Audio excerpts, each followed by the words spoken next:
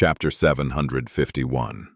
In one of the fortified lecture halls of the Awakened Academy, a large auditorium was slowly filling up with students. These young men and women, however, did not look like inexperienced sleepers. Instead, most of them possessed the grim confidence of battle-tested veterans. They were sharp and rough around the edges, exhibiting the telltale signs of those who had just recently returned from the dream realm. For the same reason, the crowd of students was suffused with a sense of energy and liveliness typical to people who had recently brushed with death, but managed to escape its clutches alive. These were the newly awakened. Several weeks after the winter solstice, most of those who were destined to survive had already found their way to a human citadel and returned to the waking world. Now, they were settling into their new lives and responsibilities.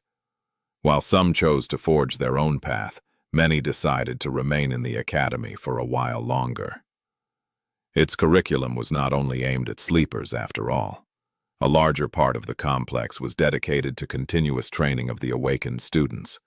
Just because one had survived the crucible of their first venture into the dream realm did not mean that they could stop learning, after all.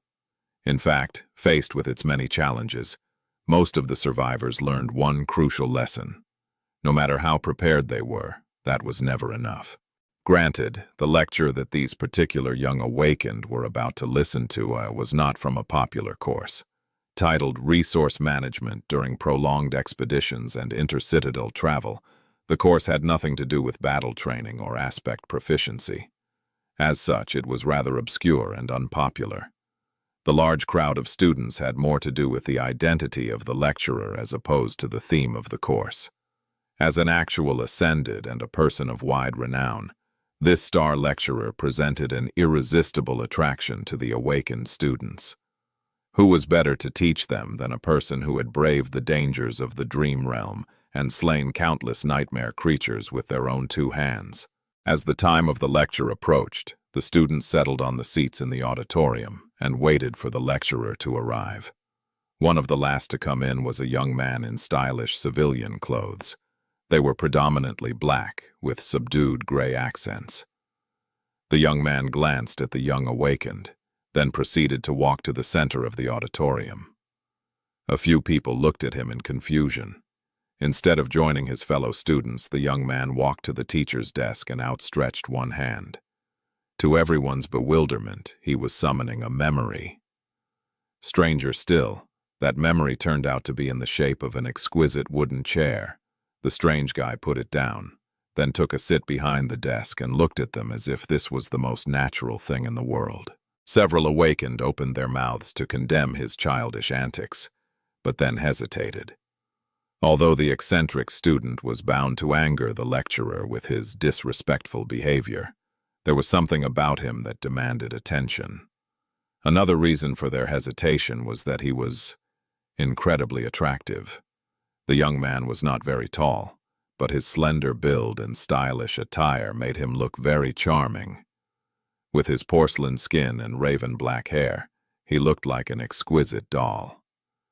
His striking dark eyes seemed to glint with good-natured humor. At the same time, there was something cold about them that made those who looked at the young man for too long shiver. It was as though shadows grew a little deeper around him. After a few moments, one of the young women in the first row cleared her throat and said in a friendly tone, "Hey, you better move before Master Sunless arrives. Here, there is a free seat. Right next to me." The young man looked at her and smiled pleasantly. At the same time, the girl next to her whispered furiously, "What are you doing? This is Master Sunless, you idiot." The first girl slowly opened her eyes wide, then turned beet red and raised one hand to cover her mouth in horror. A wave of whispers ran through the auditorium. "What? This is Master Sunless? But he's our age." "Of course he's our age. It took him less than 2 years to ascend. Why do you think he is famous? He's not at all like the actor who played him in The Song of Light and Darkness. The casting director must be crazy." Sonny, who listened to all that with the same pleasant smile, cleared his throat. Immediately, the students grew quiet. "Good morning, Awakened. I am Ascended Sunless. You can call me Master Sunless, or simply Master. Welcome to the first lecture of the Resource Management during Prolonged Expeditions and Inter-Citadel Travel course. As some of you might know, I have a tiny amount of experience with that. A few polite chuckles resounded from the audience, making him wince internally. Damn, tough crowd. As this was his first day as a teacher in the academy, Sonny was unsurprisingly nervous. He would much rather fight a room full of nightmare creatures than speak in front of a room full of people. He could kill the nightmare creatures at least. Sonny paused for a moment, then said, "We will explore various topics in the course of these lectures. But first, let me ask you a question." He looked at his students and smiled. "What was the biggest threat to your life in the dream realm?" Overall, the lecture went better than Sonny had expected, if not for the fact that many female students had stared at him a bit too intensely. For some reason, he would have been completely comfortable teaching these young awakened.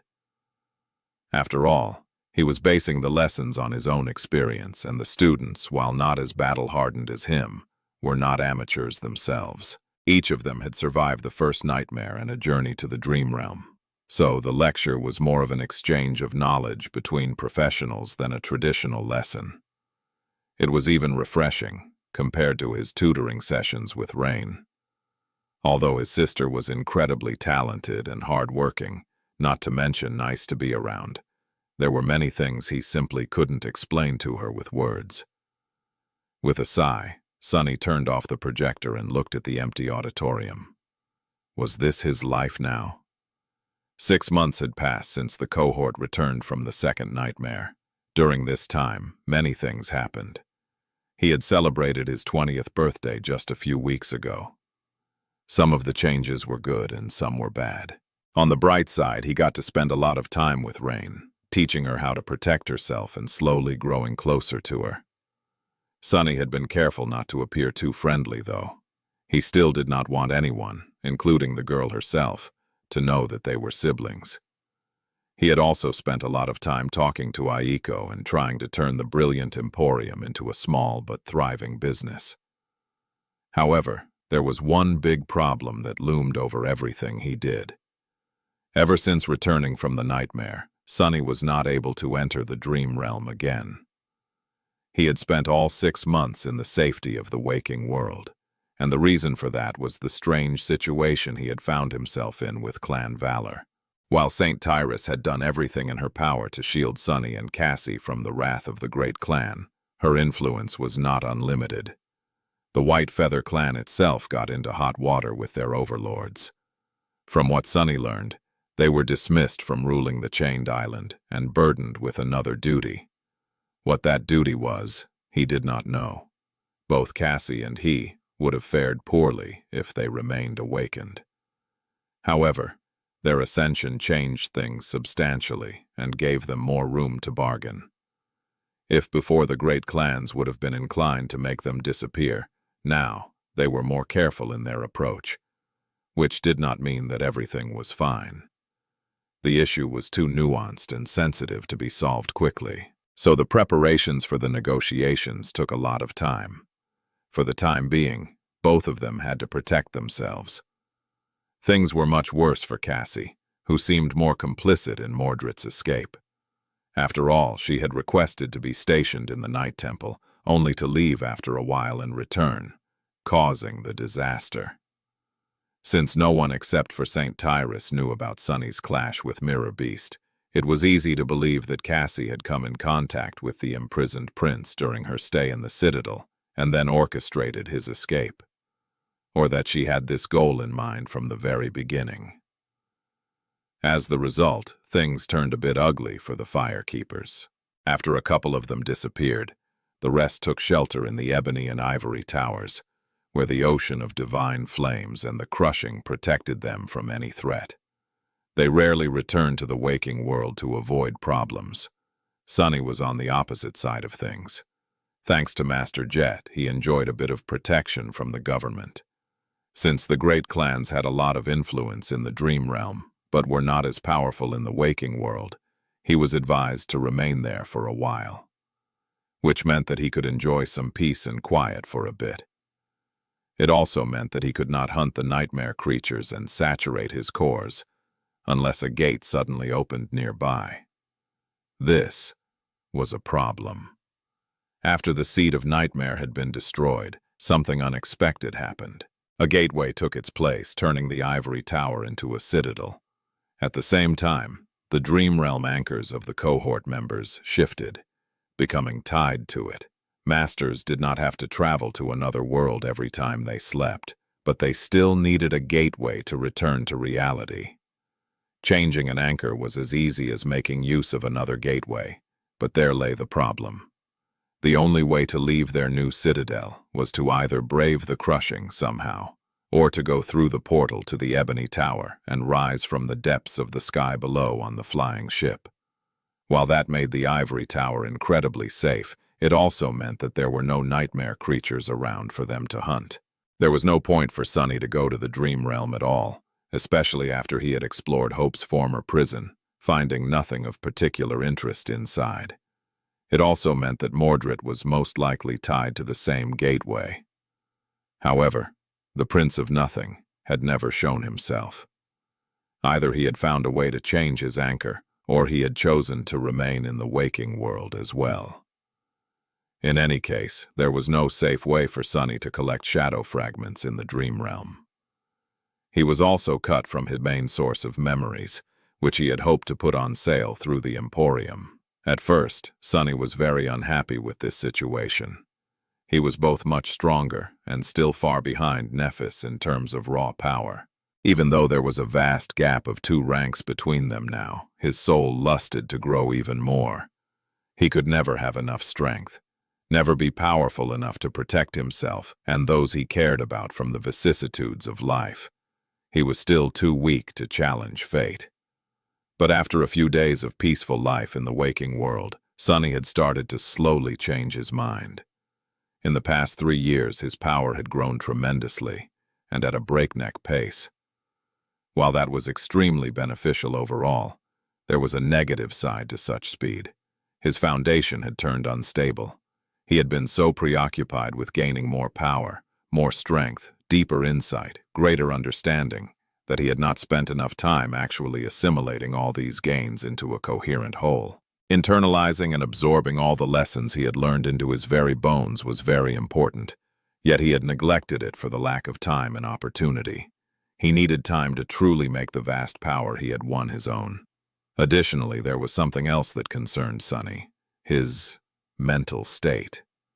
Ever since he had been infected by the nightmare spell at 16, his psyche had been subjected, sometimes by the circumstances and sometimes through his own volition, to incredible abuse.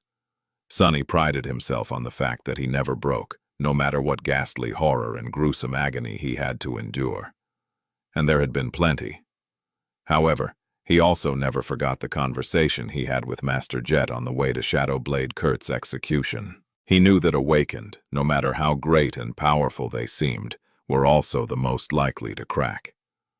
The nightmares they brought back from the dream realm haunted them, and many succumbed to the relentless strain.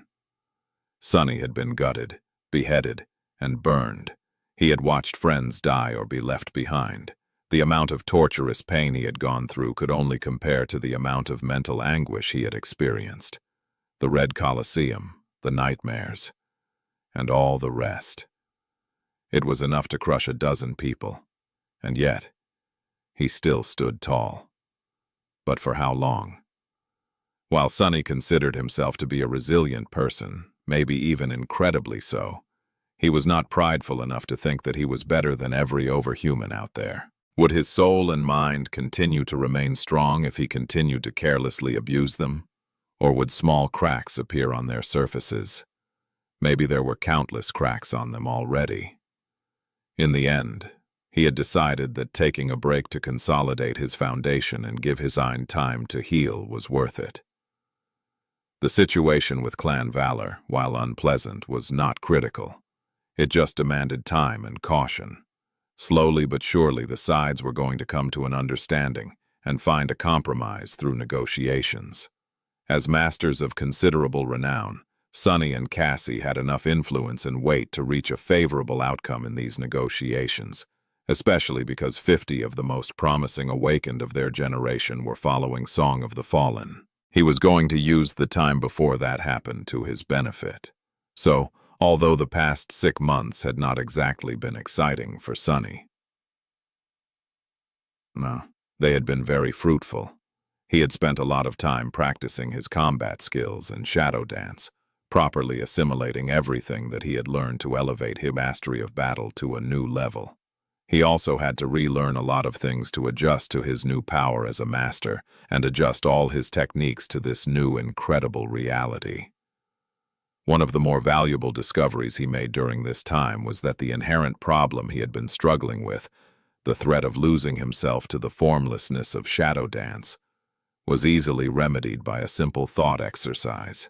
He just had to remember his true name. No matter how far gone he was, it always brought him back. Apart from that, every single aspect of Sunny's combat ability was vastly improved by his newly profound control of shadow essence, as well as the time he had taken to fully absorb all of his rich battle experience. Battle techniques were not the only thing he trained, though. He also dove deep into the intricacies of shadow manifestation, first learning how to properly wield it, and then leveraging his cunning and creativity to push its uses to their limits. His new ability was an incredibly versatile one, so there was a lot he could do with it. Not only did it have the potential to be powerful on its own, it could also be weaved into every other facet of his battle performance in unexpected and insidious ways. Almost every day, Sunny discovered something new he could do. The possibilities were simply limitless. That limitlessness, however, was its own problem. Just because Sunny could do a lot did not mean that it was wise to do it. So, it took a lot of time to find the most effective and efficient ways to use shadow manifestation. Slowly but surely, his arsenal of true and tested tricks and methods grew. He practiced each one until they became as instinctive as his combat techniques, so that he could use them without wasting even a split second on thinking about and concentrating on the desired result. Lastly, there was sorcery. After the initial breakthrough he had made in the nightmare, Sunny spent a lot of time widening the scope of his understanding of spellweave. This was perhaps the most unassailable and tough field of expertise he was trying to study, since there was nothing and no one to teach him how to do it. The scope and complexity of the subject were boundless, and all he could do was blindly stumble in the darkness, learning tiny bits through trial and error. It did not help that he could only experiment with memories, which were a rare and finite resource to him. Sunny worked around that limitation somewhat, by turning mundane things into memories and experimenting on them instead. However, that produced its own obstacle. He needed soul shards to do so, and soul shards were very expensive in the real world, and he could not procure them in the dream realm. For now, to solve his resource problem, Sunny turned to the only source available to him, the merit points provided by the government, which could then be exchanged for various valuable things. To get points and fund his research, he had compiled another paper with the help of teacher Julie's. The exploration report on Chained Isles by Ascended Sunless did not produce as big of a ripple among the general public, but caused a real explosion in the awakened academia.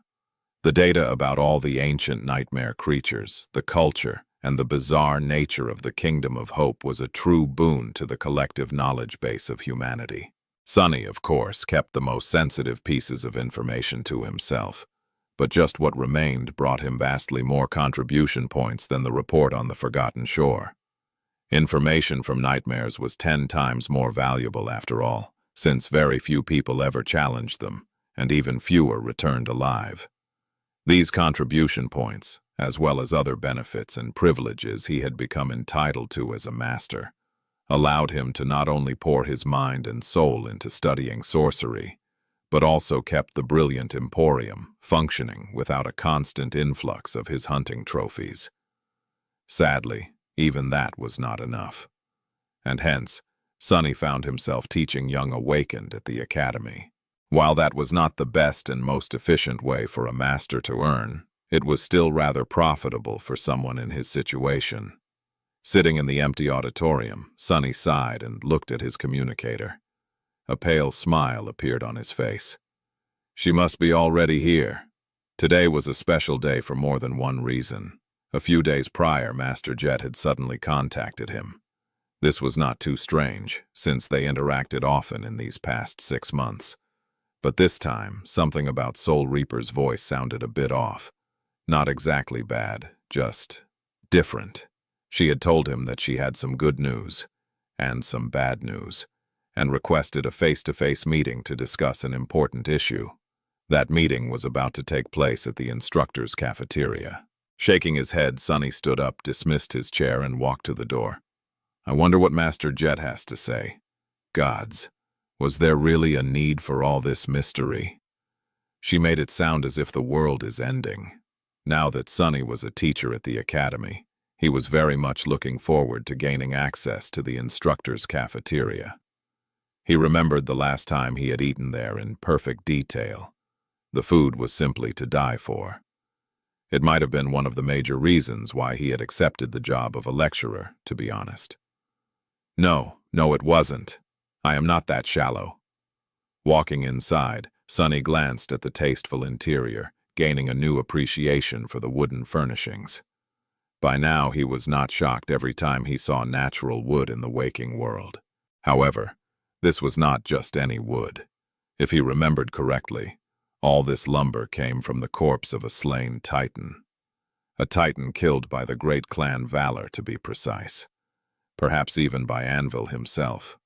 What irony it was, to enjoy a dinner on one of the cafeteria's tables while being secretly hunted by the people who provided the titanic lumber for its creation. With a sigh, Sunny looked around and noticed a familiar face. An exquisitely beautiful woman in a deep blue uniform sat in the corner of the cafeteria, cradling a cup of coffee in her hands. He confidently walked over and sat down across from her. Master Jet. Soul Reaper Jet looked up from her cup and smiled at him. Master Sunless. Well, that sounds weird. He shifted uncomfortably, not accustomed to being addressed that way, at least not by her. Although the two of them were technically of the same rank now, Jet was still older than him. The gap between them had grown much smaller, but he still felt a lot of respect for her. Looking at his fellow Ascended, Sunny suddenly frowned. Master Jet looked different today. He was accustomed to her usual, slightly unkempt and careless appearance. However, the person in front of him looked like nothing if not an exemplary officer. Her uniform was perfectly ironed and buttoned all the way, with not a single crease or blemish marring its surface.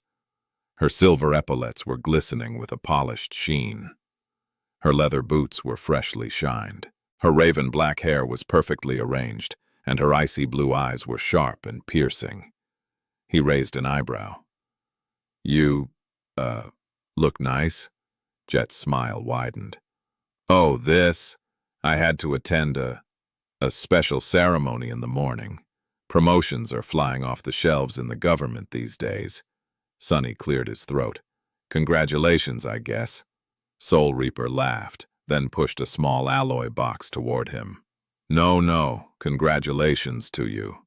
Happy belated birthday. He blinked a couple of times, then opened the box and looked at the glimmering soul shard that lay inside. His eyes sparked when he recognized its ascended rank. Ah, this is exactly what I needed. Thank you so much. But, isn't it too luxurious? A shard like that cost a lot. Master Jet shrugged. Perks of being a public servant. I have more access to such things than most. She grew silent and looked at him expectantly.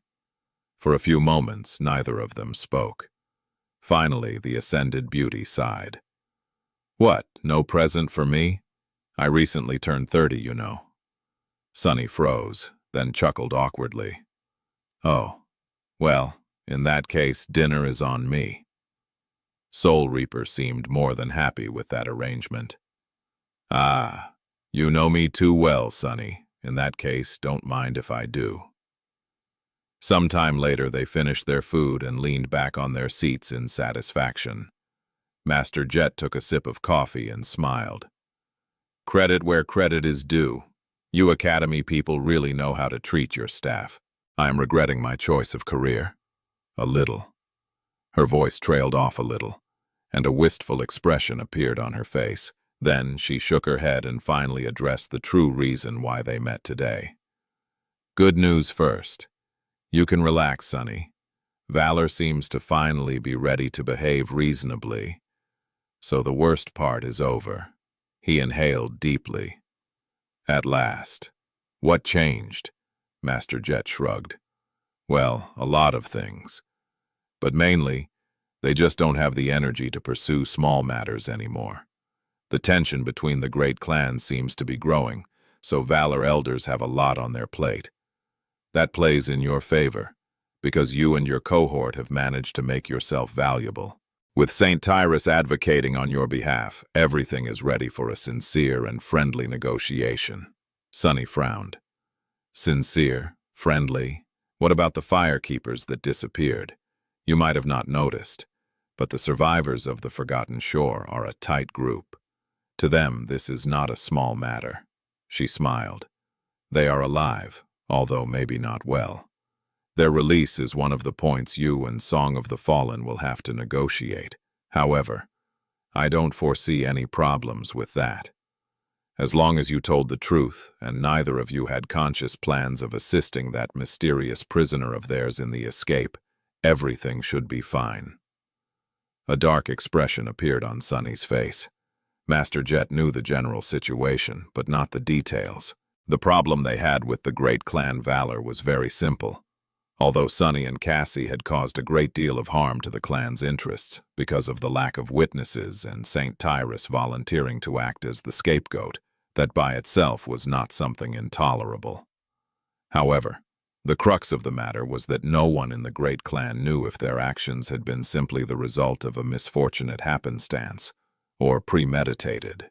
What Master Jet had just told him meant that Valor was ready to abandon their hostile paranoia and accept the version of events where neither Sonny nor Cassie had helped Mordred escape willingly, as well as grant them an unofficial pardon. With the White Feather clan taking the responsibility for the death of St. Cormac, that would leave them in the clear. However, although the great clan knew that Mordred had escaped as the result of their actions, no one except for the members of the cohort knew that he had followed them into the nightmare.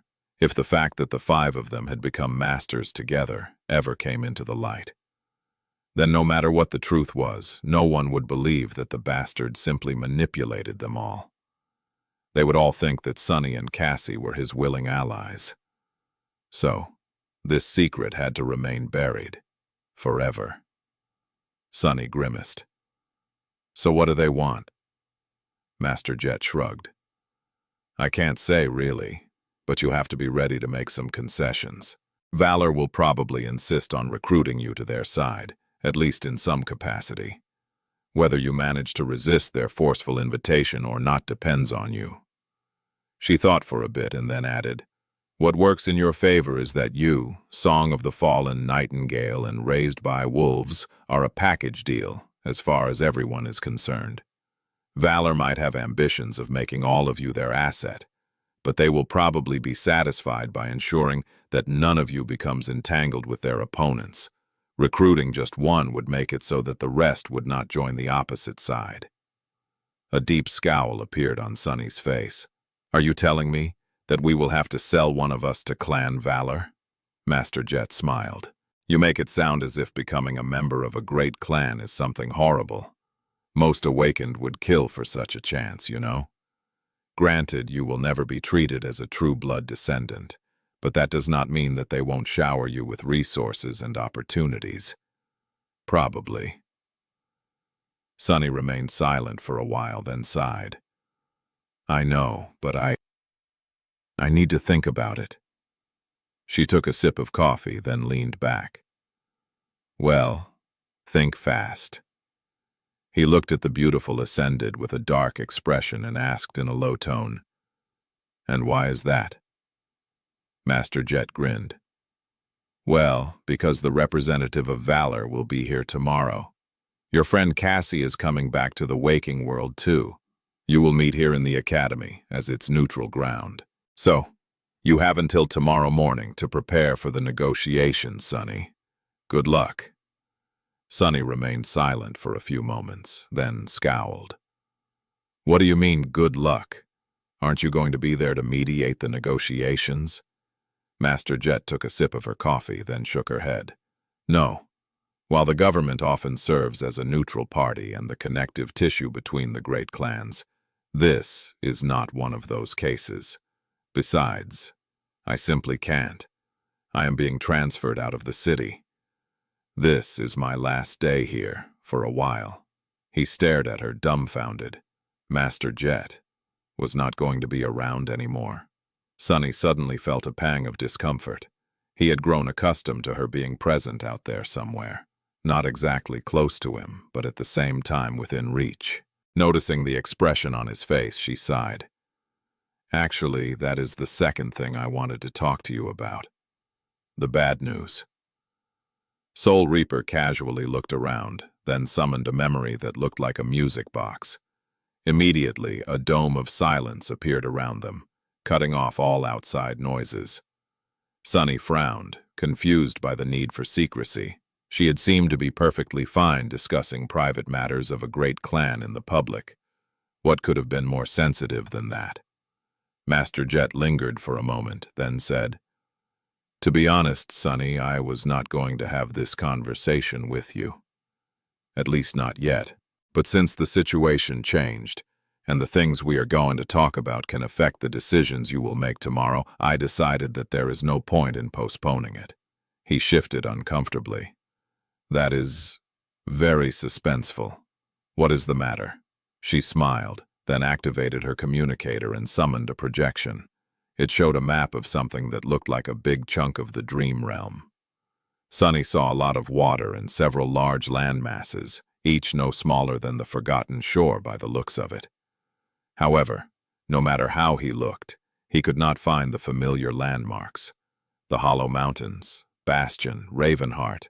Either he was not as proficient at reading maps as he had thought, or he had never seen this land. Slightly confused, he glanced at Master Jet and asked, Is that a previously unexplored region of the dream realm?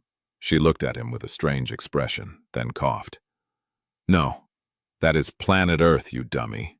Sonny froze in embarrassment, then looked at the image again. Oh, right. I am an idiot. Soul Reaper grinned. Sonny, are you one of those awakened that know more about the dream realm than about the waking world? He cleared his throat. Well, it's not like I spent a lot of time in school, you know. Her grin dimmed a little. Right. Sorry. Sometimes I forget how young you are. It took me a while to cover the basics after leaving the outskirts as well. Master Jet sighed, then pointed to the map. In any case, this is our world. As you can see, it is not in great shape. A few centuries ago, it looked very different. There were around 12 billion people living across it. A few million even found their way to the moon, eventually. She sighed, then added, But now there's barely 3 billion of us left, and we only populate 4 of the 7 continents. Do you know which continent we are currently on? What our city is called? Sonny looked at her with a dark expression.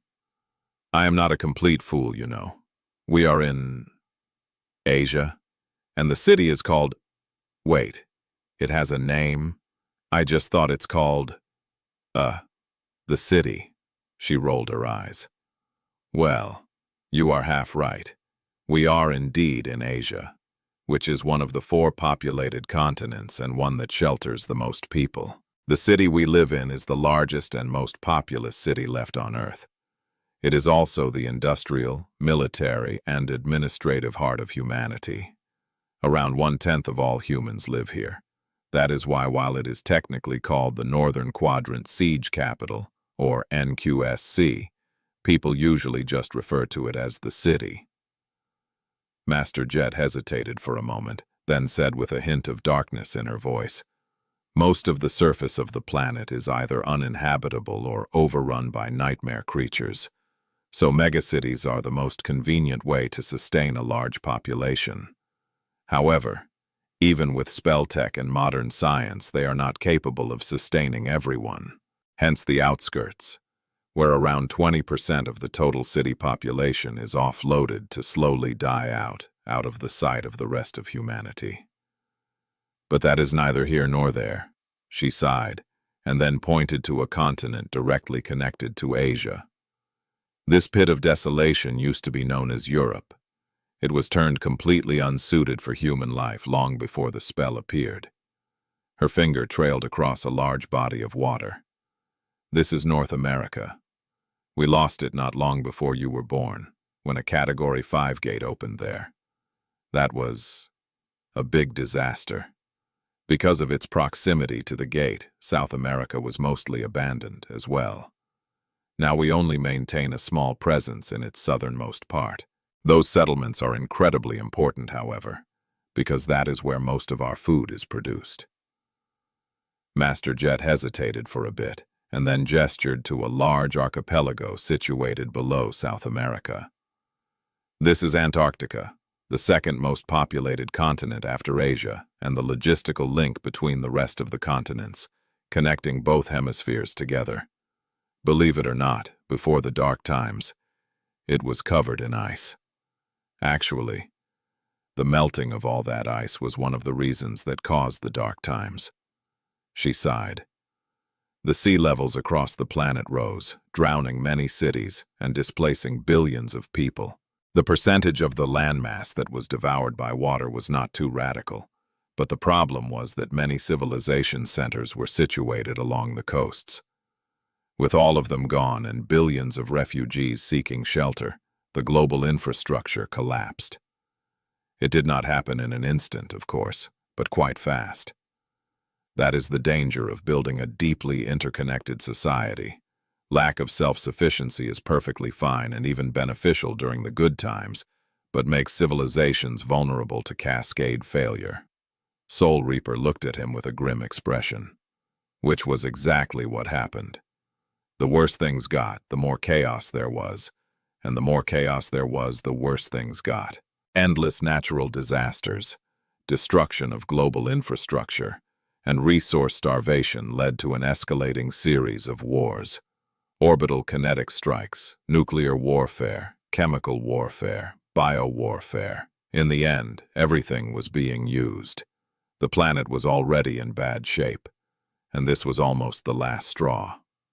In the end, the terribly reduced population achieved some form of stability, and that was the nightmare spell appeared. Master Jet shook her head. But am I getting off topic? The point is, almost all of humanity resides around the Indian Ocean today. Asia, Antarctica, Africa, and Australia are the four remaining bastions of our civilization, forming the northern, southern, western, and eastern quadrants. Sonny listened to the impromptu lecture with interest. He knew bits and pieces of human history, of course, but mostly from them being referenced in popular culture and government propaganda, which were more often than not one and the same. Out there in the outskirts, people did not need to know a lot about the world, because their world started and ended in the outskirts. Even the city proper seemed like a distant land.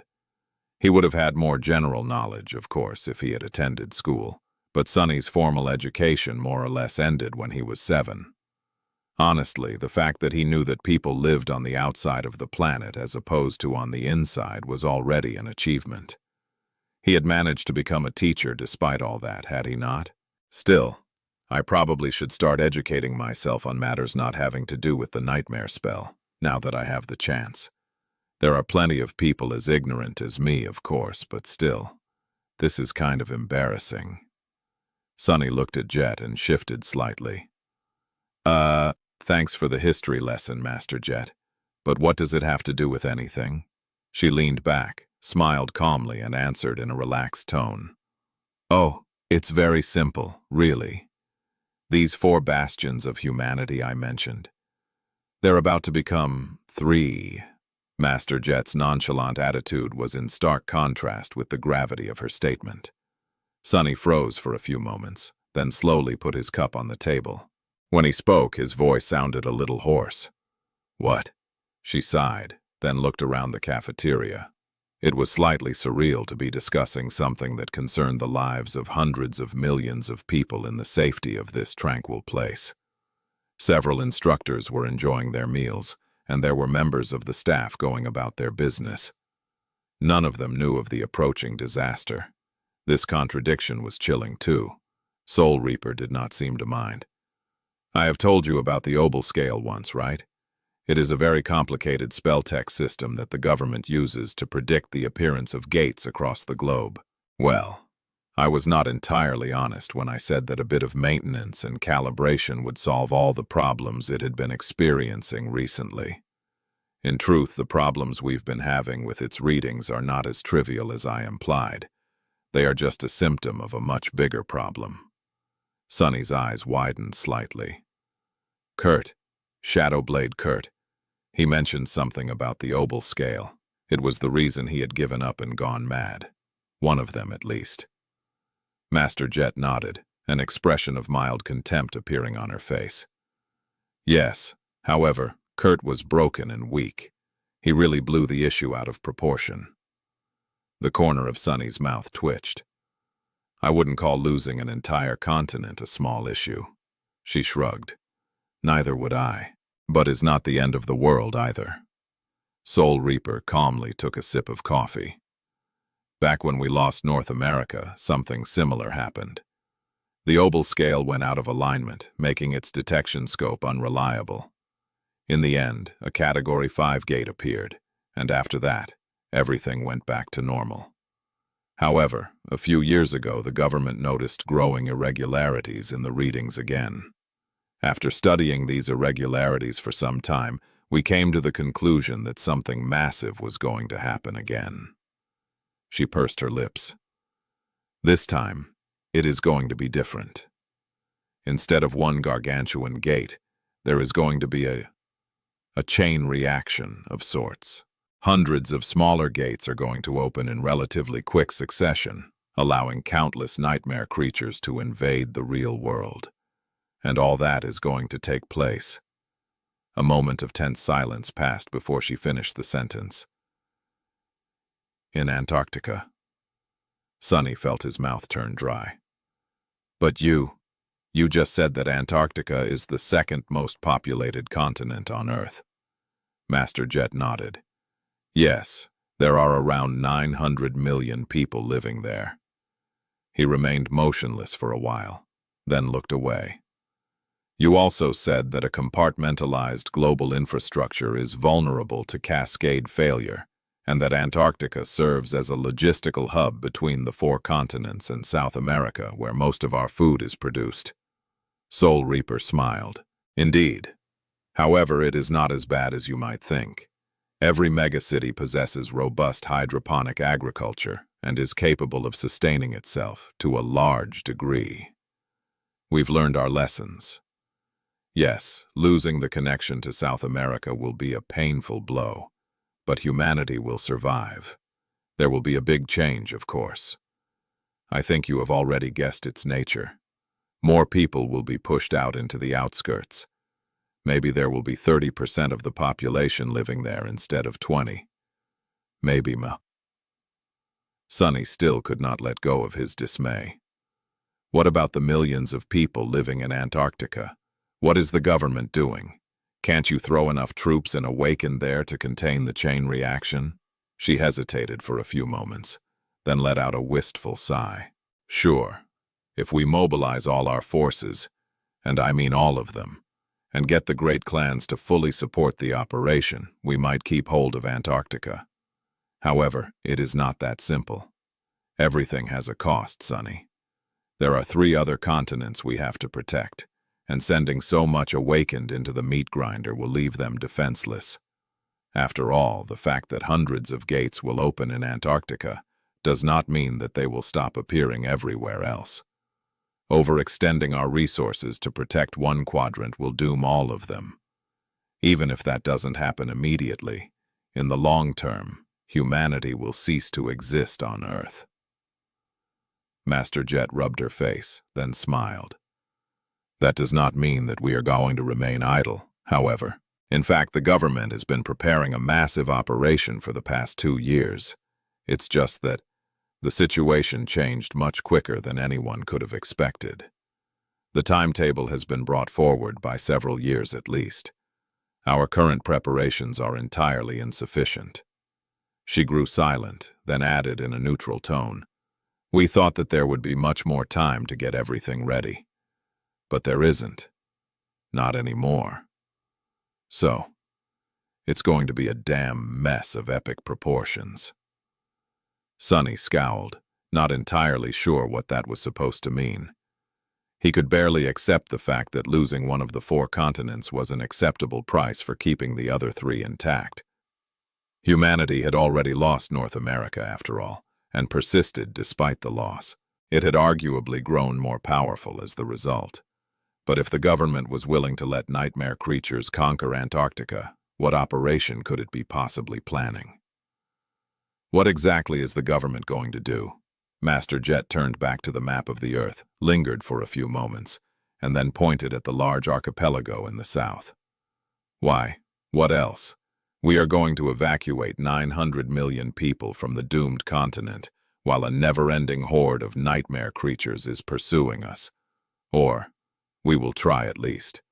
To be honest, I think that most of those who try will probably die. Master Jet studied the map for a few moments, and then traced a line across the ocean that lay between the 4 continents. Then she suddenly asked, "Do you know a lot about seafaring, Sonny?" He slowly shook his head. "As much as the next guy, I guess." She smiled. "Understandable. In truth, navigating the oceans is not an easy task. If it was, we could have just used the Pacific or the Atlantic to transport food from South America. But trying to sail them is pure suicide, for now." Soul Reaper leaned back and took a sip of coffee. "Most of our planet is covered by water, and most of that water is infested with dreadful nightmare creatures. That is because most gates open underwater, and since we have very few methods of battling them below the sea, and very little reason to, we just leave those gates be. Humanity might still hold 4.5 continents, but we have surrendered all of Earth's oceans to the enemy." She sighed, then dejectedly shook her head. "Still, no civilization can exist without efficient transportation, and shipping cargo across water has been the mainstay of transportation since the dawn of time. So, we maintain a presence in the Indian Ocean. Navigating it is not easy, however, because there are unspeakable and countable horrors dwelling in the depths." Sunny hesitated for a moment, then asked with a bit of curiosity, "Wouldn't it be easier to ship stuff through space then?" Soul Reaper grimaced. "It is not cost-efficient. Getting to orbit requires considerable resource commitment, more so with heavy cargo, and resources are something we desperately lack. Plus, space is rife with its own dangers." Sunny raised an eyebrow. "What dangers?" She simply shrugged. "That is above even my pay grade. So I don't know.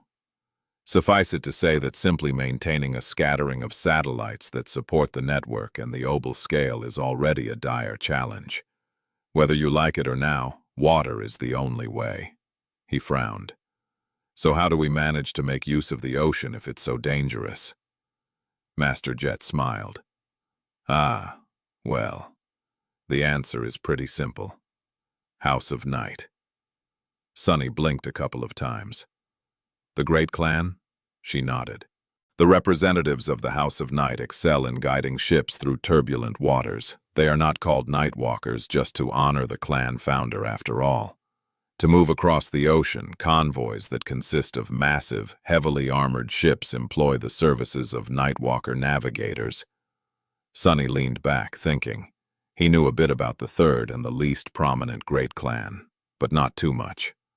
Unlike Valor and Song, which resembled most legacy clans and had originated from a single family, House of Night was born from an alliance of several prominent clans. They resided in a dire region of the dream realm known as Storm Sea, and controlled one of the three great citadels, which, as far as he knew, resembled a giant ship and was most likely left behind by one of the seven daemons. Sunny also knew that the House of Night did not possess a sovereign of their own. Anvil of Valor and Key Song ruled their families, but Asterion was seemingly not related, and had nothing to do with the third great clan.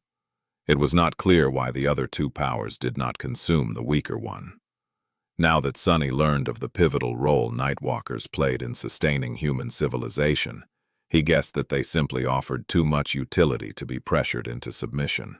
Alternatively, the nature of the region they controlled might have simply been too hazardous for either Valor or Song to invade, or their existence created a bit of much-needed balance and deterrence between the two dominant great clans. What was clear, however, was that the House of Night was deeply connected to Storm God. There were just too many coincidences between their powers and the deity of depths, oceans, darkness, stars, travel, guidance, and disaster. Did Nightwalkers bear the lineage of Storm God? That would certainly explain a lot. Master Jet, meanwhile, continued. The scions of the House of Night allow naval convoys to reach their destinations, which is both a blessing and a curse. The problem with that situation is that while there are more Nightwalkers than there are descendants of the other two great clans, their number is still limited. And so, the number of convoys we can operate simultaneously is limited as well. She sighed. We can only evacuate people across water.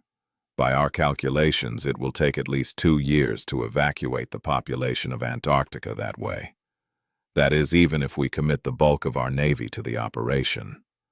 However, her voice grew dim. The chain reaction is going to start in a few months, at most. It won't be too severe at the beginning, but quickly ramp up, drowning the entire archipelago in nightmare creatures. Sunny remained silent for a bit, then asked, "So what is going to happen?" Master Jet finished her coffee and offered him a smile. "Well, the government is going to transfer a very substantial part of its forces to Antarctica. Pretty much everyone who can be spared without leaving the rest of humanity completely defenseless will be transferred to the expeditionary force.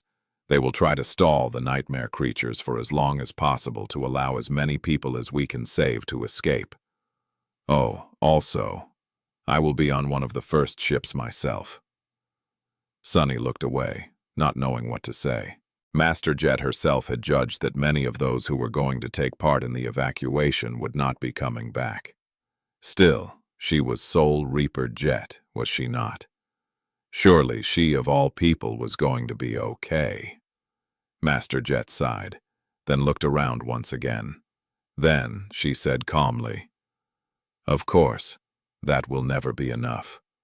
In a couple of months, the government will announce a voluntary mobilization, both among the awakened and among mundane humans. Many people will answer the call, while most will not. As I've said, the loss of Antarctica is not a world-ending event. Dying there is not really worth it." Sunny gritted his teeth. "So why are you going? With your position, I am sure that you could have chosen to stay behind. Did you let the propaganda get to your head? Honor, duty, and sacrifice. Do you actually believe in that crap?" Soul Reaper laughed. "No, I am as cynical as you, Sunny. However, I have my own reasons." She lingered for a few moments, and then added in a suddenly serious tone, "And I think that you might understand my reasoning very well. We've known each other for a while, Sunny, and I always shied away from giving you the recruitment speech. However, times have changed. So tomorrow, when the representative of Valor tries to invite you into their great and illustrious clan, I want you to refuse." She leaned forward, looked him in the eyes, and added, "Instead, I want you to leave everything behind, enlist, and come with me." It was hard not to get swept up in Master's jet-cool presence. However, Sunny was not so easy to sway. He held her gaze for a few moments, then turned away. His expression grew somber. You just spent a lot of time convincing me that losing Antarctica would not cause irreparable damage to humanity, and that most of those who go there would end up dead. And now you suddenly want me to go as well? Why would I? Sure, fighting a noble and glorious war against the nightmare creatures sounded exciting. But Sonny was not an inexperienced kid anymore. He knew the price of glory all too well. To him, war casualties were not an abstract concept, but instead a very familiar and grim reality. He was not arrogant and ignorant enough to consider himself immune to death. Master Jet leaned back. "Don't you want to defend your fellow humans?" Sonny shrugged. "Don't get me wrong. I really want all those people in Antarctica to survive. However, none of them helped me when I was starving to death in the outskirts. None of them were there when I was drowning in my own blood on the forgotten shore. The government didn't do crap to uplift me either." He frowned and then added, "In fact, one might argue that the government not only abandoned me entirely, but even did everything in its power to make sure that I die swiftly after being used up to bring it a tiny bit of benefit. Like my parents did. But despite all that, I survived and managed to build a decent life for myself. And now that I finally have something good going for me, you want me to throw it all away and go risk my life to maybe save a bunch of strangers?" Master Jet sighed. "I get it. Trust me, I do. But," Sonny raised his eyebrows. "But what?" "I do believe that you get it. You are from the outskirts yourself, after all. Maybe your life there was not as bad as mine, but it wouldn't have been too different. So why are you going to Antarctica?" She lingered for a few moments, then looked away. "I guess it's hard to explain.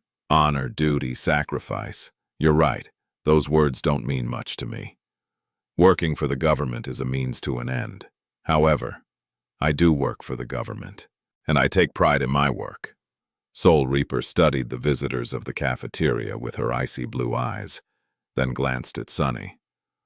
"I might not have a lot of affection for humanity, but maintaining the fragile balance that allows it to exist is something that I chose to make my responsibility.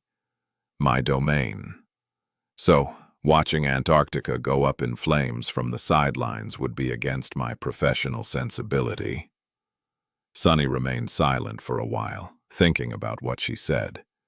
He felt that, in a sense, Master Jet was very much like him. Too stubborn to give up, unwilling to let the world have its way. However, there was a big difference between them. While Sonny aimed all that spite and resentment at surviving and elevating only himself, she had chosen something much grander as her target. Instead of going it alone, Soul Reaper had decided to tie herself down to a much bigger hole. Was it worth it? He did not know for sure, but felt that it wasn't. People like him and her deserved to be selfish. The world had never treated them well, and so they had no obligation to return the favor. Dying for someone you did not care about was utter foolishness. He looked at her and said dacrally, "But I am not in the same profession as you." Master Jet smiled. "True. However, I wasn't finished. My work ethic is only part of the reason why I'm going to Antarctica. The other is the future." Sonny raised an eyebrow. "The future?" She nodded. "Yes. The world is changing, Sonny. What happens in Antarctica might not end humanity, or even change it too much, but it will change the awakened. Think about it. With so many of us going, either as part of the initial force or as volunteer reinforcements, the power balance of the awakened society will shift. Thousands will die. But those who survive will grow stronger." Soul Reaper leaned forward, her voice suddenly intense. "How many will fully saturate their cores? How many will achieve a breakthrough in their combat skill? How many will ascend? There are less than 1,000 masters alive in the world right now. How many will there be after the battle for Antarctica?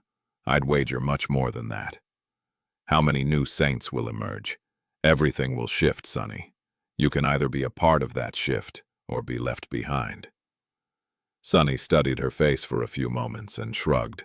Then he asked in a somber tone, Are you hoping to become a saint in all the chaos while all the great clans are looking elsewhere? Master Jet sighed, then slowly shook her head. No, not really.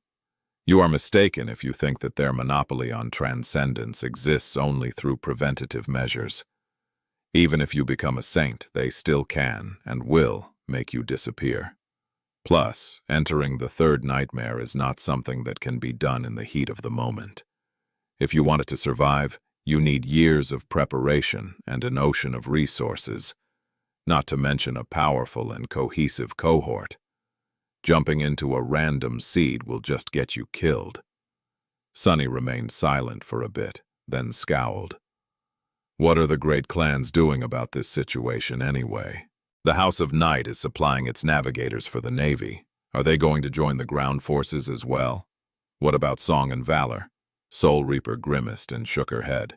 No, the great clans are staying clear from the ground operation. For now. Maybe they will join eventually, but currently all three are withholding their forces. His face grew dark. Why? Isn't protecting human lives the purpose for their existence? She sighed. It is. And they are. They just have their own thoughts on what that implies. Master Jet hesitated for a few moments, and then added, The great clans have given up on Earth a long time ago, Sonny. Instead of trying to protect humanity's old home from falling apart, they set their gazes at building a new one. They have big plans for the Dream Realm. Sonny left the academy with a lot on his mind. As a master and a high-ranking citizen, he had the right to acquire a PTV license and more than enough money to purchase one. However, Sonny had no idea how to control a personal transport vehicle and was too lazy to learn, so he still used public trains to move around the city. Around the Northern Quadrant siege capital, paying no attention to the captivated glances people threw at him. He looked into the window as the train slid forward on its magnetic guideway, flying through district after district with incredible speed. The city was a nice enough place, as long as you were not born in the outskirts. Tall buildings burrowed deep underground and rose high into the sky, connected by tunnels and aerial bridges into a complicated maze of graphene composite and reinforced alloy. Here and there, artificial trees and grass broke the white monotony with vibrant shades of green, yellow, orange, and red. Everything seemed clean and bright, despite the heavy snowstorms that were prevalent this time of year, not at all like the dirty, dim, poisonous clutter of the outskirts. There were large screens displaying beautiful vistas of breathtaking landscapes that had not existed on planet Earth since centuries ago, and propaganda projections that had been masterfully designed to brighten the mood of the citizens. Most of all, the city seemed full of life. Endless streams of people were crowding the crosswalks, with a rare PTV or two appearing from time to time. Millions. Hundreds of millions of humans called this place their home.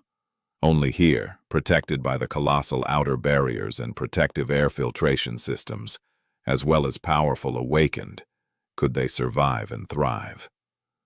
It was strange to imagine that many similar human shelters in Antarctica were going to be abandoned and destroyed by the endless tide of nightmare creatures very soon. Sonny had seen the panic and mayhem that an unexpected manifestation of a gate could cause. However, his imagination failed when he tried to envision what would the same disaster, but magnified hundredfold, look like. All he could picture was the horde of abominations that the Dreamer army had faced under the Crimson Spire suddenly appearing on these peaceful streets. Already that image made him shudder. However, he still stood by his words. He did not owe these people anything. Sure, if a gate opened right in front of him, Sonny would have been inclined to fight and buy the civilians time to run away. This was just human nature. But he was not going to go out of his way and seek death just to fulfill some abstract obligation. No one had helped when he had been desperate for help. He had survived despite humanity, not because of it, and he would continue to put himself first. Most likely. Sonny would have lied if he said that Master Jet did not put a seed of doubt in his heart. Sure, the expedition to Antarctica seemed like a suicidal exercise in futility, but she was right. Those who survived that ordeal were going to grow much stronger. Although Sunny would not be getting any shadow fragments from the hordes of dormant and awakened abominations that were going to flood the southern quadrant soon, he could still collect plenty of soul shards and memories, maybe even echoes. There would be more than enough of fallen nightmare creatures roaming Antarctica as well.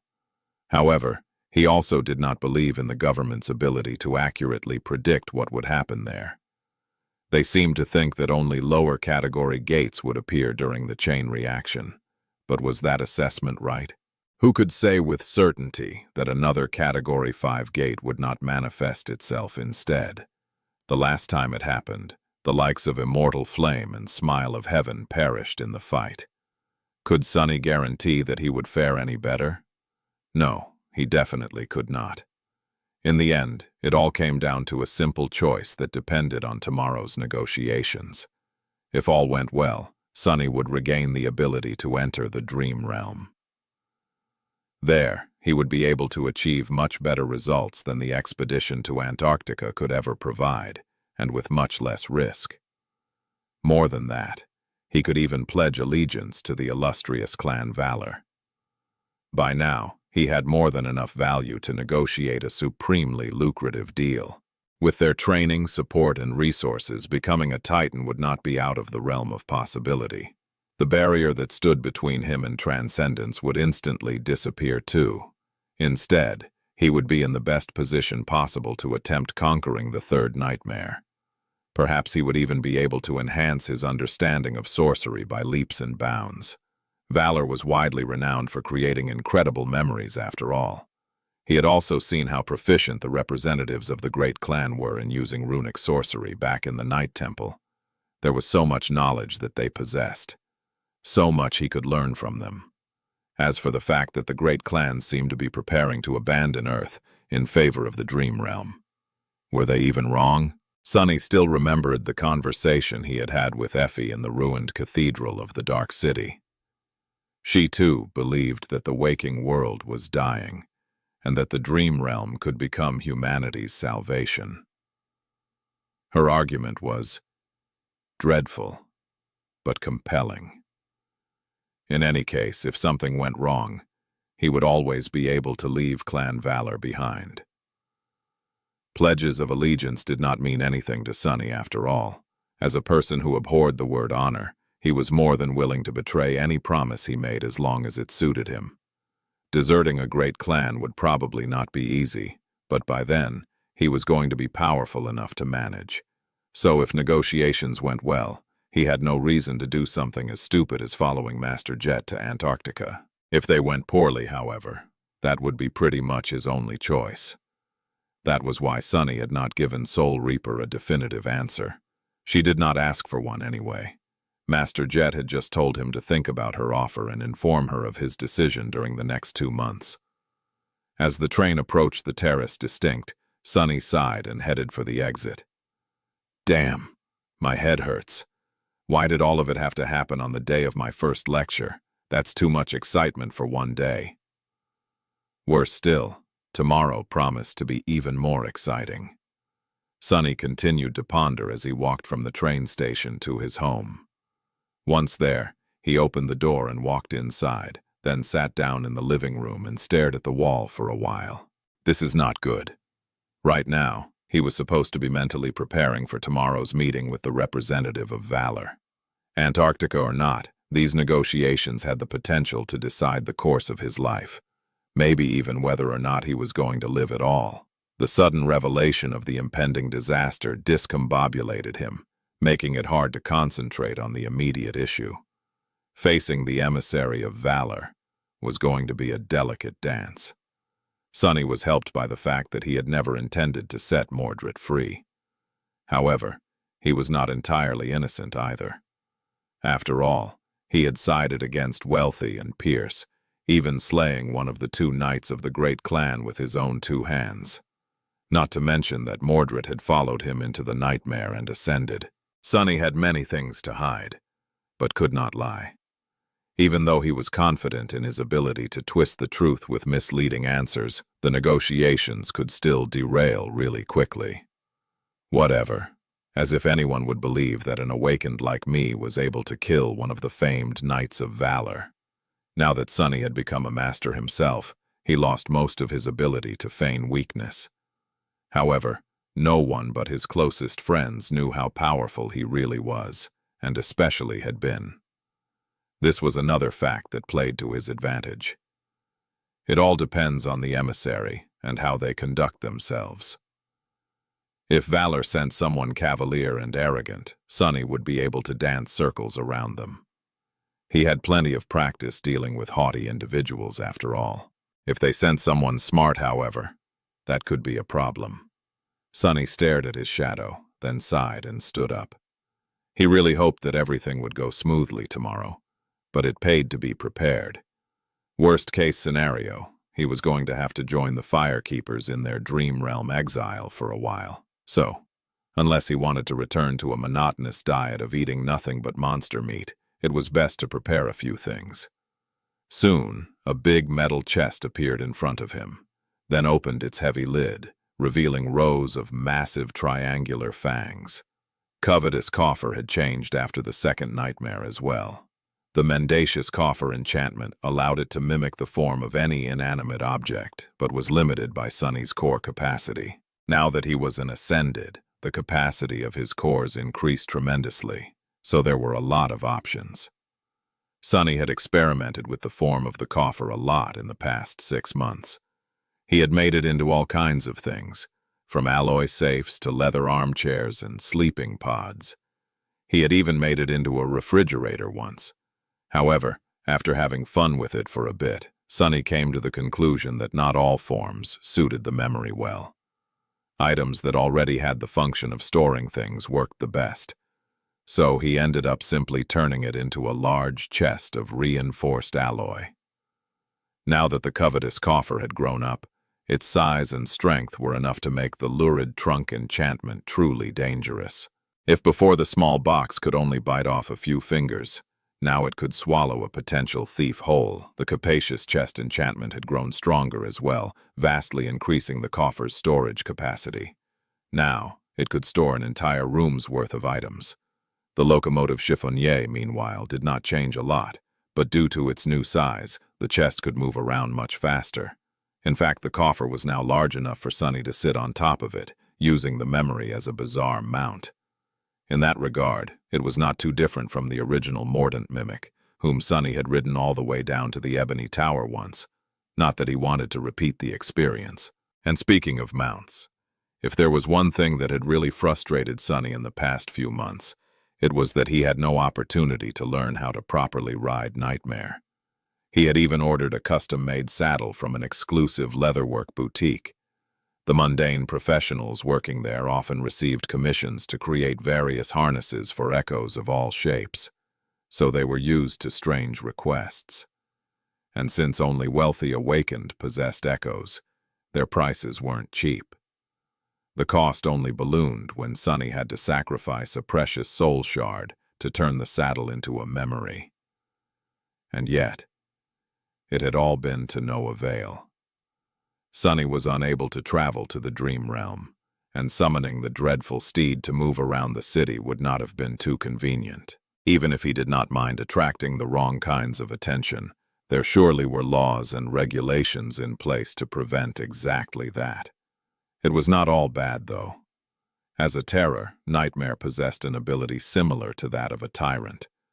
In his case, the stallion accumulated literal nightmares instead of corporeal minions, and the more of them he ruled, the more his power grew. Eventually, the Dark Destrier was supposed to unlock his final ability, Dream Curse, by gathering an army of 1,000 nightmares. Sunny had not known where to find these phantasms or how to create them, but the 6 months of idleness allowed him to figure it out. There were 2 ways. Nightmare could either create his dream minions or subjugate them. Creating one was not easy. First, the Black Steed had to sow a seed of terror into an enemy's soul. If the enemy escaped and the seed took root, they would be haunted by the memories of the dreadful Destrier and see him in their dreams. The weaker the will of the victim was, the more chances there were for the nightmare to grow and become more and more potent. However, a brave person would cause the seed to wither and die. Eventually, if the nightmare fully formed, the stallion would be able to use his dreamwalker attribute to harvest it. The second way was also troublesome. The black steed could travel into the dreams of powerful beings and subjugate their own nightmares. In the waking world, that meant ascended. However, that task was not easy. The more powerful the dreamer, the more powerful the nightmares haunting them were. To subjugate such a nightmare, the shadow had to defeat it in battle inside the dream. Nightmare had returned severely wounded more than once from such battles. Still, he managed to gather several minions that way. Neither of them faced any real enemies since returning to the waking world, so for now there was no other option. Sunny gathered a bunch of supplies and stored them in the covetous coffer, then dismissed the memory and sighed. Accumulating 1,000 nightmares for his shadow was not going to be easy. Maybe he should have accompanied the black steed into other people's dreams. However, there were enough things haunting him already. He did not need to experience someone else's fears as well. Getting close to sleeping masters was also rather perilous. At that moment, one of his shadows noticed a familiar figure walking toward the door. Sunny checked the time and smiled. Oh, she's already here. My favorite pupil is nothing if not punctual. In the underground dojo beneath Sunny's home, steel was ringing against steel. Rain was moving with a speed and precision unusual for a mundane girl of her age. Her nascent battle style was grounded, calculated, and sharp, merging steady defense with unexpected and explosive attacks. The heavy training blade sang in her hands, cutting the air as if it possessed an actual edge. The awkwardness of youth was almost gone from her body, ceding to the promise of maturity. She was much more fit and in charge of her physicality as well, fighting with confidence and poise that would have left most of her privileged classmates consumed by envy. As much as Sunny wanted to, he could not boast that her progress was all thanks to him. Currently, he was facing his little sister, deflecting her blows with one hand while keeping another in his pocket. No matter what Rain did, the soft alloy stick he was holding seemed to be impenetrable, inevitable, and unbreakable. All her attacks crashed and shattered against it, and all her defenses seemed useless against her tutor's lazy movements. Time after time, the stick suddenly shot forward and hit her on the shoulder, bounced off of her forehead or stung her hands. Nevertheless, the girl did not allow herself to get frustrated and continued to exert herself without losing concentration. It was that will, cool mind, and meticulous discipline that had allowed Rain to advance so fast. Not bad. Sunny deflected another swift attack, stepped forward, and poked the girl in the chest with the tip of his stick. Here, you're dead. Again. I'm tired of fighting a corpse. Let's stop.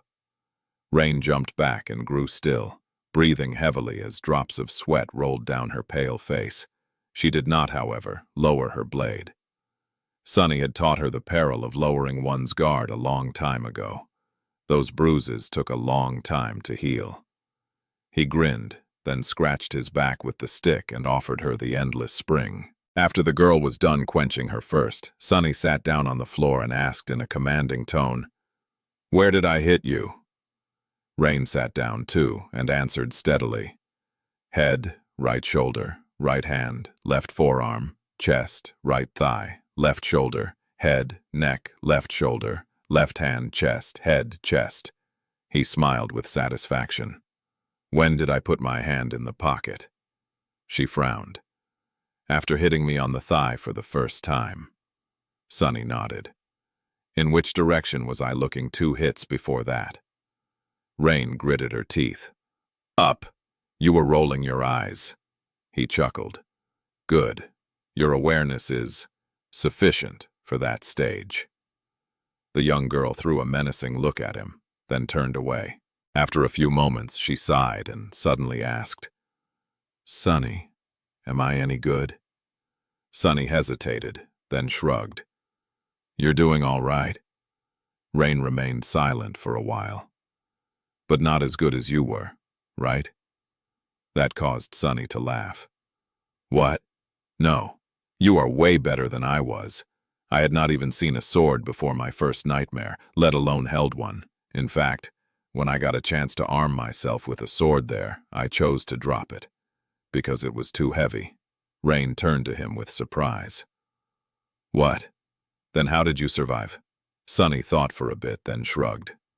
Well, I strangled one enemy with a chain, poisoned two more, fed the last one to a nightmare creature, and then simply got lucky.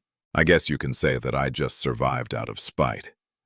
He hesitated and then added, Actually, that is a very important lesson. I've told you before.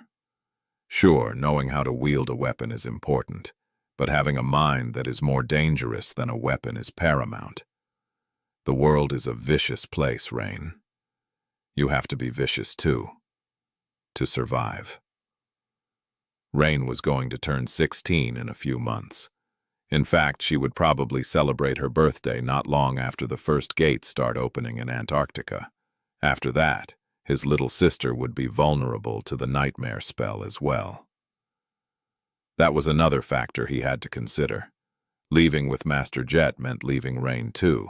Granted, he had already taught her most of what he could without resorting to more drastic measures. Rain was more prepared to face the first nightmare than he had ever been. Or most people even. Very few kids ever received the chance to be trained by an Ascended, let alone one with as much battle experience as Sunny, or possessed as much talent as Rain. He glanced at her, lingered for a moment, and then asked, Do you want to be an awakened? The girl hesitated for a long time, then slowly shook her head, surprising him. No, I don't know. I really want to be able to protect my family. But I don't want to be away from them. Or die. I had an older brother, you know. Sunny almost flinched, but forced himself to remain still. An expression of mild curiosity appeared on his face. Oh? Rain remained silent for a bit, then sighed. My mom and dad had a son before adopting me. He got infected by the spell and died. I don't think they'll be able to bear it if I die too. Sunny looked away. A few moments later he said, Sorry to hear that. The girl shrugged, then looked at him with a frown. What is up with you today anyway? You're all serious. Sunny smiled. Really? Well, I got an important day tomorrow. Besides, I gave my first lecture today. Shaping young minds is a very serious matter. Rain giggled with vindication. Ah, so more people are going to suffer just like me. That makes me feel better. She smiled, then patted him on the shoulder. That's good. I thought you were still moping around because Effie is not around that much anymore. Sunny looked at her with outrage. Moping around? I never moped around. To be honest, he did feel a bit sad that his friends were out and about living their lives. The house seemed awfully quiet now that the boisterous huntress was gone most days. After the four of them had returned from the second nightmare, Effie got a bit drunk on having a healthy body. She greedily dove into all the things she never had a chance to do growing up as a disabled person. Since Cassie was indisposed, and Sunny did not want to show his face in public, the government was very clingy in making her attend all kinds of events as well. Now the huntress only returned home once every week or two, and then disappeared the next day again. Kai got it even worse. Due to the nature of his new ability, he could not perform music anymore. It would have been strange to sing to crowds of people, knowing that his voice could literally mesmerize them. The famous idol group Night and Gale announced their retirement, with Gale launching a very successful solo career and Kai transitioning to acting for the betterment of humanity as an Ascended. At least that was how his agency spun his sudden decision. Now, the government paraded Kai around like a paragon of the human race. Cassie, Effie, and he had already been venerated as heroes after the Forgotten Shore. But after becoming masters at such a young age, their celebrity rose a whole another level. So, he did not have a lot of free time either. Both Effie and Kai were in a strange position. They had nothing to do with the events of the Night Temple, but also could not, and would not, move on with their lives until Sunny and Cassie resolved their issues with Clan Valor. In truth, Sunny himself had told them to stay away from him for now. Still, he missed their company. That is all right. This whole mess will end tomorrow, one way or another. He sighed, and then turned to Rain. You did well today. Keep it up. Now go home before your parents call me again. The last time they very politely tried to explain to me that you have homework to do, and I was keeping you too long, was very awkward for all of us, you know. Rain laughed, then stood up and headed for the elevator. All right, but next time we spar, I am going to get you at least once. You'll see. Soon, she was gone, leaving him alone in the dimly lit dojo. Sunny sighed and looked at his shadows.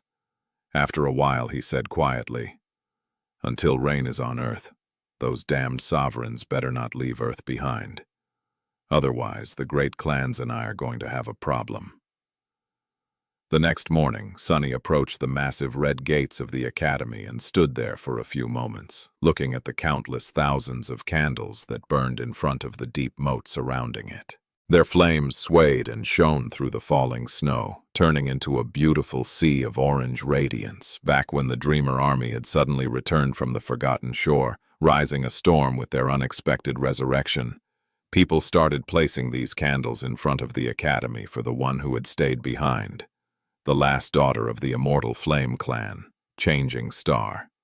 Some believed that Nephis would not die until at least one candle continued to burn. As long as it burned, the immortal flame would not be extinguished. Now, 2 years later, the number of candles had not diminished one bit. In fact, there were more of them than ever. Changing Star's legend had not only remained alive, but continued to grow and spread. At first, the candles might have been just a desperate gesture by those who hoped against all odds that she would remain alive. But with each day that Nephis somehow defied death and continued to persevere, alone in the cursed darkness of the dream realm, her fame and influence rose. No one could explain how she was managing to survive in the desolate, lightless abyss of the forgotten shore, but she undoubtedly had not succumbed to its indescribable horrors. Sunny knew it better than anyone, but others knew as well. The government was not shy about fanning the flames of the misguided fervor and used Nephis to fuel the propaganda machine, painting her as the symbol of the noble and unbreakable spirit of humanity. It was easy for them to confirm that Changing Star still lived after all. Unlike those who turned hollow, someone like her showed signs of brain activity similar to that of a dreaming person. So they did not even have to invent false proof. By now, there were at least 100,000 burning candles placed in front of the academy, where she slept in a heavily protected underground chamber. Sunny sighed, then shifted his gaze to a delicate silhouette kneeling in front of the candles. Cassie lit one of her own, waited until some wax melted and flowed to the ground, then placed the candle near others and stood up. She was wearing civilian clothes. Her attire was tidy and mundane, but despite that, no one could mistake her for an ordinary person. The solemn and otherworldly beauty of the blind girl surrounded her like an invisible barrier, making a few people who came to light their own candles stay away, looking at her with stunned reverence. Not paying them any attention, Sunny scowled a little and walked other. As he approached, it seemed as though the shadows of the burning candles grew a little deeper. Welcome back to the real world. When did you arrive? Cassie lingered for a moment, then turned to him and smiled a little. Just a few minutes ago. My tether is here, in the academy. Sunny nodded. As masters, they were able to travel to the dream realm physically, and at will. Once there, they were still bound to a gateway anchor, and had to use it to return to the real world. However, at the same time as their connection to the dream realm had grown stronger, their connection to the waking world had become a little less absolute.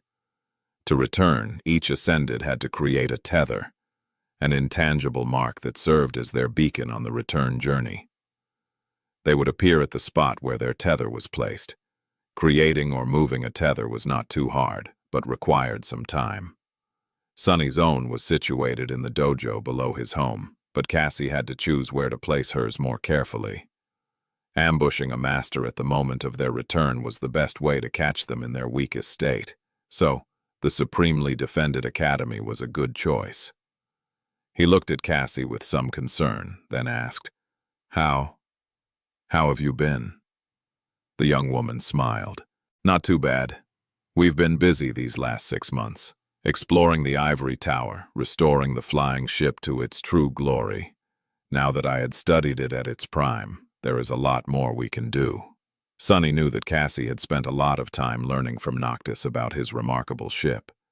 It seemed that she was putting these lessons to good use. His face darkened a little. "Are you still planning to take it over the Hollow Mountains?" The blind girl sighed. "Yes, maybe. The firekeepers are still too weak to make that journey. But perhaps today's negotiations will change things. Clan Valor knows more about the Hollow Mountains than anyone else after all." Sonny scoffed. "And you think they will just share that knowledge with you?" Cassie lingered for a second, then weakly shrugged. "Why not? Now that St. Cormac is dead, someone has to continue his mission." She hesitated for a bit and asked, "If we do go, will you come with us?" Sonny laughed. "I don't know. Gods, why does everyone suddenly wants me to come with them these days?" Cassie faced him and remained silent for a few moments.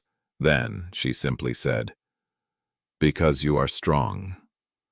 Sonny looked at her with a faint smile, then turned away. "I guess I am. Anyway, are you ready for the negotiations? Things can go really bad for us, you know." The blind girl nodded and turned her back to the sea of glowing candles. "I know." As she said that, a luxurious black PTV appeared in view, stopping some distance away. Its door slid open, and the representative of the great clan Valor stepped out onto the pavement. When Sonny saw who it was, his face fell. He gritted his teeth. Crap. Of all people, why did it have to be her? The young woman that exited the PTV looked sharp in a perfectly tailored, elegant business suit. It was entirely black, with buttons and cufflinks forged out of silver steel. Her hands were protected from the cold by leather gloves, and her raven black hair moved slightly in the wind. With alabaster skin and a slender figure, the young woman looked both beautiful and daunting. She resembled a lethal blade, and that impression was only exacerbated by the cold gaze of her striking, strange, vermilion eyes. Morgan of Valor had come to represent her clan herself. Sonny silently cursed. This was more or less the worst-case scenario. Now that a direct descendant of Anvil of Valor appeared to conduct the negotiations in person, his chances of fooling anyone dropped significantly. Not to mention that his heart suddenly ached, as if remembering the pain of being ripped out of his chest by Morgan's slender hand. Even though that unfortunate incident had happened in the illusory dreamscape, the memory of pain was very real. Much worse than that, Sonny couldn't help but shiver when he realized how strongly Morgan resembled her older brother. The resemblance was almost uncanny. It was as though he was staring at a slightly younger female version of Mordred. That made him deeply uncomfortable. Morgan looked up at the crushing mass of the academy's gates, then glanced at the sea of candles with curiosity and walked forward. Stopping in front of Sonny and Cassie, she offered them a polite smile and said in her low, raspy voice, "Master Sunless, you look familiar. Have we met before?" If Sonny was in a bad mood before, now it turned really vile. Of all the questions out there, why did she have to ask that one? He hesitated for a moment, then answered indifferently. "Not face to face. I once saw you from afar, during one of the dream tournaments. I doubt you got a good look at me, though." He also saw her up close, but she did not need to know that. Morgan seemingly lost interest and turned to Cassie. "Song of the Fallen, it's an honor to meet you." Although her tone was not too deferential, she was treating the blind girl with a bit of respect. Anyone with a true name deserved acknowledgement, even from a scion of a great clan. Cassie nodded. "Master Morgan," the daughter of Valor smiled. "Ah, so I don't need to introduce myself. With that, she turned away and looked at the red gates of the academy again. By now, the massive drawbridge had already started to move, slowly lowering itself to allow them entry. Morgan's face became a little wistful. This is the Awakened Academy, then. I've always wanted to attend. Sadly, that was never in the cards for me.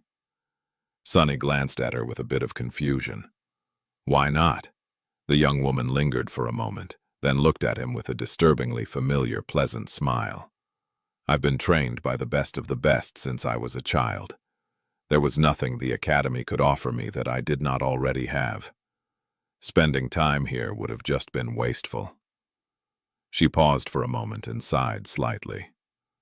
Still, I used to love dramas and webtoons about the academy.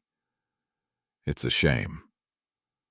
Morgan watched as the heavy metal bridge fell into the special grooves in the ground and grew still after a series of loud clicks.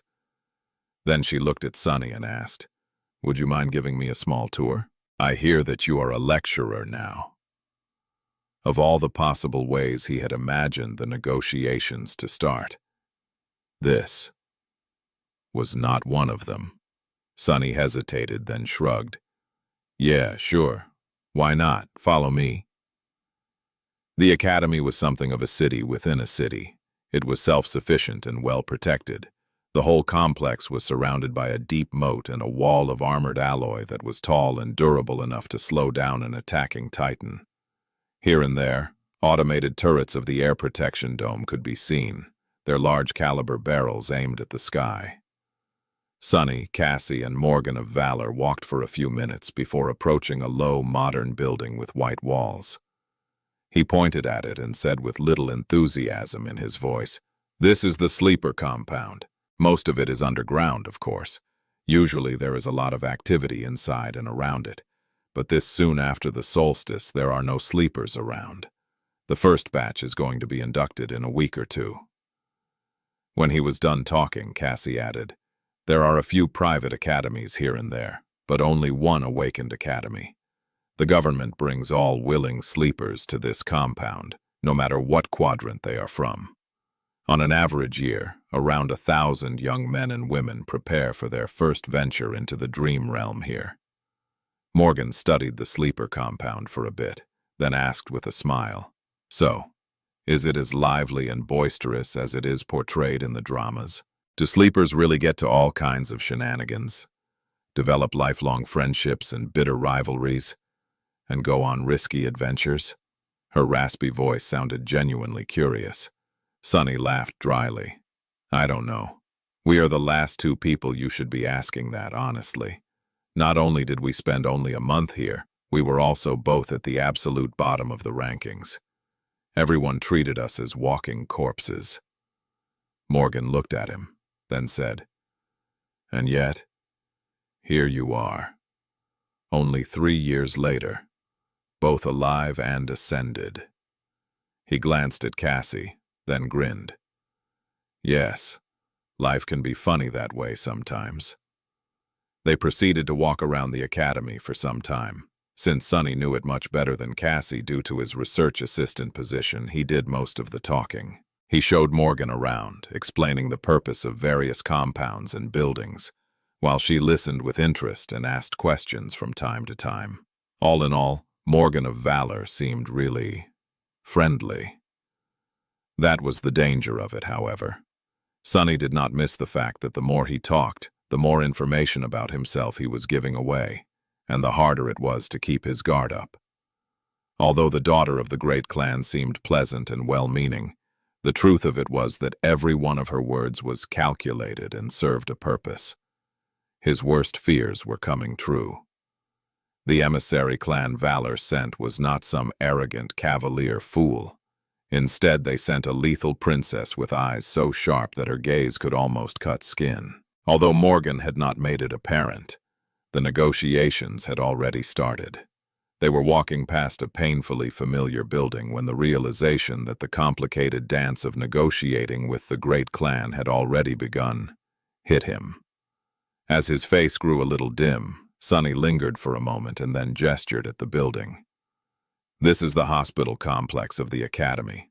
It is one of the best medical institutions humanity has to offer, combining state-of-the-art tech with ingenious spell tech, as well as employing many awakened with actual healing aspects. This is also where sleepers enter the sleeping pods to venture into the dream realm. I myself spent about a year in one of them. He paused and then added, "This is where many of the hollow are kept as well." Morgan looked at the alloy walls of the complex. A few moments later, she suddenly asked, "This is also where Changing Star of the Immortal Flame Clan is currently being kept, isn't it?" Did Sunny imagine it, or was her voice suddenly a bit more cutting? He frowned. "She is not hollow. But yes. Oh, by the way, can we cut the crap?" Morgan looked at him with a cold smile. "What do you mean?" Sunny met her intimidating gaze without flinching. If he wanted, his dark eyes could be as cold and oppressive as hers. In fact, the complete absence of fear or apprehension in their black depths was perhaps more frightening. "I doubt that you are really interested in sightseeing. Let's not waste time." Morgan studied him for a moment, then chuckled. "As you wish, Master Sunless. Let us get the formalities out of the way first, then." She pierced him with a sharp gaze and asked, "Did you come to the Night Temple with the intent to set its prisoner free?" Sunny knew that the Daughter of Valor had to have plenty of memories on her to discern whether the answers provided to her were true or not. Not that he could lie even if he wanted to. He looked at her with a deep scowl and uttered through gritted teeth, "Of course not. If I knew, I would have stayed as far away from your damned citadel as possible. I didn't even know that it was a prison, let alone had plans of breaking the bastard free." Morgan lingered for a moment, then turned to Cassie. "What about you, Song of the Fallen?" The blind girl's face grew dark. "You have no reason to trust our motives, true, but at least don't disrespect our intelligence. If we really wanted to set that monster free, we would have found a way to do so without getting stuck inside the trap with him, don't you think? Both Sunny and I only escaped that disaster alive because of St. Tyrus. If she had not happened to be nearby, we'd be dead. Or worse." Morgan tilted her head a little, then suddenly smiled. "All right, I believe you. Still, intentional or not, the two of you caused great harm to Clan Valor." Sunny inwardly sighed. Just like that, the hardest part of the negotiations seemed to be over. Now, the long and arduous process of bargaining was about to begin. The end result was still very much unclear. Sunny and Cassie had to withstand the pressure and exert some in return. Aside from deciding their own fates, they also had to secure the release of the captured firekeepers, as well as negotiate other favorable terms. That was not going to be easy, especially against someone like Morgan. The most important part was to make sure that they would be the ones setting the tone and cadence of the negotiation, as opposed to following what their opponent said. They had to go on the offensive. He forced out a confident smile. "Can we not do that? Assigning blame is fun and all, but let's be honest. Clan Valor needs us more than we need Clan Valor."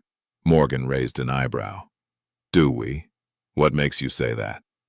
Sunny shrugged. "We might not have helped that maniac escape, but that doesn't mean that he did not have help, or that he is not trying to find help as we speak. In fact, he might be having an identical negotiation with one of your enemies right now. He doesn't have 50 of the most talented awakened of this generation backing him, though." Morgan's eyes grew even colder than before, making him shiver a little. "Oh? What do you think about that, Song of the Fallen?" She turned to Cassie, but strangely, the blind girl was not there. At some point, she seemed to have fallen behind. Cassie was standing a few meters away from them, still facing the hospital complex. She was as pale as a ghost. As a dark premonition suddenly grasped his heart, Sunny quickly stepped toward her and asked, his voice ringing with tension, "Cassie? What is it? What's wrong?" The blind girl remained silent for a few moments. Her hand suddenly moved, as if trying to find the pommel of the quiet dancer. Then, still facing the hospital, She opened her mouth and whispered, "Fire." In the next moment, the ground beneath their feet quaked. Deep underground, in a heavily protected room, a sleeping pod was glowing softly in the darkness. Inside, a young woman with silver hair slept, her face pale and still. Then, however, her eyes suddenly began to move beneath the eyelids, as if she was experiencing a terrible nightmare. A strange heat suffused the air. A split second later, something flashed. The room was instantly engulfed in furious flames. The armored door flew off its hinges and melted in the air, turning into a spray of liquid metal. The reinforced alloy walls cracked. The sleeping pod was violently torn to pieces. The force of the explosion was so dreadful that a destructive shockwave rolled through the whole level, causing incredible damage. Loud alarms screamed, and as the lights went off, emergency lamps ignited, drowning the burning corridors in a dim red glare. That light was almost instantly outshined by the angry glow of the spreading fire, however. In just a couple of seconds, the most protected level of the hospital complex was utterly devastated. Chapter 764. A sea of white flame was spreading across the devastated underground level, hungrily devouring everything it could touch. Darkness, the red glare of the emergency lamps, and the searing white radiance mixed together, creating a hectic atmosphere of chaos and mayhem. Dust and smoke suffused the scorching air. Soon, the fire suppression systems came online, drowning the burning corridors in water and film-forming foam. The flames slowed down, but did not retreat. Instead, clouds of boiling steam flooded the underground level, reducing the already abysmal visibility even further. The alarms continued to scream, summoning the security forces of the academy to the site of the explosion. And at the center of it all, a radiant figure slowly rose from the white flames, wreathed in blinding light. The flame ghost, or whatever the being was, seemed beautiful and pure, as if untouched by the imperfections of the world. It possessed the graceful silhouette of a slender young woman, but also seemed completely, utterly inhuman. As fire swirled around the figure without causing it any harm, the radiant creature slowly looked around, as if disoriented.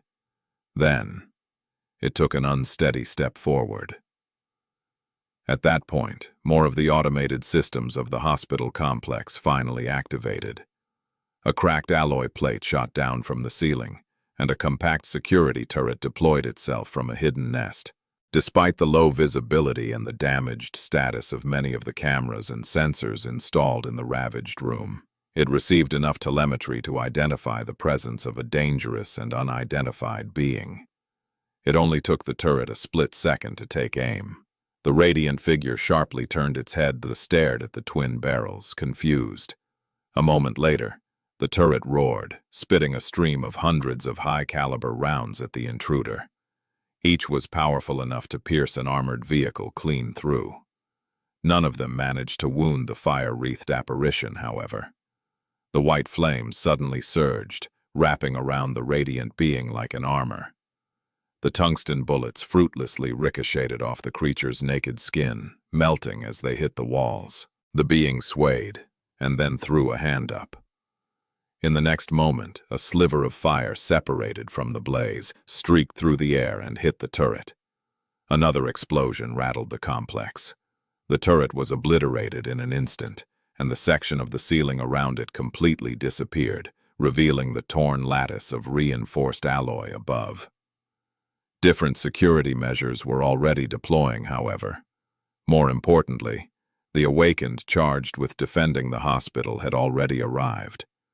2 teams of experienced warriors appeared from both sides of the level, closing in on the epicenter of the explosion with speed. Every member was clad in heavily enchanted armor and wielded powerful memory weapons. Before the radiant figure could react, a silver javelin hit it in the back, biting deep before melting and disintegrating in a rain of sparks. A warrior in polished plate armor appeared nearby, delivering a crushing downward blow of his battle axe. It did not matter. A moment after the silver javelin disappeared, the deep wound on the creature's back closed itself. Instead of being cut by the enchanted battle axe, it simply raised a hand and blocked the crescent blade with its forearm. The sharp edge failed to break the being's skin. Behind the visor of the helmet, the awakened warrior who wielded the axe paled.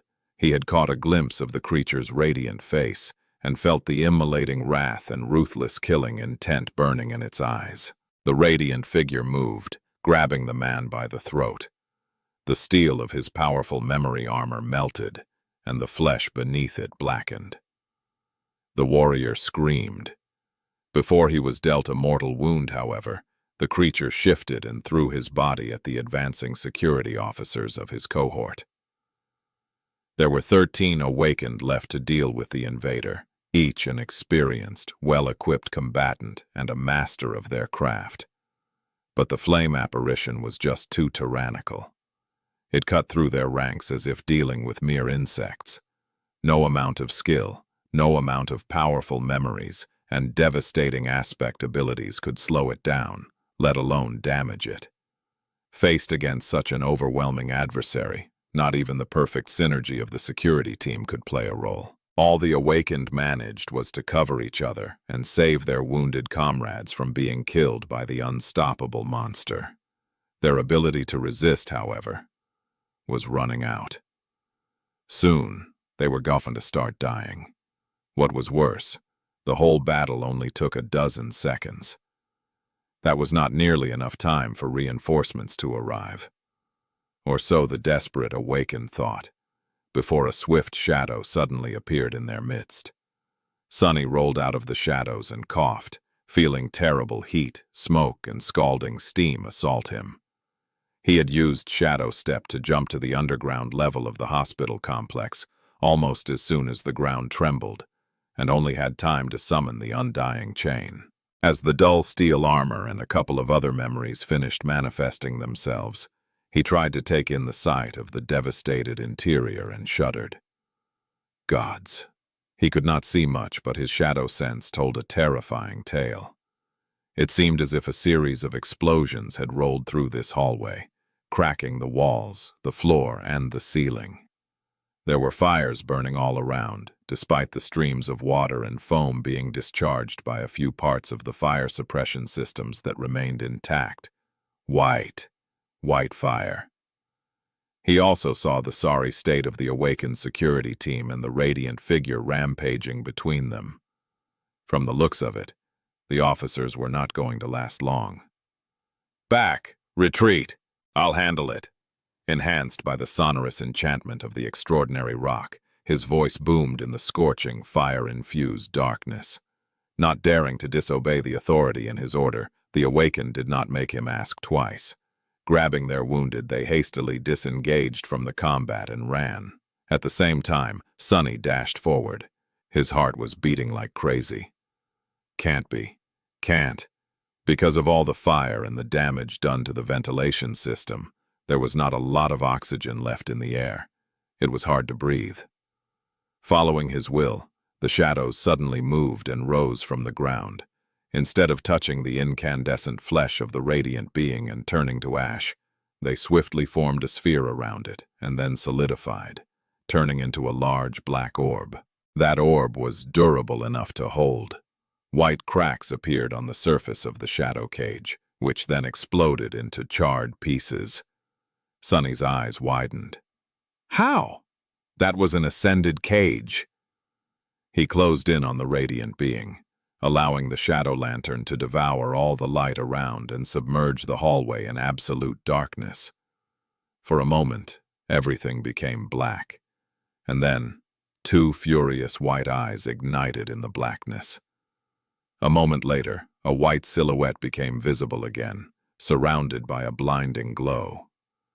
That glow pushed against the darkness, on the verge of vanquishing it. However, Sunny was already near the radiant figure. He could attack it freely, but he did not. An incandescent hand shot forward, aimed at his throat. Sunny allowed it to grab his forearm instead. A terrible pressure and heat descended on his arm, slowly turning the steel of the undying chain bright orange. He could feel his flesh beneath it starting to burn, but he still did not attack. Instead, Sunny dismissed his helmet and looked straight at the flame apparition. "Stop!" His arm was in a sea of blazing pain. Refusing to move, Sunny looked at the beautiful, radiant face in front of him. "Stop! It's me!" Slowly, a vague hint of recognition appeared in the burning white eyes of the radiant monster. The blinding light emanating from her skin dimmed a little. Sunny gritted his teeth. "Changing star!" Her hand trembled. The stark inhumanity of her face grew less frightening. The apparition opened its mouth. Her voice was hoarse and awkward, as if covered in rust after not being used for a long, long time. "Sunny?" He forced out a pale smile. "It's me. Snap out of it, damn it." The radiant figure, Nephis, froze.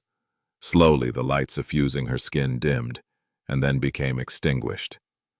The fire devouring the underground level weakened too, allowing the fire suppression systems to douse it. Standing naked amidst the devastation caused by her, Changing Star stared at Sunny with a confused expression. Then, she suddenly swayed and fell down. Sunny was barely quick enough to fall to his knees and catch her. Holding Neff in his arms, he looked up and noticed the awakened warriors of the security team staring at him in shock from afar. The corner of his mouth twitched. "What are you doing, fools? Bring me something to cover her up. Don't you know who that is?" He shook his head, hiding the fact that he was as stunned as they were. This is Lady Changing Star, the last daughter of the Immortal Flame clan. She's back. Shock, confusion, joy, reprieve, peace, fear. Sunny sat on a flimsy chair in the waiting area in front of an armored door, shell-shocked by what had happened. What was happening? Failing to envision what was going to happen, his mind was thoroughly scrambled. The waiting area was situated on a different level of the hospital complex. By now, the one devastated by the recent events was already put off. The fires were gone. Teams of the Academy staff were sifting through the wreckage, trying to determine the amount of damage done to the structure of the building and various equipment. Those wounded by the explosion and the members of the security team were being hastily treated. It seemed that no lives were in danger, mostly because Sunny had gotten there in time. What exactly had transpired? He had a good idea. Back when Sunny had awakened, he had unconsciously activated his aspect ability before fully regaining his consciousness. As the result, he had come to his senses standing near the sleeping pod instead of inside of it. Shadow Step was a teleportation ability. What if he had gotten a direct damage ability? What if he had been a tyrant at that? This was not an uncommon occurrence among the awakened. Kai had gone through something similar, if Sunny remembered correctly. The same must have happened to Nephis. It was just that her new ability had turned out to be nothing short of devastating. As expected from the daughter of the Immortal Flame clan, after spending a whole year on the Forgotten Shore, and then 2 more wandering alone through the dream realm, she must have been extremely disoriented by the return to the waking world. Using her aspect caused her to be in the throes of terrible pain as well. Her flaw was very cruel after all. Perhaps Neff could have regained her composure, but sadly, the automated battle systems of the hospital complex were not sophisticated enough to differentiate between an unknown, awakened, and an active threat. Even the members of the security team had failed to make the distinction. All they had perceived was that the guarded room where the heir of the Immortal Flame slept had been destroyed, and that a seemingly inhuman apparition stood among the fires. In any case, the turret had unleashed a hail of bullets on Nephis, causing her muddled mind to switch into combat mode. After that, all she saw was a threat. In combat, you had to kill the enemy and prevent the enemy from killing you. Who knew how much damage she would have done if Sunny had not appeared on time? Lucky. But how was she so powerful? 14 powerful awakened had failed to even slow her down. Not even the cage he had created from shadows could withstand the heat of her flames. Sunny scowled, then grimaced. Cassie was sitting nearby, gripping his hand so hard that even Boneweave was struggling with the pressure. Both of them were waiting for the doctors examining unconscious Nefis to deliver some news. He patted the blind girl on the shoulder, then said awkwardly, "Cass, my hand." She turned to him with a confused expression, then flinched and let go. "Sorry." They weren't alone in the waiting area. In fact, a small crowd of people was there with them. Doctors, faculty members, a few disheveled government agents, academy administrators. Everyone was anticipating the news with bated breaths. Their faces were pale, shocked, and excited. Morgan of Valor was there too, leaning against the wall and typing something in her communicator, her expression calm and nonchalant. She seemed to have understood that their negotiations would have to be postponed. What was the point of negotiating with Sunny and Cassie when everything had just changed? If Valor wanted to recruit the members of Changing Star's cohort and the Firekeepers, they were going to have to speak with Changing Star herself, most likely. Or they would continue their attempts to assassinate her, provided that Valor had been the great clan responsible for sending Castor, of course. Sunny closed his eyes for a moment. Right, there's also that. The situation had already been incredibly murky and complicated, and with Nef's return, everything was turned upside down and made even more convoluted. Chaos. It was pure chaos. Everything was changing. His own situation had also just turned much more dire, for obvious reasons. So why was he struggling to keep a sincere smile from appearing on his face? Sunny had reasons to be shocked, and reasons to be tense. And he was. But most of all, he was happy. Incredibly happy. A sense of profound relief, contentment, and joy threatened to drown his ability to think clearly. He felt as though something precious, something vital that he had lost was suddenly returned to him, something that he had been missing. And now that it was back, Sunny felt complete. What the hell is this nonsense? Since when am I that sentimental? Although he tried to cover his raw emotions with a veneer of cynicism, in truth, Sunny could pinpoint the exact moment when he had changed. It was when he stepped into the circle of runes inside the Crimson Spire and escaped the Forgotten Shore, leaving Changing Star behind, to be devoured by darkness. After that, nothing had been the same. He gritted his teeth. Doesn't matter. Take a hold of yourself. Sunny had the right to be happy that Nefis had returned alive to them. She was his friend, after all. Much more than that, even. But that did not mean that he could allow himself to relax. Just like her name suggested, Changing Star's return was bound to cause a massive shift. There were many dormant dangers that were going to awake now. More than that, there was a chance that she would become a danger to Sunny herself. He had spent years both hoping for and dreading her return.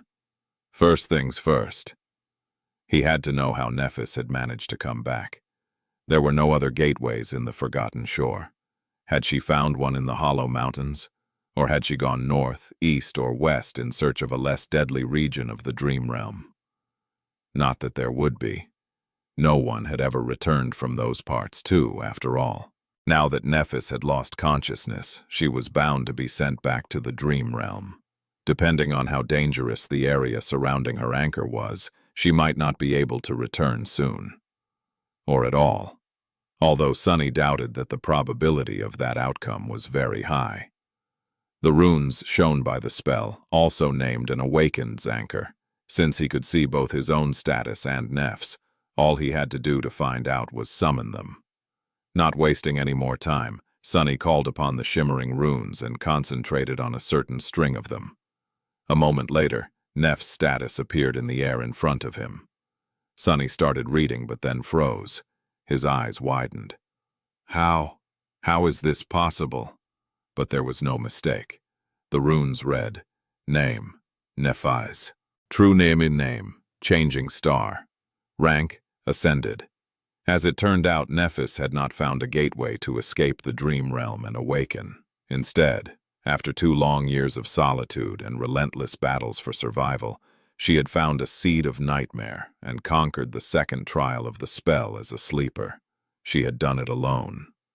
At least that was the only way Sunny could explain the runes he was staring at. Ascended. That is impossible. Surviving the second nightmare was already not easy for a cohort of prepared awakened. More people perished while trying than returned victorious. How could a lone sleeper accomplish the same? No one had done it before. However, no sleeper had been a tyrant before. No sleeper had escaped alive from a battle with a corrupted horror of the depths before. No sleeper had slain a fallen terror before. Nephis had long established her penchant for accomplishing the impossible. Why was Sunny so surprised that she had done it again? No, he wasn't surprised. He was dismayed. A deep, unsettling emotion nestled in his chest, making his face grow dark and his eyes grow dim. The shadows around him seemed to become deeper. Doesn't matter.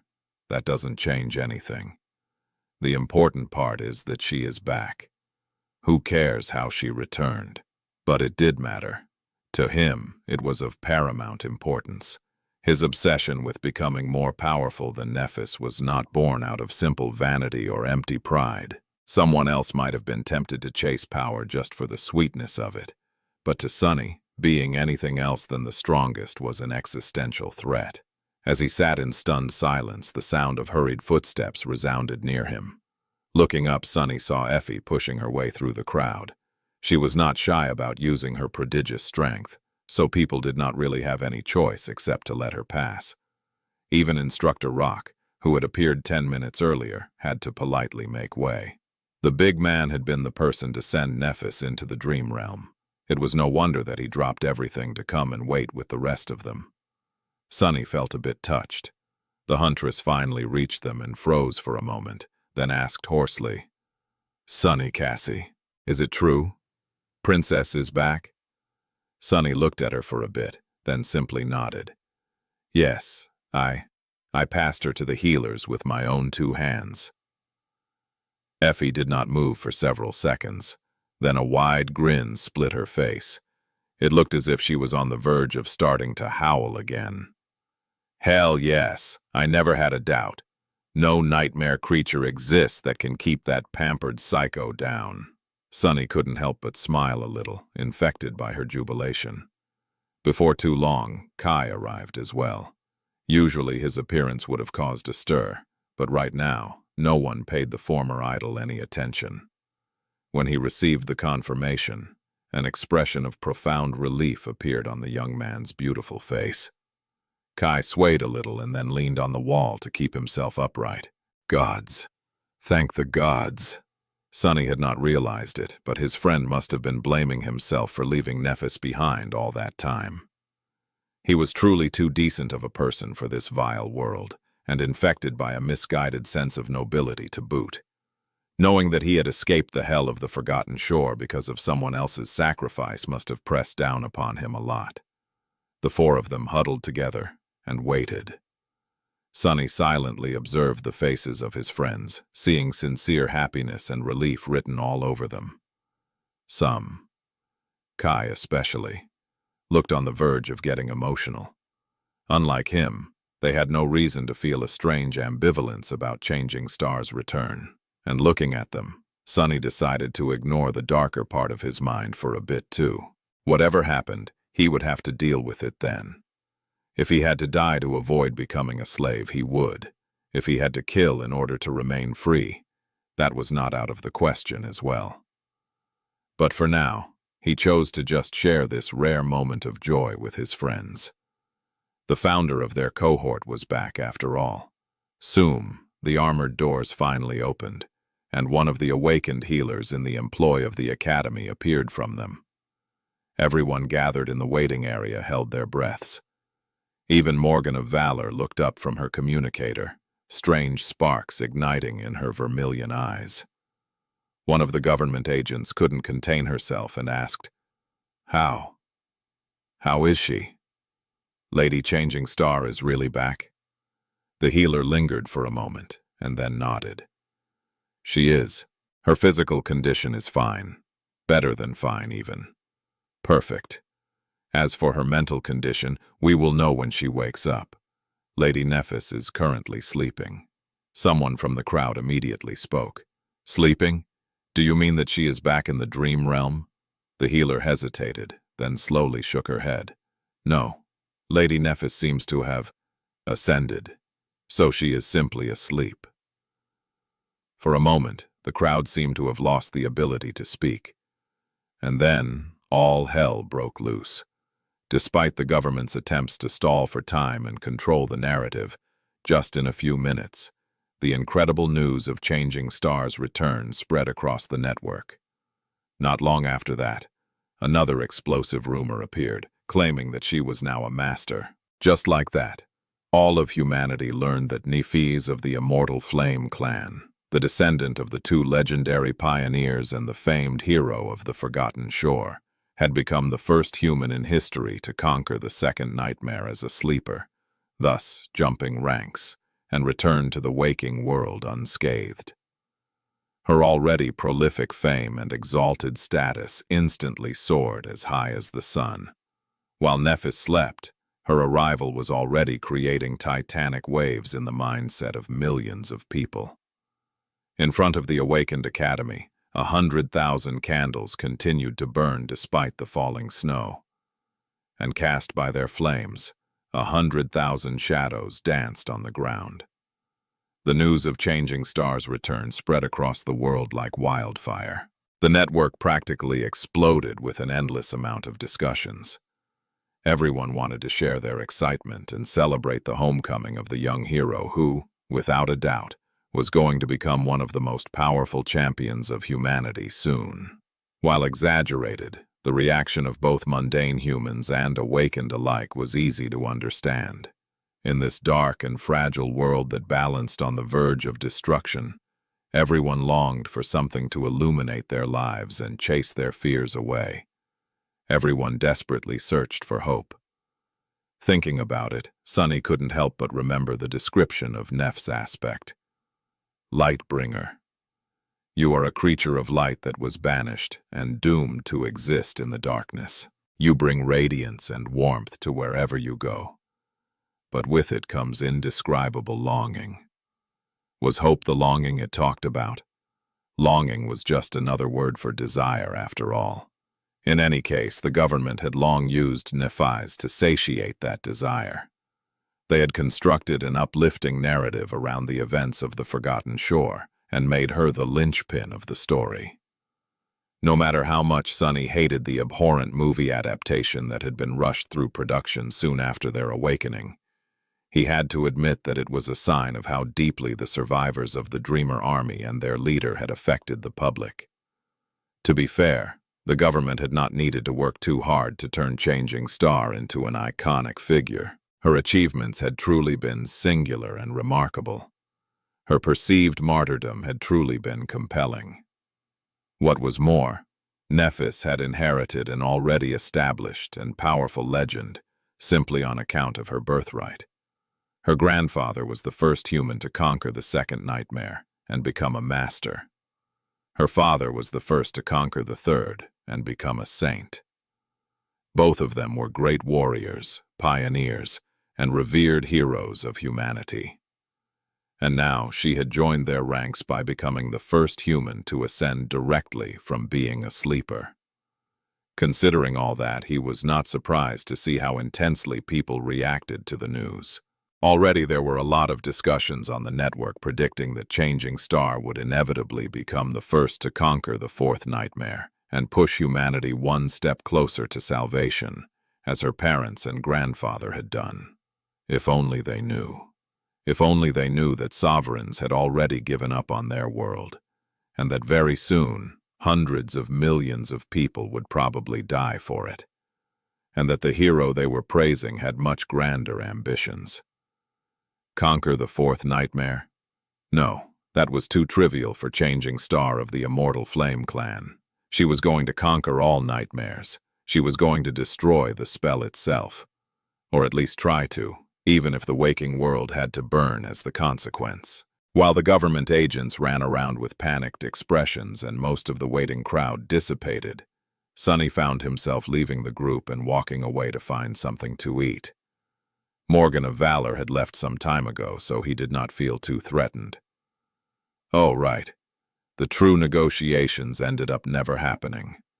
I wonder what it means for my future. Eventually, he settled in the hospital's cafeteria and forced himself to swallow some food. A few years ago, he would have been ecstatic to be able to feast on high-quality food like that. But now he did not even feel the taste of various dishes. They might as well have been mimic meat or synth paste. Sonny sat quietly, consumed by thoughts, when Effie suddenly appeared nearby and landed on a chair near him. There was a mountain of food on her own tray.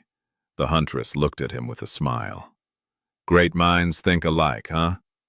She took a bite out of a small cake, then swallowed it entirely and said with satisfaction, "The healers want us four to come help them when Nephis wakes up. You know, in case she becomes agitated again." Sonny silently nodded. Effie sighed. I can't believe that she just went and ascended. Well, I can actually. It is still amazing, though. Neph must have one hell of a crazy story to tell. It might even be more unbelievable than our own. He shrugged, then put a spoonful of something mildly spicy in his mouth. The huntress studied him for a while, then suddenly said, You know, for someone who was just reunited with their first and best friend, you don't look too happy, doofus. Sonny glanced at her. Who said that we are friends? Effie scoffed. Don't lie to me, Sonny. I know how you feel about Nephis and how much of it you feel. What's up with you? He grimaced. Lie? How can I lie? Sonny lowered his eyes, hesitated for a while, and then said quietly, Stronger. I wanted to be stronger than her. I really, really tried. And to be honest, I am very annoyed that all of it was for nothing. The huntress looked at him with a strange expression. Is that why you were in such a hurry to challenge the second nightmare? He leaned back and turned away. Yeah, that was a big part of it. Effie lingered for a bit, then slowly shook her head. Listen, Sonny, I am really sorry to say this, but you will never be stronger than Nephis. He looked at her sharply, sparks of anger igniting in his eyes. Oh yeah? Why is that? She sighed. It's very simple, really. Both of you are exceptional, talented, and have great will. Both of you are incredibly strong. But Sonny, it doesn't matter how fast you gain a new rank, how many nightmare creatures you kill, how many soul fragments you absorb. She will always be ahead. She looked him in the eyes and said soberly, It's because she has something that you lack. Nephis, she has conviction, Sonny, and you don't. As long as that doesn't change, you will always be behind. As he stared at her with resentment, Effie suddenly grinned and shrugged. But hey, who cares? I have even less conviction than you, and I'm doing great. Who needs it anyway? I would much rather have a full belly than something like that. With that, she laughed and returned to her food, not paying the conversation any more attention. Sonny, however, remained still for some time. A somber expression appeared on his face. After a while, he sighed and silently resumed eating his meal. Conviction, conviction. Who needs it indeed? Eventually, the four of them were invited into the room where Nephis slept, this time on a hospital bed instead of inside of a closed coffin of a sleeping pod. The administrators of the academy wanted to avoid any more damage, so asking the members of Changing Star's cohort for help was a logical step. Seeing familiar faces first after waking up would probably calm her down. And if not, having four masters at hand would be enough to deal with any unforeseen complications. Most likely. Sonny stood in the corner, looking at Nephis with a somber expression, her pale face, her silver hair. For the past 2 years, he had often seen her through the transparent lid of the sleeping pod, bathed in its ghostly light. Now that she was out and returned to the real world, Changing Star seemed much more material and strangely vulnerable. She was truly back. He sighed. Cassie was sitting on a chair beside the bed, while Effie and Kai were resting on a sofa. None of them knew when Neff was going to wake up, and they had already spent a couple hours waiting. Without having to discuss it, all four decided to stay quiet. So, by now, they were pretty bored. Sunny, on the other hand, was filled with more and more tension. The corner of his mouth twitched. This anticipation is killing me. It's pure torture. He did not think that Nephis would abuse her power over him, but it was better to prepare for the worst. For that reason, Sunny was mentally going over all the clever ways he had thought of to undermine her absolute authority as his master. There were always ways.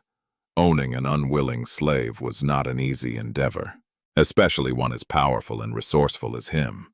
That had been one of the reasons why he had chosen to kill the mirror beast instead of subjugating it all that time ago.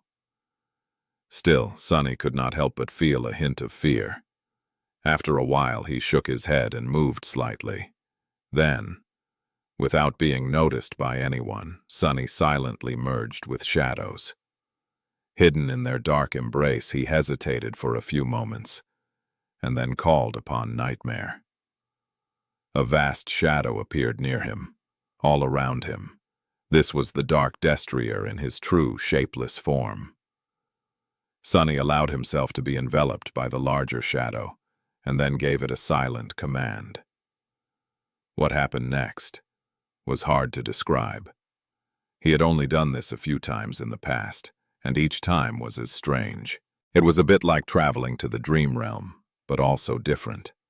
Tired of waiting, Sunny had decided to travel to Neff's dreams. There was no sense in prolonging his anxious anticipation anyway. He had to see if Changing Star was still sane. He had to know that she was still herself. Soon, Sunny found himself on a dark shore.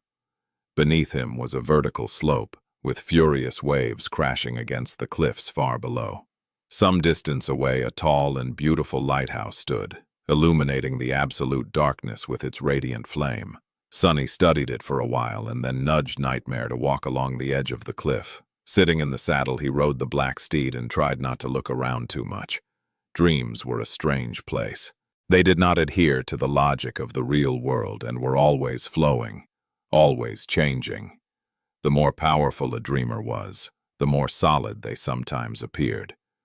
They were also dangerous for dreamwalkers, such as Nightmare and Sunny. The threats contained within them might not have been real, but by invading this subliminal space, the uninvited guests had to treat them as such. This was why Nightmare often returned wounded from his travels. If an Ascended dreamt of a powerful abomination, the Dark Destrier had to battle the abomination as if it was real. However, not only dreadful fiends posed a threat. His opponents were empowered by the dream itself, so their strength depended on the strength of the dreamer. Their actual shape did not matter that much. Nephis was very strong, so her nightmares were bound to be terrible as well. Soon, the landscape around them changed. The dark shore and the lighthouse disappeared, and instead, the streets of a ruined city appeared from nowhere. With a bit of apprehension, Sunny recognized the familiar shapes of the stone buildings of the dark city. However, they were simultaneously the alloy towers of the siege capital. Their facades were broken, with smoke and fire escaping from the cracks. A wide road was littered with burning debris, and a luxurious PTV lay overturned some distance away, its armored frame bent and riddled with holes. Blood was spilling on the melting asphalt from the shattered windows. Sunny slowly approached the PTV and then jumped off Nightmare's back. After hesitating for a moment, he bent down and looked inside the cabin. There were several corpses inside, all wearing mundane clothes. Most disturbingly, these people lacked faces, and instead looked like smooth-faced mannequins. Their flesh, however, was quite real, and terribly mangled. With a frown, he looked away and studied the surroundings. It did not take him long to notice a trail of blood leading away from the burning PTV. Leaving Nightmare behind, Sunny followed the trail. He crossed the street and entered the foyer of a business tower through a large hole in its wall. Looking around, Sunny noticed that the foyer strangely resembled the silent shore of the dark river they had crossed once a long time ago while searching for the remains of the First Lord. White fog swirled above the water, full of silent whispers. There was only one thing that did not seem to fit. A large reception desk stood not too far away from him, drowning in shadows. Sunny slowly walked to it and then moved around. Behind the desk, leaning on it with her back, a young woman with silver hair sat on the ground. Her face was pale and tired, and her striking gray eyes were devoid of any light. She was wearing mundane clothes, which were marred with blood. Sunny sighed and then said, "Hey, Neff." The young woman slowly looked up, and then smiled. "Hey, Sunny." A beautiful smile illuminated Neff's face, making her look much softer and younger than she usually seemed. In all the time they knew each other, Sunny had only seen her smile a few times, and every time he did, a hint of regret brushed against his heart. It was a shame for such a brilliant smile to appear so seldom. Maybe in her dreams, Changing Star allowed herself to show it more often. Looking at the reception desk serving as her cover, he tried to make his voice sound calm and asked, "What are you doing here?" Nephis lingered for a moment and then looked down. "Hiding." Sunny raised an eyebrow. "From what?" Her voice grew quiet as she answered, still looking at the ground. "Bad people." He sighed. It seemed that the memory this nightmare had spawned from belonged to a much younger Nephis. Something similar must have happened to her when she was a kid. And so, although Changing Star looked like her adult self, she was simultaneously a child. That meant that she was not supposed to have any memory of meeting and getting to know Sunny. And yet, she did. Dreams were strange that way. All kinds of contradictions could exist within them, merging things that could not coexist in reality. Sunny lowered himself to the ground and sat next to Neff, leaning on the surface of the desk beside her. He remained silent for a while, and then said with a reassuring smile, "Well, don't be afraid. I'll hide here with you. I am very good at hiding, you know. If bad people come, they will never see us." Nephis slowly shook her head. "I don't know." Sunny crossed his arms. "And if they do see us, I'll deal with them. I am very good at dealing with things as well." She did not move for a long time, and then suddenly said, "This is a dream, isn't it?" He almost flinched, and then tried very hard to suppress a curse. That question was extremely startling. Well, what else did he expect? This was Nephis after all. Even the awakened terror of her first nightmare had failed to contain her within a dream. Regaining his composure, Sunny simply nodded. Nephis sighed. "It is too nice to be real. Strange. I haven't dreamt in a long, long time." Slowly, the space between them started to change. It flowed, transforming into something different.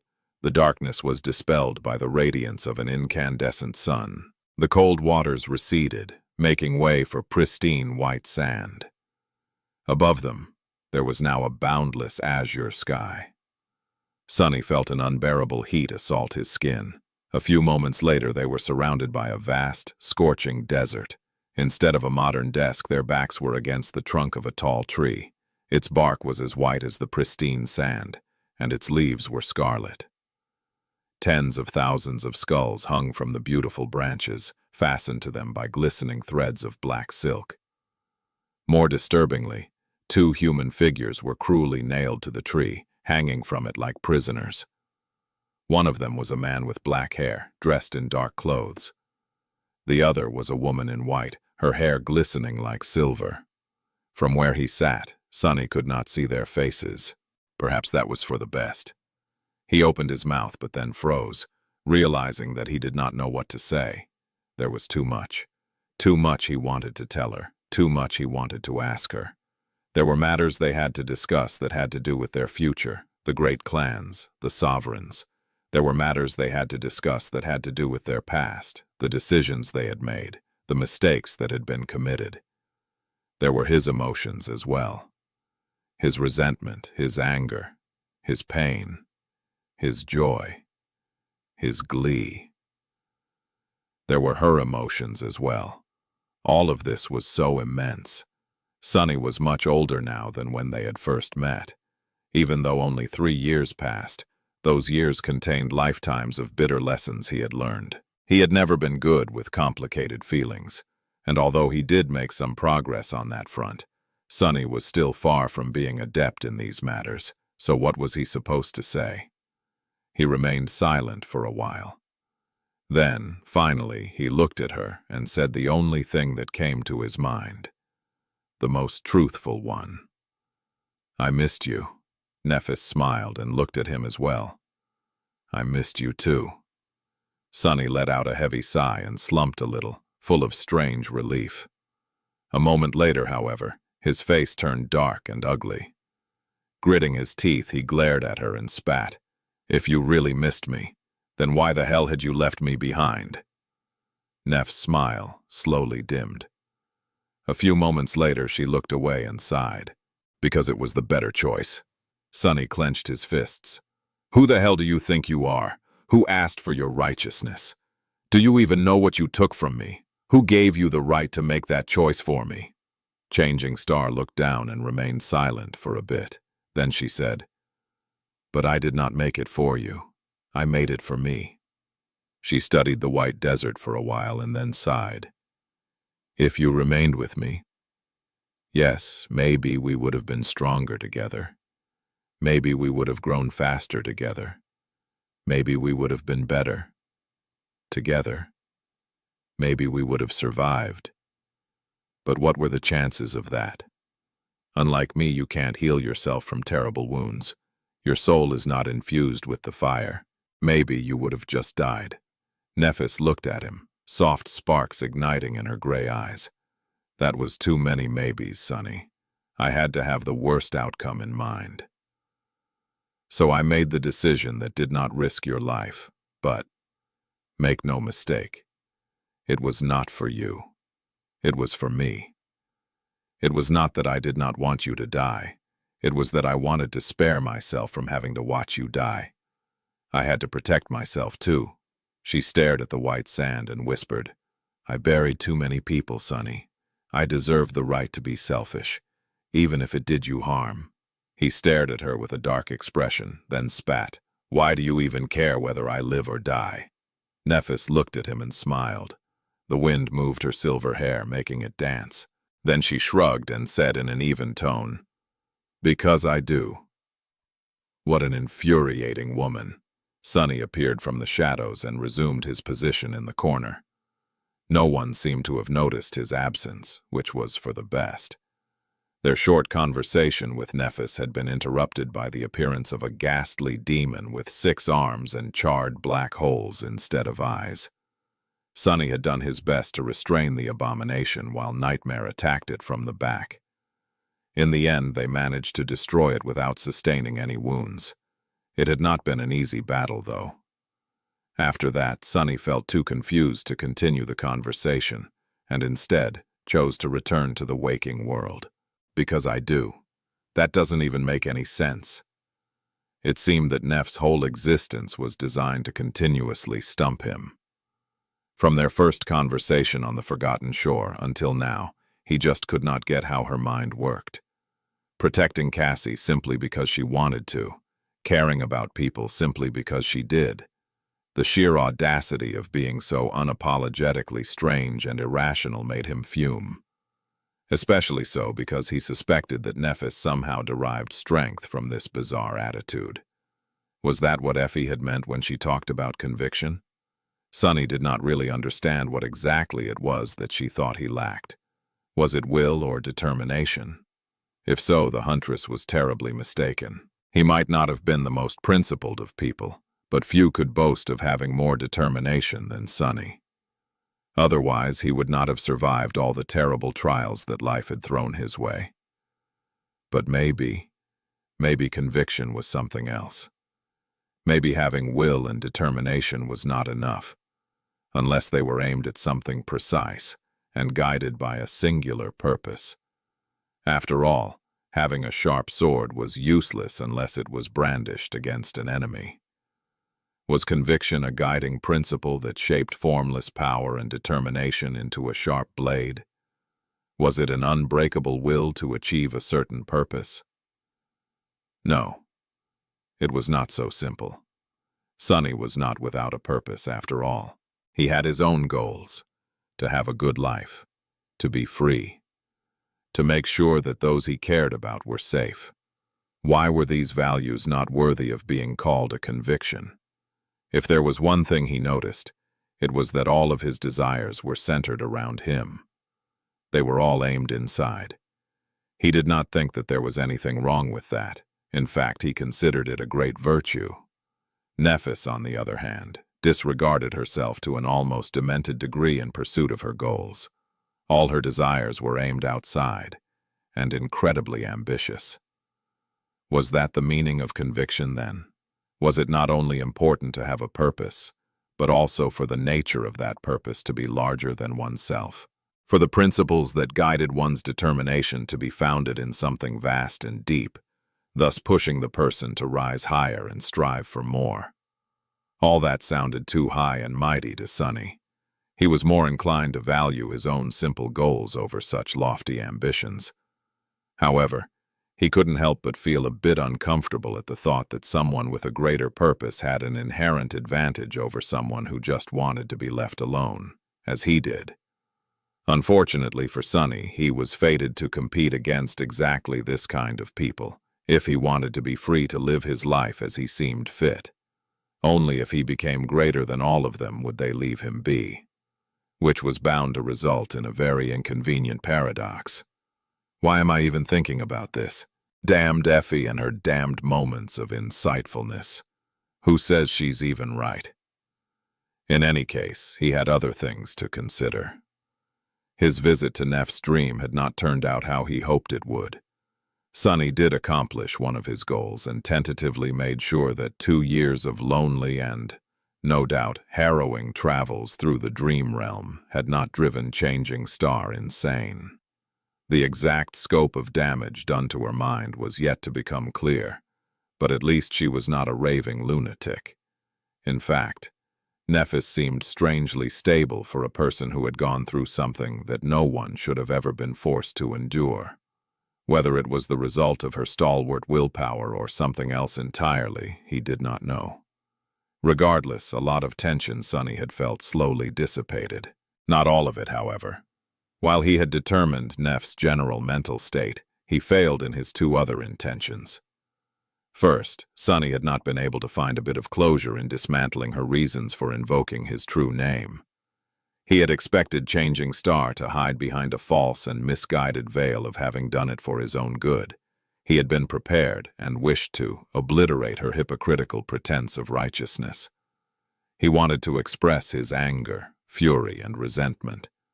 He wanted to cause her to feel at least a small part of the anguish that she had caused him to feel.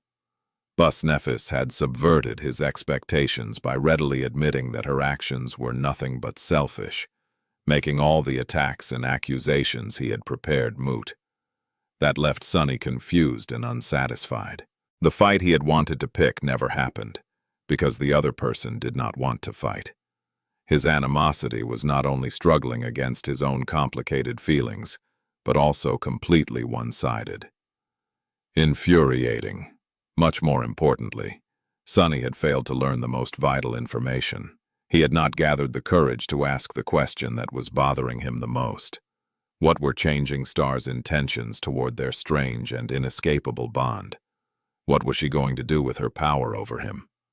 So many heavy, complicated, and frightening things were tied to that question. Once he asked it, there would be no going back. He could lose so many things that he cherished, and even more that he did not even have the opportunity to experience yet. Depending on the answer, the nature of their relationship could forever change. There was a possibility that it would cease to exist even. Although it might have seemed like he was burying his head in the sand, Sonny simply could not bring himself to have that fateful conversation yet. The stakes were too high. And so, for now, he decided to follow the easiest path and simply let some things remain unsaid. He wanted to see how the situation would develop first. There would always be time to act later. At least that was what he told himself. As time passed, the four masters remained silent. They were watching over the young woman who slept peacefully, her nightmare slain by a transient shadow and his steed. After a while, Neff's eyelids quivered, and then slowly, she opened her eyes. After it became apparent that Nefis was not going to go on a destructive rampage, the cohort did not get a lot of time to spend with their friend before the government agents whisked her away. Cassie barely managed to squeeze her hand, while Effie and Kai could only express their joy with words. Sonny remained silent, still preoccupied with his tumultuous thoughts. The corner he was standing in became even darker than it had been before. Neff herself seemed a bit disoriented, so their short reunion had turned out to be somewhat muddled. There were certain procedures involved when a person awakened, and even more once they ascended. All kinds of interviews, evaluations, and tests had to take place. All kinds of reports had to be submitted. All types of permissions had to be granted, and all varieties of procedures had to be enacted. The bureaucratic machine stirred awake to legitimize and integrate a new master into the larger framework of humanity. Sonny knew the process well, because he had gone through it himself. It was just that his own experience had been separated into two distinct instances and made smoother by Master Jet's participation. Nephis, on the other hand, had to go through both sets of procedures at once, which was more or less unprecedented. She also did not enjoy the patronage of a high-ranking government representative. Yet. Perhaps that would not last long. There were other complications as well. Her situation was unique and abnormal in more than one sense. Just the fact that she had become a master without establishing a gateway anchor in the dream realm alone was enough to make the bureaucracy stutter. The government agents had their work cut out for them. It was not all bad, however. The process, while slightly obnoxious, was there for a reason. It was not only about gathering the necessary information and officially establishing the Ascended's new and elevated status. It was also designed to help the return deal with the most damaging effects of suddenly coming back to safety after experiencing untold horrors in the nightmare, at least to a certain degree. No matter how strong Changing Star was, no one doubted that her harrowing adventure through the dreamal realm and the nightmare had left its scars on her mind. The government was well aware of how fragile many powerful awakened truly were. It was not only on guard against those who could break, but also experienced in employing all kinds of preventative measures to reduce the possibility of that happening. Due to how important Nephis was both to the propaganda machine and to the actual defensive efforts of humanity as another special strategic asset, the government threw its best resources into ensuring that the initial steps of her rehabilitation went as smoothly as possible. Of course, she was free to decide how much exactly she was willing to share. Some basic tests, however, were mandatory, since it was necessary to determine how safe it was to release her into the population. What it meant was that it would take long hours before the members of the cohort would be able to see Changing Star again. They weren't the only ones waiting, too.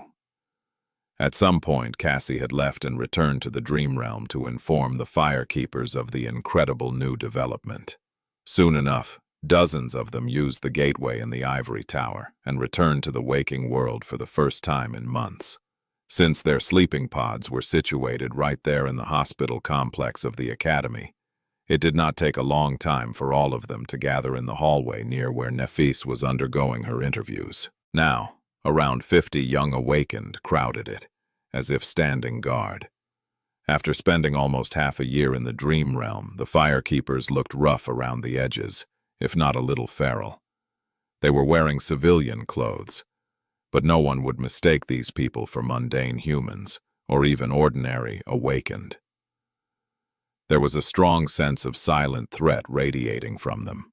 Their expressions were full of glee, but their gazes remained firm and heavy, making anyone who approached feel ill at ease. That was especially true for the members of Cassie's former cohort, which was now led by the stoic healer, Shim. They were all on high alert and ready to pounce on anyone representing a threat. With the firekeepers standing guard, any potential action by the great clans was bound to end in failure, or at least outright disaster. In fact, they seemed so fierce that even the security teams of the academy became nervous and sent a few cohorts of their own to keep watch on the celebrating group. It was easy to read the extreme apprehension on the faces of the security officers, though.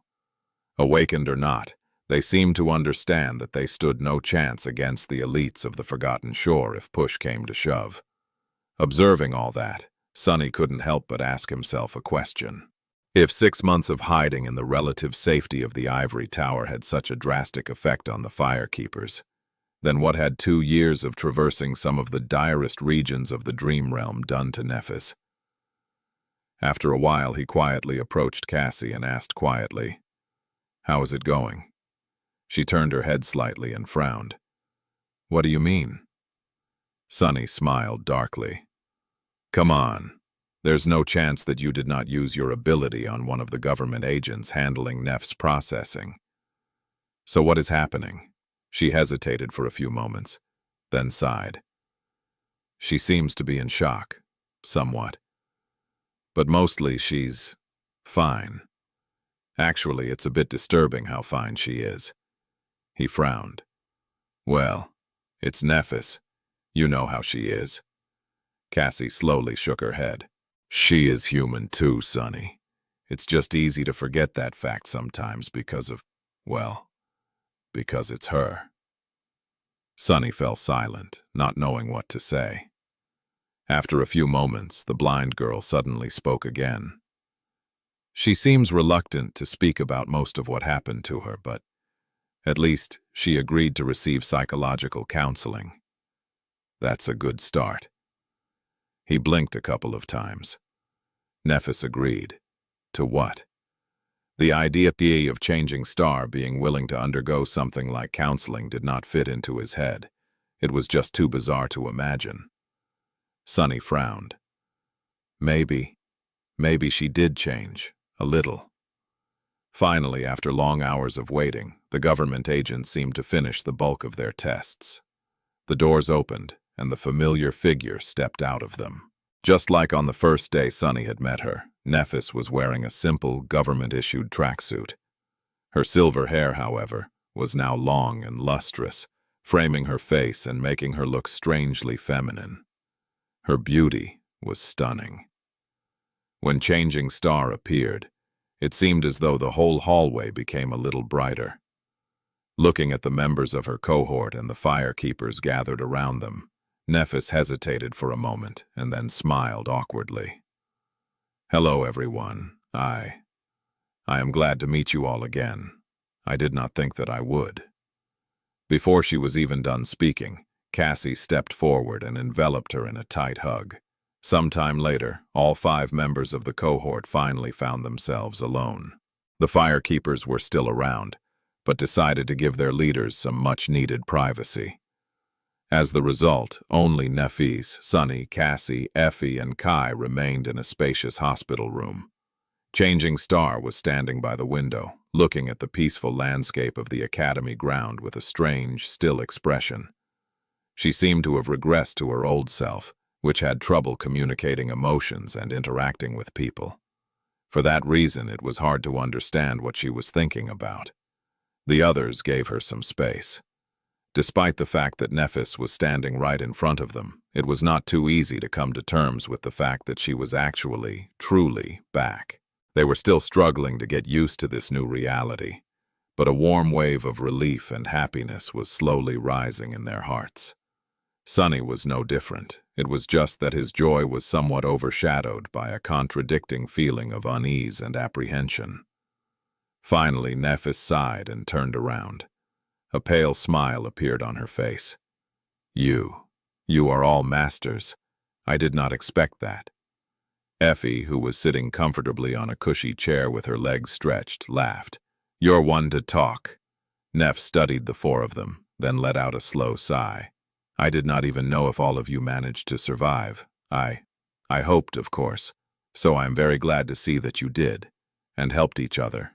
A distant look appeared on Kai's face. He remained silent for a bit, remembering the events of the second nightmare, and then said gently, "Yes, we had each other to lean on in our darkest moments. But you were completely alone. All that time. Lady Nephis, please forgive me. But how did you survive?" Nephis looked away with a smile. I wasn't really completely alone, too. Then she walked over to the hospital bed and sat down, facing them. There is not much to tell, really. The Crimson Terror was in its most vulnerable state when I reached the top of the spire. Unrestrained by the dark sea, she had absorbed countless souls and was in the middle of an arduous evolution. With the help of the Dawn Shard, I was able to strike her down. That simple explanation did not really do justice to the incredible accomplishment of slaying a fallen terror, but Neff seemed reluctant to dwell too much on that part of her story. She also decided to skip the part about their confrontation with Sunny entirely. Instead, she looked at the window and continued. After she died, however, the spire became unstable. The gateway collapsed, and the tower itself soon followed. I barely escaped the debris. The artificial sun of the forgotten shore was extinguished as well, submerging it into absolute darkness. The labyrinth itself perished, too, the crimson coral turning gray and slowly crumbling to dust. With no sea, no sun, and most nightmare creatures eradicated by the culling, it became a lightless and desolate place. She sighed. I traveled back to the Dark City and spent some time there, hunting down the remaining abominations and preparing for a long journey. With the help of the Dawn Shard and the Nameless Sun, many powerful nightmare creatures fell to my blade. For a while I entertained the idea of trying to cross the Hollow Mountains, but eventually had to abandon it. Nothing but death awaited me there, so I had to choose another direction. Nephis paused for a moment, then continued in a steady tone. I knew that the deadly mountain chain stretched further than Ravenheart in the west. There was no passage there. Going north meant moving further away from human citadels, so it only left east. There was a chance that the Hollow Mountains were not as tall and unassailable there, or even that there was an end to them somewhere in those unexplored regions. It was only a chance, but it was all that I had. So I left the Dark City and retraced the steps of the journey that Sunny, Cassie, and I had made before, avoiding the Ashen Barrow, of course. Sunny moved slightly, remembering their encounter with Soul Devourer.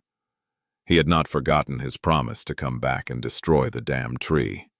Granted, he had no plans of returning to the Forgotten Shore, currently. Even his pettiness had a limit.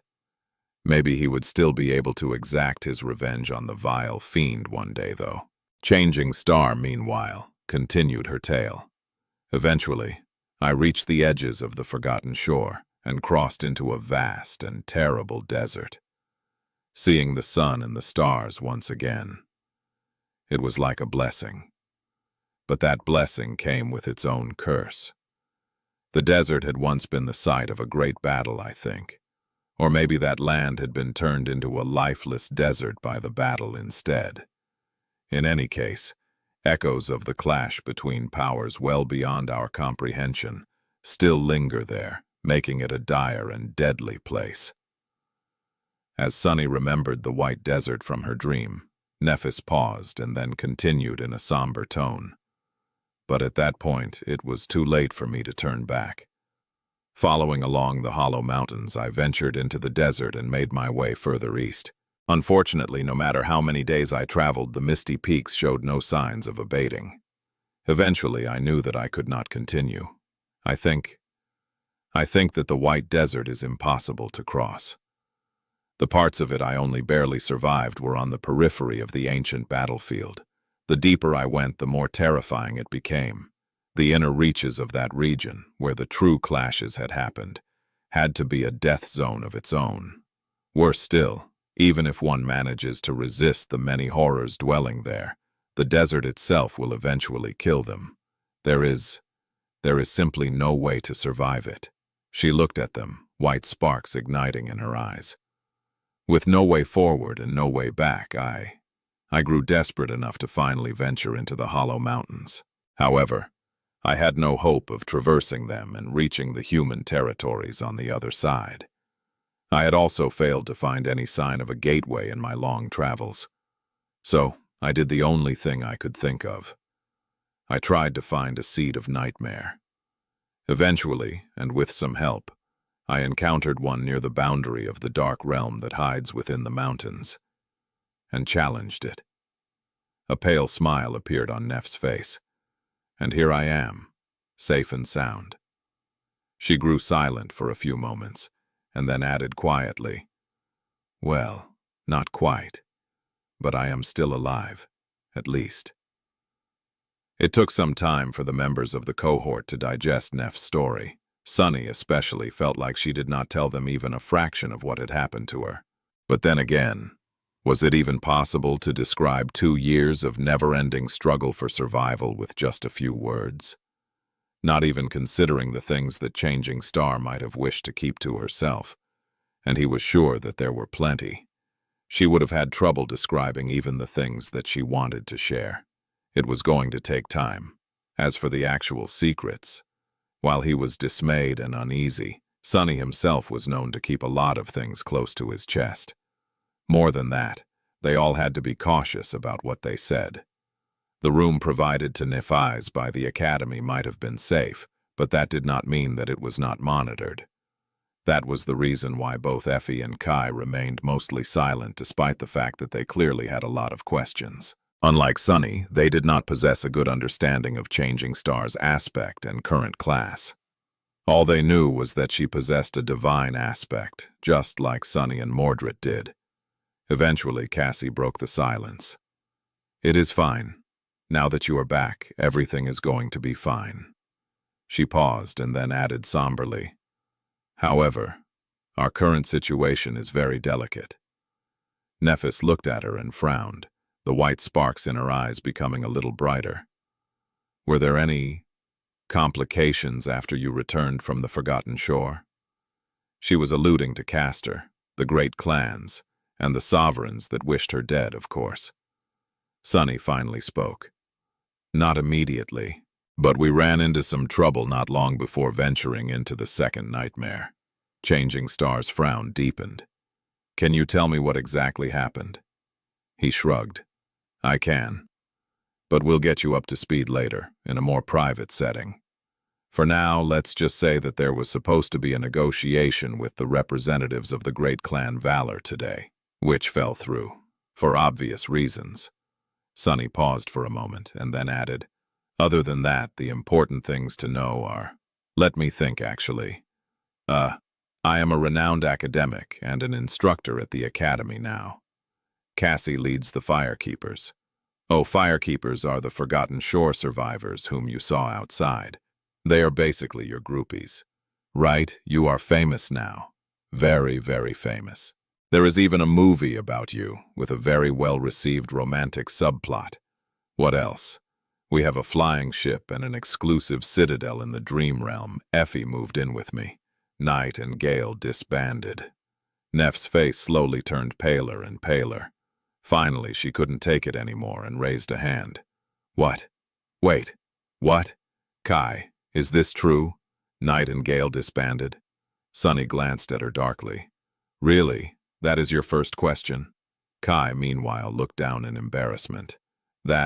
Yes, I am sorry to say this, but Gale and I decided to go our separate ways. It is for the best. My status as a master would have just dragged him down, especially because my aspect evolved after I killed that dragon." Nephis blinked. A dragon?" Sunny grinned.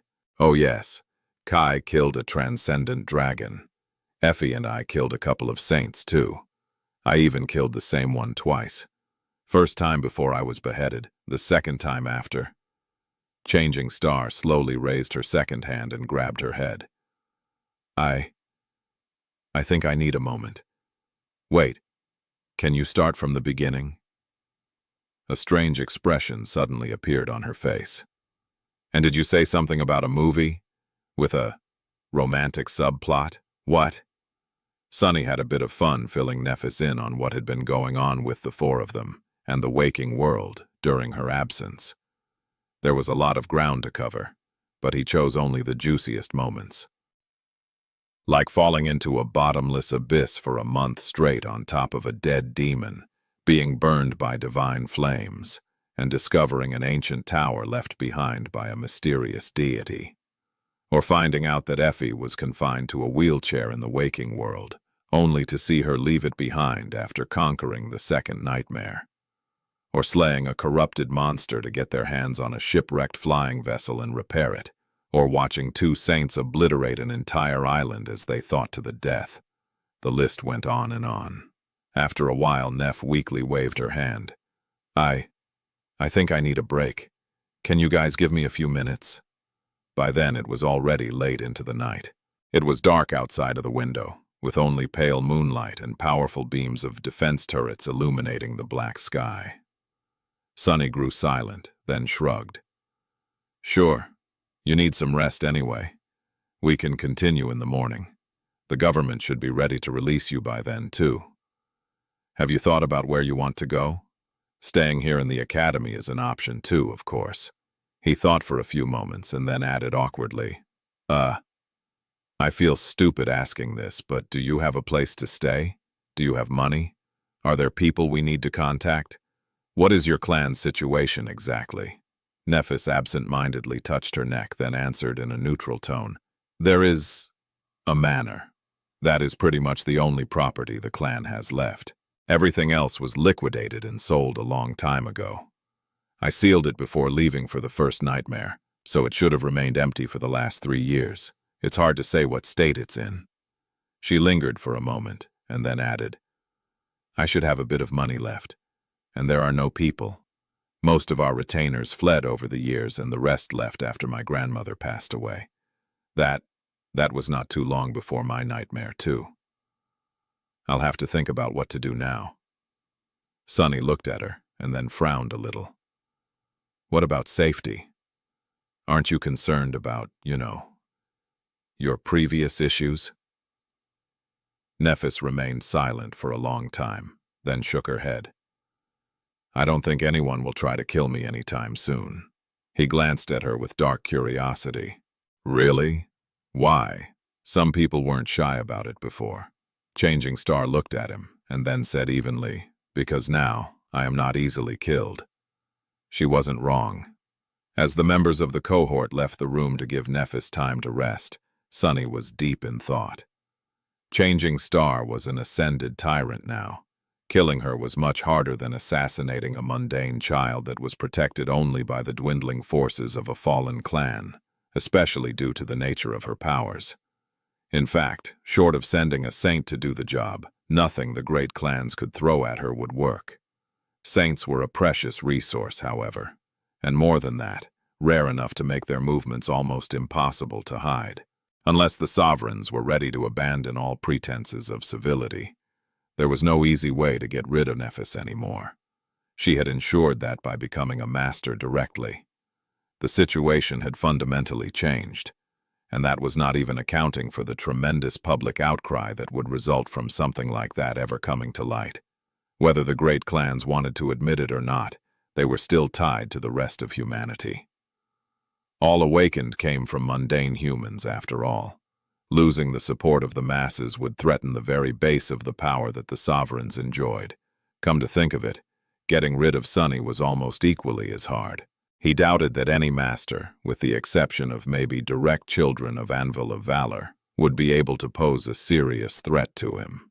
There were 2 more great clans to consider, of course, but he doubted that any scion of Song or Night was more dangerous than the Princess of War, Morgan. So, what did it all mean? It meant that their position in the negotiations had vastly improved. They could exert much more pressure on Valor and achieve much better results. That was if Nephis did not do anything extreme, of course, which she was more than capable of doing, considering her searing hatred for the 3 sovereigns. After hesitating for a bit, Sunny walked over to Cassie, leaned on the wall near her, and asked quietly, "What do you think she will do?" The blind girl understood his meaning without having to specify what exactly the question was about. Perhaps she was considering the same issue. Cassie lingered for a moment, then said quietly, "Negotiate." Sunny barely suppressed a chuckle. "Negotiate? Are we talking about the same Nephi's? Do you know how much she despises the great clans? What her insane ambitions are? Somehow I feel that 2 years of barely clinging to life in the dream realm did nothing to blunt her resolve. If anything, I think that it has only been sharpened." The blind girl remained silent for a while, then sighed. "I think so too. However, there is little choice. She is still too weak to face the enemy directly.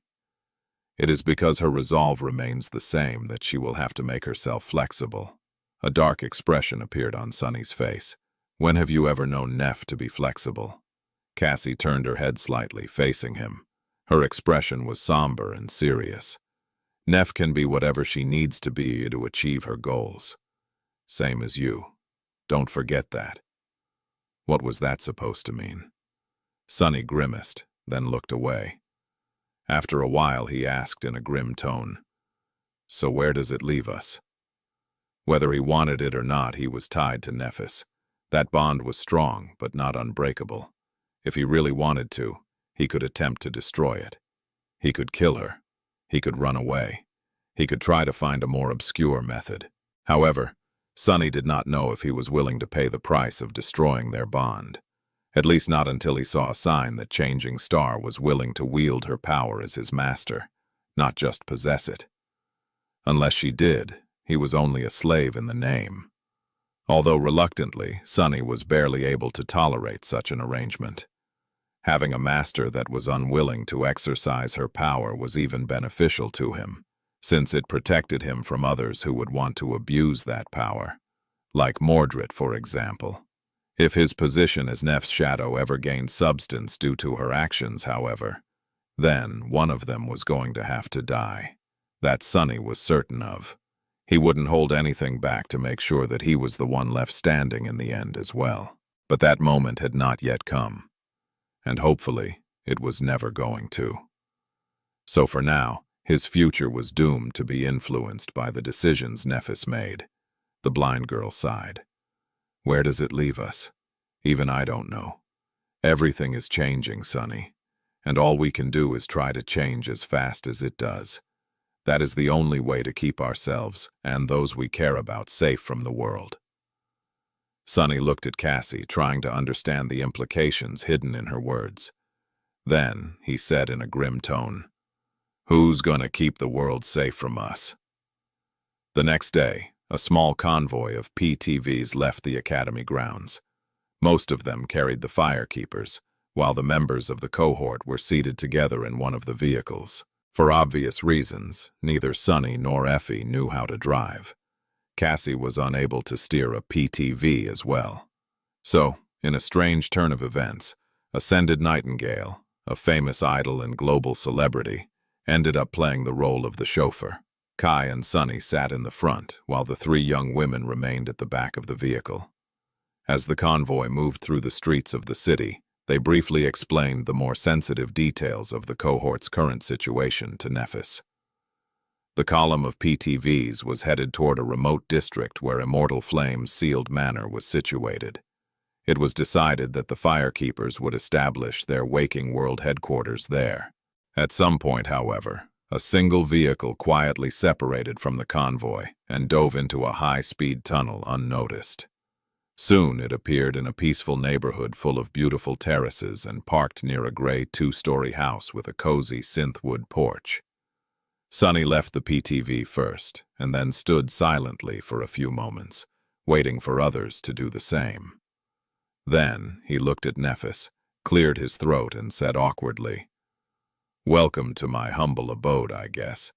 It, has designer lamps and a state-of-the-art refrigerator, among other things." After the 5 of them walked inside, Nephis remained silent for a few moments as she looked around. Although her face was still and stoic as ever, Sunny could have sworn that he noticed a hint of curiosity reflected in her cold gray eyes. After a while she asked, "This is your home?" Due to her sheltered upbringing, Changing Star had probably never been in a normal residence. Strangely, she was someone who had only experienced living in upscale manors and squalid dream realm slums, with nothing in between. Still, Sunny was not discouraged. He grinned and nodded proudly. "Yes, bought it fair and square, with the contribution points from my first research paper. I own this place." Nephis hesitated. What happened to the walls? His smile dimmed a little. Effie happened. Of course, he had long cleaned the mess that the huntress created after ascending. However, Sunny had been too preoccupied with other matters to enact proper repairs. As the result, the guest bedroom only had a flimsy curtain covering its irregular-shaped entrance, but no door. "Maybe I should get to it." Sunny cleared his throat, then gestured at the living room section of the main space. "Make yourself comfortable. I'll make us something to eat." As the cohort settled, he walked to the kitchen area and stood in front of the open refrigerator for some time, thinking. For some reason, Sunny had a strong desire to cook up something special. Nephis must have been sick of eating monster meat for years. So, finally, he produced a number of ingredients and laid them out on the cooking surface, then started the preparations. "Fried rice. Fried rice should do the job. Omerix? Do I have eggs?" As he went about it, the discussion reached a poignant moment. Cassie was finishing describing the important details of the reason for their tense relationship with Clan Valor. "And so we accomplished our goal and ascended.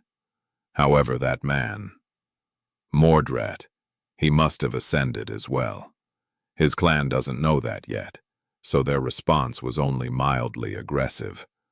Skytide of White Feather took most of the blame for his escape and the consequent death of St. Cormac. That did not save us from all fallout, sadly." She paused and then added somberly, "They have secretly captured 2 of the Loyalist Forgotten Shore survivors. The rest of us took shelter in the Dream Realm. For the past 6 months, Sunny's contact in the government acted as an intermediary to arrange a peaceful negotiation. It seems that Valor is finally ready to talk, but they aim to recruit at least one of us into their clan." The blind girl sighed. "The 4 of us are already a very important asset, but with the addition of the Firekeepers, our value is nothing short of tremendous. If they can't get all of us, they are determined to at least make sure that we don't pledge allegiance to their competitors. Of course, now that you are here, the situation has become even more fraught with tension. Valor will be much more motivated."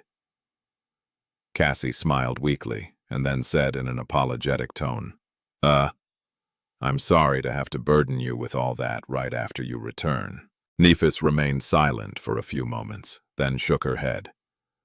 "No, you were right to inform me. Thank you." A grim and thoughtful look appeared on her face. Sunny, meanwhile, listened to the conversation silently. He was darkly perplexed by the fact that his life had turned out in such a way that encountering words like loyalists, government contact, and allegiance in a casual conversation did not seem out of place. Effie, meanwhile, looked at Changing Star with curiosity and asked, "I get what our problem with the great clans is. What's your problem with them? I thought that you, of all people, would have been chummy with the top legacies, princess." Nephis looked at her without any amusement. "They want me dead." The huntress blinked a couple of times. "What? Why?" Changing Star shrugged. "You'll have to ask them." Effie remained silent for a while, thinking. After some time, she frowned and asked, "So was Castor?" Nephis simply nodded. "He was." Kai looked at them with confusion. "He was what?" Everyone turned to him, suddenly realizing that the archer was less informed about some of the darker secrets of what had happened on the Forgotten Shore than the rest of them. After a while, Effie shook her head. "I mean, aren't you the walking lie detector? What do you think Castor was up to?" Kai coughed. "Oh, he was indeed a bit dishonest sometimes. but I just assumed that he was trying to hide his feeling for Lady Nephis. At that moment, Sonny walked over carrying 7 plates. He held 2 in his hands, 2 more in shadowy limbs that played the role of a second pair of hands, balanced 2 on his forearms, and the 7th was swaying slightly on top of a tangible shadow that resembled a long tail. Placing a plate of delicious, steaming omuris in front of Kai, he said with a crooked grin, "Oh, he had feelings for her for sure. The feelings of wishing to kill her to complete his mission. Sadly, he stumbled on me first." It was a sad thing indeed. If Sonny had not killed Castor, if Nephis had known in advance that slaying the Crimson Terror would force the spire to seek another conduit, if Cassie's vision had been more detailed, well, there was no point in feeling regret now. What had been done was done. The current conversation just went to show that Kai's strange flaw, while useful, was also often detrimental and misleading. As Kai stared into the distance in stunned silence, Sonny placed the other plates on the table, pushed 3 of them toward Effie, dismissed the shadows, and landed on a soft armchair. Then, he picked up his utensils, smelled the omurice, and let out a satisfied sigh. "What are you waiting for, fools? Dig in." The omurice disappeared from the plates with a speed that made Sonny a bit full of himself. He smiled proudly and then looked at Nephis. "So, what do you think about the mess we're in?" She put down her utensils, looked at the empty plate with a hint of regret, and then asked, "That Mordred, the rank of his aspect is the same as ours?" Sonny nodded, prompting her to frown. While she thought, he reluctantly added, "He is also older and more powerful than us, and possesses more knowledge than anyone in the waking world should have. Other than that, he is... Actually, I don't know what he is. I just feel that something is very wrong with that guy. Regardless, he is dead set on destroying Clan Valor. It is just hard to tell how he is going to go about accomplishing that goal." Changing Star remained silent for a few moments, then said evenly, "He is going to search for allies." Sonny's expression grew a little darker. "Mordred is not exactly a team player." Nephis slowly shook her head. "It doesn't matter. No matter how powerful he has become, it won't be enough to reach his goals. The enemy is too strong. Their power is too absolute." She did not say it, but from the grim expression on her face, Sonny could guess what Changing Star was thinking about. That she was in the exact same position, which did not bode well. He grimaced. "So, do you think that we should expect to find the bastard on our doorstep one day? The enemy of my enemy, and all that?" Sonny was not looking forward to meeting Mordred again, let alone getting entangled with him in any shape or form. As far as he was concerned, the Prince of Nothing would bring nothing but trouble. Nephis frowned, then said with uncertainty, "No, I doubt it." Well, if she was right, that was a relief. At that moment, Cassie deactivated her communicator and turned to face them. "The Firekeepers have reached the Immortal Flame Manor. They are putting on a show to make it seem like there are all kinds of activity going on inside. Hopefully, that is going to make most people think that you are there with them. You should not be bothered by anyone here for a while." She paused for a moment, then sighed. "But that is not going to last long. Maybe a week. The rest of us should not linger as well. It would be strange if Kai, Effie, and I are not seen at the manor. We will leave shortly and join the Firekeepers." Which would leave Sonny and Nephis alone. He did not know how to feel about that. Effie, meanwhile, glanced at the empty plates and said in a petulant tone, "I live here as well, you know." Cassie turned to her with a deadpan expression. "Not for the next week, you don't." As the huntress let out a sigh, the blind girl hesitated for a few seconds and then said, "I am also in contact with the government representatives in Clan Valor.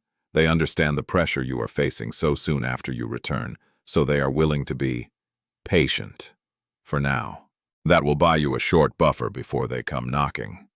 Be ready to receive some requests for public appearances and so on in a week or two.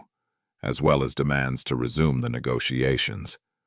We can stall for a time, but not forever.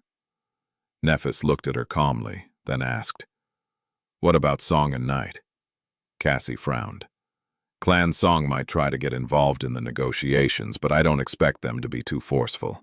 They are in a more advantageous position than Valor right now, after all. As for the House of Night, they are remaining strangely passive these days, for some reason. Maybe they just know that they have less to offer than the other two great clans and don't want to bother. Sunny had a different explanation for why the Nightwalkers had less time to participate in the schemes of the two greater clans, but chose to remain silent. The information provided to him by Master Jet had been shared in confidence. Even if he wanted to, he couldn't go around spreading it. The blind girl sighed, then rose from her seat. "Try to rest well during this week, Neph. Don't neglect your recovery. We know that you are strong, but no one is truly infallible. Perhaps none of us has experienced as much pain as you had in these past few years. But we faced our share, some more than others." She briefly faced Sunny, then turned away and lowered her head. "So we understand how precarious it is to go on as if nothing happened without giving the old wounds a chance to heal. Don't be stubborn and have some pity on yourself for a change." Nephis looked at her. After a few moments, a pale smile appeared on her face. "You don't have to lecture me, Cass. You are overestimating my resolve. I am more than willing to rest for a while. Happy, even."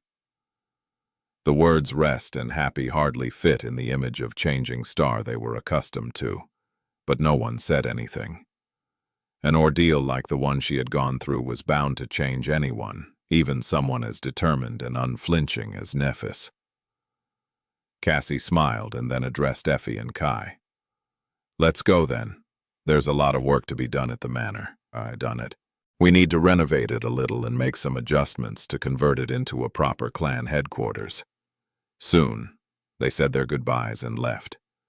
The PTV came online and swiftly disappeared from view. Sunny and Nephis were left alone in the cozy gray house. He hesitated for a bit and then looked at her with a bit of awkwardness. "Well, make yourself at home, I guess. Actually, let me give you a tour." In one of the most upscale districts situated near the heart of the city, a fancy but not overly opulent restaurant was welcoming the first few visitors of the day. While some owners made a point of following the archaic traditions and hired human servers, this particular establishment was aimed at a mostly young audience. For that reason, a lot of things were automated and could be easily accessed through personal communicators of the patrons. The chefs were still human, of course. They were also true masters of their craft. Every ingredient used by them was natural as well, while some were even imported from other quadrants. The interior design was similarly luxurious, with natural wood visible everywhere. Authentic paintings from centuries past hung on the walls, protected by thick sheets of transparent alloy. Everything was expensive, stylish, and screamed of class. Such a restaurant, of course, was only accessible to citizens of the highest ranks, who could afford to dine here. It was especially popular among young heirs of the city elite, and had a reputation for being a prime spot for arranged dates and romantic occasions. Currently, a couple of such meetings were taking place inside, with wealthy young men and women going through the awkward motions of attending a blind date arranged for them by their families. Strangely, the most striking visitor of the famed restaurant sat alone, as if her date was running late. The young woman seemed to be in her mid-20s, but possessed elegance and grace that spoke of strange maturity. She was exquisitely beautiful, with a supple figure and flawless skin. The beauty was wearing a stylish red dress and a black leather jacket. A few tasteful pieces of jewelry adorned her fingers and delicate neck. Other female visitors of the restaurant couldn't help but feel exasperated by the fact that their dates seemed to be unable to stop stealing glances at the beautiful woman. The men, meanwhile, were all wondering what kind of a fool would keep such a belle waiting. If only they were in his place, they wouldn't be so tardy. Finally, the doors opened and a new visitor came in. The young man looked around, scratched the back of his head, and then headed toward the table where the striking beauty sat alone. Sitting down, he smiled sheepishly and said, "Sorry for being late. I hope you did not have to wait too long." The young woman smiled politely, revealing her pearly white teeth. "No problem at all." She studied the young man for a few moments, and then said with a bit of reproach in her pleasant, velvety voice, "I hate to say it, but you don't look like the images I was shown at all." He looked down, as if embarrassed. "Oh, I had to wear something inconspicuous. Walking around as my usual self would be a bit too ostentatious. However, isn't it the same for you? All that makeup to hide your complexion?" The young woman frowned. "It is a cosmetic memory, I'll have you know. Regardless, I have already ordered something to eat. You can peruse the menu while we wait." The young man hesitated, then looked around with an amused expression. Finally, he asked, "How do I do that?" She glanced at him with curiosity. "You don't know? Have you never been to a proper restaurant before?" The young man smiled and shook his head, then said wistfully, "To tell you the truth, this is my first time visiting a restaurant. I was raised in the dream realm after all. I only returned to the waking world when I was around 13. Many things here seem very strange to me."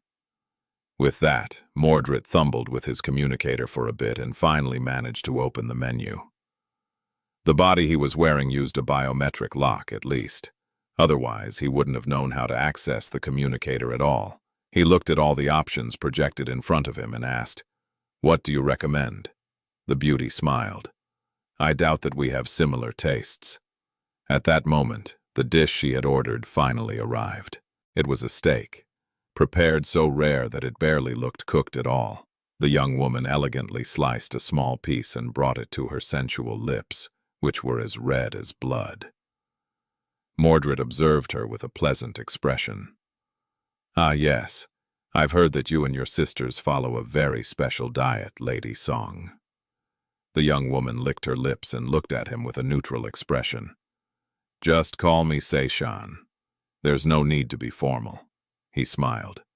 "So, Seishan, why did she send you, of all people? Are you so expendable that the queen does not mind sacrificing you to me, should the date go badly?" Song Seishan calmly ate another piece of the steak, then wiped her lips with a napkin. "Why would our date go badly? We have a common goal, after all. Our clan is your best chance to achieve it." Mordred thought for a bit, then nodded and sighed. "True, however, with that Antarctica thing going on, I would have thought that she would be reluctant to move forward. After all, it's not the best time to do anything drastic." Seishan studied the Prince of War for a few moments, and then smiled. "Oh, on the contrary, we think that the event in Antarctica sets the best stage to do something drastic." He hesitated for a while, then shrugged. "Well, fair enough. So what now? Do I have to kneel and recite a vow, kiss your ring, or do something else?" The beauty shook her head. "Usually, you would have had to sign a contract with a drop of your blood. However, considering your propensity to change attires, that would hardly do anything, wouldn't it?" She smiled. "So, there's no need. Welcome to the clan song, Prince Mordred. I look forward to all the great things we will accomplish together." Mordred reciprocated her smile, then chose a couple of options in the menu and pressed them. Then he sighed and said with a bit of amusement, "Ah, it feels strange to be adopted." Eventually, Sunny and Nephis ended up in his underground dojo. Changing Star looked around, her gaze lingering on the racks of training weapons and the deactivated sleeping pod that stood forlornly in its alcove, all but forgotten by its former occupant. After a few moments of silence, she asked, "Do you make use of all these weapons?" Sunny glanced at the training equipment, lingered for a moment, then shook his head. "Yes and no. In the past 2 years, I did expand my repertoire to include all kinds of sharp implements. But I practice with something better." He was still most confident when wielding swords akin to Azure Blade, Midnight Shard, and his serpentine Odachi. His proficiency with spears was also quite high, and he was steadily improving his archery skill. However, while Sunny had learned enough to feel comfortable with other types of weapons as well, he had a long way to go before truly mastering them. Nephis nodded thoughtfully. "Do you use the Soul Serpent?" Sunny stared at her for a moment, then looked away. Yes. He was reminded of the shadow bond that connected them. Beyond its main function, it also allowed Sunny to peer into some of Changing Star's secrets. However, she was able to learn a lot of his as well. Sunny had suspected that this was the case from the very start, but now those suspicions were confirmed. He remained silent for a few moments, then suddenly grinned. "Were you surprised?" Nephis looked at him, hesitated for a moment, and said, "I was. Very, very much." She sighed, sat down on the floor, and crossed her legs. "I always knew that you were extraordinary. I just didn't think that you possessed a divine aspect too. To be honest, I thought that I was the first." Sunny sat down opposite her and shook his head. "Yeah, I thought so too. But neither of us was the first. It was Mordred instead. He is older than us by 4 or 5 years, and had his first nightmare when he was 12.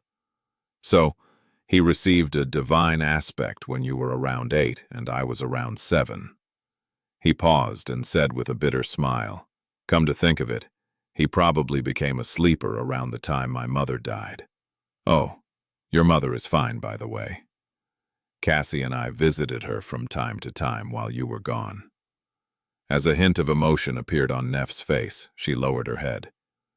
"Thank you." Then she lingered for a moment and asked, "Do you mind telling me where the divine memory in your possession came from?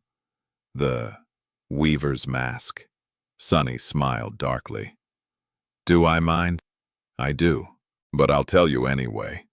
I found it below the cathedral in the Dark City, on an ancient corpse that turned to dust as soon as I took the mask from it." Changing Star tilted her head a little. "Do you mind telling me what it does?" He laughed. "Why not? I'll tell you. It can reverse one's flaw." A sudden silence settled in the dark chamber. Nephis looked at him, a hint of longing and pain reflecting in her striking eyes. Sunny grinned. "Why? Do you want to take it from me? All you have to do is to say the word. It's not like I can refuse." She stared at him for a long time, then silently turned away and did not say anything. Sunny's grin turned somber. "Good decision. Did you think that it will save you from the pain? It won't. The mask does not nullify the flaw. It just reverses it. No matter what, the flaw is still a curse. By now, we both should have a good sense about such things. Chances are the new curse would be more terrible than the old. Right now you have to burn yourself alive every time you actively use your aspect. With the help of the mask, you would most likely be burning without reprieve, forever, unless you were using it." He grew silent, and then added, "The mask can also kill you in many other ways. It is, too powerful to be used lightly. At least by the likes of us." Nephis hesitated for a few moments, then gritted her teeth. "It is fine. I don't need to be liberated from my flaw. I don't need a powerful memory to uplift me. I myself is enough." Sunny stared at her, then shook his head. "You are exactly the same. You did not change at all. I thought that 2 years of despair would have made you a little smarter, but you are still clinging to your deranged dreams, aren't you?" She looked at him, remained silent for a while, and then smiled with the corner of her mouth. Despite the smile, however, her eyes remained calm and cold. 2 years. No, I've been desperate for much longer than that, Sunny. Why would I change now?" He let out a long sigh, then looked to the side. "Indeed. So, Aster, Song Vale, they are your next targets, aren't they?" She nodded silently, prompting him to add, "You told me once that just knowing these words can get a person killed. However, I went ahead and did some digging of my own. Aster Song and Vale are Asterion, Key Song, and Anvil of Valor, correct? The former members of your father's cohort? Nephis nodded again, looking at him intensely. Sunny scowled. They are also known as the Sovereigns. Because they have conquered the fourth nightmare. They are one rank above the transcendent. They are supreme, are they not? Without saying anything, she just nodded for the third time. Sunny hesitated for a while and then asked, "They killed your father, didn't they?" Nephis continued to look at him, white flame dancing in her eyes. After some time, she sighed. "Yes, I believe so. My father, he died when I was 4. Before that, the members of his cohort were like aunts and uncles to me. Aster, Song, Vale, that was what he called them. They were his friends." Her expression turned dark. "But after he was gone, something changed. I was too little to understand. But none of these friends came to our help.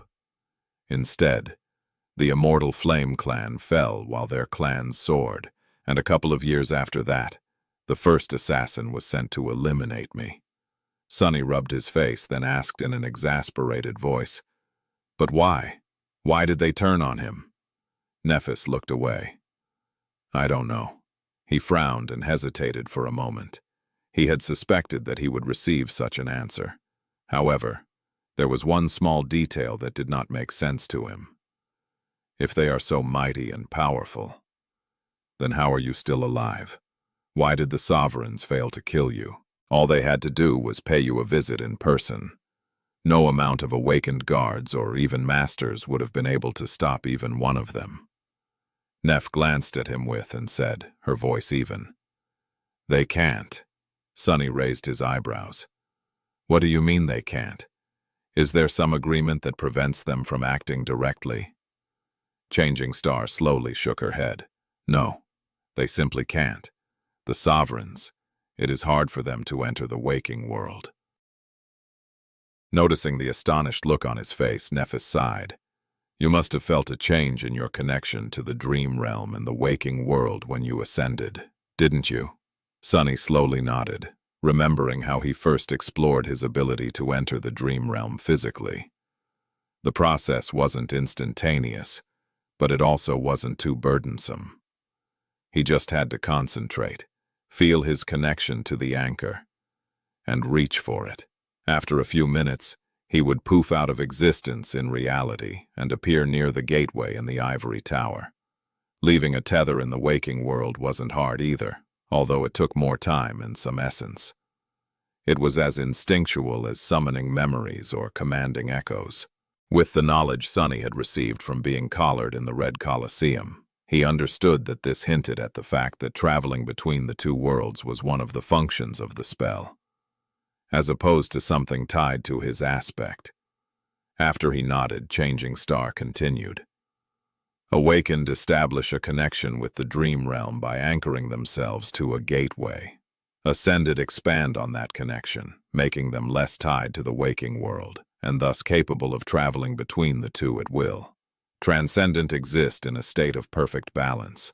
They are connected to both worlds in equal measure, which makes them independent of gateways. In a sense, they are the gateway, which is why they can even bring another person with them in their travels. She paused, and then added in a somber tone, "However, that balance is broken once a person becomes supreme. It shifts, tying them to the dream realm instead of the real world. In truth, I don't know much about the power of the Sovereigns.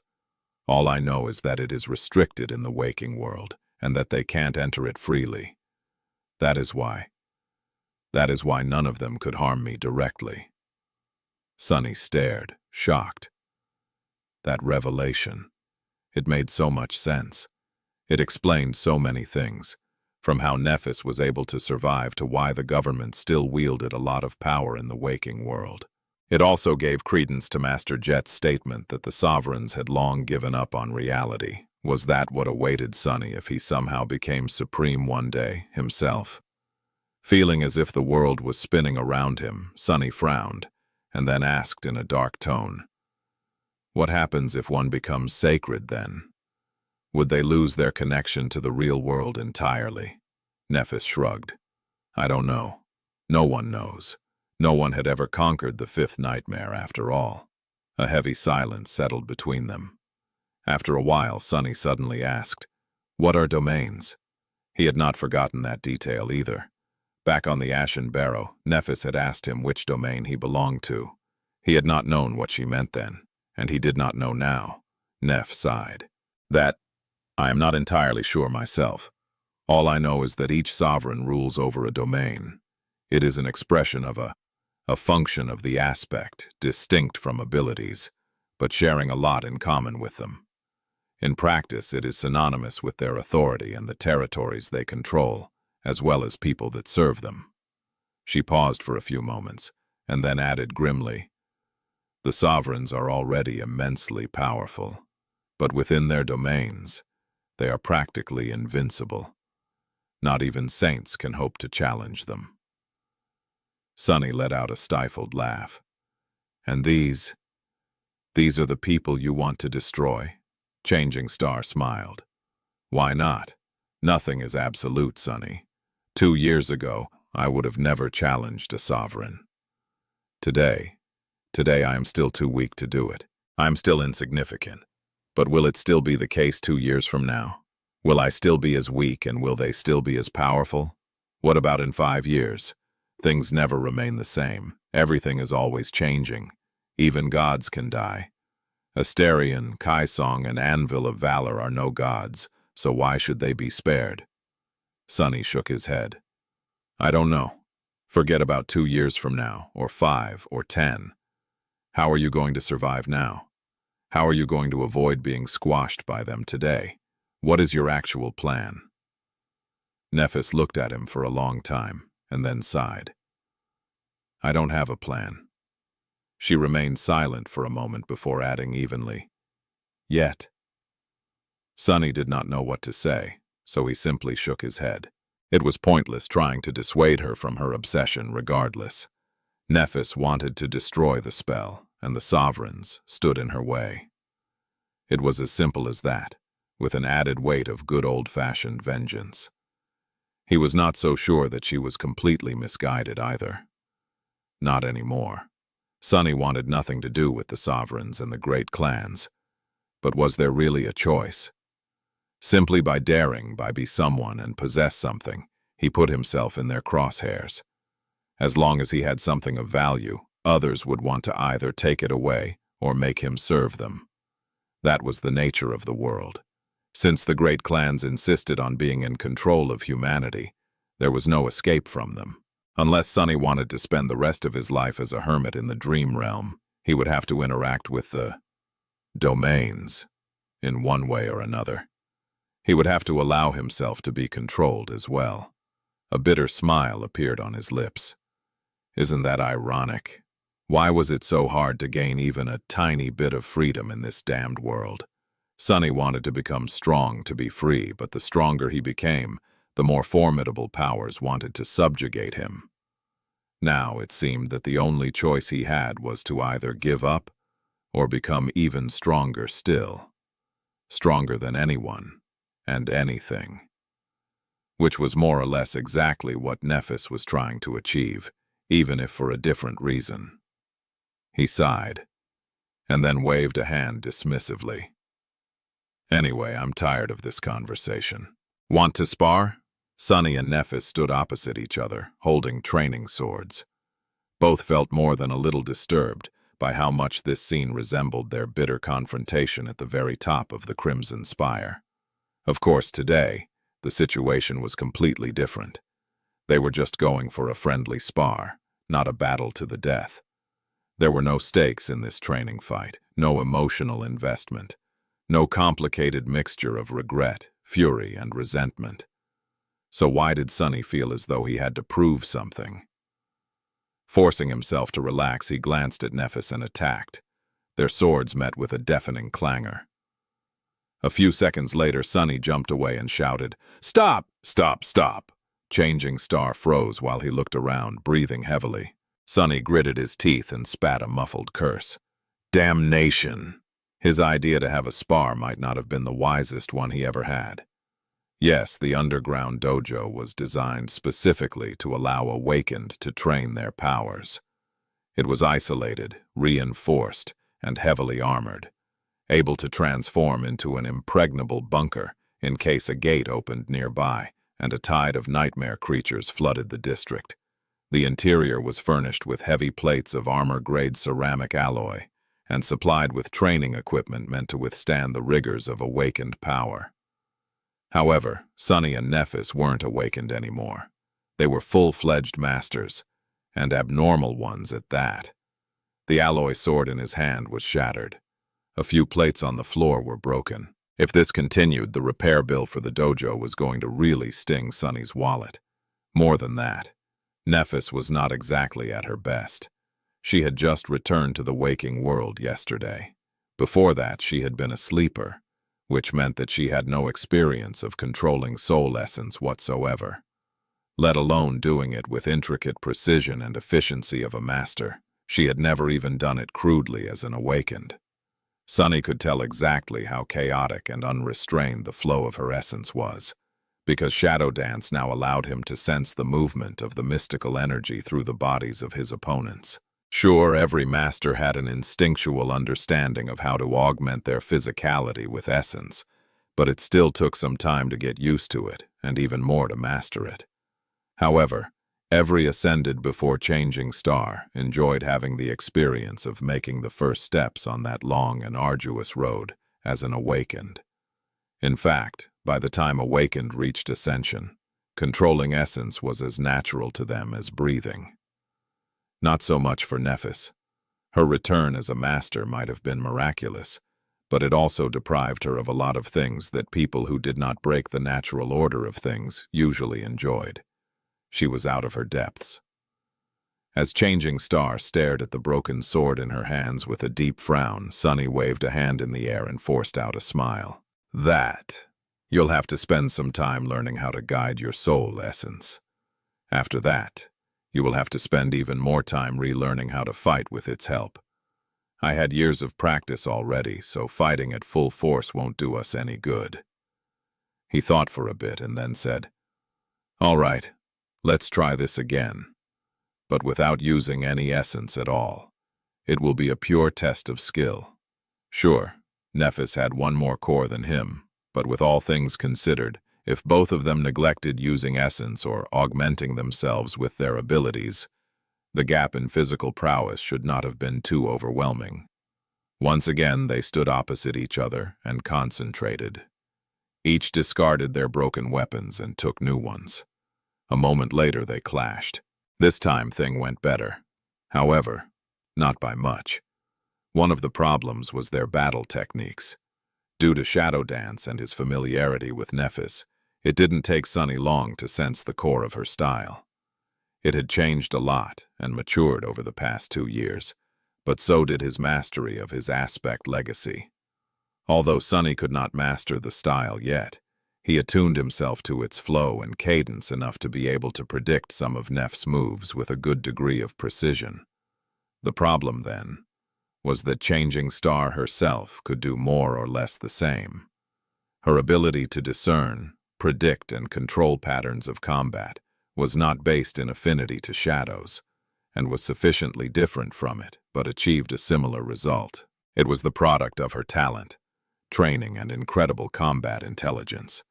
As the result, Sunny was able to somewhat predict what Nephis was thinking of doing, while she could predict what he had predicted her actions and change her approach on the fly, which he would also discern, and so on.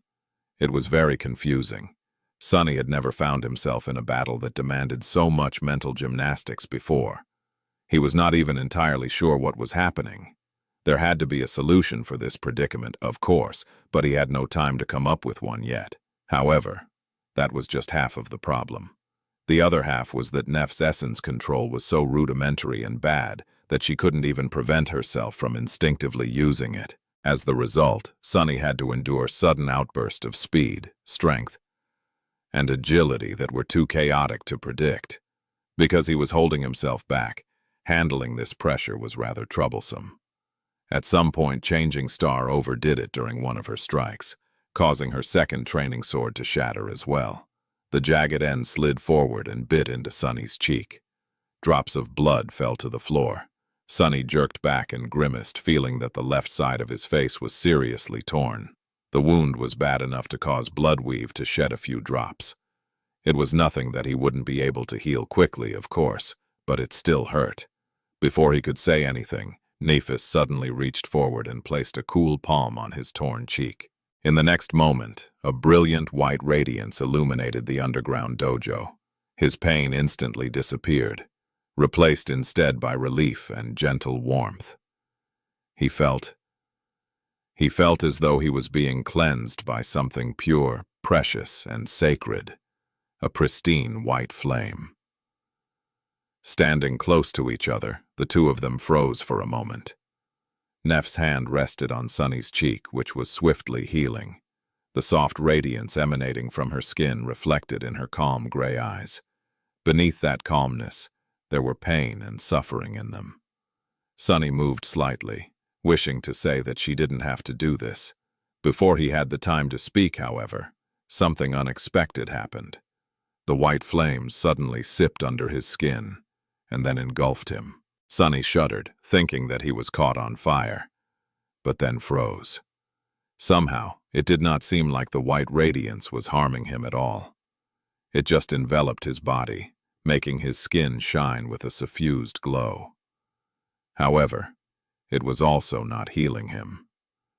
Instead, Sunny stared at Nephis with astonishment and asked in a low voice, What is happening?" From the confused look on her face, she did not do whatever it was that had happened on purpose. Changing Star took an involuntary step back, removing her cool palm from his cheek, and briefly glanced at her hand.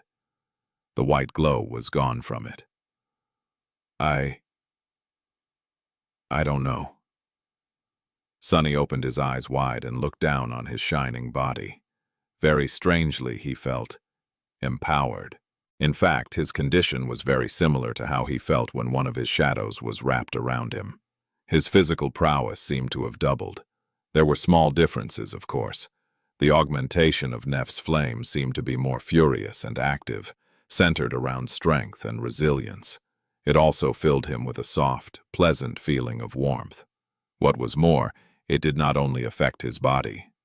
It reached into his soul as well, igniting and enhancing it. The shadow essence flowing through his body became much more potent and vibrant, full of greater energy. Sunny blinked. Did Nephis just augment him with her aspect ability? "Since when can you augment other people?" Changing Star seemed to be as bewildered as he was, even though it did not show on her face. "I can't. This was not supposed to happen.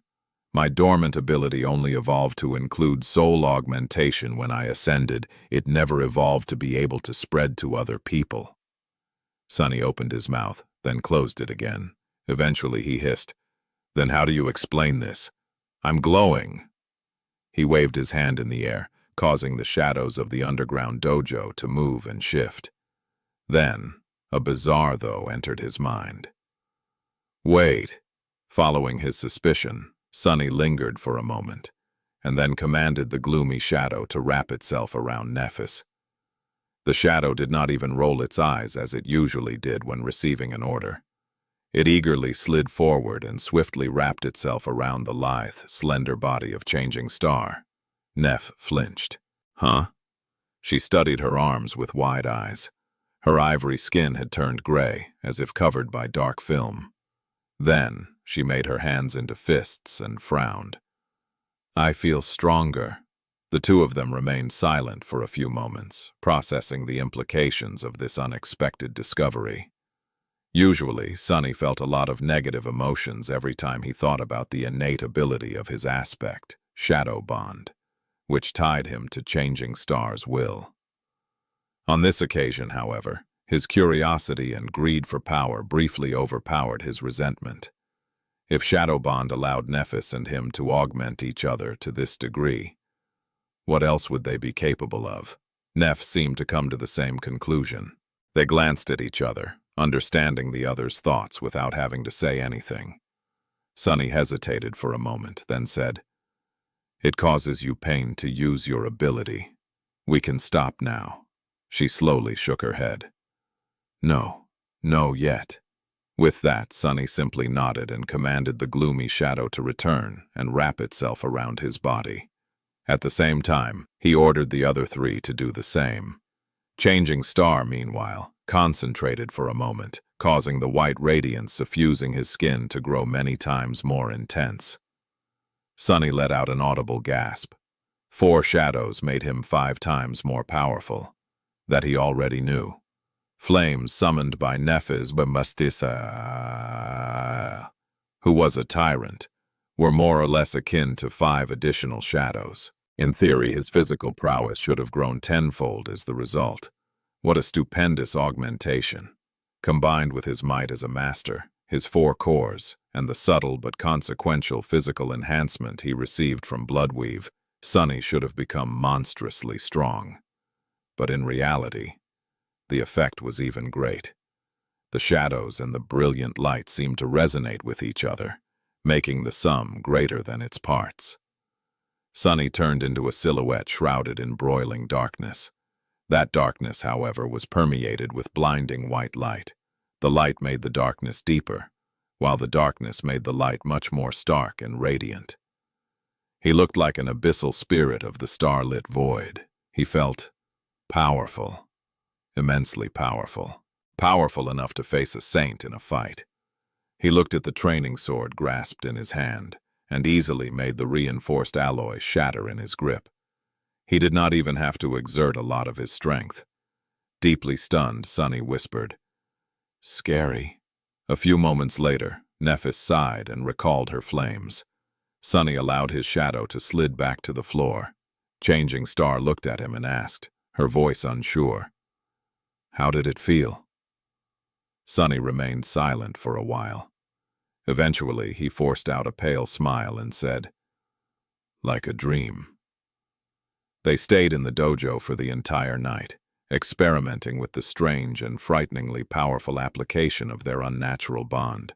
There were many things they had to explore, even though it was too dangerous to test the limits of this new power here. The last thing Sunny wanted was to completely wreck the foundation of his home. It wouldn't have been fun if the whole building suddenly collapsed. Still, there were a lot of things that they have discovered. First, both Sunny and Nephis could be enhanced by the white flames and the shadows. All of this might could be concentrated on one person, or shared between them in any proportion they chose. Mixing any light into the shadows or even one shadow into the radiant light made the end result more powerful. Secondly, the same could be done to their memories. Pouring all of their power into the cruel sight, for example, made it somewhere around 15 times deadlier. This scale of enhancement went well beyond the confines of its rank, making the somber spear as powerful as a transcendent weapon. Applied to an armor, the augmentation was just as strong. However, doing so would have been a bit wasteful. Memories had no souls, and as such, the part of Changing Star's flames that made a person's soul more active and resilient was wasted on them. It did, however, affect shadows and echoes. Sunny and Nephis tested the full augmentation of their combined aspects on Saint first, and then on the echo of a 6-armed ascended demon that Changing Star possessed. The result was as frightening as what Sunny had experienced himself. As the dawn painted the world in shades of pale violet and lilac, the pair was still cooped up in the underground dojo. Although neither spoke, their eyes were full of thought. Both understood what their discovery meant. Each of them bore a divine aspect. Each was immensely powerful when compared to other ascended. When 2 bearers of divine aspects combined their power, however, imagining what they could do was indeed a bit scary. After a while, Sunny glanced at his communicator and flinched. "Crap. It's morning already. I'm going to be late for my lecture." He looked at Nephis, suddenly realizing how tired and spent she looked. Using her ability so much must not have been easy. She simply nodded. "You can go if you wish. I'll rest for a while." Sunny hesitated for a moment, then nodded and used Shadow Step to jump to his closet on the second floor of the house. A few minutes later, he was already running out of the door, wearing civilian clothes that Kai had helped him pick a while ago. Changing Star was left alone. On the way back from school, Rain couldn't think about anything else except for the news that she had heard from her classmates. At first, she had dismissed them as a wild rumor, but then her inquisitive nature forced her to check the respectable government portals to make sure. A minute of research revealed that the rumors were true. Changing Star of the Immortal Flame Clan, the lost hero of the Forgotten Shore, had ascended and returned to the real world. She was alive. Can't be. By now, the news were spreading across the network like wildfire. Rain could tell that many of the passengers riding the train with her were thinking and talking about the same thing. Everyone looked shocked and excited. She did not pay other people any attention, however. There was only one thought on her mind. She had to tell Sunny. Her friend and mentor was a member of Changing Star's cohort after all.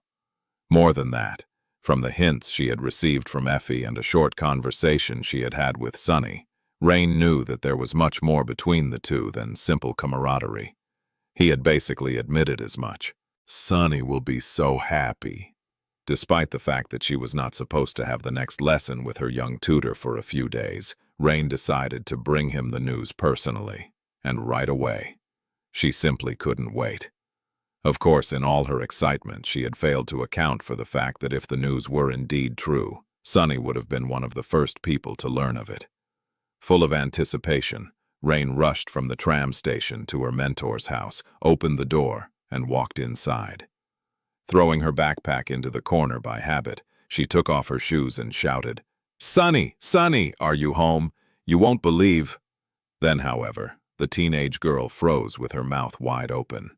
As she watched in stunned silence, the curtain hanging over the entrance to the guest bedroom parted, and a tall, incredibly beautiful young woman walked into the living room. Suddenly, it seemed as if sunlight pouring through the windows became a little bit brighter. The young woman was slender and graceful, with flawless ivory skin and striking gray eyes. Her face was calm, aloof, and strangely mesmerizing. What shocked Rain much more, however, was that the beautiful stranger's skin glistened with moisture, as if she had just left the shower. She was wearing nothing but one of Sunny's black shirts, leaving her long legs mostly bare, and her wet hair. Her hair was of a strange silver-white color. The silver-haired young woman walked toward the kitchen, then stopped and looked at Rain. A hint of confusion appeared on her face. She hesitated for a moment, then said, "Hey." Rain raised a trembling hand and pointed a finger at the stranger's head. Her teeth chattered as she forced out, You're... The beautiful stranger raised an eyebrow and remained silent. Rain finally managed to finish her sentence. "You're Changing Star." The last daughter of the Immortal Flame Clan tilted her head a little, then shrugged. "Yes, I am. Who are you?" Rain swallowed, slowly realizing that she was in the presence of one of the most talented battle commanders and heroes of humanity. A person so renowned that there was hardly anyone in the entire world who did not know her name. And Sunny's. Remembering the lessons he had taught her, the teenage girl forced herself to calm down, somewhat, and said weakly, I am Rain. Sunny is my teacher." Changing Star remained silent for a moment, studying the unexpected guest. Then a small hint of a smile appeared on her beautiful face. "Really? Well, I used to be your teacher's teacher. I guess that makes me your grand teacher." Rain opened her eyes wide. Changing Star of the Immortal Flame Clan. Was her what? The concept simply failed to register. The supposed grand teacher, meanwhile, walked over to the kitchen counter and poured herself some water. She drank it, then looked at Rain. After a few seconds of silence, she said, "I'll be staying here for a few days. You can call me Neff. Rain slowly nodded, not quite sure what she was just told. Was she sleeping? Was the famous lady of the Immortal Flame clan in front of her, wearing Sunny's shirt, telling Rain to call her by her fist name, a nickname even? If that bastard Sunny had not subjected Rain to stumbling into Song of the Fallen, raised by wolves and nightingale, she would have probably fainted by now. As it was, Rain was barely able to remain on her feet. Lady Changing Star, Neff, looked at her attentively, and then suddenly asked a strange question. Rain, does your home have a big window and a lawn? Rain silently nodded. Yes, why? Neff lingered for a moment, and then turned away. Just wondering. Then she looked toward the living room area and sipped her water. Oh, by the way, do you know how to control the entertainment system of this house? Rain nodded again. Yes, I do. Changing Star smiled with satisfaction. Great. I was told that there is a movie about me. Can you put it on the projector? Rain made a deep breath, obediently walked over to the projected, connected it to her communicator, and searched for the Song of Light and Darkness on the network. A few minutes later, she found herself sitting on the sofa next to Master Changing Star, the legendary heiress of Immortal Flame, as the somber music reverberated all around them. The movie was starting. Am I dreaming? This can't be real, can it? On the wall in front of them, the interior of a spacious and brightly lit room appeared. A handsome man with dark circled under his eyes was studying a map, while a little girl with silver hair was playing on a carpet near him. The man was speaking. We awakened only raise arms to protect humanity. Sitting next to Rain, Nephis sighed and palmed her face.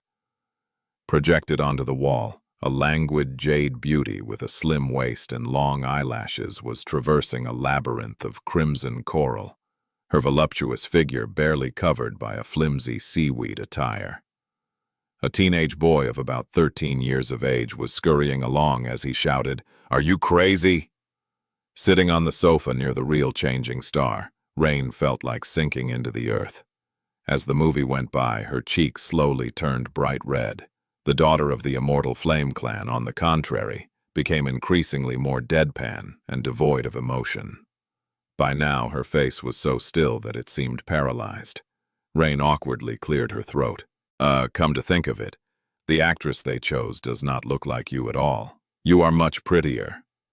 Nephis shifted and briefly glanced down.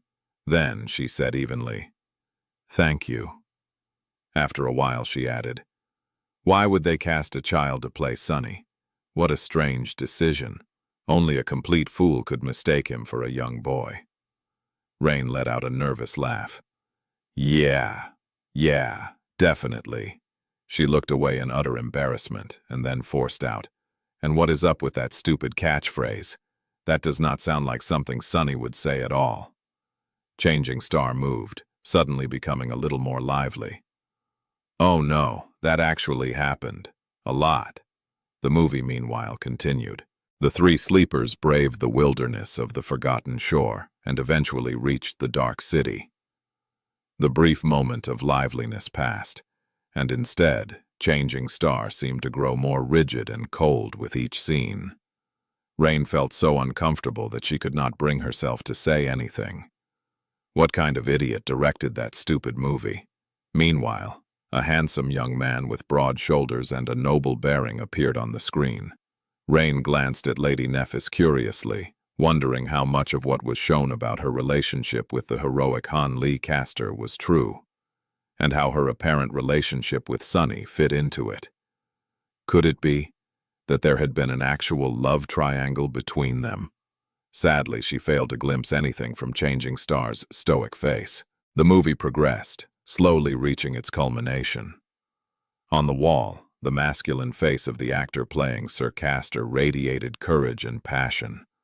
Holding the grief-stricken jade beauty by the hand, he looked her in the eyes and said with passion, "Should I fall? Do not cry for me, my lady. My life does not matter, but yours does. Immortal flame must never be extinguished. As long as it burns, humanity still has hope. The dreamers of the dark city have hope. As long as you live, I can face 1,000 deaths with a triumphant smile. Rain shifted uncomfortably. Is it me or is it getting hot in here? Not a single muscle moved on Changing Star's face. She looked at the projection with a deadpan expression. The projection, however, suddenly stuttered. Rain frowned. Huh? In the next moment, she thought that she smelled smoke. Turning around, the teenage girl noticed a thin stream of it rising from inside Sunny's expensive projector. That's strange. Rain opened her mouth to say something, but before she could, the projector suddenly exploded. After the movie was suddenly and violently interrupted, Rain only stayed for long enough to help Changing Star clean up the debris of the malfunctioned projector. Then, she found an excuse, grabbed her backpack, and hurriedly left. Who knew what was going to explode next? Once the teenage girl was gone, Nephis was once again left alone in the empty house. She lingered for a bit, then went back into the guest bedroom and rummaged through Effie's closet. She had no clothes apart from the tracksuit that the academy had issued to her, which was soaked with sweat after the night she had spent with Sunny underground. There were memories, of course.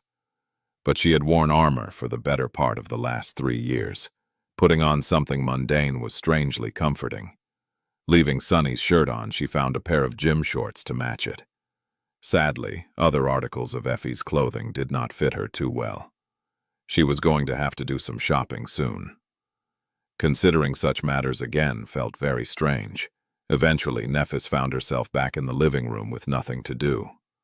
She simply sat in silence for a while, trying to deal with the disturbing oddity of not being in danger. Then, she shifted uncomfortably, looked around, and took out the state-of-the-art communicator the government provided to her. She stared at it for some time, then tentatively accessed the network. After a while, Neff found herself senselessly scrolling through popular clips. A few minutes later, one video caught her attention. A demonic figure in black armor and fearsome mask stood in a small clearing in the middle of a thick forest, a long blade of an odachi resting on his shoulder. The swordsman's white hair moved slightly in the wind. Something about him seemed odd. Suddenly, 12 figures appeared from behind the trees, surrounding the demonic swordsman. One of the ambushers spoke. "Sorry, mongrel. No hard feeling, right?" Nephis shook her head slightly and sighed. 12 against 1. The man in black armor, meanwhile, remained silent for a moment and then said calmly, "None whatsoever." Already knowing how the fight would end, Neff moved her finger to scroll on, but then stopped. Something very unexpected was happening on the screen of her communicator. Instead of being instantly overwhelmed, the warrior dodged several attacks and dove through a stream of scorching fire, his black armor reflecting the crimson flames like the scales of an infernal monster. His gauntlet collided against the head of one of the enemies, instantly breaking the skull. White sparks slowly ignited in the depths of Neff's eyes. Interesting. She lingered, watching the brutal slaughter with a hint of excitement. After spending years fighting against overwhelming odds, Nephis couldn't help but root for the lonesome swordsman. A few seconds later, she was fully engrossed in the video. Remarkable. The second lecture had turned out to be a challenge for Sunny. Not because he felt unprepared to teach the less experienced awakened, but because all of them were very enthused and full of questions about Changing Star's return. The whole academy was abuzz. "Master Sunless, have you met Lady Changing Star? Is it true? Did she ascend? Are you going to join the Immortal Flame clan now? Can we join too?" Normally, that would not have been a problem. Sadly for Sunny, he could not refuse to answer any question due to his flaw, so it took some time and ingenuity to not let anything important slip while reining the students in. Eventually, he forced them to concentrate on the lecture. After the lecture was over, he had to take care of some administrative issues, as well as visit teacher Julius and assist the old man with a few tasks. Seeing that his assistant was very eager to leave, The elderly instructor did not keep Sunny long, and soon let him go with a knowing smile. "Ah, youth." Sunny frowned a little as he hurried to the door. "What is that supposed to mean?" Throwing the confusion out of his mind, Sunny decided to not waste time and used Shadow Step to reach the train station as fast as possible. On the way home, he was deep in thought. After the night of experimenting and exploring their bond, he was very curious what else Nephis and him could do. As far as Sunny understood it, Shadow Bond made it so that their souls were strangely considered to be two parts of a single whole, at least when applied to the function of their aspects. So, did that mean that he could pool Neph with him through the shadows when using Shadow Step? If he used a charm like Blood Blossom, would its effect be shared to her? If so, would the boost granted to them remain the same or grow twice as weak? He had many questions like that, and answers to them could only be found through further experimentation. Sunny was very excited. Why wouldn't he? He was always resentful of his weakness and of the fact that stronger awakened or powerful nightmare creatures could snuff out his life without too much trouble. Anything that could grant him more power to defend himself was a boon, and the memory of how powerful he had felt last night was still fresh in his mind. Of course, reality was not so simple. Firstly, any experiment would demand Neph to go through torturous pain. Secondly, he had not forgotten that this power came at a cost. The cost was his freedom. Nephis seemed to be reluctant to use the Shadow Bond to compel him to do her bidding, but he could not be completely sure of her intentions. Not until they talked openly about it. It was just that he didn't want to have that talk yet. Talking openly about anything was the last thing he usually wanted to do. Later. I'll do it later. Neph was barely out of the nightmare. Sunny himself had not been in the best of shapes after ascending for a while. It was better to give her some time to balance herself. Soon, he was nearing his house. The security system automatically scanned his biometrics and unlocked the door. Opening it, Sunny walked inside and took off his shoes. Then, he looked around and noticed Neph sitting on a tall stool near the kitchen counter, staring at her communicator with strange intensity. Her eyes were burning, and it seemed as if she had spent a lot of time without moving. She seemed to be so engrossed with what was happening on the screen that she did not even pay attention to his return. Clenching her fist, Neph suddenly spoke. "Come on, you can do it. She is good, but you are better." He blinked a couple of times, unaccustomed to hearing such enthusiasm in Changing Star's voice. She was usually far more reserved. And what did she mean? What was he supposed to do? Who was he better than? Ah, she must be talking to herself. But what the hell is she watching? Sunny took a few steps forward and looked over Neph's shoulder. A strange expression appeared on his face. On the screen, a ferocious swordsman in black armor was fighting against a graceful woman who wore a light metal armor and an elegant half-mask. Rose petals fell from above, carpeting a grandiose arena. A dark odachi and a slender estak clashed against each other, filling the air with the clangor of steel. Wait, isn't that my duel against Queen Bee? That was a memorable fight. He had barely won that one. Sunny blinked a couple of times, remained silent for a few moments, and then coughed. Hey? I'm back. Nephis froze. She paused the video, hesitated, then slowly turned and looked at him with a startled expression. Oh, hey. Sunny stared at her for a couple of seconds, then asked with a little smile, "What are you watching?" Nephis suddenly livened up and gestured at her communicator. I stumbled on a video of a very interesting fighter. Have you heard about that guy, Mongrel? He's incredible. I've been studying his fights for a few hours. Sunny scratched the back of his head and then said evenly, "Mongrel? Yeah, I've heard a few things about him. Incredible, you say? Do tell what is so incredibly about him. In detail." Then he suddenly frowned and sniffed the air. "What's this smell? Crap. Don't tell that the filtration system is glitching." Sunny looked around and then froze. His eye twitched. What What happened to my projector? A familiar deadpan expression appeared on Neff's face.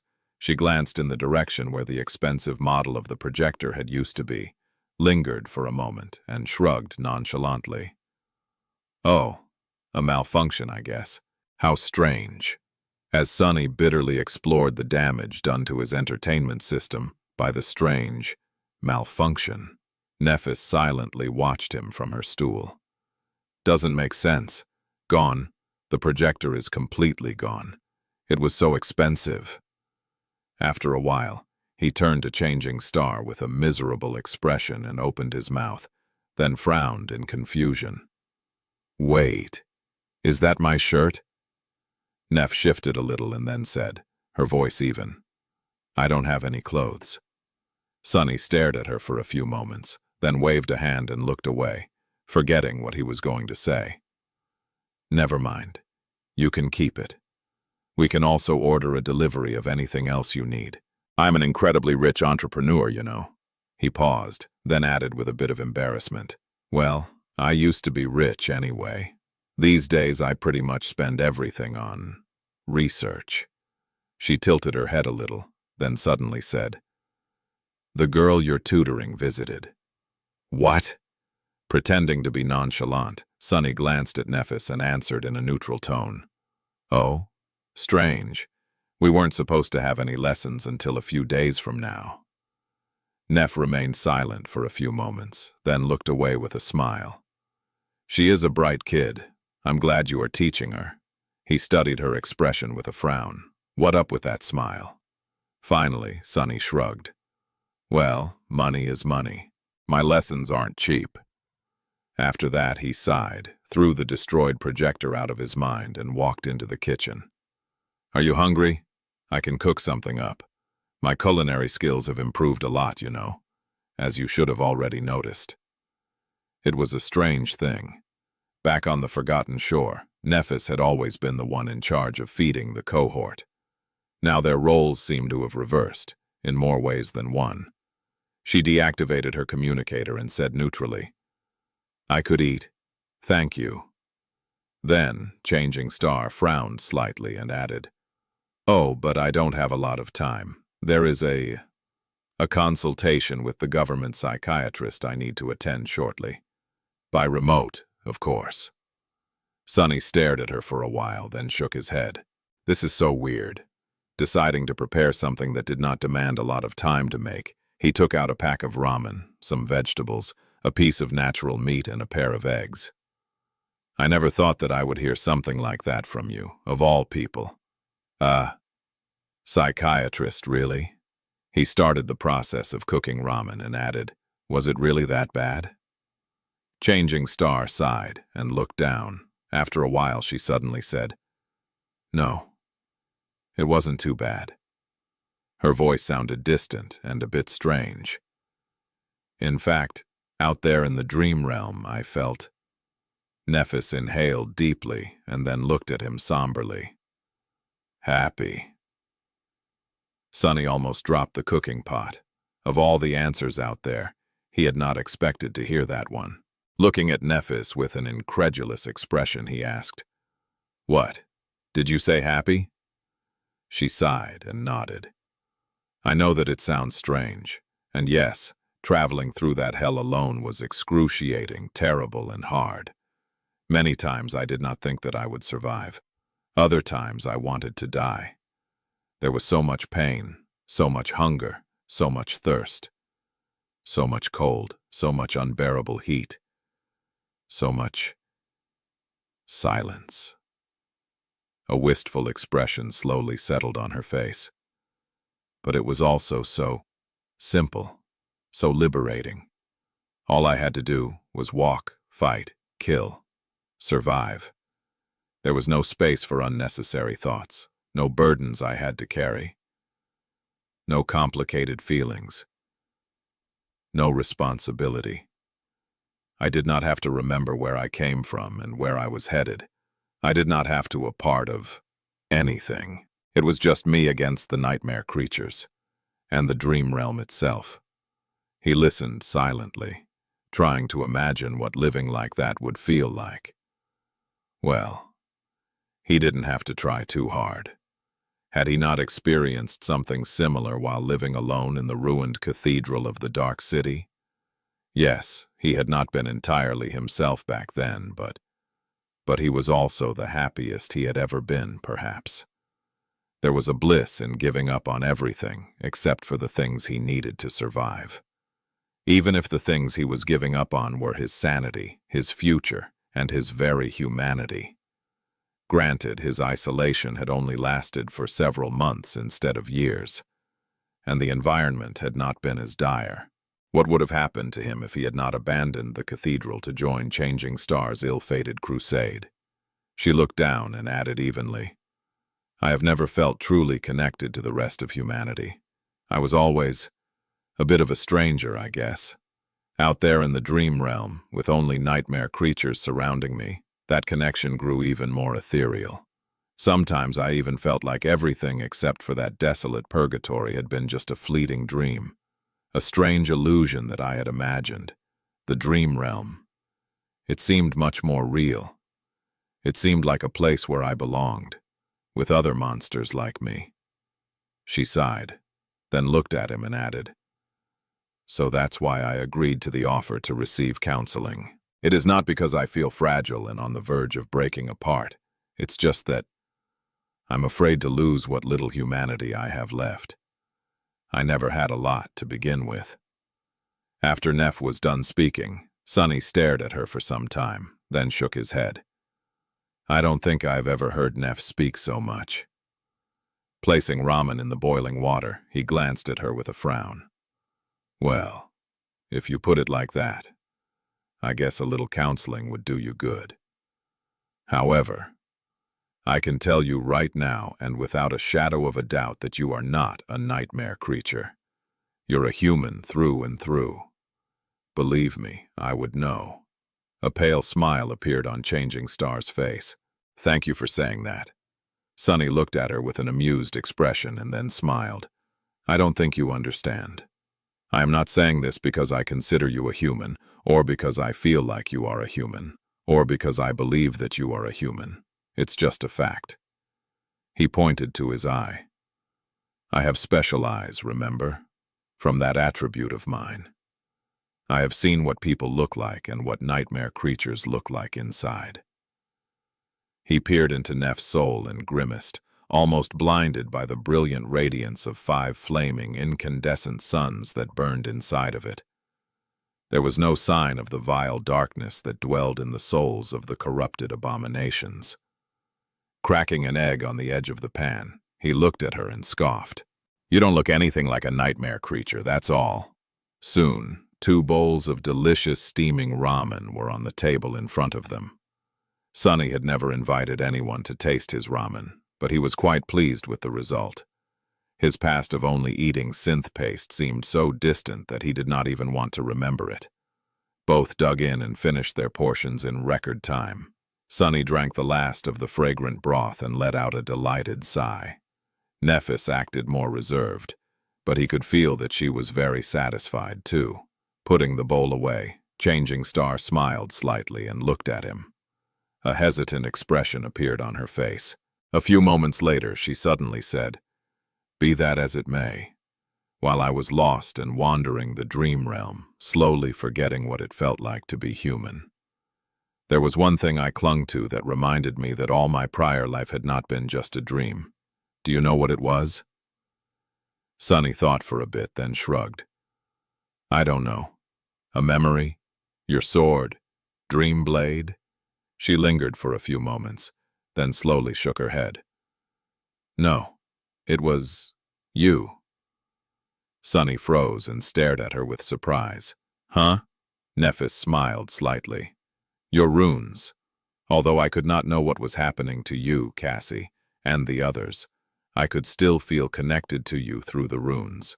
I could see that you were still out there, alive, and doing incredible things. The new memories you received told me a little about what kind of enemies you fought. The speed at which your aspect legacy progressed told me how hard you were working to sharpen your battle skill. As long as I saw the runes, I knew that I had not imagined the past. and did not feel as alone.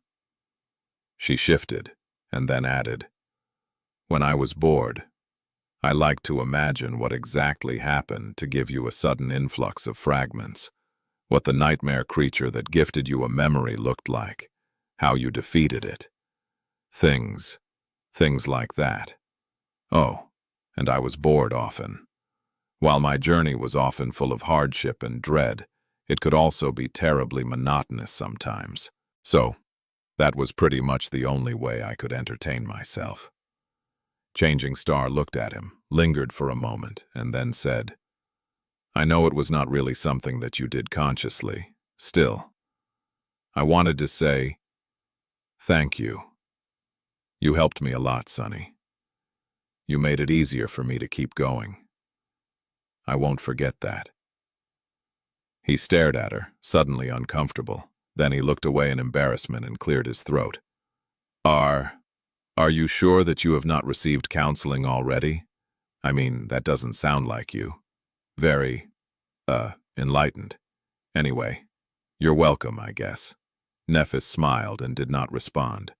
Sonny remained silent for a bit and then forced himself to say, "Actually, I spent a lot of time staring at your runes as well." He looked at the floor. "Granted, I was not exactly going crazy from isolation like you. Well, except for a short stretch of falling into a bottomless abyss all alone, I guess.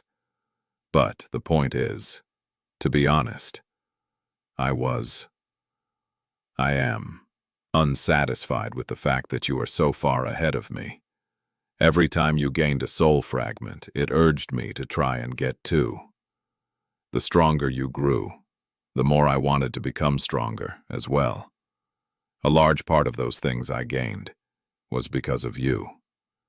I guess you too kept me going, in a sense."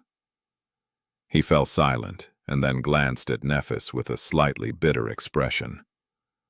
"Of course, no matter how hard I tried, I had never managed to catch up to you. Every time I fell short. It did not feel nice at all, but it also forced me to try harder, I guess." She studied his face for a few moments, and then shook her head. "It is much easier for me to gain soul fragments. You know that. Even though I am still ahead, I suspect that you have fought and slain much more nightmare creatures than I have. In fact, I know you did." Sonny smiled. "Who cares? It's not a competition where you get rewarded for the effort. Only the result matters. In the end, a person is either strong or they are weak. The stronger ones will always trample those who are weaker. Isn't that how the world works?" Nephis looked down, then slowly shook her head. "You are wrong, I think. Results matter, yes, but it's not like how you got there, doesn't. Every victory you achieve teaches you a lesson. Every defeat you suffer teaches you even more. I guess it all depends on what you call strength." Sonny grimaced. "Well, let me ask you a question. Can you say that I am stronger than you?" Changing Star stared at him with an even expression. Several seconds passed by, but she remained silent. A dark grin appeared on Sonny's face. He sighed and then collected the empty bowls to clean them. "Effie doesn't seem to think that I am. According to her, I lack conviction. I don't even really know what conviction is and where does one find it. But even I can't honestly say that I'm stronger than you. That should tell you something, considering, you know, my clear conscience." Nephis lingered for a few moments, and then suddenly said in calm tone, "You are stronger than you think you are." Sonny put the bowls into the sink and turned on the water. Standing with his back to her, he stayed quiet for a while. After some time, he started to wash the dishes and said, "Your counseling session is about to start. You should hurry." She looked at his back for a few moments, then silently stood up and went away. Sonny was left alone in the kitchen.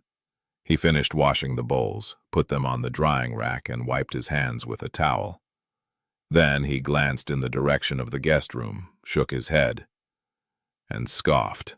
"Ah, who cares? Apparently, I am incredible. A week later, two people sat across from each other on the cold floor of the underground dojo, their eyes closed. With their legs crossed and their hands resting on their laps, it seemed as though they were meditating. Of course they weren't. While Sunny was calm and relaxed, Nephis was the opposite. There was a furious torrent of soul energy flowing through her body, making it hard for her to remain still. Invisible to anyone except for her partner, radiant streams of ethereal essence rushed through her veins like rivers of flame. Her breathing was uneven, and there were beads of sweat on her face. Sunny observed Changing Star through his shadows. After a while, he said, "You are doing much better. While crude, your control is already stable. However, there is no precision to it. A master has to be intricate in how they apply and expend their essence. That is what truly separates us from the awakened. While the soul of an ascended is more potent, the gap is not too large. It is our ability to make better use of this potential that really separates us from the rest of them." Neph was doing well. In fact, her rapid progress in learning how to control her essence was nothing short of exceptional. However, she was facing substantial obstacles in her training. Not only was Changing Star completely new to that aspect of her power, she also simply had too much soul essence. Compared to normal master, she had at least 5 times as much of it. If most ascended contained a tranquil current of essence within their bodies, Nephis contained a furious sea. Her soul essence was also different from anything Sunny had ever faced. It was much more potent, fiery, and vibrant, probably because of the fire attribute she had inherited from her mother. What it effectively meant was that Neph would have to put much more effort into learning to control her essence. However, once she did climb over that steep obstacle, the result was going to be simply terrifying. Showing her the way put Sunny's own experiences in perspective, gifting him a few new insights of his own. Just as it had been with Rain, the role of a mentor allowed him to learn a lot himself. Teaching was truly the best way to learn. Now, Sunny felt that his own essence control was far more precise and nuanced than that of most, even without the help of Soul Serpent. Of course, he had no chance to test it in actual combat yet. He was also growing more and more sour about the fact that both Bloodweave and Boneweave were purely corporeal in nature. Although Shadow Essence was unique, it did not receive any augmentation from his attributes. In fact, the only time its strange nature played a role had been during his encounter with the vile thieving bird Spawn. Even though that single instance had saved his life, Sunny really wished for more. Maybe I'm not utilizing its full potential. If there was a way to do so, however, he had no idea how. Maybe if Weaver's lineage had not devoured the shadow gods, Sunny would have been in a different situation. As it stood, though, I wonder if there is a soul weave. Nephis sighed and opened her eyes. The turbulent flow of soul essence in her body settled, returning to a calmer cycle. She rested for a moment and then rose to her feet. Sunny did the same, commanding the 4 shadows to wrap themselves around his body. "Are you ready?" She nodded and then exploded in motion, attacking him with her fists. Empowered by the shadows, Sunny easily dodged, deflected, and blocked the torrent of devastating punches and kicks. This was the second part of their training. Nephis not only had to learn how to control soul essence, but also how to use it in battle. She had to retrain herself from the ground up to account for all the new possibilities that the ascension granted her. This was not an easy task, considering that the difference went much deeper than simple physical ability and explosive might. At their high level, combat became much more tactical. Soul essence was a precious resource that could achieve a lot, but was also easily wasted. A master had to be strategic in how they unleashed their powers. Their physical performance, aspect, and memories could all benefit from vast amounts of essence. However, they could also quickly deplete it. The same statement held true for awakened, but to a much lesser degree, since masters had much greater powers at their disposal. and thus could exert much greater volumes of soul essence. It was a constant and complicated dance that required a lot of skill, foresight, and cunning to be performed to the best result. Sunny himself still had a lot to learn. Serving as a bona fide punching bag for Nephis was not the most efficient way of learning, but it had its own merits. By dedicating himself to nothing but withstanding a constant barrage of attacks and rationing his essence in the most efficient way, Sunny was teaching himself how to prepare for long battles of attrition. At least she had mastered essence control enough to not ruin Dojo. For a while, the underground chamber was filled with nothing but the sounds of heavy breathing and flesh slapping against flesh. Both fighters were exerting themselves to the utmost degree. Sunny had it easier since he was defending, but receiving so many crushing blows in a row was still not for the weak of heart. Each of Neff's essence-empowered strikes could have punched through an armored vehicle after all. If not for the fact that she was not using her flames to augment herself, Sunny's would have been suffering from internal bleeding by now. Having nearly indestructible bones was a big advantage, but it did not make him invincible. Their furious clash lasted until Nephis exhausted most of her essence. Determined to launch one last attack, she stepped closer. Her slender leg whipped forward, threatening to crush Sunny's ribcage. He swiftly turned and caught it in the air, then gently placed it on the ground. That's enough for today. Since this had been their routine for the entirety of the last week, neither said another word. Both fell to the floor, spent and utterly exhausted. Their breathing was hoarse and their clothes were soaked with sweat. Damn, I need a shower. However, the idea of standing up seemed too cruel right now. Sunny turned his head to glance at Nephis and judged that she was in an even more pitiful state. So they simply remained on the floor for a few minutes, laying side by side and trying to catch their breath. After a while, Sunny's communicator suddenly made a sound. Of course, it was not on his person. A clash of such intensity would have quickly destroyed the expensive device, so Sunny had left it on the lid of the Dreamscape pod. Now, he faced the necessity to walk all the way to the alcove to retrieve it. Instead, Sunny commanded the happy shadow to glide there, turn tangible. Pick up the communicator and bring it back. The fool was utterly delighted to oblige anyway. As the shadow gingerly crossed the underground dojo and presented the communicator to Sunny, he glanced at the screen and then sighed. Time to go, Neff. Cassie is on her way. Sunny took a quick shower and went downstairs. By the time he came down, Nephis was just exiting the guest room. She changed from the gym shorts and a tank top that she had been wearing for their practice session and put on some of the clothes they had ordered for her a few days back. Her silver hair was wet, glistening in the rays of sunshine that poured through the windows. Without having to say anything, Sunny went to the kitchen, opened a drawer, and took out a can of grounded coffee. Then, he stretched his arm back. By then, Nephis had already filled a pot with water and placed it into his hand. Soon, the pleasant aroma spread through the house. By the time the coffee was ready, a PTV was in the process of parking nearby.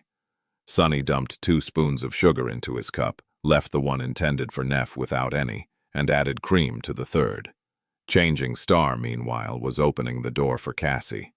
Soon, all 3 were seated around the table, enjoying their respective beverages.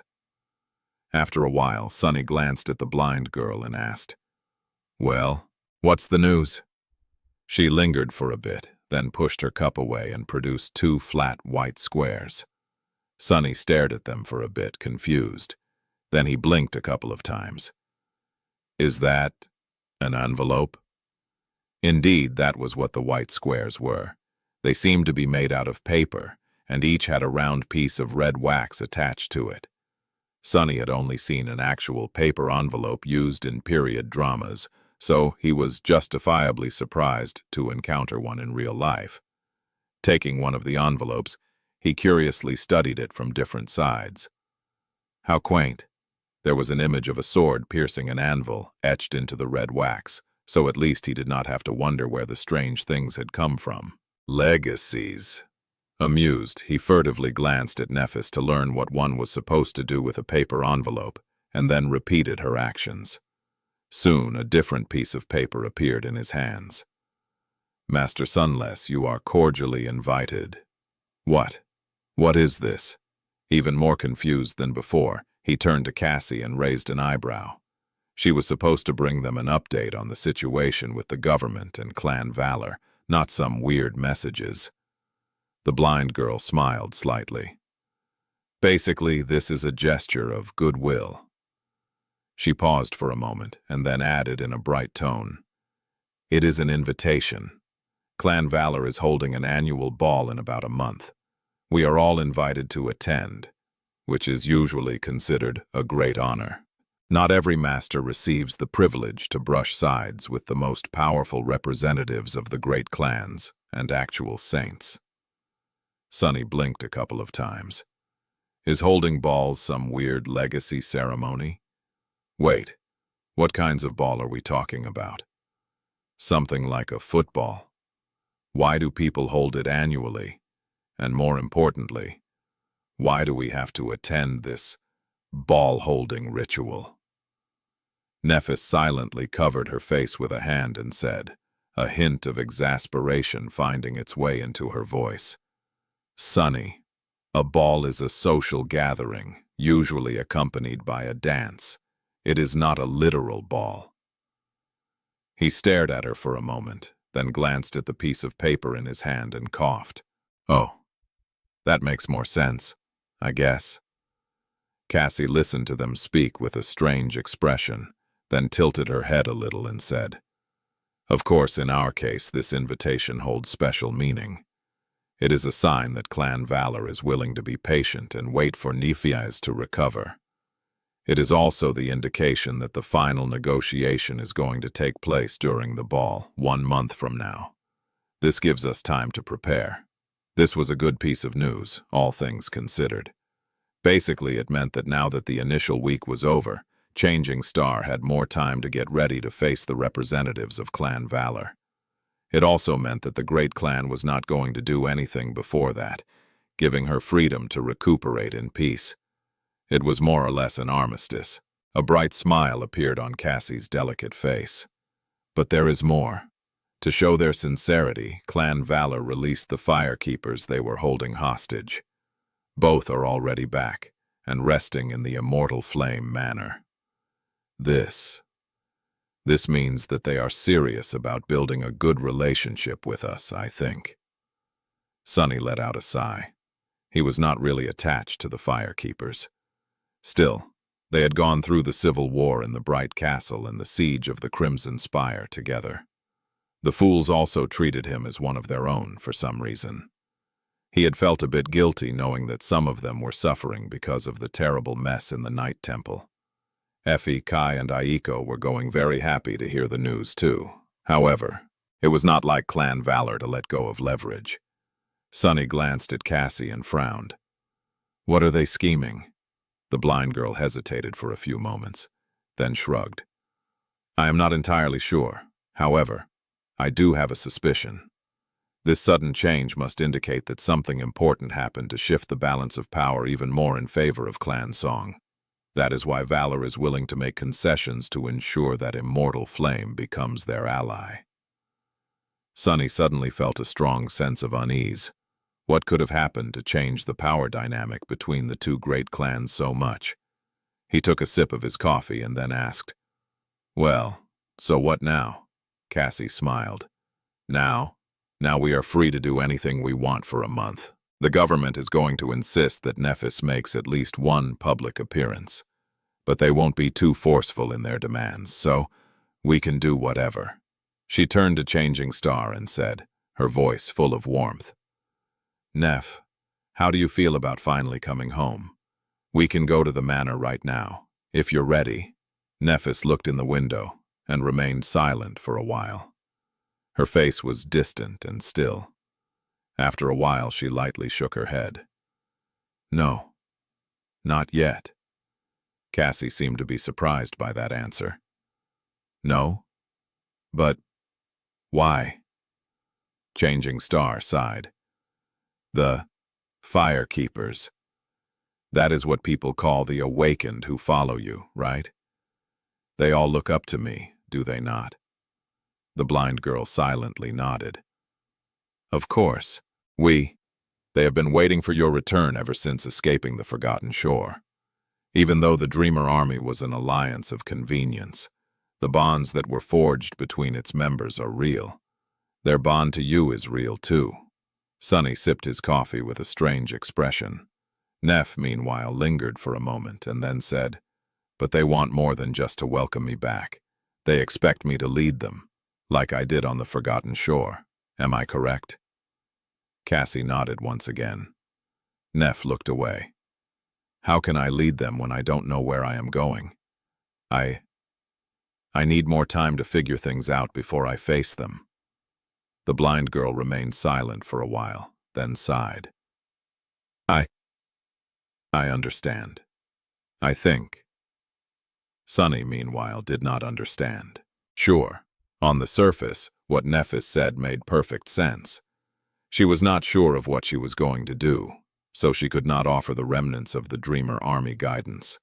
She could not become their general again until she decided on the direction her soldiers had to follow. However, Sonny harbored doubts about the sincerity of this indecision. Nephis had never been one to allow her hesitation to slow her down. More than that, she had spent 2 whole years alone in the dream realm. If he knew anything about her, he knew that she must have dedicated a considerable amount of that time to obsessively making plans of how to destroy her enemies once she returned. Of course, there was a lot of new information that became available to Neff after she came back. That had to change her approach a little, but should not have affected the core of it. So why was she hesitating? What was she struggling with? Sonny did not know, and was not sure that he wanted to know. Yet. In any case, he was going to learn sooner or later. There was something else that bothered him, though. He glanced at Nephis and Cassie and then said, his voice grumpy, "Aren't you two forgetting something? This is still my home. We only agreed that Nephis would stay here for a week. Shouldn't you at least ask me before deciding to leave her here for a while longer?" He was not going to let Changing Star pull off an Effie that easily. Neff turned and looked at him with an unreadable expression. After a few moments of silence, she asked, "Sonny, do you mind if I stay for a couple more weeks?" He coughed and then glanced away in embarrassment. "Of course. Sure, no problem. Glad to have you and all that." See, was that so hard? Cassie remained for a bit longer to get Nephis up to speed about the state of the firekeepers and the renovations they were making to the Immortal Flame Manor, and then left. Running a prominent awakened organization was not an easy task, so she had a lot on her plate. Sonny and Neff were left alone again. He hesitated for a few moments and then asked, "Do you really not want to go home? I mean, I never really had one, more or less, before buying this house. But if I did, I imagine I would have missed it a lot." Nephis glanced at him, then slowly shook her head. "That place is not really my home. We were moving a lot while I was growing up. Sometimes because our financial situation changed, sometimes due to security issues. That manor is just the last in a long series of temporary shelters." She remained silent for a few moments, then added, "I guess it were the people who surrounded me that created the feeling of home. But they are all gone now, one way or the other.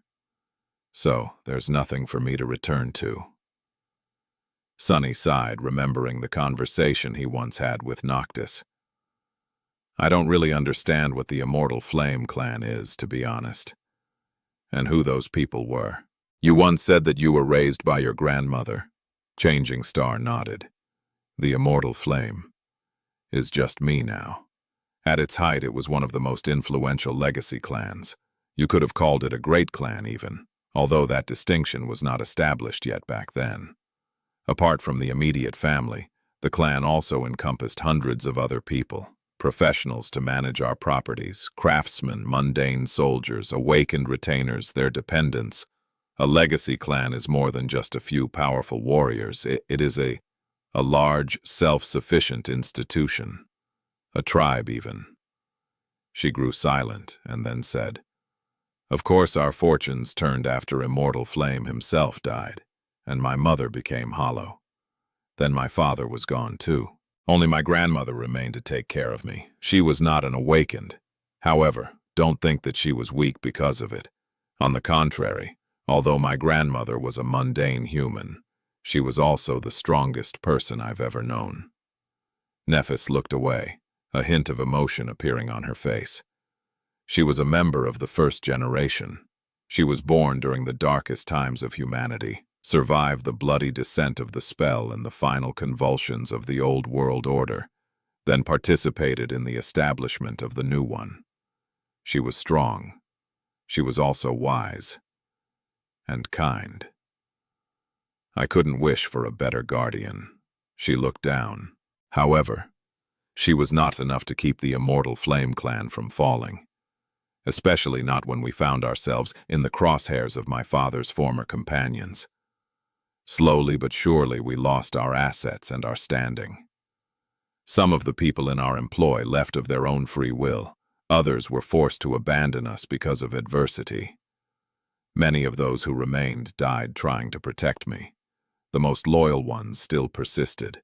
There were several awakened among them, and even a master. My mentor. Nephis sighed. But in the end, he was gone too. By the time I turned 16, all that remained were a few mundane servants who had been with us for so long that they had nowhere else to go. After my grandmother passed away, and I felt the call of the nightmare spell, I paid them a generous stipend from what little funds the clan had left and let them go. You know the rest. Changing Star remained silent for a while, and then added, "I remember walking through the manor before leaving it to comply with the third directive and surrender myself to the police. It was so strange, seeing it completely empty. My grandmother was gone. My mother was in the care facility. The servants had left. It was just me, alone." She looked away. Suddenly, a pale smile appeared on her face. Nothing held me back. So I wasn't sad to leave at all. There was only one direction left for me. Forward. Sonny looked at her silently, a somber expression hidden in the depths of his eyes. Only forward. That was true for the both of them still. However, was it worth it to not be held back by anything, if in return you had nothing to hold dear? Turning away, he sighed. Life was not that simple anymore. Despite the fact that Nephis had decided to stay with Sunny for a couple more weeks, or rather that he had allowed her stay, their routine somewhat changed. Because of the armistice with Clan Valor, she did not have to stay inside all the time anymore. So, while the two of them still continued having exhausting practice sessions every day, the intensity of the training diminished. On the first day after receiving the invitation to the ball, Nephis had left to visit her mother. Soon after that, she made a strange request. The counselor assigned to Neph by the government had suggested that she should not isolate herself from mundane humans and, instead, seek out opportunities to participate in collective activities people usually enjoyed. So she asked Sunny to help her figure out what it was that people did with their free time. Sunny was glad to help. The problem was, he had no idea himself. His life experience was richer than hers, but the knowledge of how people lived their lives in the outskirts did not exactly apply to their situation. After becoming a citizen and moving to a better part of the city, Sunny had spent all his time doing more productive things than relaxing. Who had time to relax? There were so many things he needed to achieve. As the result, they had to turn to other members of the cohort for advice. When they did, Effie enthusiastically volunteered to arrange an outing. Although Sunny had a bad premonition about her proposal, he found no polite reason to refuse the giddy huntress. So, a few days later, he found himself doing something that he had never thought he would ever do. Sunny was getting ready to go to a dance club. What am I even doing? This is so stupid. Standing in front of the mirror, he somberly looked at the pale young man that stared back at him. The young man was dressed in stylishly understated clothes that mixed black with different shades of dark gray. He was undeniably attractive, although not exactly masculine in appearance. The attractive young man, of course, was him, or his reflection, rather. Sunny studied it and frowned. Whatever. It's just a nightclub. I have fought saints and survived. I have conquered the Red Colosseum. I have faced a demon. How scary can a bunch of drunk mundanes be? Shaking his head, he let out a heavy sigh and went down to the living room. As he sat and waited with a dark expression on his face, an expensive PTV arrived and parked near the house. At that moment, Effie and Neff emerged from one of the smaller bedrooms on the second floor and started descending the stairs. Finally. What took you so? He turned and froze, unable to finish his thought. Standing on the polished steps, Neff looked different.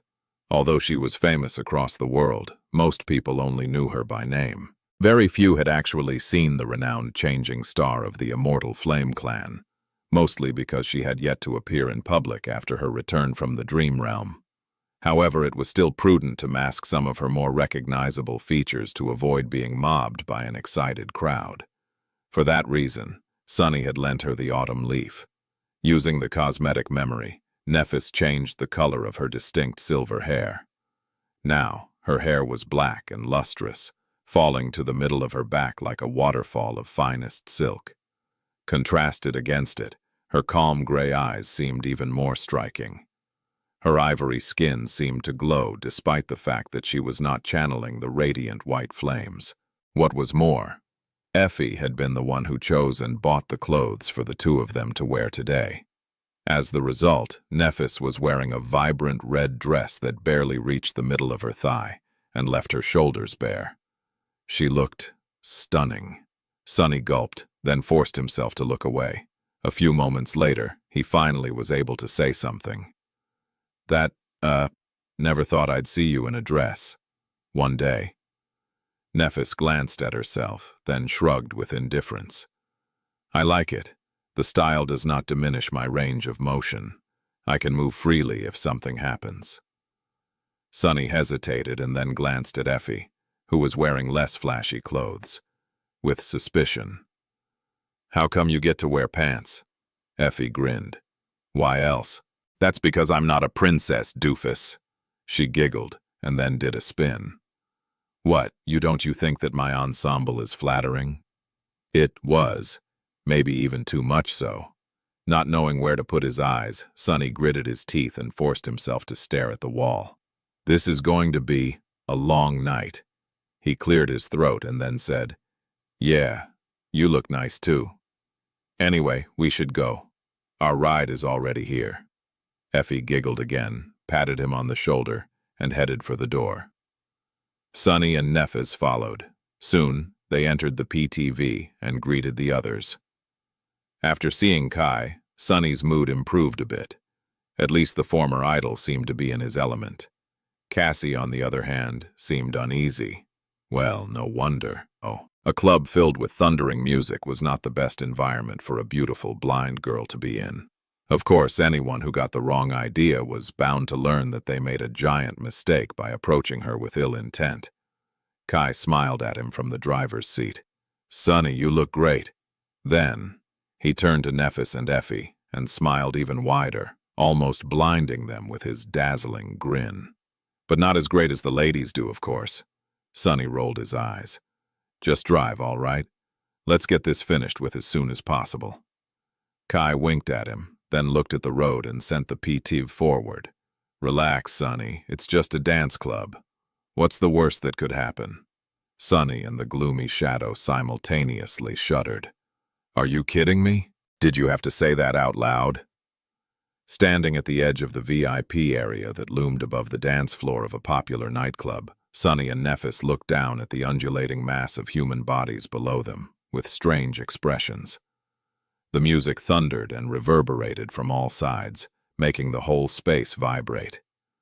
The darkness was filled with flashes of light and glowing figures of elaborate moving projections. People were having the time of their lives. The club Effie had brought them to was an exclusive and luxurious establishment that only the members of the elite classes of human society could visit. The amount of credits being spent every minute on exotic alcoholic beverages and legal stimulants was nothing short of astronomical. The value of designer clothes, cutting-edge tech accessories, and precious jewelry present in the dance hall was almost revolting. The bestial excitement permeating the air was almost palpable. Staring at the mass of dancing humans in bewilderment, Sunny shook his head. What a strange ritual. Nephis turned her head slightly and raised an eyebrow. I know, right? The members of the cohort were occupying a large part of the VIP lounge intended for the most distinguished patrons of the club. Even among the massive elites, their status was a cut above the rest. Kai and Cassie were enjoying something called champagne at the table, while the other three moved to the edge to take a look at the main hall of the club. Changing Star peered at the dancing crowd and frowned. Their behavior doesn't make any sense. Sunny nodded in solidarity. Indeed. After a while, he added, they're not even dancing. They're just rhythmically gyrating their bodies. It also appears that the proximity at which one is allowed to gyrate his or her body to other participants is representative of their desirability. Anyway, they all look incredibly stupid. Nephis tilted her head a little. It is not that simple, I think. This strange dynamic actually seems to be very nuanced. Just look at the women.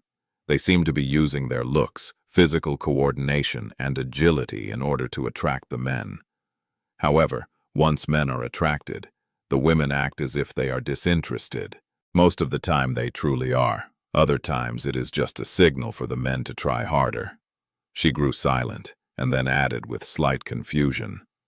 The most startling part is that all this information, including the complicated evaluations based on obscure parameters and much more, is communicated absolutely non-verbally and in a way that both men and women somehow seem to understand while chaotically jerking their bodies. It is like they all developed telepathic abilities. Sunny scowled.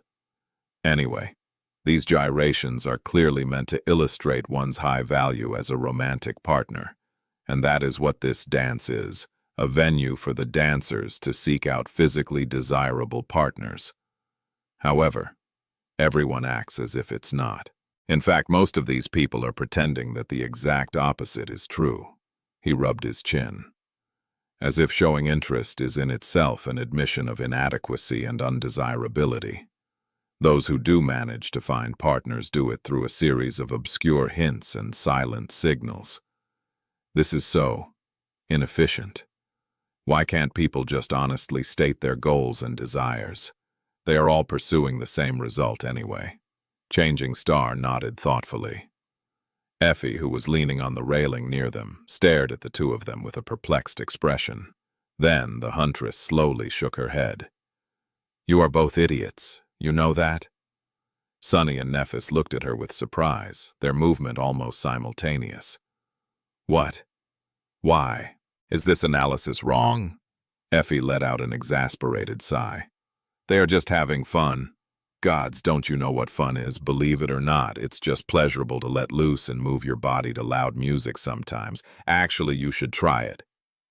A very similar expression of subdued revulsion appeared on both of their faces.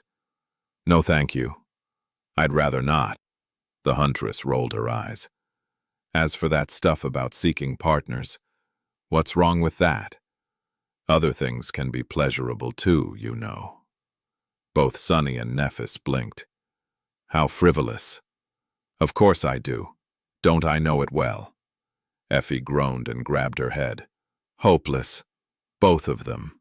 After a few moments she sighed, then looked at Nephis and asked, well, anyway, this is a perfect example of what humans like to do.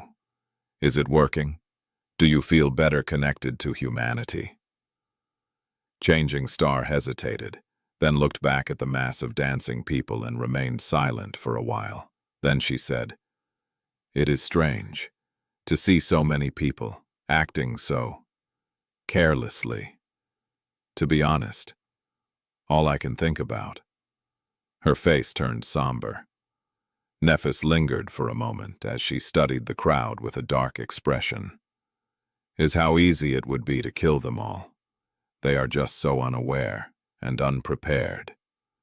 After long years of living in a state of constant pain and struggle, desperately trying to survive and fighting harrowing enemies almost every day, it must have been hard for her to come to terms with this strange, peaceful reality." Neph might have returned to the waking world, but her mentality was slow to adjust. It was still in the dreadful grasp of the dream realm. Mentally, Changing Star was still living in a nightmare. Effie looked at her with a dubious frown. "You would be surprised. This is an expensive club, so a lot of these people are awakened. In fact, I'd say that places like these have a higher concentration of awakened than pretty much anywhere else in the city, except for the academy. This club is better suited to resist a sudden gate manifestation than the headquarters of most legacy clans." Neph glanced at her with surprise. "Really?" The huntress grinned. "Of course. Not all awakened are obsessed with fighting like the two of you. They treat the dream realm as their job, not their whole existence. While they sleep, they perform their duties.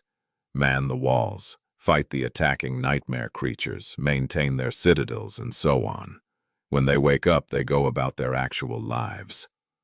Effie smiled, then gestured at the dancing crowd and added, "After they return from the dream realm, most awakened spend at least a part of their day training to raise their usefulness to the citadel and increase their chances of survival. Some have important jobs to perform in the waking world as well. Our infrastructure runs on spell tech, after all." She shook her head. "But other than that, here's plenty of time to live and have fun. It doesn't have to be all work, without stop. Some might even say that not having any other interests is detrimental." The huntress looked at them and shrugged. "I mean, how can you be motivated to fight for this world if you never experience all the nice things that it has to offer? Maybe that is why your counselor told you to participate in mundane human activities, Neph. Awakened, and especially masters like us, need to anchor ourselves to humanity somehow. But there's no gateways here." Sonny took a sniff of the strange, sparkling liquid in his glass, then carefully tasted it.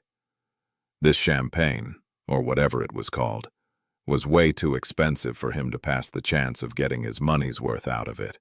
Well, he wasn't paying today, but still, it was a matter of principle. Of course, Sonny had sworn off alcohol, but with him being a master now, there was no way for him to get drunk unless he wanted to. Not because of mundane drinks like this one, anyway. Unless he consciously willed otherwise, his body was going to treat alcohol as a weak poison and resist it. Tastes sweet, but also bitter. Very refreshing, though. How strange. Effie's words made him thoughtful. She was not entirely wrong. Sonny himself felt a bit ambivalent about the waking world, which had not been kind to him in the past.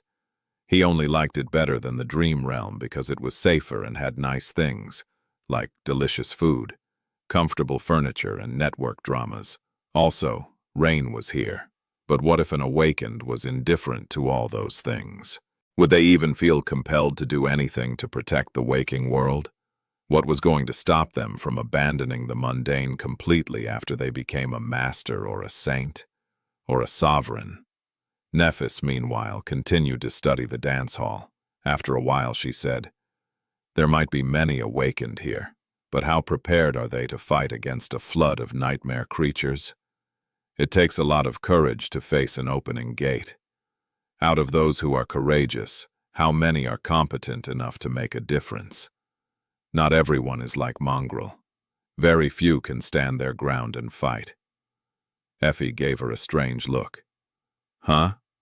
Have you been watching a lot of videos on the network, Princess? You are quoting Mongrel now?" Changing Star shrugged. "I just find him admirable." The huntress suddenly grinned and said in a conspiratorial tone, "Neph, do you maybe have a crush on Lord Mongrel?" Sonny almost spat out his champagne. He turned slightly and threw a murderous glance at Effie. Nephis, however, remained nonchalant. She showed no reaction and simply said, "I just appreciate his skill and his integrity. At first, I was merely attracted by how beautiful his swordsmanship is. Flowing, unpredictable, supremely adaptable. I watched a few of his duels, as well as his performances in the Dream Tournament. His dedication, versatility, and domineering attitude left a deep impression on me." Changing Star shook her head. "But those were just games. It was only when I stumbled on a clip of Mongrel single-handedly stalling several waves of nightmare creatures in front of a gate that I truly grew to appreciate his character. In my opinion, he is what a true awakened should strive to be. Someone who is not resigned to bowing down to the spell and is determined to resist it instead. His will, mastery of combat, and wisdom are commendable. It warms my heart to know that there are warriors like him out there." Sunny gripped his glass and forced out an awkward smile. "Hey, let's not go overboard about that Mongrel guy, shall we? He's not that great. I mean, he was not really alone at that gate. There were other awakened helping him. As for all that wisdom stuff, I am willing to bet that he did not mean any of the crap he said." Nephis looked at him with surprise. "I disagree. I think that Mongrel deserves all the praise. He is truly remarkable." Effie, meanwhile, were looking at them with a grin. Sunny suddenly got a bad feeling. Before he could say something, however, the huntress leaned forward and whispered into Neff's ear. "You do know that Sunny is Mongrel, right?" Sunny choked on his champagne. The exquisite glass cracked slightly in his hand. Nephis froze. Her face remained still as ever. However, despite the dim lighting of the nightclub, he could swear there was a hint of pink slowly appearing on her cheeks. Was she blushing? "Damned Effie, I'll kill her." Changing Star remained silent for a while, then said in her usual even tone, "Of course, I definitely knew that." She straightened her back and then added, "I was just commenting on his perceived accomplishments. Now, if you'll excuse me, I need to visit the restroom." She glanced at Sunny and Effie with a deadpan expression, then turned around and walked away. Her pace was calm and steady, not rushed at all. Effie waited for a few moments, then threw her head back and exploded in laughter. "Oh, gods. Doesn't make any sense. So inefficient. I can't with these two." Sunny glared at her with murder in his eyes. He remained silent for a few moments, then said softly, "Hey, Effie?" She looked at him with a wide grin. "What, doofus?" He sighed, then rotated his shoulders a few times. "Do you have a will?" The huntress blinked a couple of times. "Sure. I made one before the second nightmare. Why?" Sunny looked at her and smiled politely. "Oh, no reason. No reason at all." Effie wisely chose that moment to disappear and join the dancing crowd below. Sunny ground his teeth for a few moments, then shook his head and walked to the table, landing on a luxurious lounge chair with a sigh. Kai briefly glanced at him and smiled. "Where are Effie and Lady Nephis?" Sunny stared at him for a few moments, then looked away.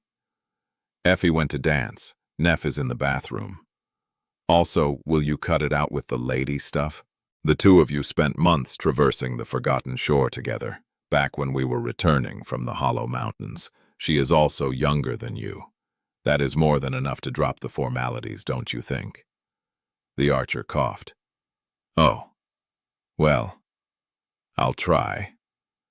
He didn't sound very convincing, forcing Sunny to roll his eyes.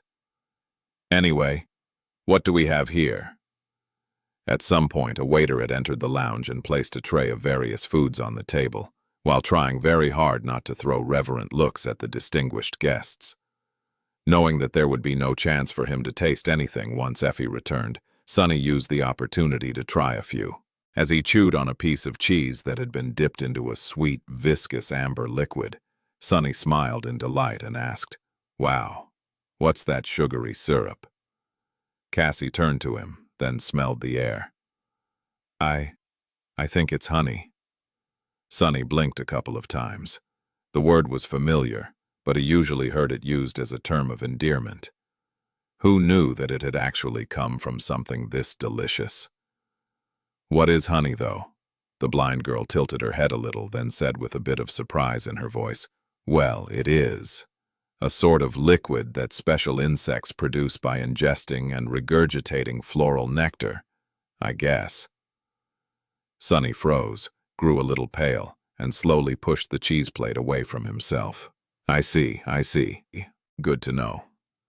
With that, he gulped a mouthful of champagne and tried to discreetly rinse his mouth. Sonny was never picky about his food. He had even sustained himself on raw, rotting mimic meat for an entire month once. But even he had his limits. Damned rich people. What are they going to come up with next? Soon, Nephis returned. She was acting as if nothing had happened, and her face was perfectly composed. However, there was a hint of confusion in her eyes. As she sat down, Kai hesitated for a moment and then said, "You seem concerned. Did anything happen?" Nephis?" Changing Star paid no attention to the lack of lady and simply shook her head. "Nothing. I just overheard a bit of a strange conversation on my way back. Apparently there is a little snack here in the VIP lounge that those women would want to taste. Odd. Why wouldn't they just order it themselves? Well, maybe it is not on the common menu." Sonny glanced at the small bowl of honey with disgust and sneered. "If they want it, they can have it. I have no objections. They are free to gobble it up as far as I'm concerned." Ignoring a strange glance from Kai, Sonny took a sip of champagne and relaxed a little. That was the point of today's outing anyway. After days of serving as a punching bag for an untrained master, he deserved some rest. Soon enough, Effie returned. The huntress was practically beaming with delight. She quickly destroyed most of their food, poured herself a drink, and grinned. "This is fun. We should go out more often." Sonny and Nephis looked at her in horror, while Kai nodded. "Indeed. It's just a shame that they don't have live music." Effie, meanwhile, looked around with a bit of curious expression. "This is strange, though. I never imagined living like this. I mean, my goal was always to become a master. But now that I did, everything seems a little surreal." The archer smiled wistfully. "Yes, life is full of surprises, isn't it? Before the Forgotten Shore, I had a clear picture of what my future would look like. Then, for years, I tried not to think about the future at all, and now that I reached that future, it's not like what I thought it would be. Not even a little bit." Cassie let out a small sigh. "Me too. When I look back on my younger self and think about what she expected from the future, I can't believe how naive and short-sighted she was. She feels like a stranger." A few gazes fell on Sonny. He raised his eyebrow and then said, "What? This is exactly how I imagined my life would go, actually. After I returned from the first nightmare, I thought that I would soon be a full citizen, super rich, and have unlimited access to tasty food, so I don't know what you're talking about. For me, everything went according to plan." Effie rolled her eyes and then glanced at Nephis. "What about you, princess?" Changing Star lingered for a moment, then shrugged. "I am exactly where I expected to be, too. Of course, the details are different, but the result is the same. Legacies don't really have a choice in these matters." Sonny suddenly became curious. "I heard that all children of legacy clans are inevitably infected by the nightmare spell. There is just no chance for them to remain mundane. Is this true? If so, why? What is so special about your kind?" Nephis took a sip of champagne, thought for a moment, and said calmly, "There is nothing special about legacies, as far as one's chances of becoming infected go. We are not inherently predisposed to awaken, unlike what many people believe. There are just certain measures that a clan can undertake to make sure that its heirs do." Sonny blinked a couple of times. "Like what?" Neff looked at him evenly. "It is simple, really. The parents of a legacy child just have to implore for assistance from a saint. That is why lesser clans always seek to ally themselves with more powerful ones. The child is brought to the dream realm, and then returned to the clan. This way, the seed is already planted in their soul. Once they come of age, it is inevitable for the seed to bloom and bring them to the first nightmare. Sunny frowned, feeling something strange about her phrasing. Seed, as in the seed of nightmare? Changing Star calmly nodded. Of course, the first nightmare is not different from all the rest. It is also born from a seed. It is just that this seed does not grow in the dream realm. Instead, it grows in a human soul. Have you never thought why there are no gates of the first category? Well, there are, of course. Every aspirant that fails their first nightmare becomes a miniature gate, allowing a single nightmare creature to enter the waking world. That is why their corpses turn into monsters. Chapter 794. The sudden revelation brought the mood down for a few minutes. Sunny silently drank his champagne, thinking about what Neff had just said. It made a lot of sense, in a dark and disturbing way. It also shed some light on how the spell chose its victims. He doubted that a seed of nightmare, no matter how small, could bloom in just any soul. It probably required fertile soil to take root. Of course, in this ravaged world, there were plenty of broken and traumatized people whose souls could nurture a nightmare seed. It had been even more so 50 years ago, when the spell first appeared. Had the collective anguish and torment of those lucky few who had survived the dark times summoned it from whatever hell the spell existed in, ushering the rise of the first generation of the awakened and everything that followed? He did not know, and doubted that he would find out any time soon, if ever. Nevertheless, there was another interesting hint in what Nephis had explained to them. If legacies wanted their children to inherit the mantle, and only saints could ensure that the poor kids would be doomed to either awaken or die, then saints held even more power among the legacy clans than he had thought. And who were the first saints of humanity? Asterion, Keysong, Anvil of Vale, and Broken Sword. They were the first, and at some point the only people who all legacy clans had to befriend if they wanted to ensure that their bloodlines continued walking on the path of ascension.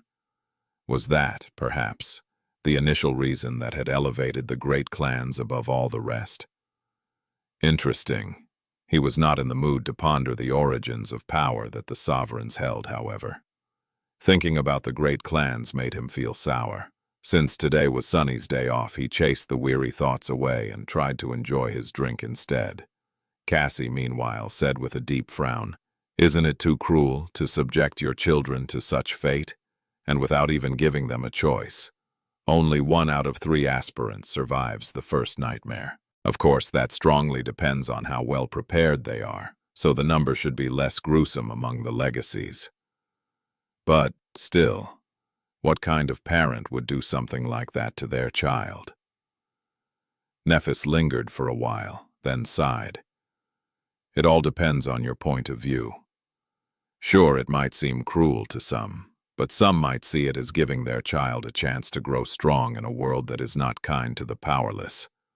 Legacies are a warrior caste, at their core. They were born from a ruthless war, one that almost destroyed all of humanity. I can understand why they value strength and duty above all else." All that talk about parents and children brought Sunny into a dark mood. He was 20 now. He was more or less an adult. In fact, he was already older than his mother had been when she had him. This realization made him feel very strange. Sunny stared into his glass for a few minutes with a grim expression, then sighed and stood up. "I'll be back in a few." With that, he left his friends and went away in search of a bathroom. In truth, he just wanted to be alone for a bit. Soon, he was staring at his reflection as the water was running from an exquisite brass faucet. The young man staring at him from the mirror did not seem amused. Sunny frowned, thinking about whether Mordred was hiding somewhere in the mirror. It had become a habit of his to consider such things from time to time. Luckily, this time, the Prince of Nothing seemed to be nowhere to be found. Sunny sighed in relief and then left the bathroom to return to the VIP lounge. On his way, however, he encountered a small disturbance. A group of young men and women were blocking his way, discussing something with one of the club's employees in loud voices. Their clothes looked extremely expensive, and their appearance was impeccably high class. As he came closer, he heard the most extravagant-looking member of the group saying with outrage, "What do you mean you can't let us inside? This is our usual spot. I can see from here that there's plenty of room left in the lounge.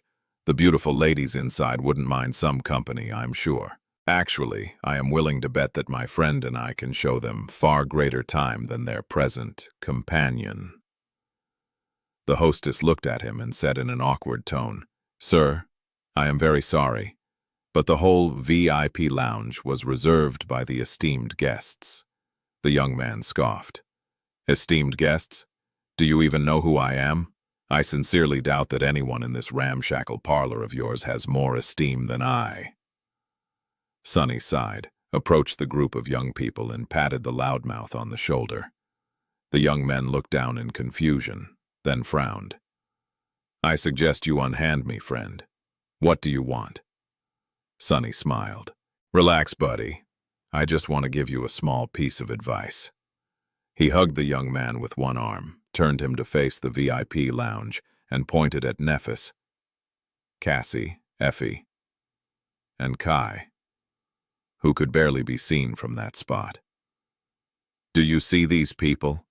Do you know who they are?" The loudmouth scowled, then thought for a moment and asked with curiosity, "Oh, you know these beauties? Who are they?" Sunny's grin grew wider. "Well, let me tell you. They are all experienced murderers and killers. I once saw the tall one tear a fallen beast apart, devour its meat, and gnaw on its bones. The pretty guy next to her used to be nice, but after being burned alive and having his skin replaced with primitive grafts by an unlicensed medical practitioner, he developed some strange ideas. That delicate blonde girl is actually the most terrifying. There are 50 powerful awakened that follow her around like lost puppies and eat from the palm of her hand, all willing to obey her commands. Every one of them is a maniac. That stunning, incredible beauty next to her. Boy, I don't even know where to start. She was contemplating killing everyone in this club just half an hour ago. Luckily, we managed to distract her." With each word, the young man grew paler and paler. His friends were suddenly silent, too. When Sunny was done speaking, the loudmouth nervously looked at the pale hand that was resting on his shoulder and asked in a small voice,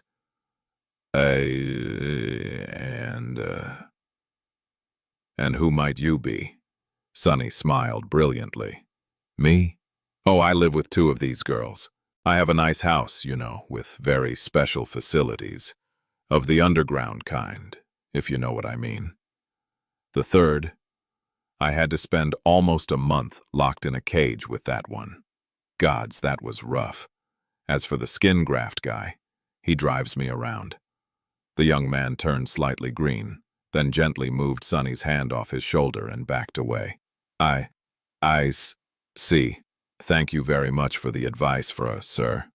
On second thought, we should be going. My, oh my, look at the time." His group suddenly disappeared, as if they had never been there in the first place. Sunny looked at the hostess and shrugged. "Well, whatever. By the way, we're out of snacks. Could you bring us some more?" "No, honey, please." To Sunny's absolute shock, nothing really happened for the rest of the night. There was no deadly brawl that forced the cohort to intervene. No emissary of the great clans arrived to crash the party. No gate opened right in front of the club. He had been fully prepared for something to go terribly wrong, but in the end, nothing did. How odd. The 5 masters simply had a good time listening to loud music, being served delicious drinks and food, and enjoying each other's company. Sunny did not know if this outing was helping Nephis in a way that she had hoped it would, but he found it unexpectedly relaxing. Spending quality time with good friends was what normal humans were supposed to enjoy, after all. However, he had never had such an opportunity as a mundane. Sunny had never really fit into any of the groups he had tried to become a part of in the outskirts. He had always existed on their periphery before being expelled from them, as if something about him caused a subconscious rejection. He did not really know what had changed. Maybe it were the people he was with, or maybe it were the circumstances that had brought them together. Most likely, it was Sunny himself that had become different. In any case, for the first time in his life, he felt safe and secure about his place. He felt as if he truly belonged with these people. That did not mean that they were connected at the hip, of course. In fact, the members of the cohort had plenty of differences and underlying conflicts that had the potential to push them away from each other. Even the phrase itself was not exactly accurate. At this point, they were not really members of a distinct cohort anymore. Even if all five chose to pursue the same goal together, which was rather improbable, masters rarely operated in groups. They were too rare and powerful for such an arrangement. Most ascended acted independently, only gathering together to face especially terrible threats. But that was all right. This was how mature relationships were supposed to work. Sunny and his friends did not have to spend every waking minute together to preserve their bond. It was deep and tempered enough to remain strong even if each of them walked their separate path from now on. Still, the prospect of separation made Sunny feel wistful. He would have preferred for the five of them to stay together, at least in some capacity. However, the future was too obscure. Until the fateful ball, it was hard to say in which direction their lives would go. That was why this rare moment was so precious. Throwing all serious thoughts out of his mind, Sunny relaxed and tried to enjoy it as much as he could. Who knew when they would have a chance to spend such a peaceful evening together again? If ever.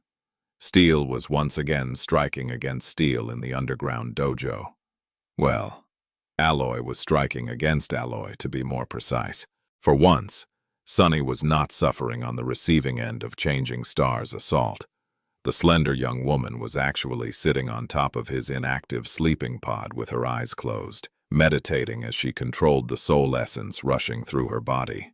Instead, Sunny was defending himself against earnest, but amateurish attacks delivered by Rain. What a nice change of pace. The teenage girl was trying her best to get through his defense, but even when Sunny drastically toned down his speed and strength, her efforts were simply not enough. Despite her hard work, outstanding talent, and the swift improvement she had made, Rain was like an open book for him. Of course, he couldn't expect much from a mundane teenager. Still, her performance today was far from stellar. Sunny frowned. "Concentrate. You are distracted." Rain gritted her teeth and tried, but her mind was obviously elsewhere. A few minutes later, he was forced to command her to stop and stared at his pupil without dissatisfaction. "Are you going to take it seriously or not? What is wrong with you today?" Sunny knew that he had lucked out with his student. Unlike most teenagers, Rain had never given him any trouble with regard to her diligence and motivation. It was only natural for her to try and slack off eventually. But he had already gotten used to his sister giving it her all during their lessons. Now, nothing short of excellence would do. Rain breathed heavily, then threw a furtive glance at the alcove containing the sleeping pod and the dreamscape pod. His cheeks turned slightly red. "Sorry, I can't. Lady Changing Star is here." Sunny scowled. "What about her?" The teenage girl looked at him with embarrassment and then said in a small voice, "You don't get it. She's watching." Sunny blinked a couple of times and then stared at her in confusion. "Her eyes are closed. And anyway, you can't fight properly because someone is watching? Are you kidding me? Do you think that battles happen in private or something?" Rain shook her head. "It's not just someone. It's the Changing Star. She is, you know, famous." Sunny scratched the back of his head. "I am famous too, you know. But look at Nephis. She is somewhat of my #1 fan, as it turns out. Yet she is practicing diligently, without letting anything distract her. She is not starstruck at all. The teenage girl shook her head again. It's different. I know that you are a big deal. I am also used to seeing Effie and Lady Cassia, even Knight. But Lady Nephis is on a whole other level. She's not just a celebrity. She actually matters. She is one of the mostest people. Sonny glared at his little sister. Actually matters? Ouch! He sighed, then lowered his alloy stick and summoned the endless spring. I guess we're going to have a different kind of lesson today. Sonny put a hand on Rain's shoulder and pointed at Nephis. You're a smart kid, Rain. Your father works for the government. You should be able to separate truth from propaganda. Sure, Neph is an extraordinary individual, and she achieved a lot of incredible things. But she is just a human. All that stuff that is clouding your head is just an illusion that other humans created to shove an uplifting narrative down the population's throat. You can't be that gullible and believe in things that aren't real. The teenage girl remained silent for a bit, then frowned. But these things are real. Whether they are true or not, people believe in them. So they're real. Sonny tilted his head a little. What do you mean? Rain glanced at him and shrugged. It is because my father works for the government that I know this stuff. Well, let's say that millions of people believe that Lady Nephis is the hero that is going to lead humanity to conquer the fourth nightmare. It doesn't matter if she truly is. As long as people believe it, she has influence over them. Her image might be an illusion, but that influence is real, which means that her power is also real. Do you understand? He stared at her in bewilderment. So, you are saying that just because someone decided to make Neph into a powerful hero and manipulated people into believing that she actually became one? Rain nodded. Think about it. If Lady Nephis decides to appear in public tomorrow and appeal for people to take arms and join the government army, tens of thousands of new recruits will answer the call. Maybe even hundreds of thousands. How can something that can affect hundreds of thousands of lives not be real? So she is different from a celebrity like Knight or a master like you. She is the real deal. Sonny scratched the back of his head. Why am I getting schooled by my student about lies and deceit of all things? The worst part of it was that Rain made a lot of sense. Power was an elusive concept. So was the difference between the real and the unreal. It was easy to point at an object and say that it was real. One could see it, touch it, and break it. But what about less tangible things? Was friendship real? Or love? Or belief, for example? If belief in something could affect millions of people, cause them to throw themselves into a war, persecute a group of individuals, or build incredible miracles of architecture, it was indeed stupid to say that the thing they believed in was not real. Since it was able to exert influence on the real world, the object of their belief stopped being an illusion and became something different. Something like a deity? Sonny frowned. What the hell am I thinking about? I was supposed to discipline my lazy student, not go on a philosophical tangent about the nature of divinity. It did not apply to actual gods anyway. When they had been alive, the gods did not care about who believed in them and why. Why would they, if their power had been born long before humanity even existed? At that point, Nephis suddenly turned her head and said without opening her eyes, "You talk too much. Keep swinging that sword, Rain." The teenage girl flinched and obediently raised her weapon. "Yes, Lady Nephis." Sonny opened his mouth. "Wait, who's the teacher here?" Neph, meanwhile, lingered for a moment and added, "The power you talk about might be real, but it is fragile and insubstantial. It can be broken just as easily as it was created, unless the person wielding it has actual strength to defend it. At the end of the day, nothing that has been handed to you is as valuable as what you have nurtured and cultivated yourself. So, Don't slack off in your training." Her expression softened a little and the corner of her mouth curved upward. "You are doing very well already. Just continue practicing with the same determination." A bright smile suddenly appeared on Rain's face. "Really? You really think so?" "Sunny said so too. He said that I'm way better than he was." Nephis slowly shook her head. "Sunny did not have a systematic education and the solid foundation that you enjoy. He never had a proper teacher, let alone a personal tutor, and yet he has achieved so much in such a short time. You are far from his level. For now. Even if you catch up to his corresponding accomplishments, it won't be enough. With your background and advantages, the only acceptable result is to surpass them." Sunny scoffed. "Yeah, no way that happens." Rain threw an angry look at him, and then said defensively, "But I am not even a sleeper. I don't have a soul core and an aspect. I can't do what he did." Neff opened her eyes and looked at the teenage girl somberly. "It doesn't matter if you are an awakened, a sleeper, or a mundane human. Chances are, you won't even be infected by the spell. That doesn't mean that you have an excuse to remain weak. In fact, that only makes your need to grow stronger, more dire." She sighed. "Most people in this world are mundane, and yet, they face the same dangers. I've known many brave individuals who did not possess supernatural strength or a powerful aspect. It takes a lot of courage to resist the tyranny of the spell without them. Those people might have not wielded weapons or fought on the front lines of this war, but they were more courageous than most awakened I've seen, and the impact they made was no less real." Nephis closed her eyes again and resumed cycling her essence. "Strength is strength, whether you become an awakened or not. You'll need it. So train earnestly. Don't let my presence distract you." Sunny felt like he urgently needed to say something. He cleared his throat and looked at Rain solemnly. Yeah, this world is not kind to the weak. Well, you know this. Wasn't that the reason you asked me to train you in the first place? So stop staring at Neff and get to work."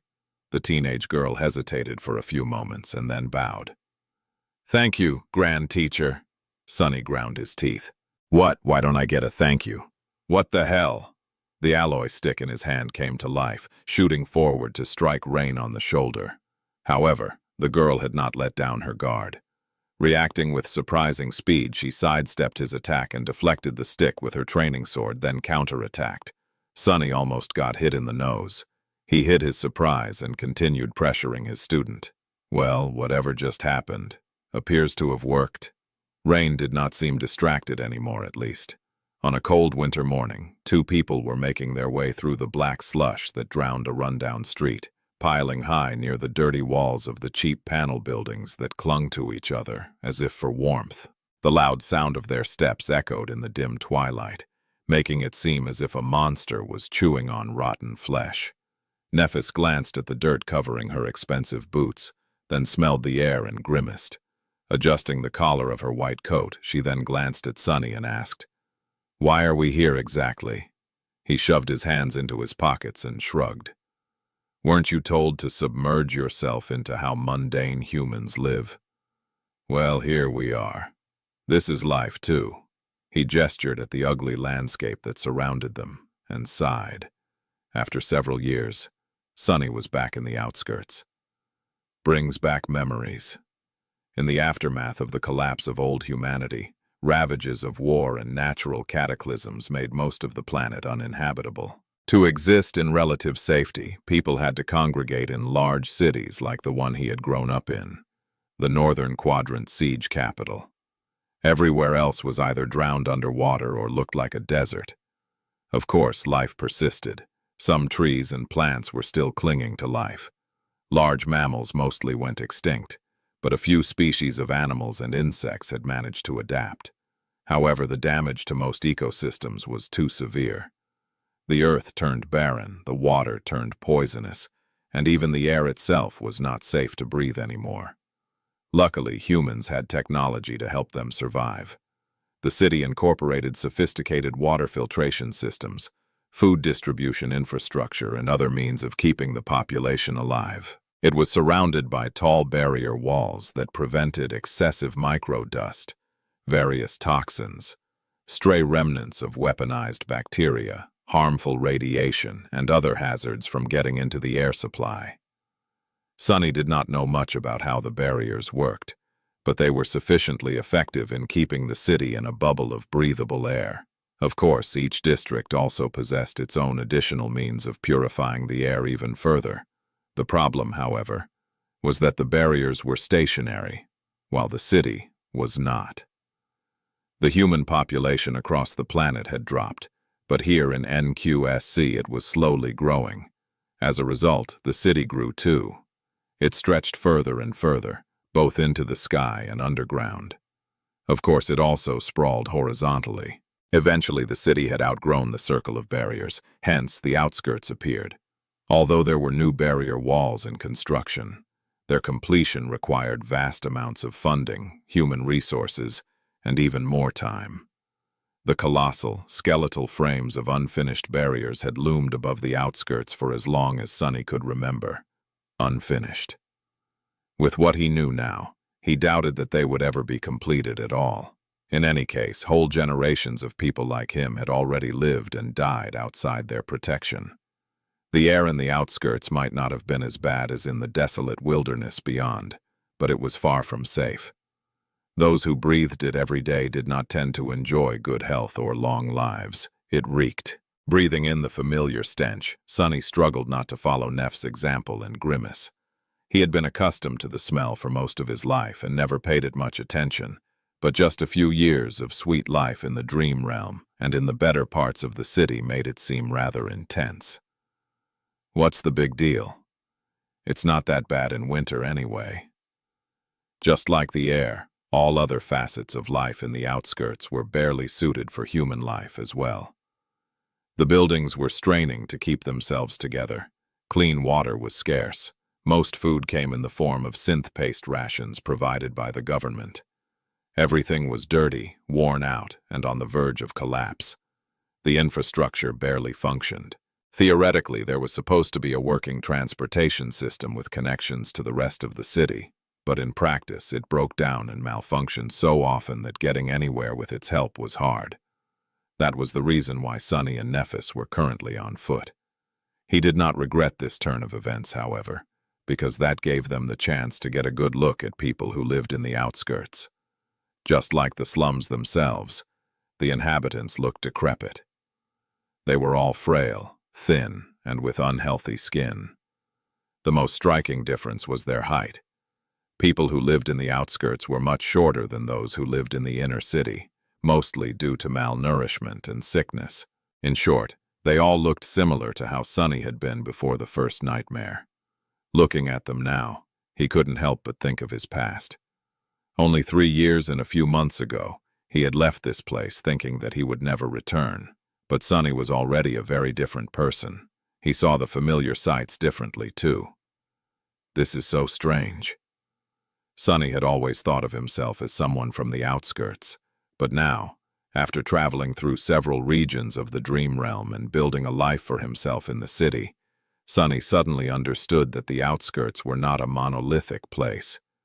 They were actually vast and encompassed numerous different areas.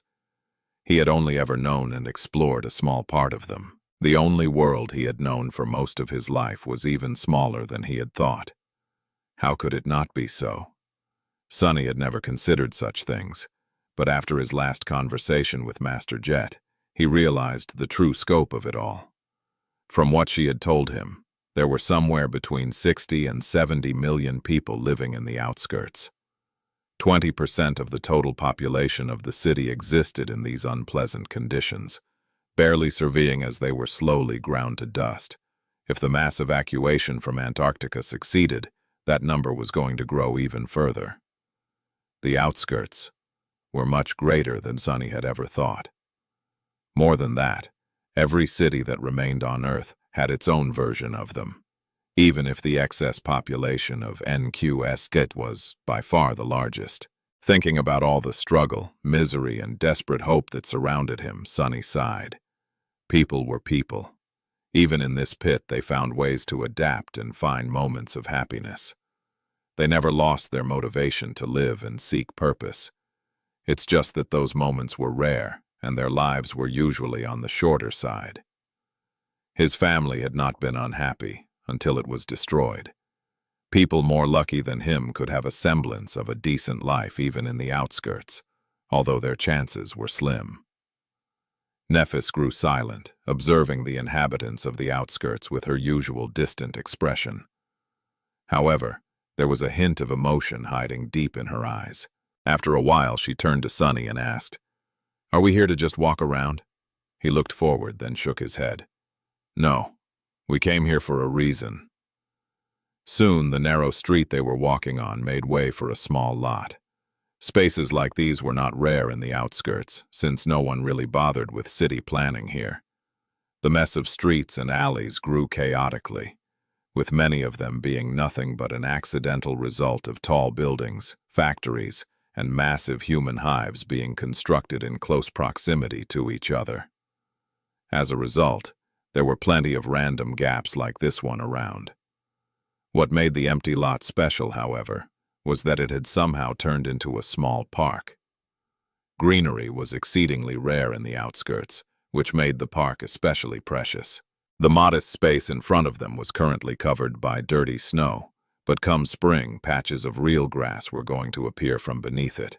There were a few bushes, a frozen pond, and a lonely tree that somehow clung to life despite all reason. Currently, it stood bare and dark, devoid of the bright crown of its leaves. The park was surrounded by tall buildings, making it seem as if it was situated on the bottom of a deep well. Sparse sunlight fell on the tree from far above, illuminating its thin branches and the gray snowflakes that swirled in the air around them. There were several clean pathways through the snow, as well as a few damaged and vandalized benches here and there. Several people were sitting on the benches, enjoying a quiet moment of respite. They gave the young woman dressed in white and the young man dressed in black uneasy looks. Nephis studied the park for a few moments, then glanced at Sunny. "Aren't you wary that something can happen?" He took a look at her, then at himself. Both were obviously out of place, considering their physical appearance and expensive clothes. Everything about them screamed of wealth, status, and citizenship. Sunny doubted that the inhabitants of the outskirts would recognize them as ascend, but they would inevitably come to the conclusion that the strangers were rich. He shrugged. "What can happen? Even if some idiots decide to try and rob us, the worst they can do is shoot at us with cheap firearms. I doubt that their bullets can bruise our skin, let alone penetrate it. One would have to use a heavy assault vehicle with state-of-the-art magnetic cannon, or better yet, a spell-tech armament, to leave a small scratch on the body of a master. Even then, landing a shot would not be easy." Nephis shook her head. "I'm not worried about us. I'm worried about the idiots." Sunny smiled. "Well, don't be. If there is one thing we outskirt rats are good at, it's self-preservation. Anyone can see that both of us are killers. They'll stay away." Changing Star gave him a hesitant nod. A few moments later, she asked, "So what is the reason?" He lingered for a moment, then shrugged. "I met your mother already, so I thought I would bring you to meet mine." Nephis raised an eyebrow. "I thought your mother was dead." Sunny nodded. "She is. Come." He headed toward the tree, knowing that Neph would follow. As they approached, Sunny sighed and said in a neutral tone, "Most people in the outskirts don't get to have a burial, so there are no graves either. Space is a precious commodity. Energy and fuel are too. Human remains are usually dissolved and then discarded. Still, it is nice to have a special place to remember them by. This tree is such a place for me. A long time ago, I carved 2 lines into it, one for my mom and one for my dad." He stopped and stared at the tree, a distant expression appearing on his face. In truth, Sunny had been thinking about his mother a lot recently, and that prompted him to visit the small park. Taking Nephis along was just an afterthought. He had decided that showing her the hidden side of the city would do her some good. It could give her perspective, at least. As they stood silently under the tree, Nephis studied it for a while, and then suddenly said, "There are 3 lines." Sunny looked at her in confusion. "What?" Neph pointed to the bottom of the trunk. "There is a 3rd line." He stared at her for a moment, then turned away. "Oh, the 3rd line is for me. I added it before going away to face the first nightmare." Changing Star glanced at him, then asked in her usual even tone, "Were you not confident of conquering it?" Sunny laughed. "Gods, no. I was pretty sure that I would die. I was ready to, actually. Back then, I was sort of ambivalent about life, I guess. Very few people from the outskirts survive their nightmares. We are physically weak and less educated than proper citizens. Local schools are not exactly known for training skilled fighters." He remained silent for a moment, and then added, "It's weird, actually. A large part of why I survived the first nightmare was exactly because I did not really care to survive. Since I already accepted that I would die, I did not worry too much about anything. No matter what happened, I was able to calmly react instead of panicking. I acted with unrestrained coldness and calculation." Sunny sighed. "Of course, such an attitude is of limited utility. It helped me at the start, but one can't get far by acting like a walking corpse. It was only halfway through the nightmare that I suddenly decided that I wanted to live. And once I did, I really, really wanted to live. That was what pushed me to go on despite all reason, and eventually escape." He looked at the lonely tree, lingered, and said, "I haven't been back here since. When I was carving the 3rd line for myself, I had no idea that I would return one day as a master, let alone one with the special strategic asset designation and enough value to make both the government and the great clans fight over me." Sunny shook his head and grinned. "What a strange turn of events, huh?" They stood silently under the tree for a while. Eventually, Nephis looked at him and said evenly, "You did well." Sunny glanced at her with a pale smile, then nodded. "I guess I didn't I? My mom would have been very happy. If she was alive, that is. I am healthy, well-fed, and have a house in a good part of the city. I even found a student. These things might not sound like much to you, but to her they would have been like a dream." He turned to the tree and added after a short pause, "I don't really remember my dad too well, because I was too little when he passed away. But my mom, I remember her perfectly. She was like a ray of sunshine. The strangest thing, though, is that when I was a kid, she was the whole world to me. I thought that she knew everything, could do anything. But now, I realized that she was barely older than we are. She was more or less a kid herself." Nephis looked at him and said, "But we aren't kids." Sunny tilted his head, then shrugged. "That is true, I guess. We are adults, which is a strange thought. I don't really feel very different from how I was before, at least not in terms of being confident and knowing what the hell I am doing." Changing Star sighed, then shook her head a little. "That is because you have been an adult for a long time. People like us have to grow up early." Sunny thought about it for a moment. "I don't know. I have a suspicion that when I look back on today in a decade or so, I will be dismayed by how big of an idiot I was." Nephis smiled with the corner of her mouth. "That has nothing to do with adulthood." He spared her a short glance and scoffed. "That was the point where you were supposed to say that I am not an idiot, you know." She stared at him with a deadpan expression, then said in her usual tone, "I know." Sunny couldn't help but laugh. "Anyway, I don't really understand why I wanted to come here. I guess I expected to feel something. And I do. It's just not what I thought I was feel." Nephis lingered for a few moments. Eventually, he said with a hint of hesitation in her voice, "Do you maybe want to say something to your mother?" Sunny lingered for a while, then shook his head. What is the point? She is dead, and the dead can't hear anything. They are simply gone. They only exist in the memories of the past. I would rather concentrate on the future. Despite the fact that he had achieved many things that his mother would have wanted for him, it had not been without a cost. His house, his wealth, and the fridge full of food he had back home were only one side of his life. The other side was full of dire things like the sovereigns, the obol scale, and Nephis. His bond with her was a dire thing, too. His future was not cloudless at all. The past few weeks had been some of the calmest and most enjoyable in Sonny's life. He had mostly been in Neff's company, doing nothing but training and spending time with her.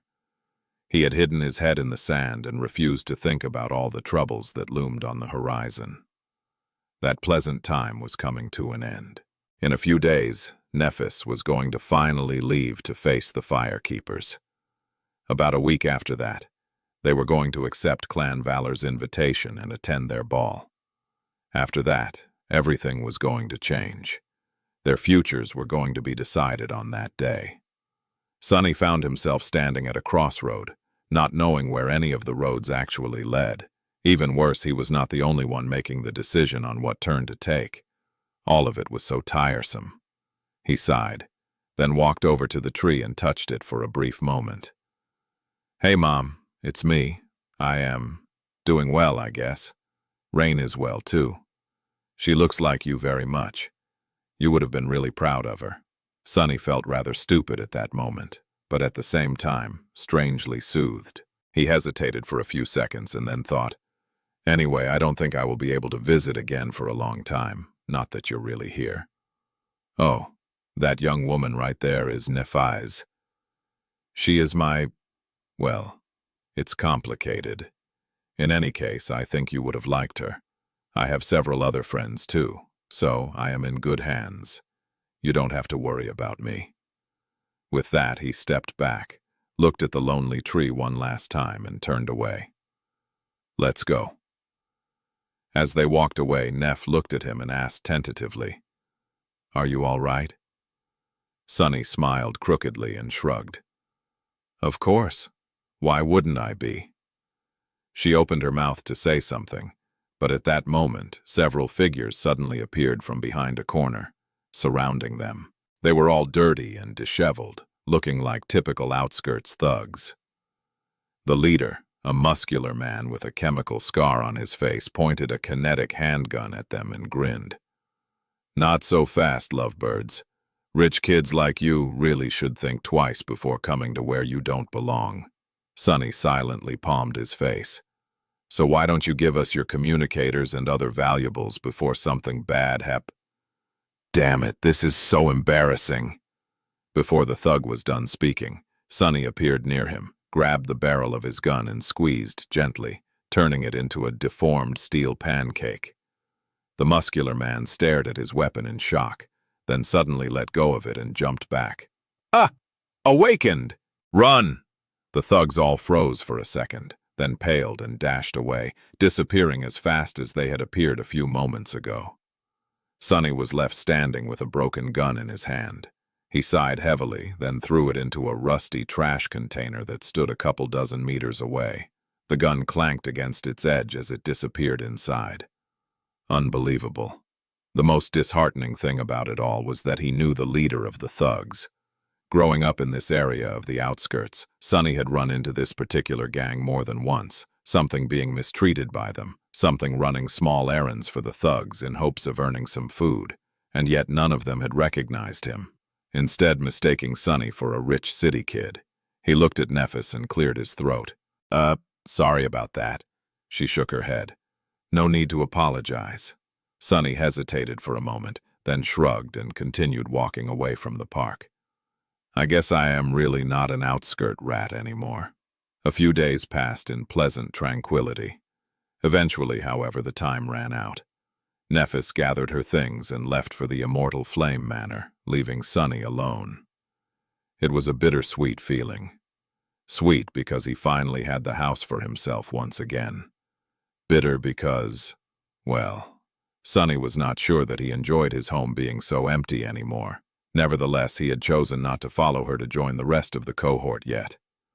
Sunny felt like the looming ball was going to change a lot of things, and had to prepare a few contingencies. If the worst happened, there was a big possibility that he would be gone for a very long time again.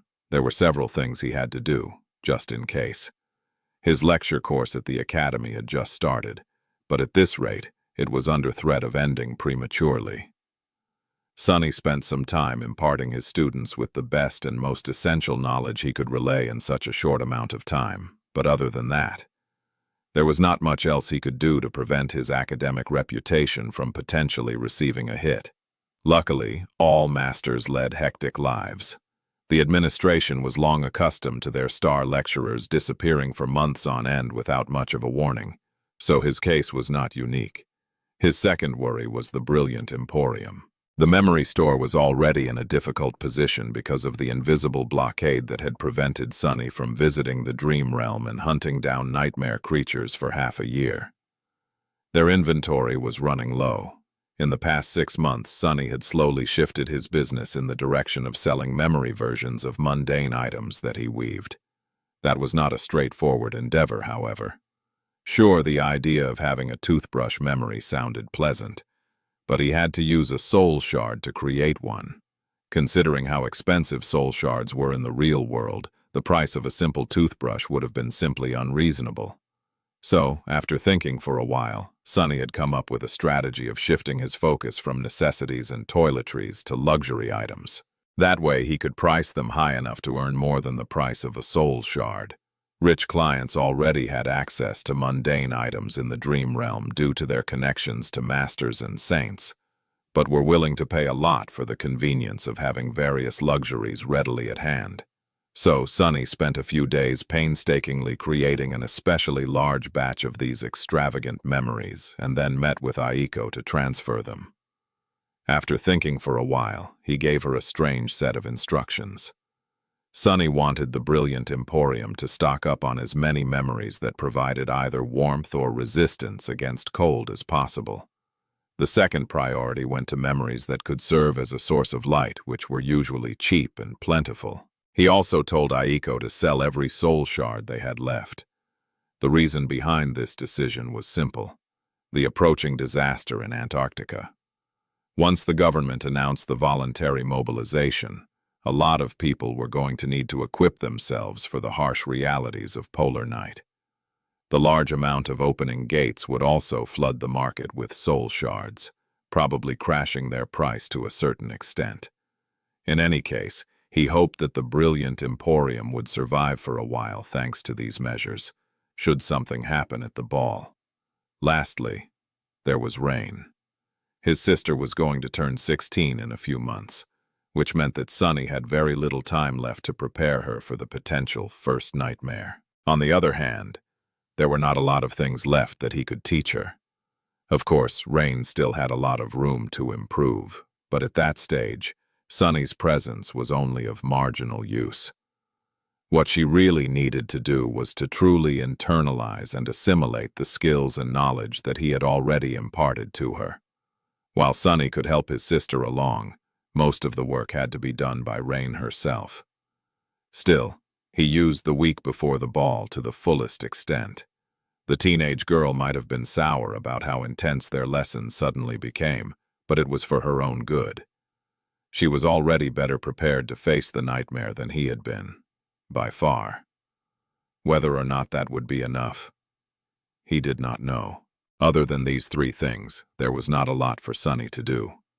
He prepared his home to go into conservation mode in case he did not return from the ball. He restocked the covetous coffer with various supplies for a long expedition.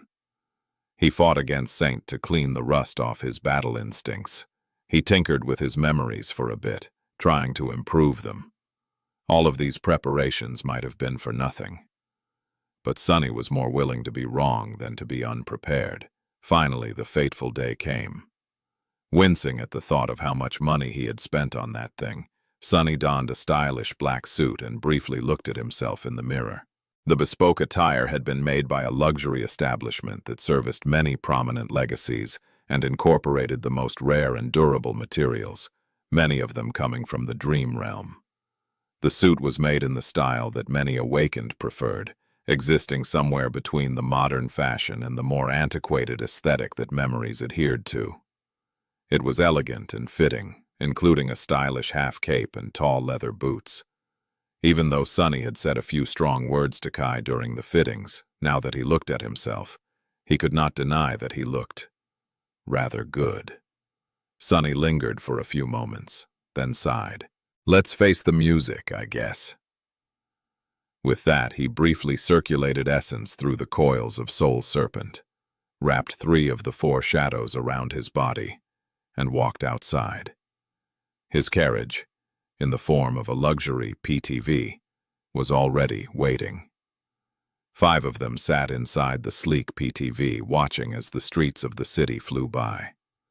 Sunny was not the only one who had donned an extravagant suit. Kai was wearing an even more stylish attire, radiating so much grace and elegance that the interior of the moving vehicle seemed almost electrified. Cassie had chosen a simple but flattering gown of soft colors. Her bracelets and jewelry were picked to match the silver half-mask that she wore like a crown. The familiar blue-green cloak was draped around her shoulders. She was holding the quiet dancer by the scabbard, as if it was a cane. Effie wore a white tunic with tasteful gold accents. There was a golden laurel resting on her head, with similar bracelets and anklets accentuating its sheen. With her olive skin and toned physique, she looked like an ancient goddess. The huntress seemed to be enjoying herself as she sipped champagne from a tall glass. Nephis chose to wear a more practical attire, which was nevertheless equally splendid. Her nightly suit consisted of black trousers, a black doublet with silver embroidery, and a pristine white cape. The simple band of the crown of dawn accentuated the steely gray of her striking eyes. Her hands, clad in white gloves, rested calmly on her knees. All of Sunny's worries about how pompous he looked in his expensive suit disappeared. Compared to the others, he looked almost underdressed. Was there really any time to worry about appearances anyway? Looking at the members of the cohort, he hesitated for a moment, and then asked, "Are you ready?" Nephis glanced at him, then turned back to the window. "It's just a ball." He stared at her for a moment, then grinned. Then he laughed. "Oh, indeed, indeed."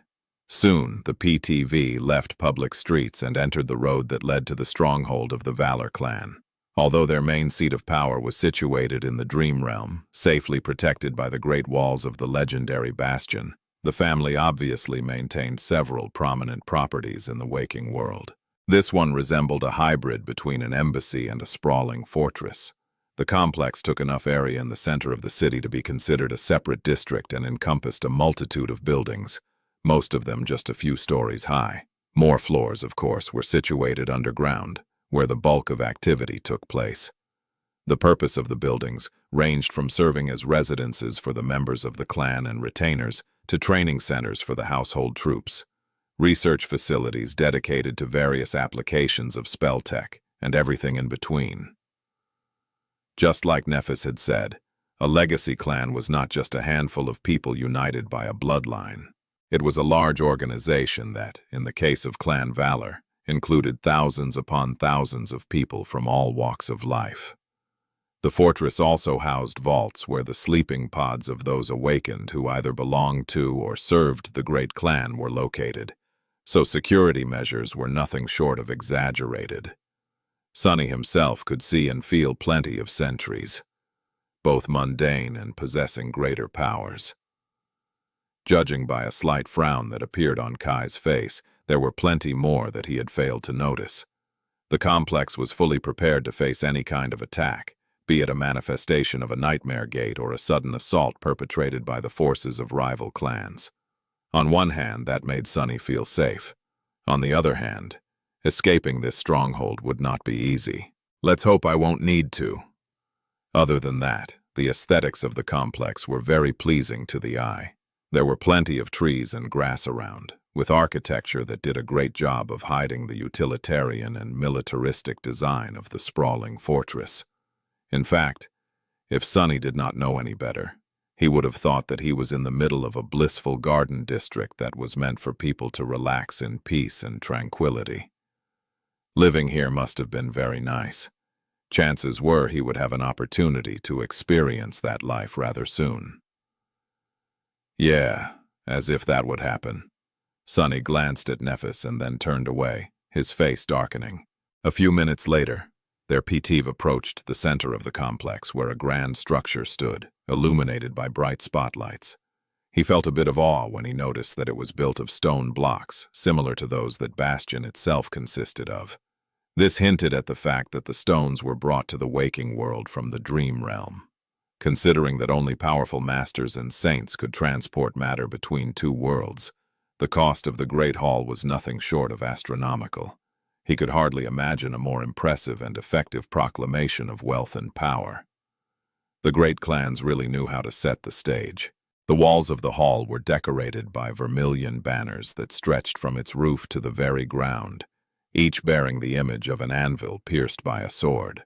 A red carpet led from the grand stairs to the road where a row of similarly luxurious PTVs were parked, slowly moving as their distinguished passengers disembarked. Neat rows of uniformed honor guards stood at the sides of the red carpet, forming a living corridor through which the guests had to walk before they reached the entrance. Everything about them screamed of discipline and power. These soldiers alone were enough to protect people invited to the ball from most dangers. Not that the guests needed any protection. Although there were a few high-ranking mundane humans among them, most were either promising awakened or masters. There were even saints here, which made Sunny feel rather uncomfortable. If there was one group of people in the city he really wouldn't want to provoke, it were those attending the ball. Sunny felt like a little fish being thrown in a tank full of hungry sharks. He could probably fight off or at least escape from any one of these sharks. But all of them together? Still, I'm not without sharp teeth myself. Finally, their PTV reached the vermilion carpet. Sunny waited for the door to open, then sighed and stepped outside. Nephis walked forward with her usual impassive confidence. It was as though the magnificence of the towering hall, the rows of armor-clad honor guards, and the distinguished guests surrounding them did not deserve her attention, let alone apprehension. Her face was still and inscrutable, and her eyes were cold and focused. As the rest of the cohort followed behind her, Sunny couldn't help but feel uneasy. Right now, he was especially frustrated at his lacking ability to read her moods. He just hoped that Changing Star was not going to try and assassinate the members of the Valor clan as soon as she saw them. No way, she wouldn't, right? Their arrival caused a bit of a stir. Many eyes were suddenly directed at the 4 members of the cohort, but it was nothing compared to how many people were staring at Nephis, either openly or in secret. She did not pay them any attention, so Sunny looked straight ahead and pretended to not care either. Of course, he was tensely studying everything and everyone around them through his shadow. Somehow, he felt as if he had returned to the Red Colosseum. Sunny almost expected the people surrounding them to start chanting "Glory" at any second. Of course, that did not happen. The cohort walked up the stairs and entered the grand hall, where they were led to massive doors that were carved of familiar wood. As the doors opened into a vast chamber full of exquisitely dressed people, a loud voice announced, "Lady Changing Star of the Immortal Flame Clan, Ascended Song of the Fallen, Ascended Raised by Wolves, Ascended Nightingale, Ascended Sunless." For a moment, every conversation in the hall paused. Everyone turned to look at the new arrivals. Sunny frowned. The amount of pressure that crashed into him was enough to make a mundane person kneel. It was not that the guests were consciously exerting it, just the side effect of so many powerful people being gathered in one place. Just at first glance, he identified nearly 100 masters and a handful of saints in the crowd, with each of the latter basically glowing like a beacon of power in the sea of people, surrounded by a small island of empty space. A very large chunk of humanity's defensive capabilities were gathered in this hall, If Sunny was pressured, then Nephis must have felt as if a mountain landed on her. And yet, she did not bat an eye. A wave of whispers rose, barely audible in the harmonious hum of relaxing music. It's her. What? Changing Star is here? Look, look, it's the heiress of immortal flame. Even among the absolute elites, Neph's status was immense enough to create a commotion. The other 4 members got a lot of attention, too, as the brightest stars of the younger generation of Awakened. Both their SS designations and the rapid speed of their ascension made them noteworthy people. Subjected to hundreds of gazes, Nephis nodded curtly and walked toward the tables that offered drinks and refreshments. As she did, the arrival of another guest was announced, causing the excitement of the crowd to subside a little. Sunny felt incredibly awkward. So, what do we do now? Kai simply smiled. We don't have to do anything really before the host arrives and commences the ball. Usually we would use this time to walk around and socialize, but in this case there is no need. Everyone will come to us. So just enjoy yourself, smile, and answer politely if someone addresses you. Sunny shifted his shoulders. That is terrible advice. How was he supposed to enjoy himself and smile, knowing what was at stake? As for being polite, politeness often required a person to lie. What was he supposed to do if someone asked him a question that demanded a rude answer? Luckily, he had nothing to fear. Very soon, a stream of people started to approach them, somehow making it seem as if they all just happened to walk by. However, all their attention was concentrated on Nephis. Barely anyone spared a moment to chat with the other members of the cohort, and even then, Sunny was the last in line. Which suited him fine. Lady Changing Star, it is an honor to meet you. You made us all proud, young lady. I was actually friends with your grandfather. I once fought a battle side by side with your parents. The memory of their valiance was forever etched into my heart. Everyone wanted to, if not become friends, then to at least establish a connection with the daughter of the hallowed clan that seemed to be rising from the ashes. Nephis remained calm, conversing with the great and powerful people that approached her in a neutral but slightly stifled tone. Sunny could feel the flames burning in her soul growing hotter and hotter, however. She was filled with masterfully suppressed rage. Well, he would be too. All these well-wishers could not wait to share the tales of how highly they valued and admired her parents and grandfather. And yet, they had been perfectly fine to do nothing when the Immortal Flame Clan needed help. None of them had raised a hand to help Nephis when she was young, weak, and being hunted by the assassins of the hidden rulers of the Awakened Society. It was only now that she had become ascended, and an absolutely outstanding one at that they remembered past friendships and tried to ingratiate themselves to her. Their smiles and pretty words were worthless. Their friendship was worthless. This was all just a big charade. Sunny observed the elites with a bit of bewilderment. Were they all such shameless liars, or did they actually believe their own lies? In any case, this feast of deceit was nothing short of delectable. If only it was not so amateurish. After a while, he suddenly felt a cold shiver running down his spine. Turning his head slightly, Sunny noticed a familiar face. An exquisitely beautiful woman in a dazzling dress the color of red wine was approaching them. She was graceful and elegant, with a supple figure and full scarlet lips. Her most striking feature, however, was her skin.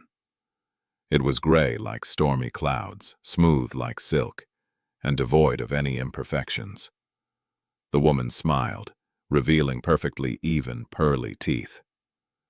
"Lady Nephis, I am so glad to see you again." Changing Star looked at her and lingered for a moment. Then she said, "Seishan, I am glad to see you as well."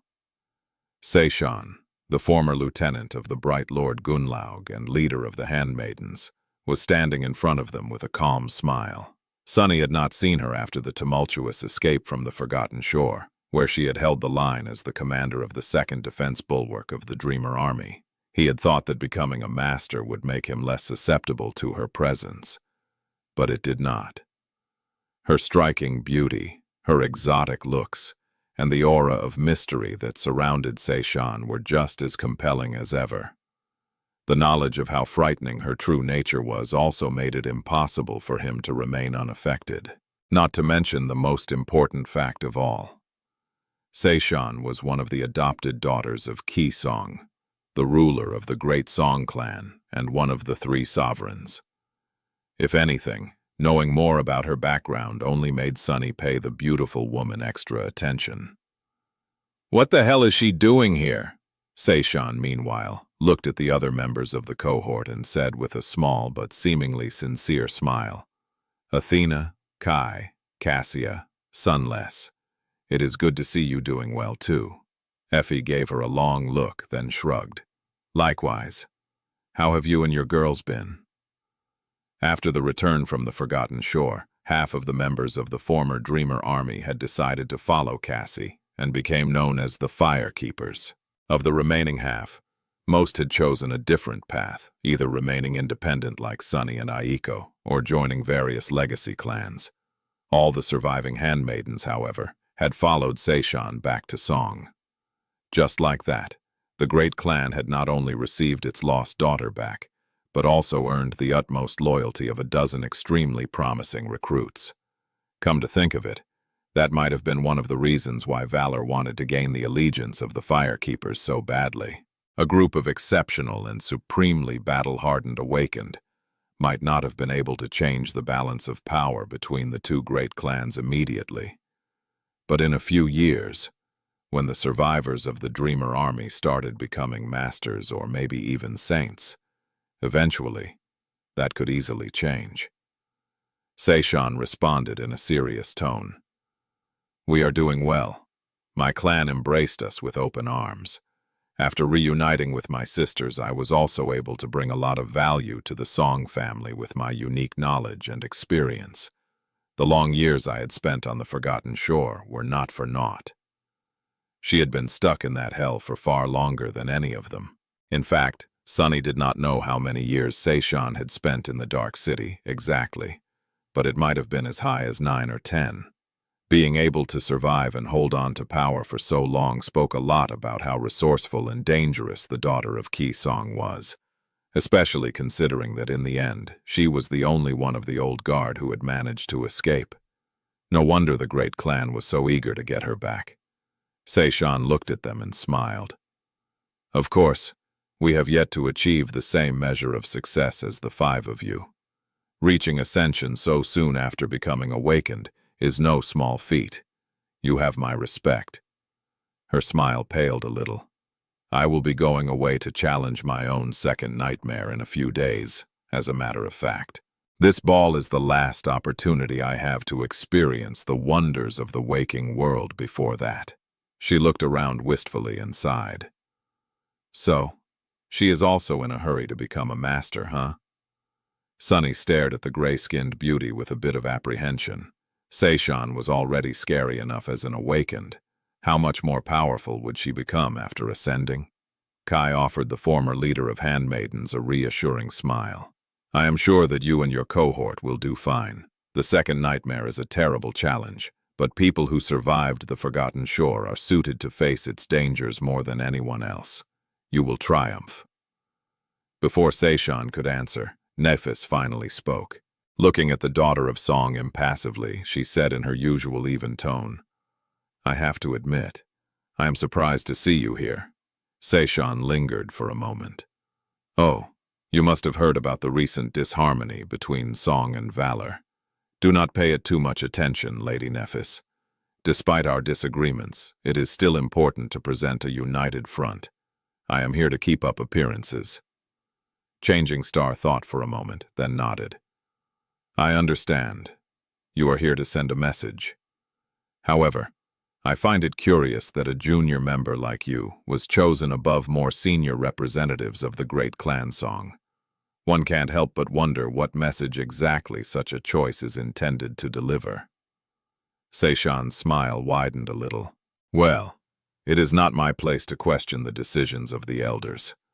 In any case, I'm very happy that I got the chance to see you all again. While we were never truly friends, I value what you have done for me and my wards, as well as what we went through together. A great deal." Her pearly teeth glistened in the bright light of exquisite chandeliers, suddenly seeming much sharper. "I hope that we will be able to deepen that bond one day. Of course, whether or not it blossoms into a real friendship depends on our decisions." Sunny sighed. "Ah." Seishan looked at them one last time. Strangely, her gaze lingered on him for a few extra moments. Then she politely excused herself and left to mingle with other guests of the ball. So that's what it was all about. Her meaning was more than clear. Clan Song decided to not go as far as making an earnest effort to spoil the negotiations with valor and try to recruit the members of the cohort and the firekeepers into its ranks instead. However, they did issue a warning. "Make the right decision if you know what's good for you. Stay away from our rivals. Or else." That threat might have been packaged into an exquisitely beautiful cover, but the underlying message remained quite clear. Looking at the back of Seishan as she was walking away, Sunny shook his head. "Did I somehow end up involved in politics? By the spell I did, didn't I? Curses! Why can't a guy just grow stronger than everyone in the world and unreasonably rich in peace?" A few minutes later, the atmosphere in the great hall suddenly changed. The hum of voices grew quiet, and many of the guests shifted, turning to a particular spot. As Sunny watched, a tall figure appeared on a wide balcony above them. The man was strong and severe, with a sharp face and even sharper, cold eyes. His black hair was touched by silver at the temples. He was wearing an elegant attire that somehow looked like a suit of impregnable armor, despite being made of nothing but black fabric. His vermilion cloak moved slightly, as if touched by invisible wind. As soon as the man appeared, Sunny felt a considerable pressure descending on the hall. The dignified stranger radiated so much power and authority that it was hard not to admire him, or fear him. He was a saint, without a doubt. What was more, his features looked slightly like that of Mordred and Morgan. For a moment, Sunny thought that he was looking at Anvil of Valor himself. But no, that could not be. Although the familial likeness was there, it was not too pronounced. The mythical sovereign was also not supposed to be able to enter the waking world easily, let alone openly show himself in public. That would just go against everything that the sovereigns did to remain in the shadows. This must be Saint Madoc of Valor, also known as Whispering Blade. Saint Madoc was one of Anvil's siblings and the nominal leader of the great clan Valor. Of course, Sunny knew who truly called the shots, but the status of this powerful man was by no means for show. Whispering Blade was a legendary warrior and one of humanity's most formidable champions in his own right. As the guests quieted down, Saint Madoc looked at them from above with his steely blue eyes, and then smiled slightly. Instantly, the pressure receded, making the mundane humans in the crowd sigh with relief. Morgan's uncle spoke, his strong voice easily reaching into every corner of the great hall. "Ladies and gentlemen, esteemed guests, welcome to the annual ball of the great clan Valor. It is my honor and pleasure to welcome you all under our roof once again. In the past year, many things have happened. Some of our brothers and sisters are not with us anymore." A somber silence settled over the hall. Every year brought a lot of death to Awakened. Even masters were not spared from that fate. This year, in particular, had dealt a heavy blow to humanity. Even though few knew of what had really happened, the absence of Saint Cormac was clearly felt by many. Transcendents were so exceedingly rare that the loss of even one of them echoed across the world.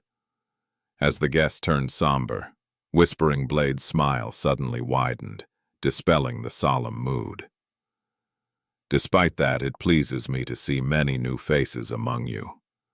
Humanity has grown stronger yet again. New heroes rose to carry the torch for those who had fallen in battle. With champions like these, Our world has nothing to fear.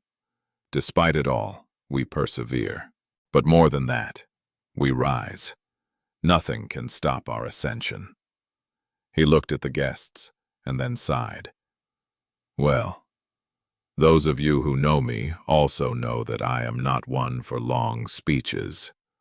To be honest, this one was actually written by my beloved wife, who is far more eloquent and wise than me, not to mention pleasant to look at."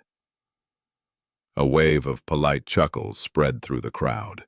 St. Maddox smiled once again. "Today is not a day for sorrow. Today is a day for joy.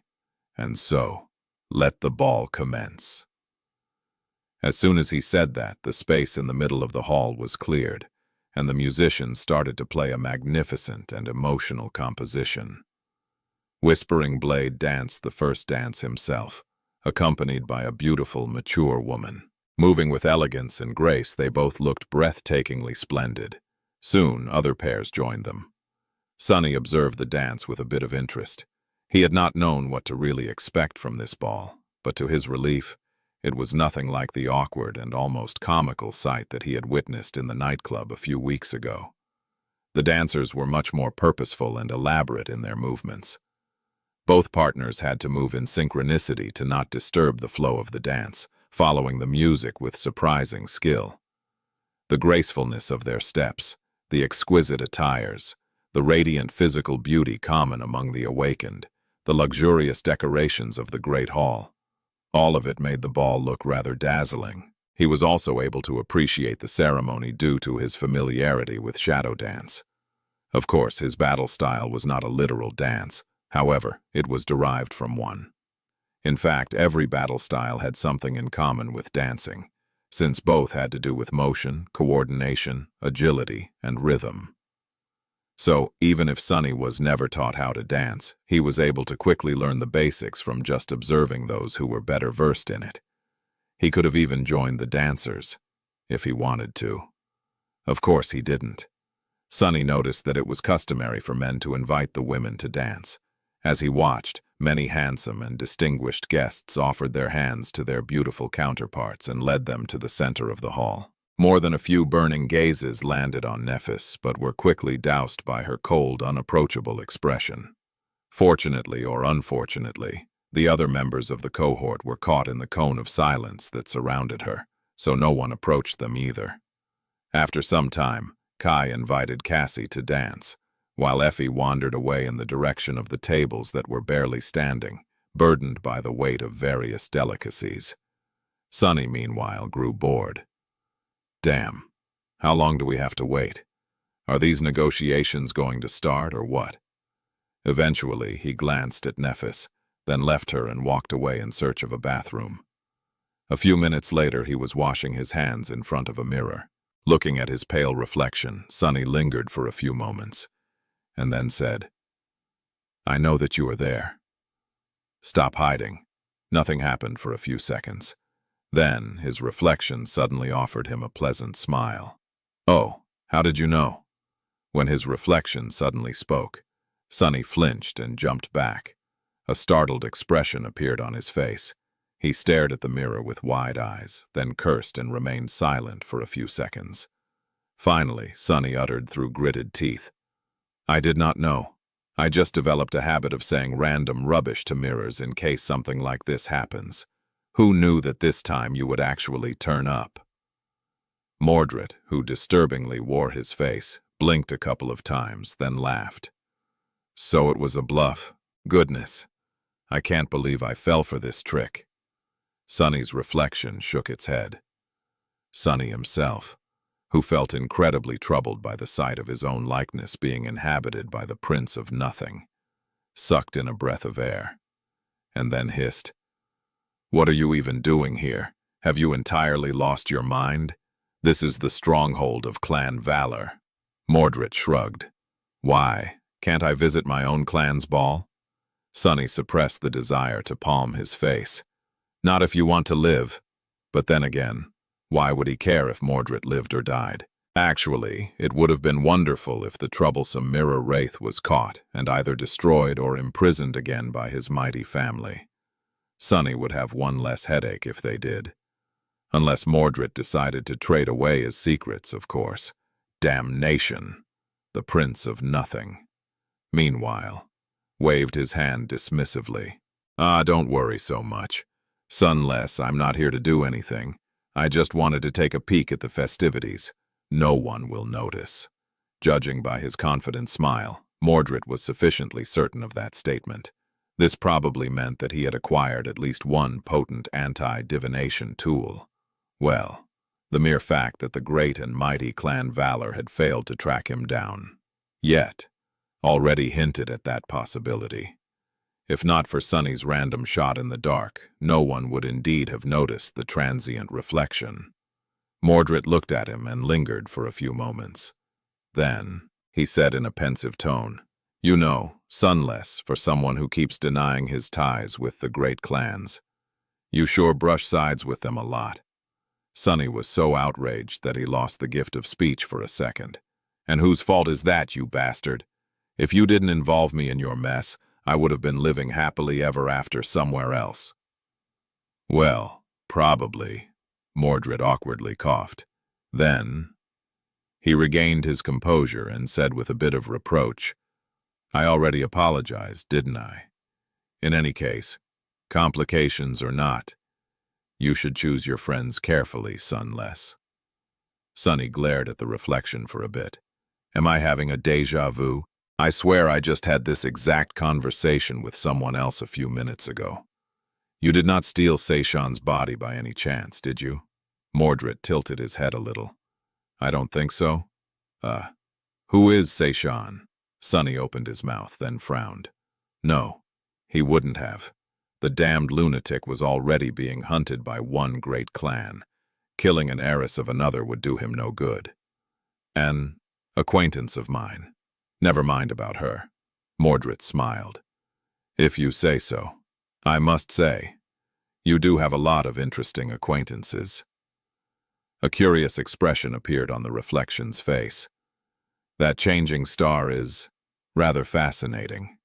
To think that the immortal Flame Clan was able to return to a semblance of its former glory, and with the help of a young dream spawn, no less. Maybe I should take her body instead. What do you think, Sunless? Should I?" He was obviously probing to get a reaction out of Sunny, but luck was not on his side. Sunny simply shrugged and said indifferently, "Be my guest." It seemed as if he was absolutely disinterested in whether Mordred would kill and replace Nephis or not. Of course he wasn't. Not really. He just thought that the Prince of Nothing would dearly regret trying to consume Changing Star's soul. Not only was she a tyrant, which would make battling her a nightmare, he also suspected that her soul possessed its own formidable defenses. Nephis had already hinted that the lineage of sun gods strengthened it somehow. But that only accounted for the quantity of her force. There was also the quality. Sunny had a hunch that Mordred would be burning himself alive if he tried to invade her radiant soul sea. Wouldn't that be a sight to see? He glanced at his reflection, then said coldly, "Is this all you wanted to say? Because if that's it, I have a ball to return to." Then Sunny scoffed and added, "And by the way, didn't you give a very pompous speech about how I should pray to never meet you again, the last time we saw each other? Kind of presumptuous of you to then go ahead and place yourself straight in my sights, in a bathroom of all places." Mordred's smile paled a little. "Ah, that. I did not forget about that, Sunless. Truth be told, I am still very peeved about what you have done. Come to think of it, maybe I should do something to lessen my frustration. Say, which of your friends do you value the least?" Sunny's fist slammed in the mirror, shattering it. Mordred laughed, staring at him from the shards. His face, Sunny's face, became distorted by the cracks. "Oh, Sunless, Sunless, so passionate." Sunny stared at the broken mirror for a few moments, then said through gritted teeth, I value all my friends, you bastard. Affection is not something you can assign a numerical value to, and then compare which number is bigger. Well, you wouldn't know, I guess. Not only do you care about no one has most likely ever cared about you either. He took a step forward and stared directly at his reflection. You like to talk big, Mordred, and make it seem as if I should be afraid of you. But that is true the other way around, too. I can be scary when I want to, too. Think long, and think hard, before making me your enemy, or you will learn to fear the shadows. Mordred stopped laughing and looked at him silently for a few long moments. His smile slowly disappeared. After a few moments of silence, the Prince of Nothing sighed. We understand each other, then. Let's not become enemies, Sunless. Crushing you won't bring me any joy. With that, he disappeared, as if he had never been there. The reflection still looked the same, but the alien presence seemed to be gone from it. All that remained was a broken, distorted, angry image of Sunny. He grimaced and then turned away. We'll see who crushes whom, bastard, if time comes. After returning to the dancing hall, Sunny saw it in a new light. His perception had shifted, making everything seem darker and more dangerous. He had already been apprehensive about the crowd of guests, but now, every one of them looked like a potential threat. Mordred might have said that he was not planning to do anything and had just come to take a look. But could the banished prince be trusted? As far as Sunny was concerned, the lunatic could have been on his way to publicly assassinate one of his relatives, or slaughter as many as he could right now. Much worse, he could be hiding inside of anyone. Every guest was a potential host, every mundane human, every awakened, every master. None of them were beyond suspicion. Even saints were not off the list, perhaps. Sunny suppressed a groan. Curse it all. There were two carriers of divine aspects in the world that had made it their life's goal to destroy the great clan Valor at all costs. And now, both of them were in this building. Even if nothing happened. The threat alone made him itchy. The great hall where dozens of beautiful pairs danced suddenly did not look as splendid. Turning around, Sunny looked at Nephis, lingered for a few moments, and then walked in her direction with steady steps. As he came close, he offered her a hand and asked, "Shall we dance?" Neph looked at him in confusion for a couple of seconds, then shrugged and placed her hand in his. Together, they walked to the middle of the hall. Sunny put his second hand on her waist, while she put hers on his shoulder. Suddenly, they were extremely close to each other. Sunny's heart skipped a beat. It was in moments like this one that he missed having two. Without wasting any time, Sunny led Neph into a dance. It wasn't too hard. He just had to listen to the music and repeat what the other dancers were doing. With his proficiency in shadow dance, understanding the logic and cadence of their movements was incredibly easy for him. Although Sunny was dancing for the first time in his life, he looked more comfortable and adept at it than most of the guests. Changing Star seemed like a natural, too. Perhaps it was due to her own combat mastery, or perhaps she had received lessons as an heiress of a legacy clan. In any case, almost instantly after they started the dance, the pair caught a lot of admiring stares. Sunny did not care. He had much bigger problems on his mind, trying to not let her closeness affect him too much and failing at it. He waited for a bit and gathered his thoughts. Finally, Sunny said, his voice drowned by the music and the hum of the great hall. I've been meaning to ask. The time to hide his head in the sand was over. Nephis silently raised an eyebrow, prompting him to continue. What exactly are you planning to do today? You know that Valor won't take no for an answer. They want to have all of us, but if that is not possible, they'll only settle for getting at least one. That way they'll be assured that the rest of us won't join a rival faction. So, which one of us is going to become a retainer of the great clan Valor? Changing Star lingered for a while, allowing him to lead her in the dance. Her hand rested easily on his shoulder. After a few steps, she suddenly asked, "You don't really understand, do you?" Sunny did not frown. but his eyes suddenly became darker. I don't. What is it that you think I don't understand? A somber expression slowly appeared on her face. Valor and song are not rival factions, Sonny. They're war camps.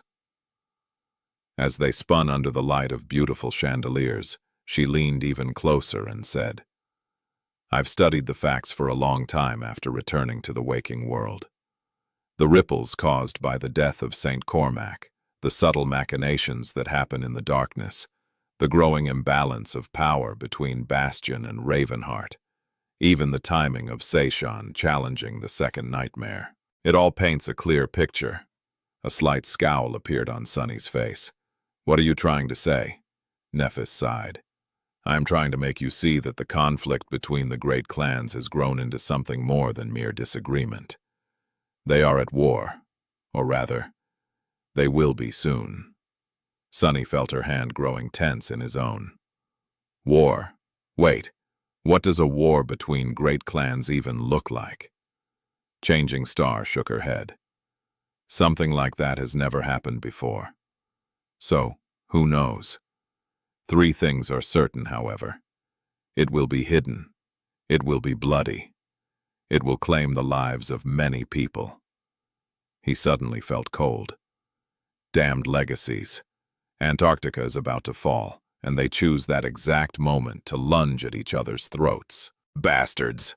Sonny remained silent for several steps, and then looked at Nephis intently. All right, but what does it have to do with us? She suddenly gripped his shoulder tighter and met his gaze.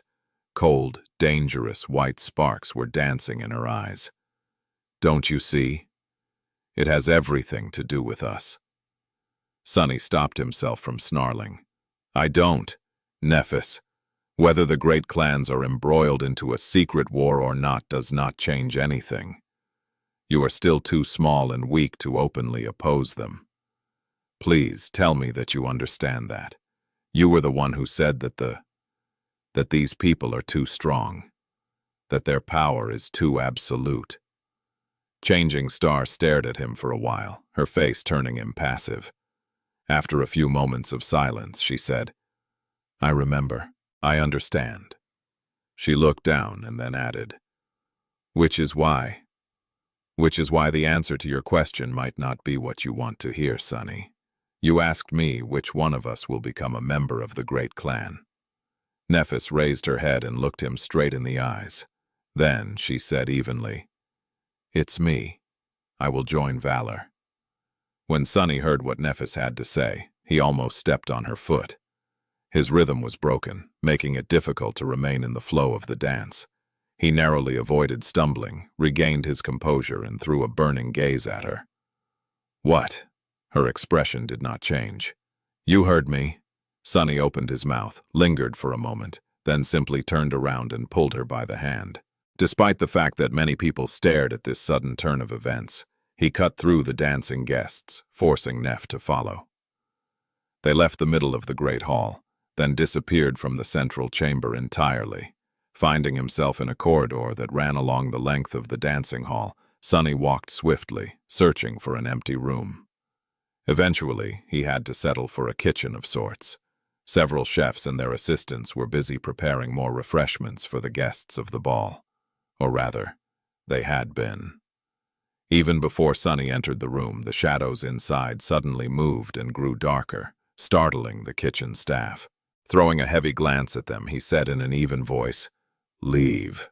The chef stared at the 2 masters in confusion for a couple of moments, then silently backed away and left through a different door, their faces pale. Sonny and Nephis were left alone. He waited for a bit, then let go of her hand and outstretched his own. A strange flute carved of emerald bone appeared in it from a swirl of sparks. Sonny brought it to his lips and blew into the hole. Surprisingly, no sound came out of the flute. Instead, it seemed to have absorbed all sounds, enveloping them in a cone of silence. Now, no one would have been able to listen in on their conversations. Sonny's shadows also kept watch outside the kitchen, just to make sure. Finally, he turned to Nephis and snarled, You! Join Valor? What? What the hell? Changing Star sighed, then took a step back and leaned on the wall. Then she spoke in her usual calm, steady voice. "Why are you so surprised?" Sunny stared at her in stunned silence. Then he shook his head. "What about your great goals? After all the crazy stunts you pulled, after all that talk about wishing to bring the three ghouls to their knees and destroy them, you are just going to join them?" Neff's eyes grew somber. "My plans did not change, Sunny." He frowned. "So you are going to destroy Valor, but you are also going to become one of their own. Don't you see the contradiction?" She looked at him intensely, then said with boiling but suppressed emotion in her voice, "There is no contradiction. On the contrary, this is the only way I can advance my goals." Nephis took a step forward and pierced him with a searing gaze. "The sovereigns are indeed too strong. Their power is indeed too fearsome. And I am truly too weak to contend with them. For now. However, they will fall by my hand in the end. Did you hope that 2 years of being lost in the dream realm would have dulled my resolve? Did you think that I would give up?" Sunny shook his head with a dark expression. Changing Star smiled. "No. My resolve was only made sharper. I spent so many days, so many nights thinking about how to move forward and bring these old monsters down. It was not too hard to realize that if my own strength is not enough, I have to borrow it from someone else. Whose strength should I borrow then? But that is so obvious. If the sovereigns are so powerful, why would I not use their own power to destroy them?" Sunny blinked slowly.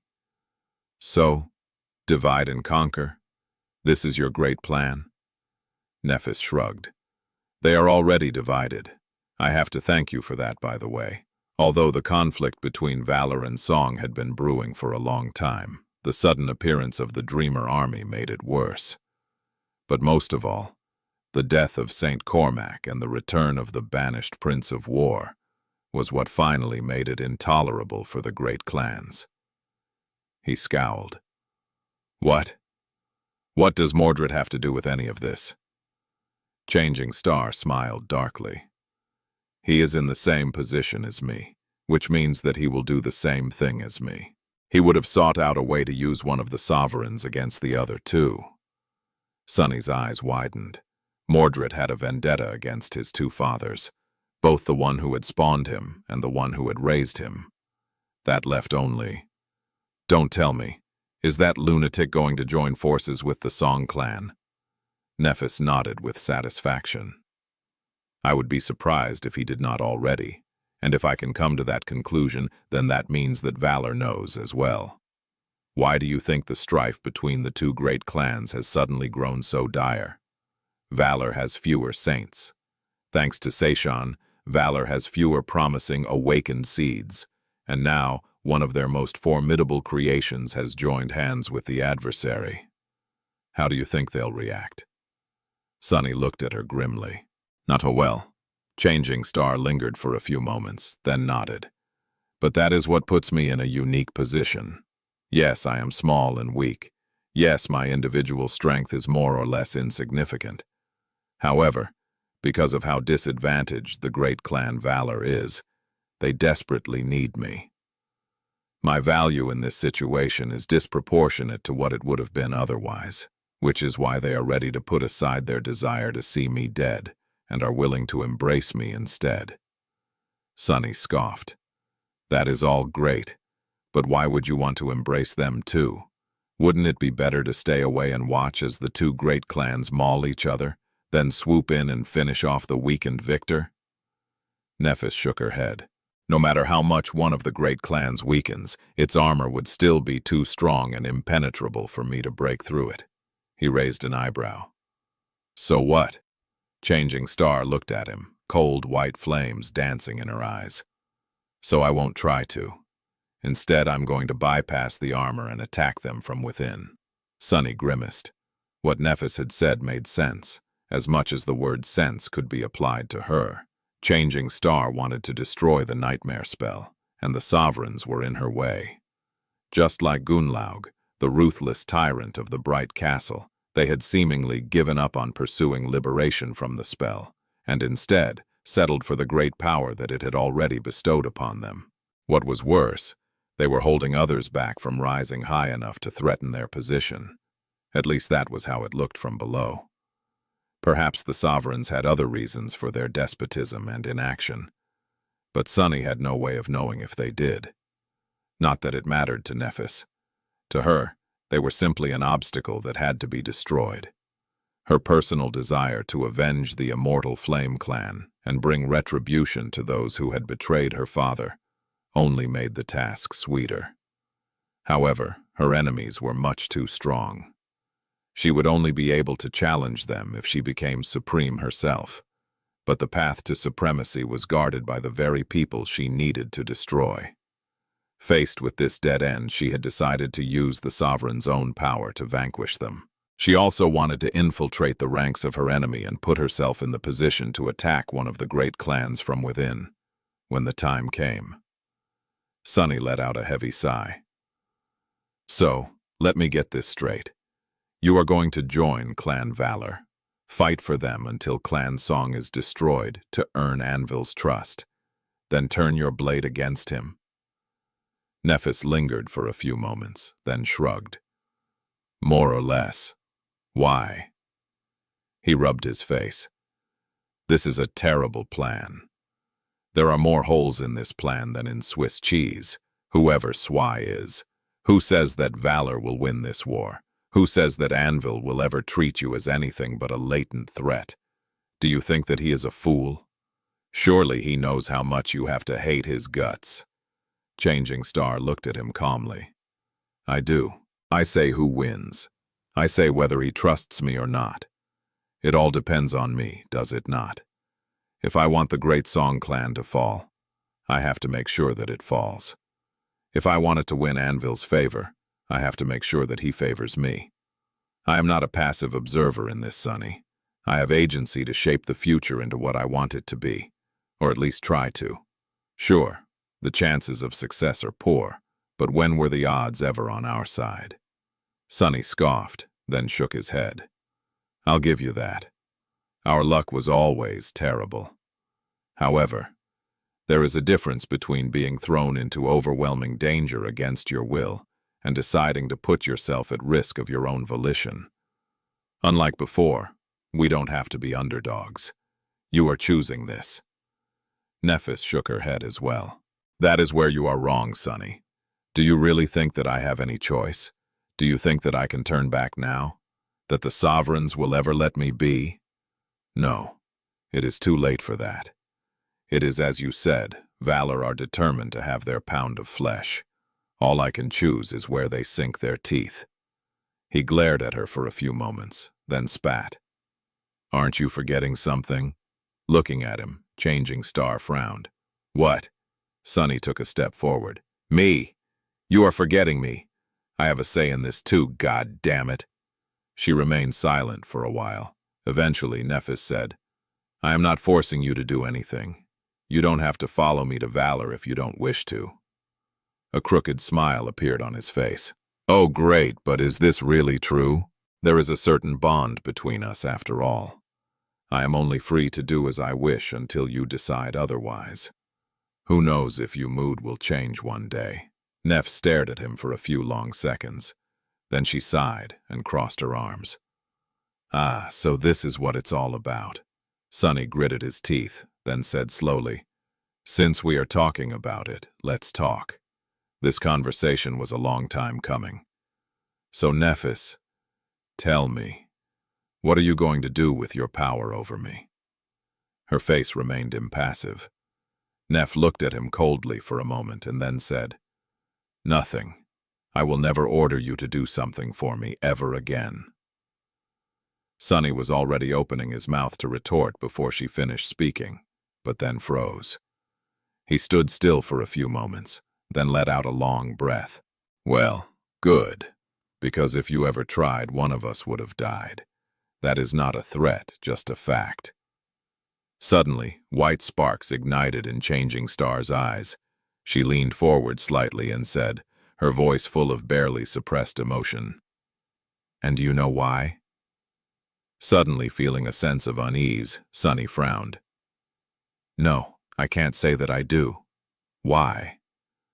She took a step forward and stopped in front of him, almost as close as they had been during their dance. Her face was still, but her eyes were full of searing flame. "Because I don't need anyone to follow me against their will. I don't need a magical collar to make people serve me. I don't need slaves. That is not enough for me, Sunny. Why should I settle for submission when I can have loyalty? People who will follow me, serve me, and obey me will do so because that is their most ardent desire. They will do so with a smile. If I ever want to make you mine, Sunny, you will become mine. Not because you were forced to, but because you would want to. That is also a fact." He stared at her for a few moments, startled by the sudden intensity of her words. Then, a stubborn expression appeared on his face. "Aren't you too full of yourself? Who do you think you are, to decide what I want?" Nephis looked at him, then turned away and sighed. I am the person who knows you best in the world, Sunny. 2 worlds, even." She lingered for a few moments, and then added quietly, "As I said, I will never force you to do anything. But whether you like it or not, our fates are intertwined. And that bond has nothing to do with your innate ability. In truth, they were entangled the moment we met, in front of the academy gates. We just did not know it yet. You can't escape it." "Can't escape fate?" Sunny looked at Nephis for a long time, and then smiled darkly. "Watch me." With that, he dismissed the bone flute, turned around, and left the kitchen. Entering the corridor, Sunny walked away. His nostrils were flaring, and his face were contorted by an expression of anger. As he walked, he took out his communicator and dialed a familiar number. After some time, a female voice resounded from the speaker. "Sunny, what a nice surprise. It's good to hear from you." He hesitated for a few moments, and then took a deep breath. Then, Sunny smiled and answered in a friendly tone. "Master Jet, hey, I have a question for you." He paused for a second and then asked, "How cold is it in Antarctica?" Chapter 808. Chapter 10. A couple of days later, Sunny was staring at his living room with a strange expression on his face. Everything had already been settled. He was leaving on another long expedition, this time in the waking world instead of the dream realm. Somehow, it promised to be even more of a nightmare. Well, whatever. High matters of fate and conviction aside, Antarctica was still a perfect place for him to grow stronger. Now that Sunny was a master, it was not as easy for him to gather shadow fragments. Only fallen nightmare creatures and those more powerful would do. Finding swarms of them was a task in and of itself, and the southern quadrant that was about to be devoured by an endless horde of abominations offered a perfect opportunity. Not only would he be able to work toward becoming a tyrant, test his mettle and sharpen his skill, there would also be plenty of soul shards for him to collect, which he needed to continue practicing weaving. So Sunny was supposed to be gathering his things and preparing to leave. The thing was that he had already done that before the ball, just in case he would have to run away in haste. Sunny had prepared so thoroughly that he could just walk out of the door and disappear right now. Weird. He sighed and then checked the refrigerator again, just to make sure that he did not leave anything that could spoil there. Nope, all clean. His communicator vibrated, then displayed a notification. The title of a network article appeared in view. Breaking news. A young hero is adopted by the brother-in-arms of her late father. Changing Star joins hands with the great clan Valor. The corner of his mouth twitched. At that moment, the door opened, letting in Effie and Kai. The two looked around, noticing the condition of the house. A few moments later, the huntress shook her head. Damn, you are really leaving? Sunny closed the refrigerator, then walked over and patted her on the shoulder. I am. Effie stared at him for a couple of moments, then sighed. And you're still not going to tell us where? He smiled. Ah, I'm not at liberty to say. Don't worry, though. You'll probably learn in about a month. She blinked. What's that supposed to mean? Sonny waved a hand. It just means that you'll know soon. Effie remained silent for a few moments, then shrugged with irritation. Well, all right. Be that way then. Sonny hesitated for a bit. Finally, he asked, what about you? And the others? This time it was Kai who answered. You must have already seen the news. It hasn't been officially announced yet, but a thing like that is hard to keep secret. Nephis is being adopted by Clan Valor. Cassie and the Firekeepers will follow her as retainers. As for Effie and I, well, to be honest, we haven't decided yet. Sonny glanced at his friends with a somber expression. What are you guys thinking? Effie leaned on the wall and grimaced. I don't know. I was always thinking about becoming a master, but weirdly, I never really thought about what I would do after. Those pompous Valor folks rub me the wrong way, but they do have a lot to offer. Plus, pretty much everyone I know is with them now. Kai smiled weakly. I am even more lost. I didn't even have thoughts of becoming a master. Now that I am, I want to do some good, I guess. It's just hard to determine what is the best way to do it. Sonny lingered for a few moments. A heavy sigh escaped from his lips. Well, don't be in a rush to make a decision. Wait for April, at least. It was February right now. By April, the collapse of Antarctica would be slowly starting, and the government would have already announced voluntary mobilization. Sonny had wanted to tell his friends about the approaching disaster, but Master Jet insisted on keeping it confidential for now. He was not sure that Effie and Kai would want to go there anyway. The two of them, meanwhile, glanced at each other. Then Kai cautiously asked, "Does it have anything to do with your sudden departure?" Sonny nodded. "It does. Don't ask anything else, though, or you'll put me in an awkward position." Neither of them did, respecting his request. A strange silence settled between them. Finally, Sonny scoffed. "What are you guys doing? It's not like we're saying goodbye. I'm still anchored at the ivory tower, you fools. I can always hop in the dream realm and meet you there." Kai scratched the back of his head. "Oh, yeah, true. I didn't think about that." Sonny shook his head. "Same goes for Nephis and Cassie. Since they're not planning to move to Bastion yet. We might not be an active cohort anymore, but we're still a big, dysfunctional family of sorts. I can guarantee that you won't miss me. In fact, you'll probably wish that I appeared in front of you faces less often." He grinned and then gestured to the door. "In any case, thanks for dropping by, but now I really have to go. I'm on a bit of a schedule." He walked them outside, then watched as they boarded a PTV and left. There were no emotional goodbyes, since what he had said was true. They would all be seeing each other in the dream realm often, no matter where they were in the waking world. So, that meant that he had one last thing to do. Sonny sealed the house by inputting a security code into the lock panel, looked at it one last time, and walked to one of the neighboring buildings. He took out his communicator, sent a short message, and then waited for a bit. A minute later, a slightly surprised teenage girl walked out onto the porch, wearing cozy home clothes. "Sonny? Why are you here? We're not supposed to have a lesson today?" He smiled and then pointed to the backpack that hung from his shoulder. "Hey, Rain. I just came by to say that I'll be going away again. This time it might take a bit longer for me to return." Her expression subtly changed. "Oh."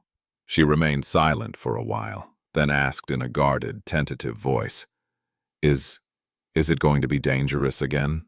Sonny shrugged with a carefree expression. "Dangerous?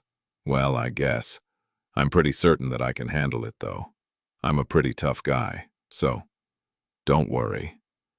He sighed and then added, "Plus, I am staying in the real world this time. You can message me whenever. The network connection is going to be patchy where I'm going, so I might not be able to answer immediately. I will eventually, though. That's a promise." Finally, she relaxed a little. "Really? That's great." He nodded. After hesitating for a few moments, Sunny took a step closer and said, "You are going to turn 16 in a couple of months, Rain. That means that you have to be ready. You might be chosen by the spell, or you might not. In any case, I think that you are sufficiently prepared." He fell silent for a bit and then added, "I taught you as much as I could. The rest depends on you. Keep practicing with your sword. Keep sharpening your mind as well. Most importantly, keep working on your mentality." Rain looked at him and nodded seriously. "I will." She did not notice that something strange had happened in the spot where their shadows intersected. A massive dark silhouette that resembled a Stygian serpent flowed from Sunny's shadow, then hid itself in hers. Sunny had invoked one of Soul Serpent's abilities, Grace of Shadows.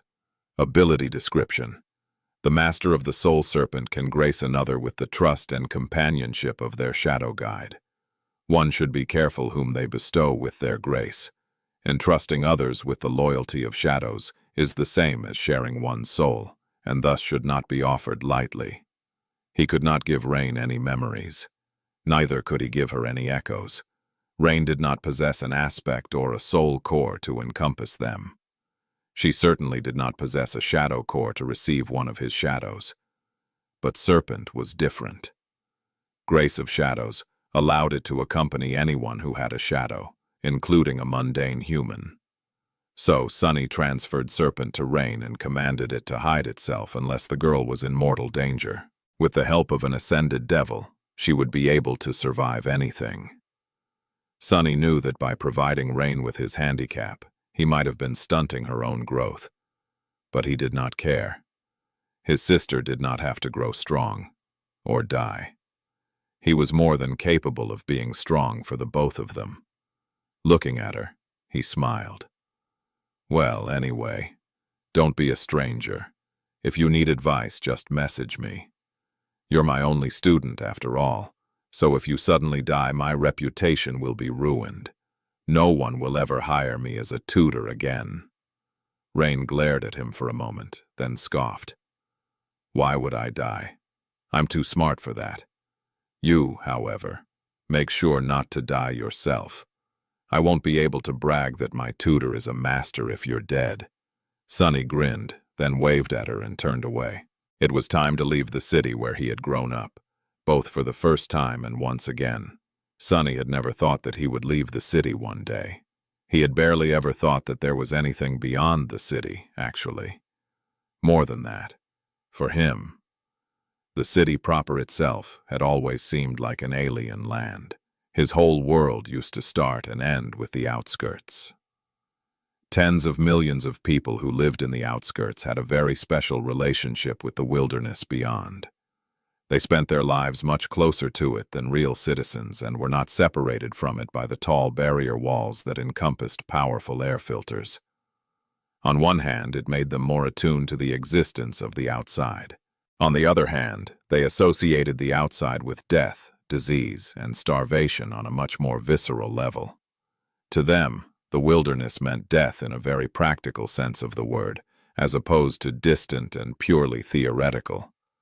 That was why Sunny felt very weird as he stared at the train that was supposed to take him to the rendezvous point where Master Jet was supposed to meet him. The long-range transcontinental train did not look anything like the light intracity ones Sunny was familiar with. It resembled a massive, heavily armored metal beast that stretched for hundreds and hundreds of meters, its long body composed of various bulky segments. There were passenger carriages, massive cargo carriages, various utility carriages, and even a mobile repair and fabrication unit capable of restoring damaged sections of the railway should the train encounter any hindrances on the way. Rows of large-caliber turret, automated cannons, and gun emplacements rose from the roof, manned by the railroad technicians and security officers. It was a fearsome, moving fortress. Anything less would not have been reliably safe, considering that the government rarely paid attention to the nightmare gates that opened away from population centers. Sonny studied the train curiously for a while, then went ahead and found the carriage he was assigned to. As a master, he was entitled to ride in the lavishly furnished car meant for high-ranking citizens, government officials, and members of legacy clans. He also got a whole cabin to himself. The cabin was comparable in size to his room at the academy, but much better stocked and equipped. Sonny threw his backpack on a shelf and sat down near the window, enjoying the softness of an expensive-looking armchair. A strange expression appeared on his face. Well, as far as wars go, this one is weirdly opulent so far. Of course, he was sure that these luxurious conditions would not last long. No one had bothered him until the train started to move, slowly at first, then faster and faster. Soon, the familiar sights of the city and the outskirts flew by, and the great metal beast finally escaped into the wilderness. Sonny felt a solemn mood overcome his senses. Despite spending years of his life in the much more wild and untouched reaches of the dream realm, he somehow felt as if he was stepping outside human civilization for the first time. He held his breath as the various human-built structures disappeared behind. However, the actual landscape of his world did not make any impression on him. It was just sort of boring. The wild expanse of the northern quadrant mostly looked like a desolate, empty place. It was almost entirely made out of mud and snow. Whatever flora still clung to life in the barren soil looked sickly and dull. The sky was heavy and gray, and the air was slightly hazy. Apart from occasional skeletal carcasses of dead nightmare creatures or rusty wrecks left behind from the times of human wars, there was nothing much to look at. Sonny sighed. What a waste. The waking world was not entirely uninhabitable, but it was certainly inhospitable to the species that had once populated its every corner. Maybe Effie had been right, back when they spoke in the ruined cathedral of the Dark City. He stared through the window for some time, then stood up and walked to a narrow bed, deciding to go to sleep early. This was probably going to be his last opportunity to rest well for a long, long time. It would have been a shame to let the opportunity go. Burying his face in a soft pillow, Sonny closed his eyes and soon fell asleep. At some point during the night, he was awakened by strange vibrations spreading through the frame of the train. Looking up, he saw pale flashes of light outside the window and heard distant, muffled pounding. The turrets on the locomotive and front carriages of the train were firing. Since none of his shadows, which were standing watch, seemed alarmed, Sonny sighed, turned on his other side, and closed his eyes again. Soon, he was back to sleep. He dreamt of ice and darkness. In the morning, the train was moving forward as if nothing had happened. Sonny had expected as much, so he wasn't surprised. After freshening up in the small bathroom attached to the cabin, he walked over to the dining car and had a scrumptious breakfast. The cooking could not compete with the instructor's cafeteria at the academy, of course, but it was decent enough. As he ate, Sonny studied the other people present in the carriage. Most of them were government officers and had a military bearing. A few of them were awakened and gave him respectful nods. Even though nothing about Sonny revealed that he was a master, they were able to sense it. Most of these people were probably traveling south for the same reason that he was. They were going to Antarctica as well, so the mood in the dining car was somber. No one talked very much, and those who did kept their voices low. Sonny doubted that all the participants of the massive operation knew the full scope of the disaster that was approaching the southern quadrant. In fact, he was willing to bet that very few were as well informed as he was. More than that, none of them probably had as much battle experience as he had. If they understood the real horror of what was about to come, they wouldn't be so calm. He did not really know how to feel about that. The next morning, the armored train finally reached its destination. Sonny disembarked from the lavish carriage and froze for a moment, staring at the endless gray expanse of restless waves. In front of him was the sea. As Sonny already knew, water was the optimal way of transporting cargo, and people across vast distances. Human civilization had always made use of this property to its benefit. The earliest paths of trade and cultural exchange, and therefore progress, were situated along great rivers and later shifted to seas and oceans. That had led to many prominent civilization centers being situated along various coasts.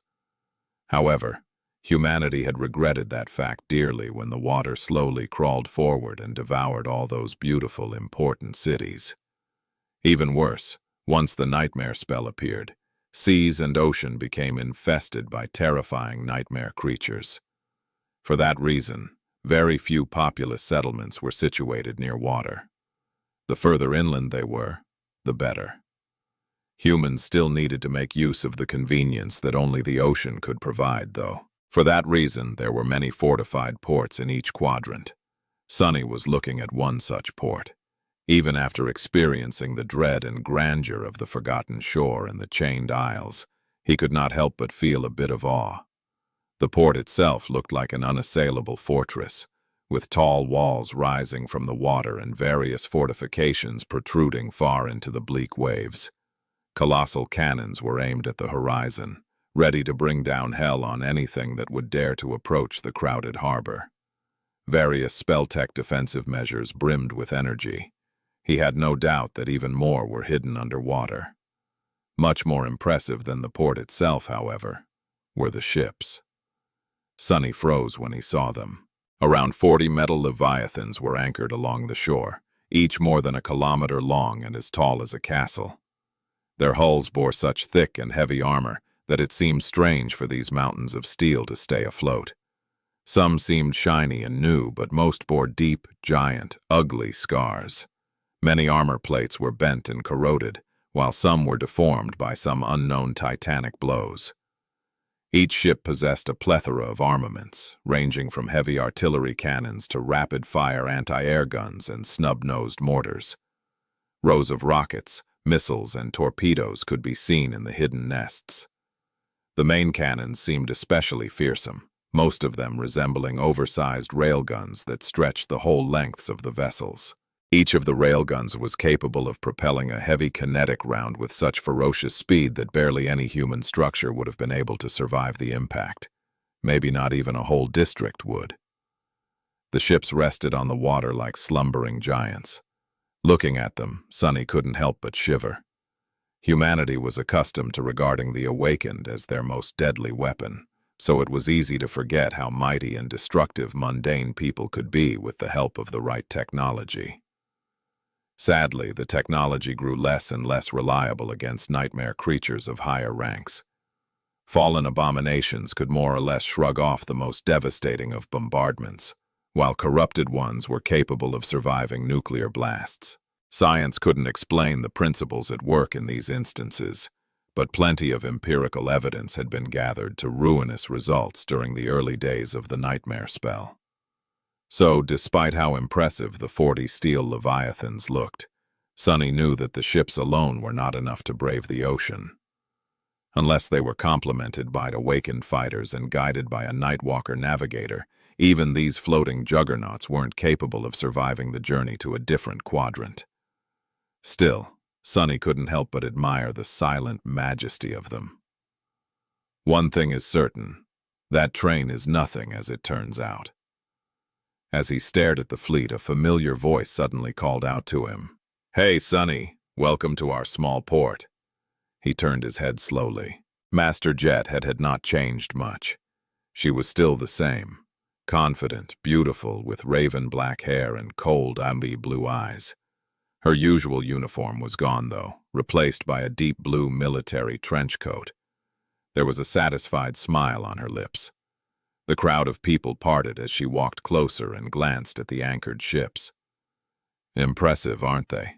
Sunny lingered for a moment, then nodded. "Yeah, now that I see them, I am starting to understand how we are going to evacuate 800 million people from Antarctica." Soul Reaper shook her head. "Don't be so sure. This is just one of the several convoys that is going to sail to the southern quadrant. They are going to deliver the first evacuation army to Antarctica, load up a few millions of refugees, and sail back." If everything goes well, by the time the ships return, the mobilization would have already started. The fleets will bring us reinforcements, take more civilians aboard, and repeat the process as many times as it takes. She sighed. Of course, there's more or less zero chance that everything will go well. Even if it does, it will take us at least a year to gather everyone, if we are still alive by then. Who knows? Maybe we will be all overwhelmed and devoured by abominations in the first few months. Sonny glanced sideways at her, his expression bleak. You really know how to raise morale, you know? Master Jet grinned. Ah, don't be so serious. In any case, I'm really glad that you decided to join the party, Sonny. I really need someone who I can trust by my side. Don't get me wrong, my other subordinates are all honorable and accomplished warriors. But they're not you. He blinked a couple of times. I didn't know I was so special. She looked at him, then shrugged and started walking away, prompting Sonny to follow. It takes a certain kind of person to face the very depths of despair and still continue to fight. You are one such person, Sonny. Soul Reaper glanced at him, then added in a voice that was devoid of any humor, and we will all experience a lot of despair in the coming months. I have a feeling. Chapter 813. First Evacuation Army. Master Jet led him to an armored military PTV that stood a few meters away from the crowded platform. It seemed that vehicle access to this part of the station was heavily restricted, but she paid it no attention. Apparently her rank and status tramped some of the rules. The PTV itself was very different from the civilian models Sonny was accustomed to, as well as the heavier police cruiser he had ridden on occasion in the past. It was much more robust and angular, weighted down by several layers of composite armor, and entirely grounded. Even if the vehicle possessed limited levitation ability, it was perfectly capable of traversing natural terrain on its own. As they entered the cabin, towering humanoid loader robots moved in to unload cargo from the train, piloted by servicemen who could be seen in the open cockpits. The crude exoskeleton platforms were devoid of armor and failed to reach the smoothness of motion, scale, and sophistication of their military siblings, but were more than enough to perform various labor-intensive utility tasks. The PTV roared to life, startling Sonny. It seemed that the distinctions from civilian models were even more pronounced below the surface. The systems propelling the vehicle forward were entirely different, producing much more noise and vibrations, but also raw power. The PTV shot forward, narrowly avoiding several barriers before reaching the primitive cement road that led to the port. As they came closer and closer to the naval fortress, Sonny was able to study the swarm of activity boiling all around it. Currently, the port became a staging ground for a much greater force than it was designed to accommodate. Thousands upon thousands of government servants and soldiers were busy with frantic preparations for the approaching deployment.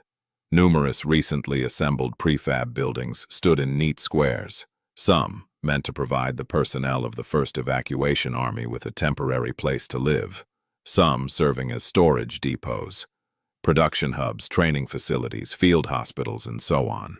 A lot of heavy machinery was constantly moving between these squares, either transporting cargo or participation in the disassembly of various structures. Despite the impressive scope of the military camp, its makeshift and transient nature was apparent to the naked eye.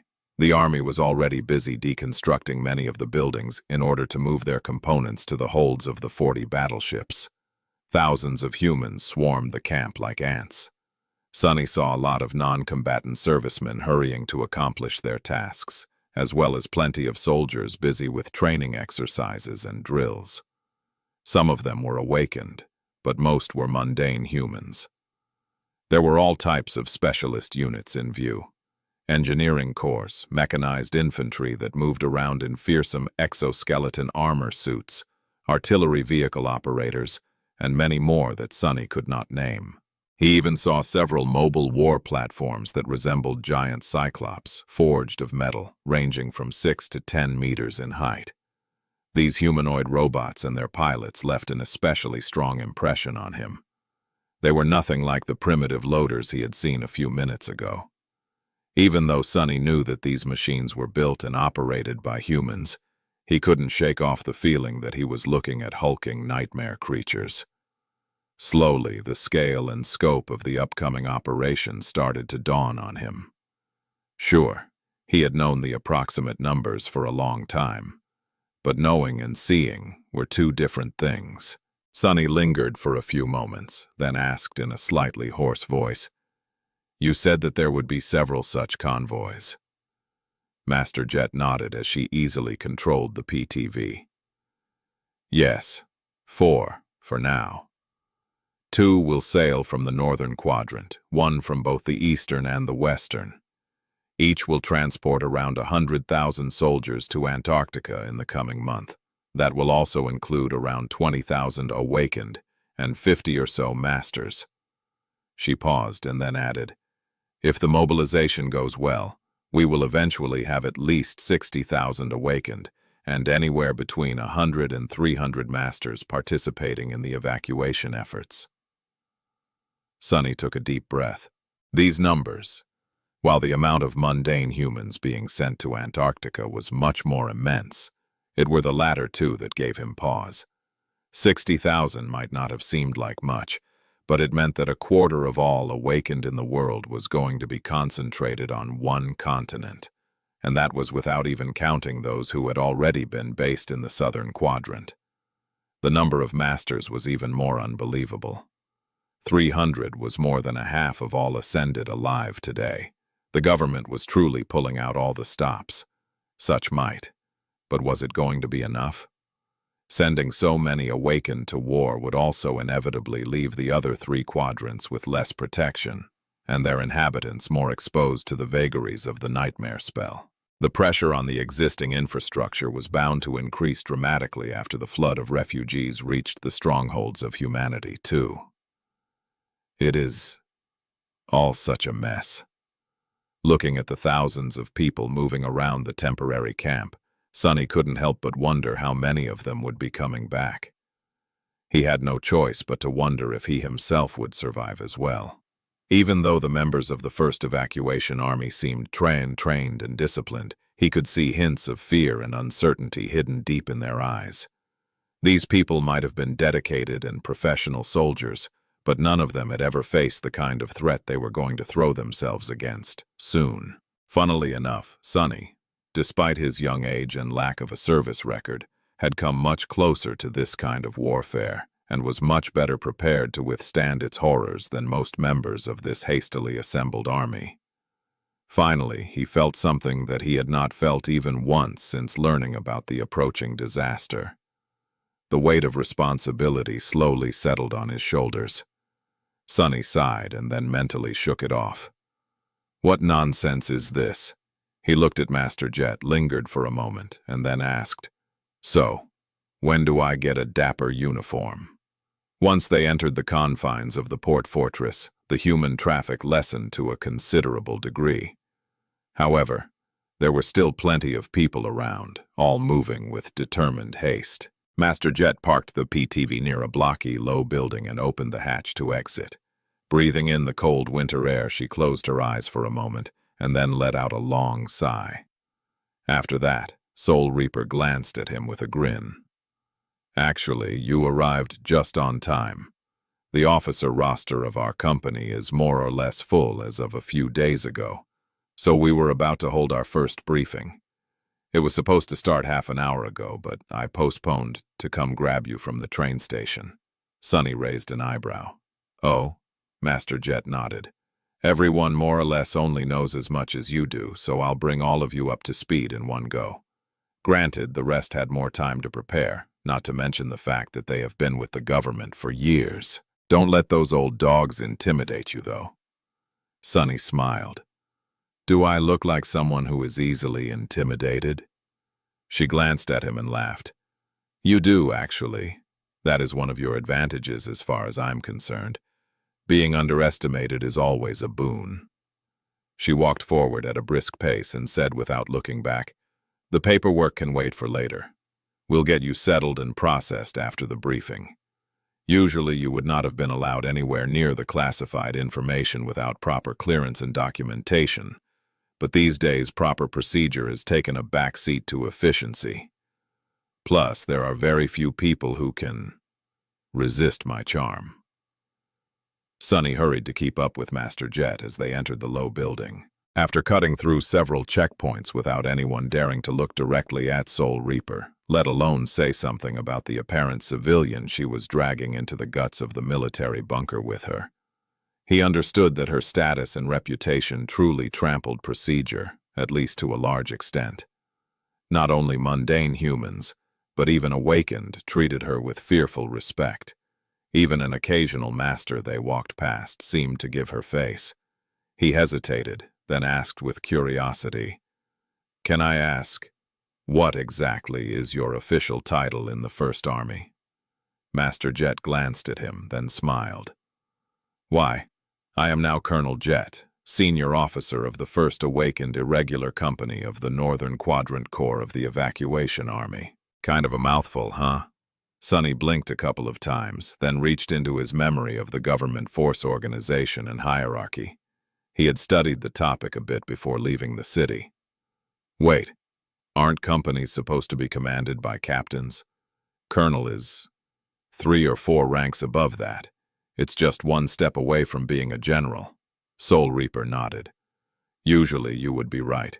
However, titles and authority become messy when awakened are involved. As a rule of thumb, awakened are 1 rank above what they would have been as mundane soldiers. That's just for normal ones, though. As irregulars, we will exist somewhat outside the army hierarchy, so our status was bumped up to reflect that. Sunny scratched the back of his head. Outside the hierarchy? What? He hesitated, then said in a subdued tone, "I am not sure what irregulars mean." She flashed him a smile. "You will be in a few minutes." Rapta Yi Nel, Som. Together, they entered an elevator that brought them deep underground. Master Jet led him through winding corridors of the military bunker, and then pressed the palm of her hand against a complicated biometric lock to open a thick alloy door. Sunny found himself in a spacious chamber that housed a large, round table. 5 individuals were already seated around it, quietly waiting for the start of the briefing. When Master Jet entered, they all stood up and saluted her. It was then that Sunny realized that all of them were ascended. 3 of them were men, while the other 2 were women. The oldest master seemed to be nearing his 50s, while the youngest was only slightly older than Soul Reaper. All of them wore serious expressions on their faces and looked at her with somber respect. She waved a hand. "At ease. We are all ascended here. There's no need for ceremony."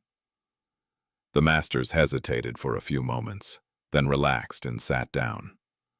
Master Jet unbuttoned her navy blue trench coat, then threw it on the backrest of an empty chair.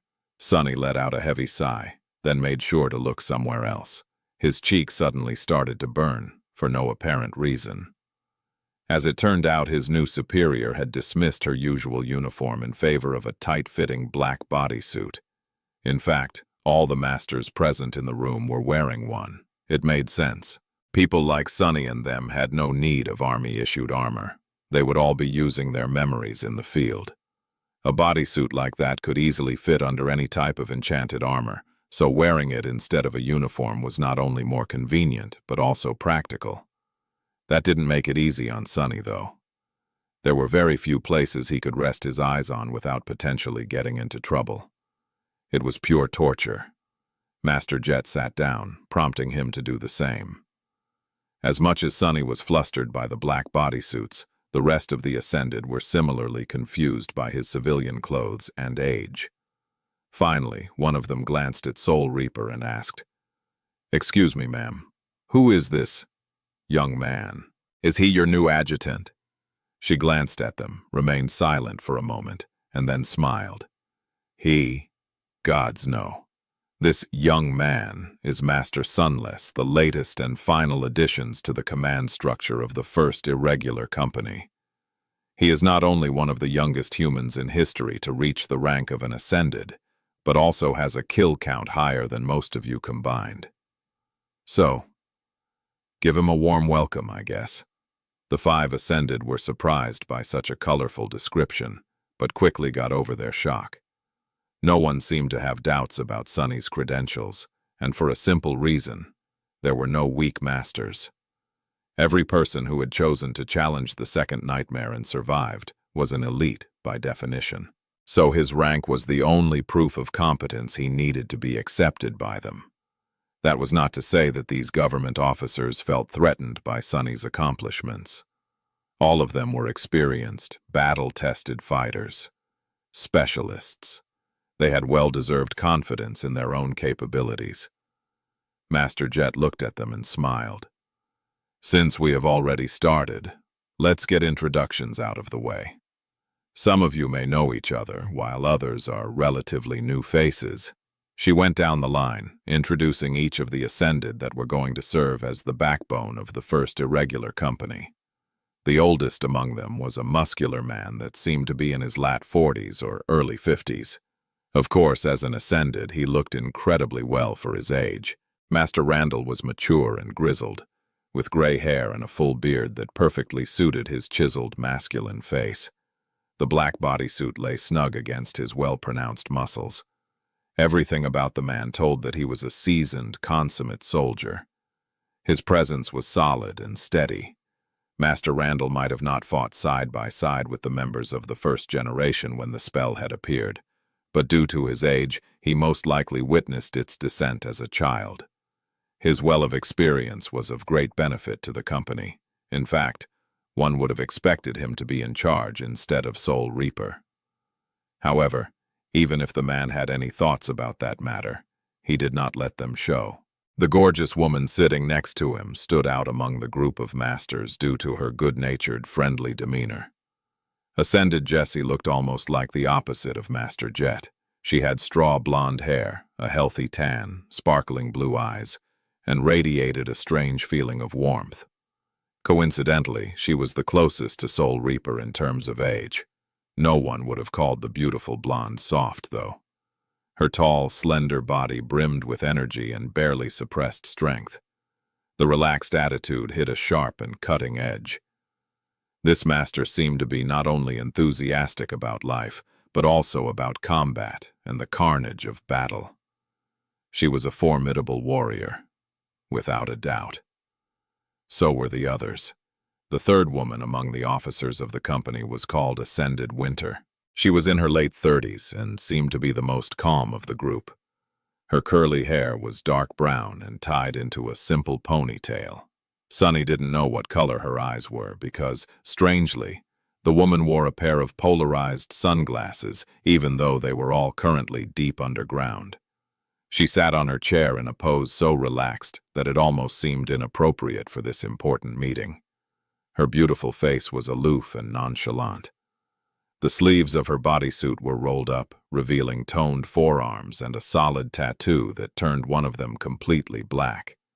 If not for the fact that Master Winter had stood up to salute Soul Reaper when they entered, Sunny would have thought that she was fast asleep. The man next to her seemed to have the same tattoo, hinting that they were, or had been, members of the same unit in the past. He was of the same age as his female colleague, with honest eyes and a gallant bearing.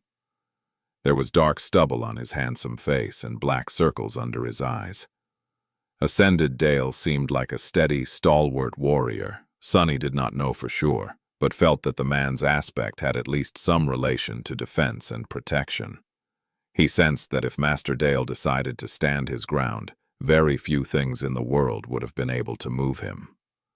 The last officer of the first irregular company was slightly older and stood in stark contrast to Master Dale. His cold eyes, inexpressive face, and chilling gaze all expressed one thing. Ascended Davis was a killer.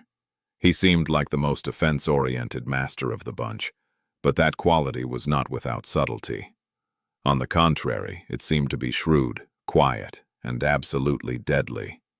Sunny suspected that Davis was what he himself had once wished to be, the kind of fighter who utilized cunning and stealth to destroy the enemy with one surgical strike, thus avoiding the trouble of having to withstand retaliation.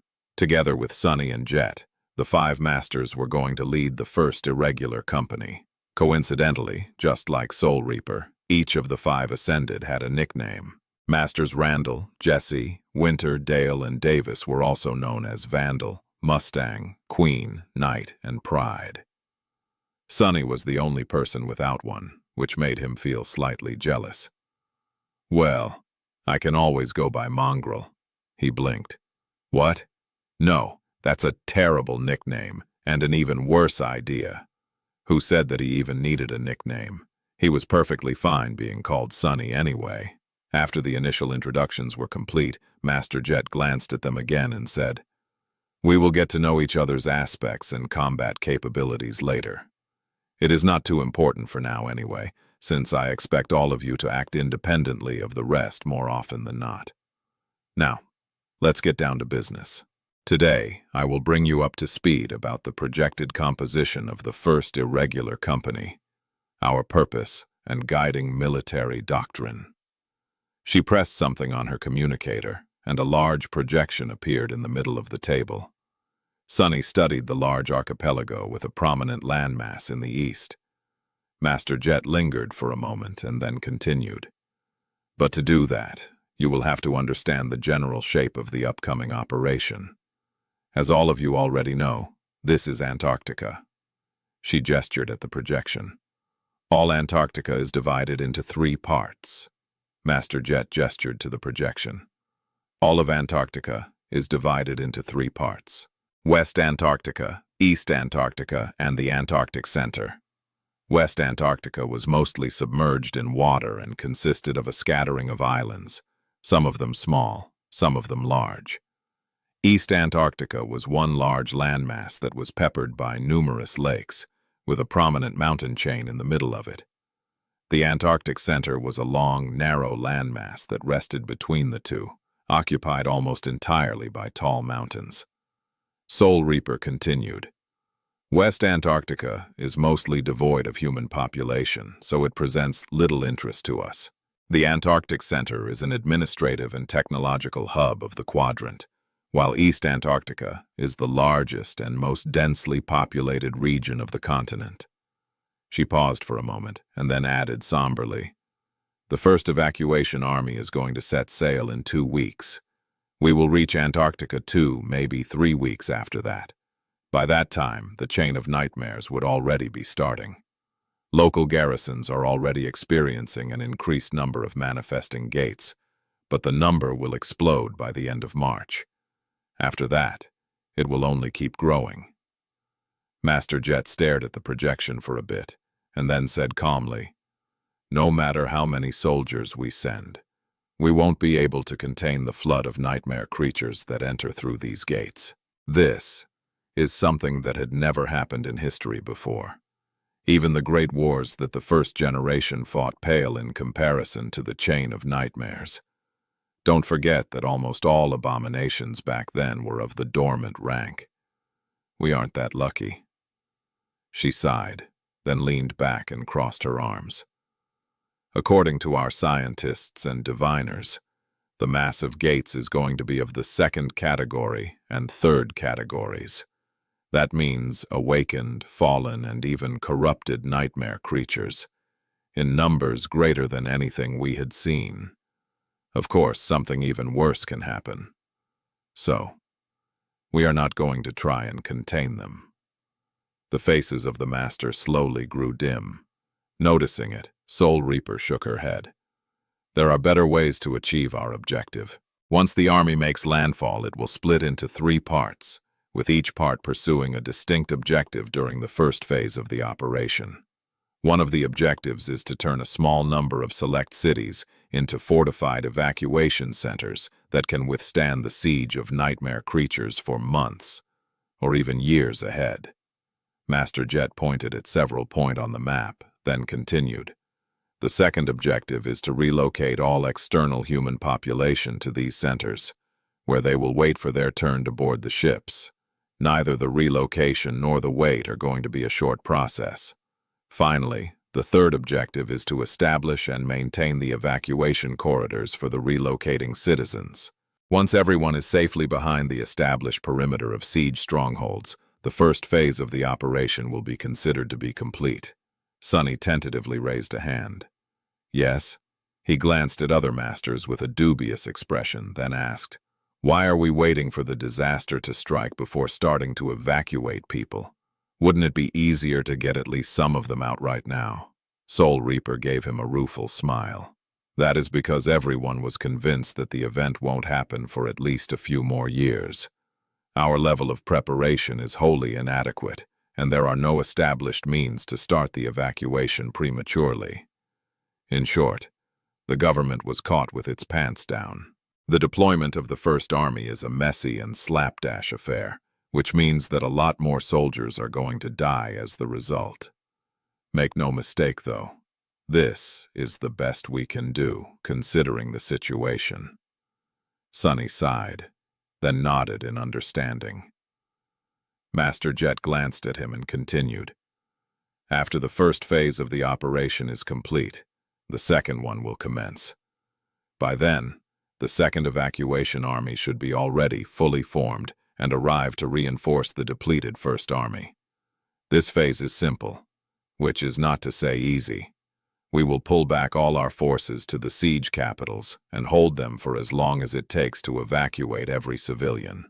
After that, the third phase will result in a complete exodus of humans from Antarctica and the consequent heavy continental bombardment. The southern quadrant will cease to exist." She took a poignant pause, then smiled darkly. "That is the gist of the operation in broad strokes. Now for details, as you must have already surmised from the name of our company. It is going to play a special role throughout all three phases of the evacuation.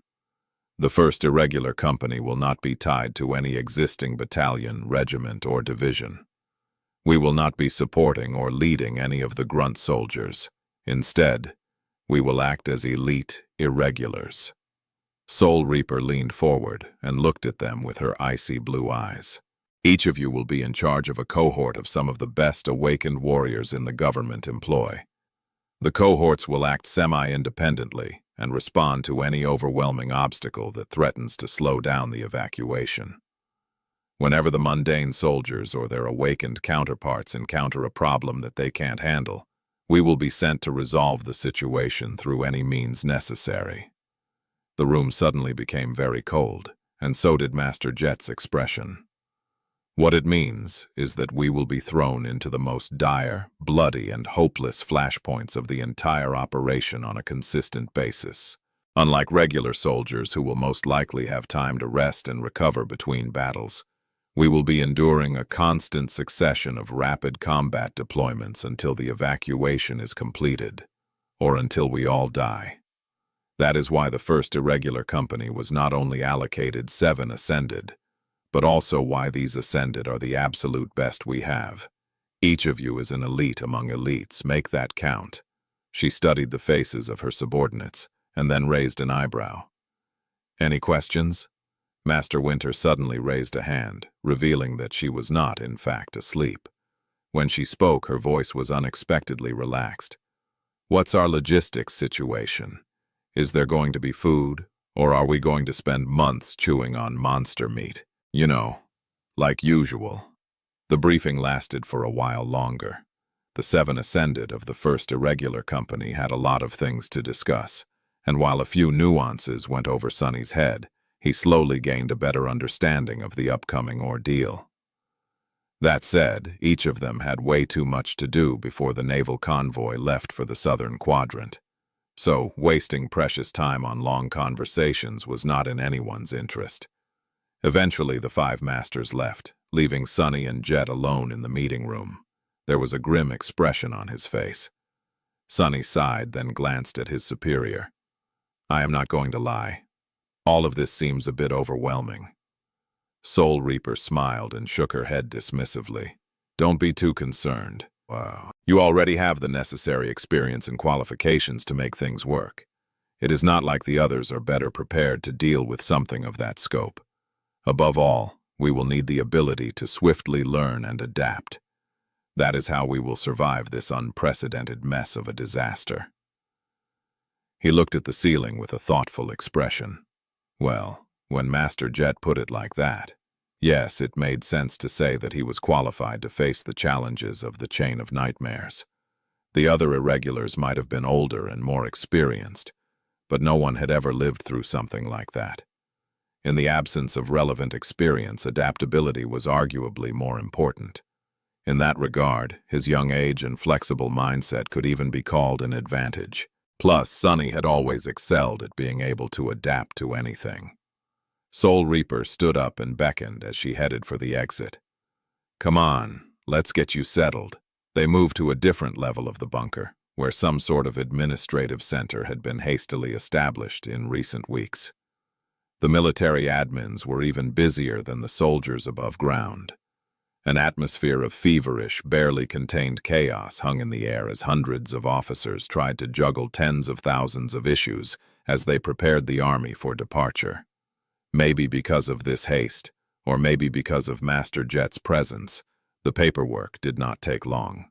To Sonny's astonishment, it took less than half an hour for him to officially become a government agent and an officer of the 1st Evacuation Army. He was issued the rank of a captain, along with all the status and privileges of one. Sonny couldn't help but blink a couple of times. Captain Sunless, damn, it has a nice ring to it. Without wasting any time, they moved to another level where Sonny was issued with a basic set of gear corresponding to his rank. Among other things, he also received the ubiquitous black bodysuit. His communicator was already of a high-grade government model, so it simply received an extensive software upgrade. As they waited for all the routine procedures to be performed, Sonny and Master Jet quietly discussed business. "So, what exactly happens now?" She looked at him for a few moments. "Well, you will have to do a lot of things to get ready for Antarctica. Don't worry too much and take it one step at a time." Soul Reaper paused. "First things first. In the next few days, you will have to make several important decisions. Don't rush and really think matters through before committing to a choice. However, don't wait too long either. The longer you take, the less time you'll have to accomplish other tasks." She gestured to his communicator. "All the necessary features and permissions have already been added to your comm. Your credentials should have been added into the system as well, so you can access the data through it." Sonny checked the new features added to the operating system of his communicator and nodded. "So what exactly are these decisions?" Master Jet smiled. "First of all, you are an officer of an elite combat unit now. The members of the 1st Irregular Company are entitled to receive a fair share of rare equipment and precious resources that the government has to offer. That said, each cohort is unique and has special demands. To make sure that you and your soldiers are outfitted with not only great tools, but also ones that suit them best, a very generous amount of contribution points has been added to your personal balance." She gestured to one of the symbols on the screen of his communicator. "Your cohort will be provided with a basic set of assets, but on top of that, you will be able to customize them or acquire additional equipment yourself. You can peruse what the logistics and supply has to offer through that interface, as well as claim whatever you choose. Of course, the inventory available to the 1st Irregular Company is much more robust and exclusive than what mundane units have access to." Soul Reaper sighed wistfully. "What you settle on is at your discretion. You can decide to upgrade your personal gear with powerful tools, memories, or even echoes. You can choose to equip your soldiers with better equipment instead. You can assign most points to comprehensively upgrade the technical assets provided to your cohort. Hell, you can even convert all the contribution points into credits and transfer them to your personal account. Not that I would advise doing something like that, of course." Sonny's eyes glistened. If there was one thing he loved, it was receiving free stuff. Even if most of the contribution points would go into strengthening his cohort, it was still a great opportunity to soothe his greed. He was sure that the government had a lot of amazing stuff in its coffers. The decision to enlist was already starting to look much more appealing. There was one problem, however. He gave Master Jet a curious look. I can't really fine-tune gear and equipment to the needs of my cohort if I don't have a cohort, though, right? She nodded. Indeed. Actually, that is the second set of decisions. Master Jet pointed at another new symbol on the screen of his communicator. The process is basically the same. You can shop for members of the cohort through your well, not really. Contribution points have nothing to do with the selection, of course. There is a pool of elite awakened fighters that have been transferred to this port. The first irregular company has priority right to recruit 42 of them, 6 per cohort. As the youngest captain, you get the first pick. Sunny stared at the screen, deep in thought. So the first thing he had to do was to pick 6 awakened that would become his soldiers during the Antarctica campaign. He had no doubt that each of them was an elite warrior among the government forces, but being a good fighter was not enough. Creating a strong cohort was no small feat. Its members not only had to be able to pull their own weight, but also meet a long list of needs that a combat unit possessed. This was especially true for the 7 cohorts that were going to comprise the first irregular company, since each of them was expected to operate independently. In a sense, this approach was more familiar to him. Awakened serving a large force were able to specialize within the confines of their units. One cohort could do especially well in melee combat, but lacked the means of dealing damage from range. Another cohort could specialize in attacking exclusively from distance. By working together, these different units were able to shore up each other's weaknesses and allow the soldiers to express their greatest strengths. An independent cohort was very different. Although it could possess a specialization, it had to be well-rounded and excel in various aspects by necessity.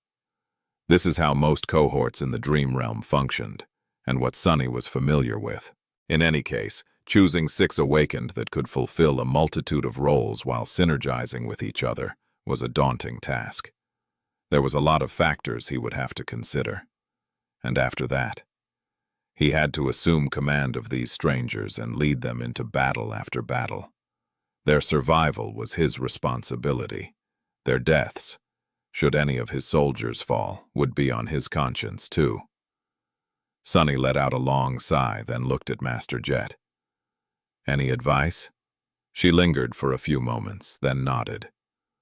No matter how good these elites are, you will still be the core element and the deadliest weapon of the cohort. Don't neglect variability, but choose those whose aspects complement yours. Sunny smiled. That won't be a problem. That won't. I might not excel in any one thing, but at the same time, I am sort of a jack of all trades. While my aspect leans toward utility, I can do a bit of everything. That leaves me at a disadvantage in some situations, but it also means that I can work well with a great variety of awakened. Anyone can benefit from having me by their side, and vice versa. Master Jet thought for a few moments. Versatility is a strength in and of itself. Since you are not limited by a narrow focus, the best course of action would be to assemble a well-balanced group of fighters that can respond to any situation with a high level of effectiveness. That will actually make my job a bit easier, since I'll be able to send your cohort to solve a wider variety of problems. She lingered for a bit and then added, if there is one piece of advice I can give, it's to not neglect utility in favor of direct combat strength. Antarctica. No matter how prepared we think we are, it is going to test us in ways that no one expects. Things will go wrong, and then go from bad to worse. Mobility, survival, mental resilience, all these things and plenty others might turn out to be much more important than we think. It is also going to be a long, cruel, and punishing campaign. Keep that in mind. Sunny sighed. Long, cruel, and punishing. That was basically the description of most of his experiences with the nightmare spell. That was nothing new. He stared at his communicator for a bit, then asked, what about after I've assembled the cohort? Most of these soldiers are probably older than me. They are also devoted government servants, while I am somewhat of a hired mercenary. I doubt that they will be happy to be under command of someone like me, instead of one of the other distinguished masters." Soul Reaper shook her head. "You are not exactly correct. Sure, you are younger than the other captains of our company. Some might see it as a weakness, but at the same time it's a sign of excellence and greater potential. After all, none of us managed to ascend before turning 20. I am considered somewhat of a prodigy, and you beat my record by 5 years. So I don't expect these soldiers to show reluctance to respect your command." She paused, then added in a serious tone, "However, there is a great difference between being able to issue orders and being able to inspire confidence. There is no easy method to make your soldiers follow you, not simply obey you. You will have to find a way to win their loyalty on your own, Sonny." Master Jet smiled. "However, I don't think that it will be too hard. Once we reach Antarctica, things will fall into place. Lead them to victory. Keep them alive. And they'll learn to trust you." Sonny thought for a bit, then nodded. Actions spoke louder than words. He might face some resistance at the start, but battle would swiftly resolve everything. Either he would win his soldiers over, or all 7 of them would die. In any case, the problem was going to disappear. Soul Reaper briefly gripped his shoulder, and then said, "Anyway, I don't think you should worry about these matters yet. You have plenty of other issues to solve. No matter how professional and prepared these guys are, forming a strong cohort takes more than simply assembling all its members together. You will all have to learn how to fight side by side and leverage your unique powers to form good synergy. Well, I don't have to tell you. You're not a novice." Sonny scratched the back of his head. "Yeah, I have some experience with that." She sighed. "Do remember that you will only have 3, maybe 4 weeks left to prepare. That is not nearly enough time to deepen the cooperation level of the cohort, but do as much as you can. There will be proper training facilities aboard the ships, so don't stop working until we make landfall." Sonny looked at her with a serious expression. "I won't." Master Jet nodded, then waved a hand. "Well, I bet you have enough to think about. I'll leave you to it then. Don't take too much time deciding on who you wanted to recruit. The sooner you settle that, the sooner you can start bringing your cohort to shape and spending those sweet contribution points." He smiled and looked as she turned around and disappeared into one of the corridors of the underground bunker. Then, Sonny lowered his gaze and studied the screen of his communicator. He had a lot to think about indeed. The room provided to Sonny was a far cry from the luxurious cabin he had enjoyed on the train. It was small, Spartan, and lacked windows due to being located deep underground. The designers of the military bunker did not even install a false one, so the walls lacked the lifelike projections of the outside. Not that Sonny cared about such things. In fact, he quite liked the solid nature of his temporary quarters. Perhaps things would have been different if he did not possess the ability to escape to the surface with the help of Shadow Step, but since he did, the fear of being buried under countless tons of stone and soil was not bothering him too much. The room reminded him of his hidden lair in the ruined cathedral of the Dark City, which was a pleasant bonus. Sitting on a narrow bed, Sonny sighed and projected the screen of his communicator on the opposite wall. Leaning back, he then got lost in thought for a few minutes. In the next day or so, he would have to make a lot of important decisions. There were a lot of things to consider. While the task seemed daunting, he was rather excited to start. It's like playing a game, only without checkpoints and real human lives at stake, including mine. So, I guess nothing like a game, actually. The first thing he did was acquaint himself with the default set of assets provided to his future cohort by the government.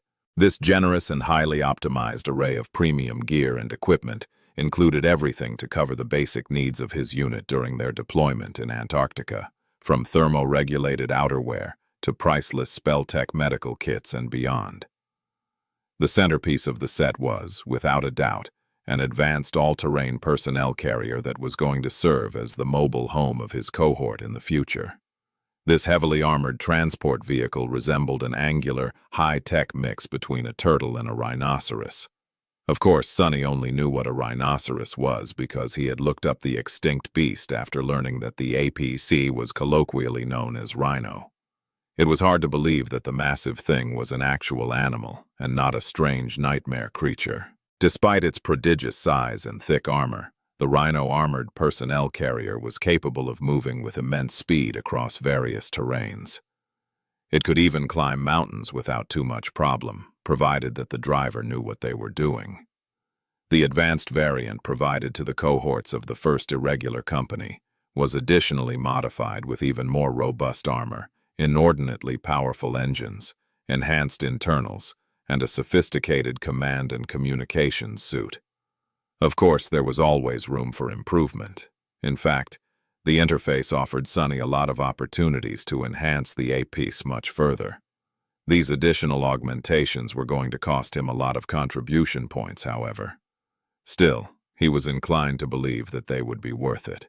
The armored vehicle was not only going to be responsible for keeping his cohort mobile, it would also serve as the logistical core of their deployment. Its importance was already apparent due to the fact that the default set of assets provided by the government was based on its carrying capacity. The logistics and supply officers in charge of compiling this array of gear were not familiar with the covetous coffer, of course. Thanks to his loyal, toothy chest, Sonny would be able to more or less double his cohort's storage space. That alone gave him a lot of flexibility as far as spending contribution points on additional equipment was concerned. The tech is important. However, it is also unreliable.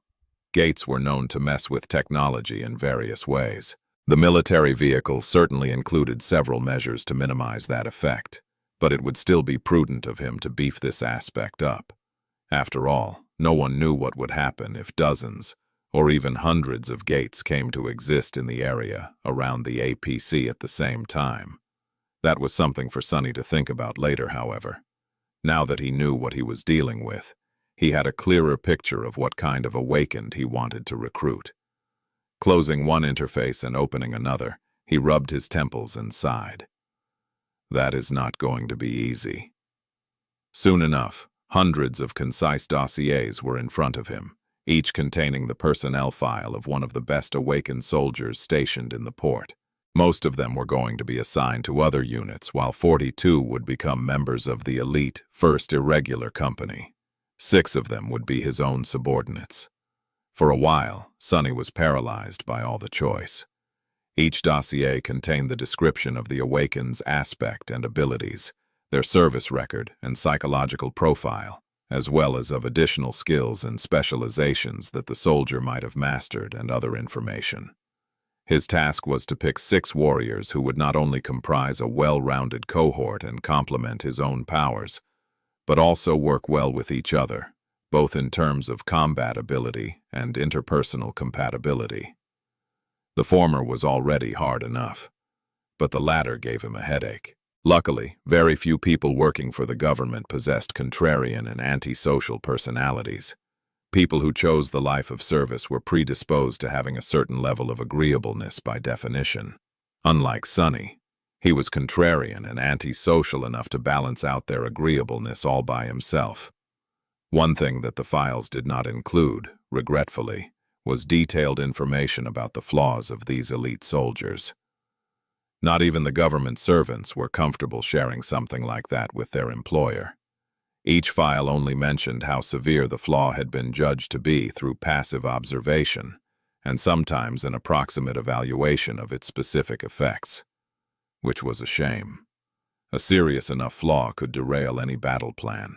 Just out of curiosity, Sonny looked up the dossiers of the other ascended captains, Vandal, Mustang, Queen, Knight, and Pride as well. Their files were also there, although in a much more redacted version. Reading what little was left unredacted, he couldn't help but whistle.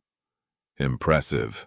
Master Jet's personal file was even more obscure. Pretty much everything except for her name and rank was blacked out. His own dossier was rather short and mostly consisted of question marks. Either the government truly knew so little about him, or simply chose not to show how well they were informed. Well, at least they got my height right. Sonny closed the file and shook his head. He could not allow himself to delay the task any further. He was in for a long and sleepless night. Sonny knew what he needed, more or less. A couple of frontline fighters, a couple of ranged specialists, someone to provide utility. A healer, ideally, although even among these elites there were too few. Fortunately, Sonny himself possessed a wide range of versatile abilities that could cover many needs of the cohort.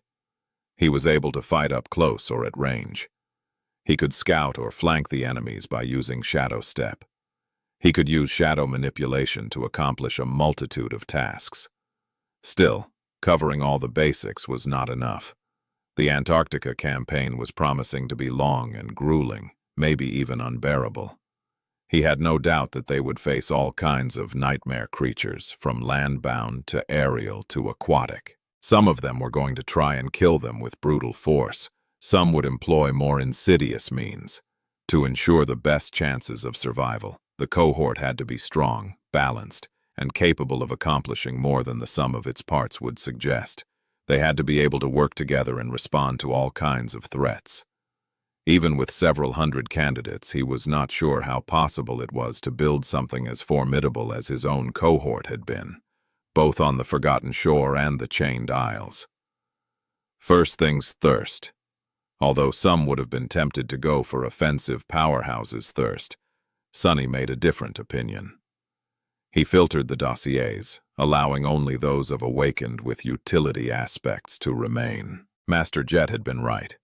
Although pure combat strength was immensely important, a war was often lost or won off the battlefield. As far as Sonny was concerned, utility was just as vital. His own experience confirmed it. Back on the Forgotten Shore, fighters like Nephis and Castor had shone so bright that everyone paid them all the attention. People like Sonny and Cassie remained more or less unnoticed. However, they had contributed as much, if not more, to the cohort's survival. Yes, those with pure combat aspects played a larger role in direct confrontations with the nightmare creatures, but it was only because Sonny had scouted ahead that they had been able to avoid battling swarms of abominations that would have overwhelmed them in an instant. Cassie's uncanny intuition and affinity to revelation had saved them too many times to count. It had helped the cohort avoid lethal dangers that often could not be seen, let alone slain with a blade. Not paying enough attention to utility would have been a grave mistake. More than that, this choice would allow Sonny to hand-pick other members of the cohort to suit the ensuing situation. The first decision would widen and define the cohort's foundation, making the rest easier to make. He spent a lot of time reading through dozens of dossiers. There were all kinds of talented awakened that possessed incredible abilities. Eventually, Sonny narrowed the selection to just 3 of the most interesting candidates. A mature and experienced awakened caught his eye due to the ability to move and shape Earth as if it was a liquid and then swiftly turn it back to solid state. With his help, the cohort would be able to literally shape the battlefield to stack the odds in their favor. While that ability was too slow and weak to deal direct damage, Sonny could imagine building all types of funnels, defensive walls, and trenches with the man's help. Hell, in certain situations, they would even be able to turn the ground into quicksand, trapping multiple abominations or at least reducing the mobility of the enemy. Their own mobility was also an issue. No matter how versatile the Rhino was, there would be situations, without a doubt, where its incredible all-terrain maneuverability would fail. The ability to create a road was going to come in extremely handy at that time. Another government elite seemed even more useful. This tall and athletic man was capable of creating stable, short-distance spatial rifts. Basically, he could allow the fighters of the cohort to teleport around the battlefield with impunity. Sonny did not have to think long to understand how incredible this ability was. He had used Shadow Step to vanquish his foes numerous times, and granting the same advantage to the whole cohort was an indescribably potent tool. Hell, He didn't even have to send people through this rift. Throwing a spell-tech grenade or a manifestation of a sorceress aspect ability would wreak havoc among the enemies just as well. The third candidate was a young woman with mousy hair and an unassuming face. Her ability seemed less potent than that of the two men, but could also be quite useful in the right situations. Just like Cassie, the young woman possessed an affinity to revelations, be it a much lesser one. While she couldn't compete with Song of the Fallen in the broadness of application, the narrow focus of her aspect was capable of producing more palpable results. The young woman was able to perceive weaknesses and vulnerabilities of living creatures, as well as share visual perception among several people. She, too, could comprehensively enhance the cohort's battle effectiveness, although in a less direct way. Sunny spent a long time staring at the three dossiers. Which one should he choose? Each held incredible value in his eyes. He was even tempted to claim all three. But no. While Sunny was not blind to the importance of utility, he needed powerful fighters to make use of it. Without offensive strength, the cohort would be simply unable to act on the provided opportunities. Plus, his own aspect already leaned toward utility. Eventually, he dismissed the dossiers of the two men and left only the image of the meek young woman with mousy hair on the wall. Awakened Kim. The more Sunny stared at her portrait, the more he was sure of his choice. Yes, the first candidate could shape the battlefield to their advantage, but Sunny was able to achieve a bit of that himself with the help of shadow manifestation. Yes, the second candidate could provide an indescribable tactical flexibility to the cohort. However, the short range and the stationary nature of the spatial rifts was not easy to exploit in the chaotic and unpredictable mayhem of combat. Awakened Kim, on the other hand, could provide a powerful boost to any offensive action. Her ability synergized with the widest variety of aspects, including Sunny's own. More than that, unlike the other two soldiers, her powers scaled with the threat. Being able to create a wall of stone was useless if the enemy could turn stone to dust. Being able to attack an abomination from the flank would accomplish nothing if the abomination was of a high enough rank to become immune to awakened weapons. Being able to see the vulnerabilities of the enemy, however, would be a boon for the cohort, no matter how powerful of an enemy they faced. In fact, the more dire their foe, the more important Awakened Kim's ability could become. There was also another, much simpler reason why Sunny decided to choose the third candidate. The young woman could share visual perception between multiple people. Antarctica, meanwhile, enjoyed an uninterrupted night that lasted for several months. What it meant was that the first irregular company would be fighting in near-complete darkness for at least 4 months after arriving into the southern quadrant. While this problem could be somewhat solved with technology, there was a better and more reliable solution. Sunny could see in this dark, and with Awakened Kim's help, his soldiers would share in this ability too. He looked at the dossier one last time and nodded. Good. This young woman was going to be the first cornerstone of his cohort. Now that Sunny knew what kind of logistical and combat support his cohort would be able to enjoy, thanks to him, Awakened Kim, and the heavily armored Rhino, he had a tentative understanding of what direction he had to follow. In the next several hours, he carefully studied hundreds of dossiers, slowly narrowing the list of potential candidates. By the time the night was drawing to a close, he was more or less ready to make the final selection. Of course, ideally, Sunny would have preferred to meet the recruits face-to-face and put them through a gauntlet to get to know their characters, styles, and limits better.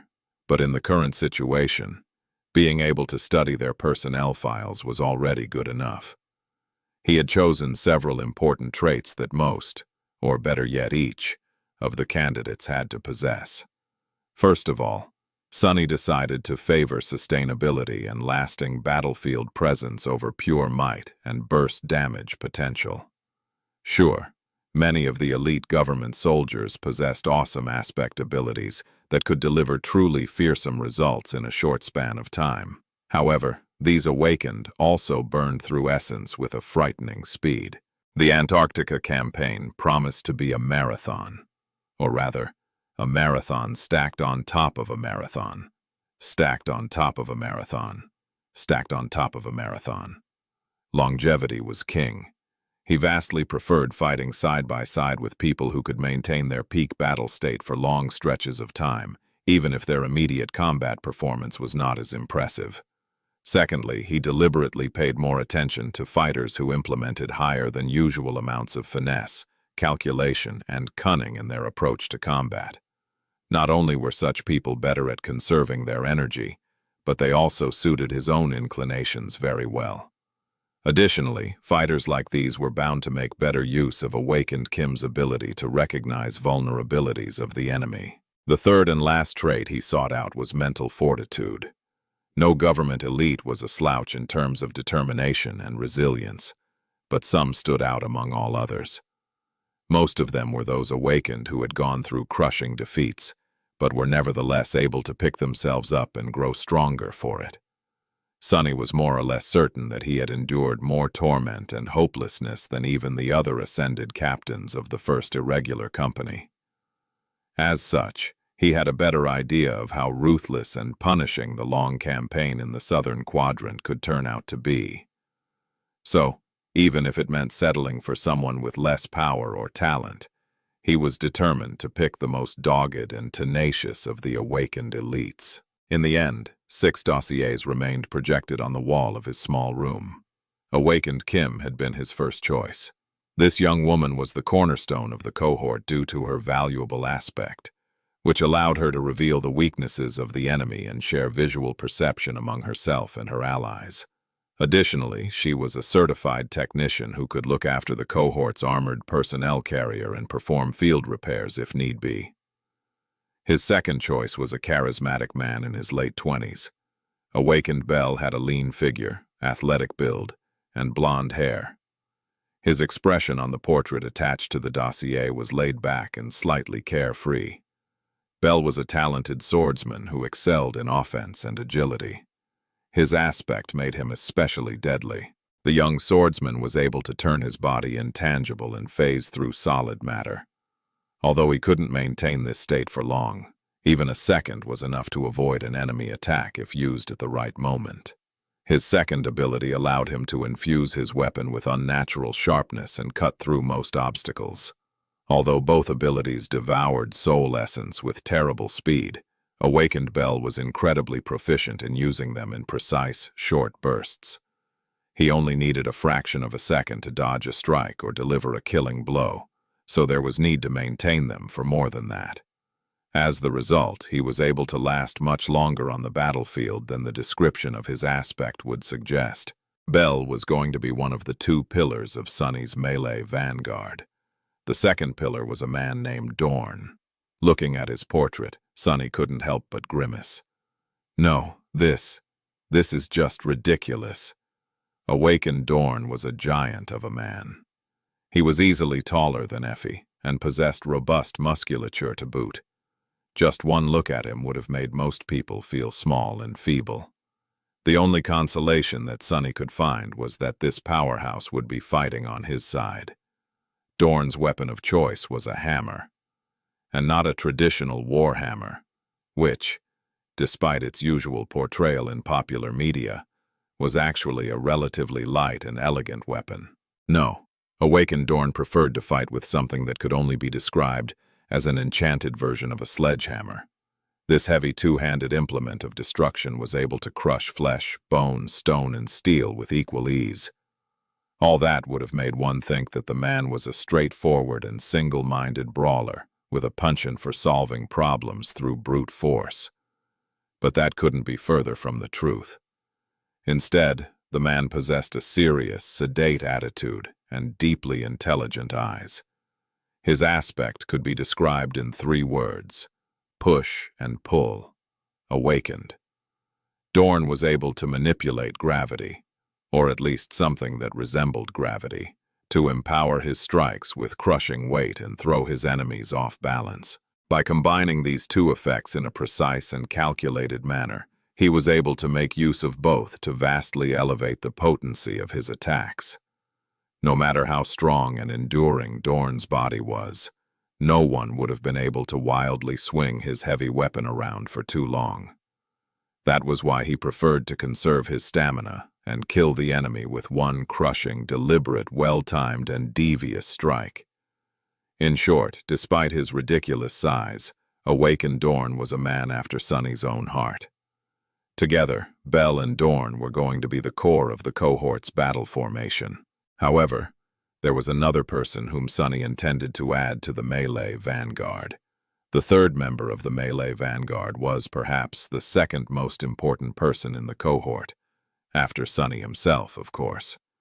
He had agonized over that choice a lot, but eventually settled on a handsome and chivalrous man named Quentin. Awakened Quentin preferred wearing full-plate armor and wielding a sword and a shield. Unlike Bell and Dorn, he was not going to be serving as an offensive powerhouse. He was going to become the defensive bulwark of the melee vanguard, which was not to say that he wasn't a deadly fighter in his own right, of course. Quentin's aspect centered around restoration and corrosion. In battle, he was able to continuously repair his shield and his armor no matter what kind of damage they received. There were limits to this ability, of course, but as long as his memories weren't outright destroyed, they would eventually regain their original shape. He was also able to apply a corrosive property to his weapons. The corrosion was not very potent, but as long as enough of his attacks landed, the enemy was bound to eventually succumb under the weight of accumulating decay.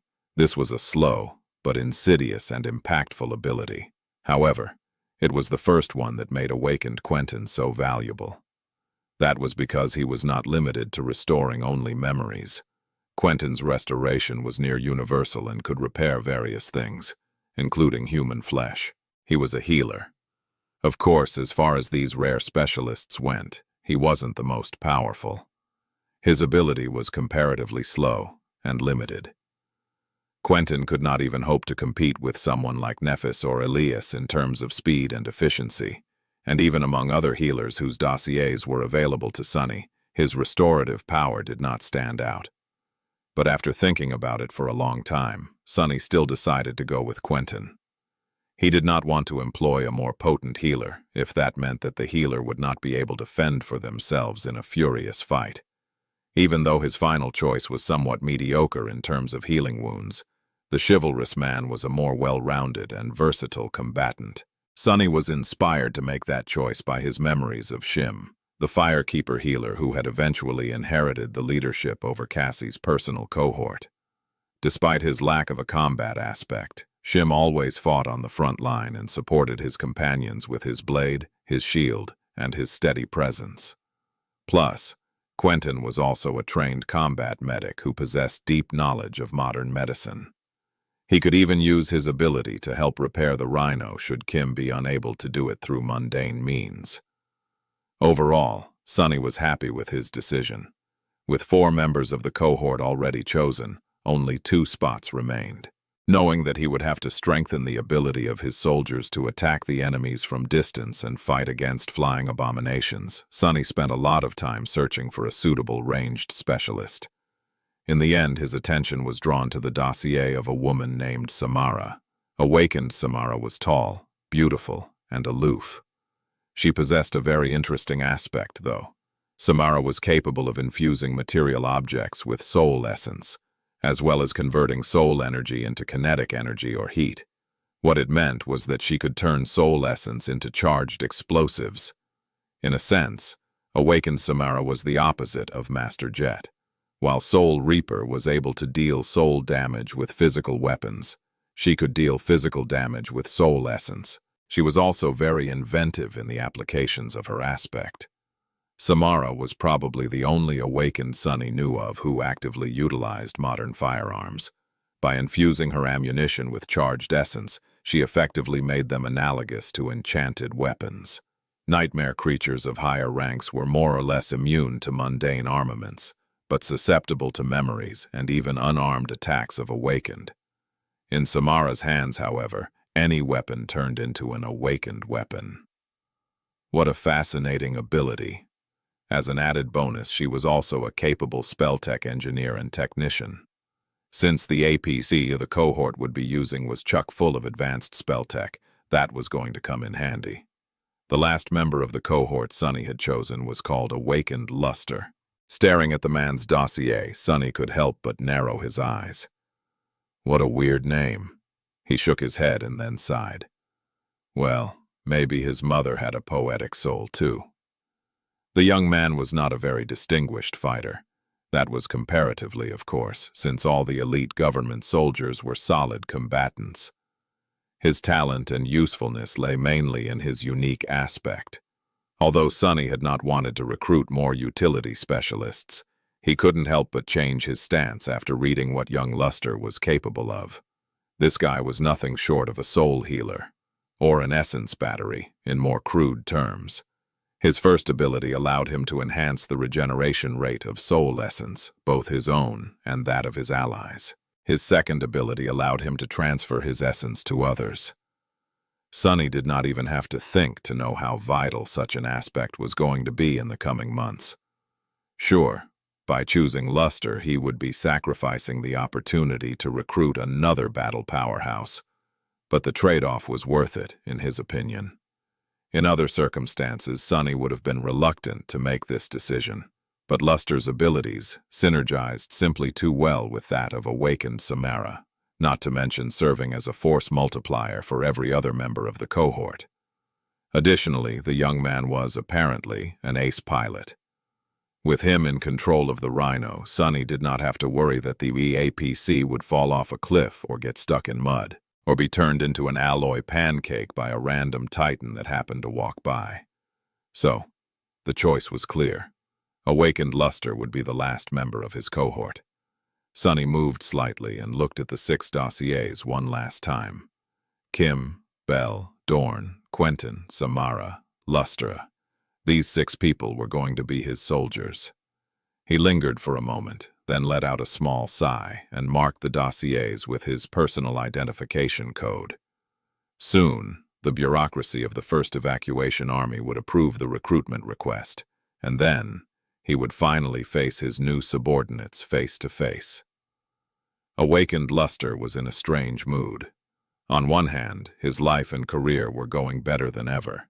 Not only had he managed to become a member of the Special Forces, he also received a chance to participate in the most exciting operation of the last several decades. His status, citizenship rank, and even salary were now higher than he had ever hoped. It was hard to imagine that a guy like him managed to climb so far without being a legacy or even possessing a combat aspect.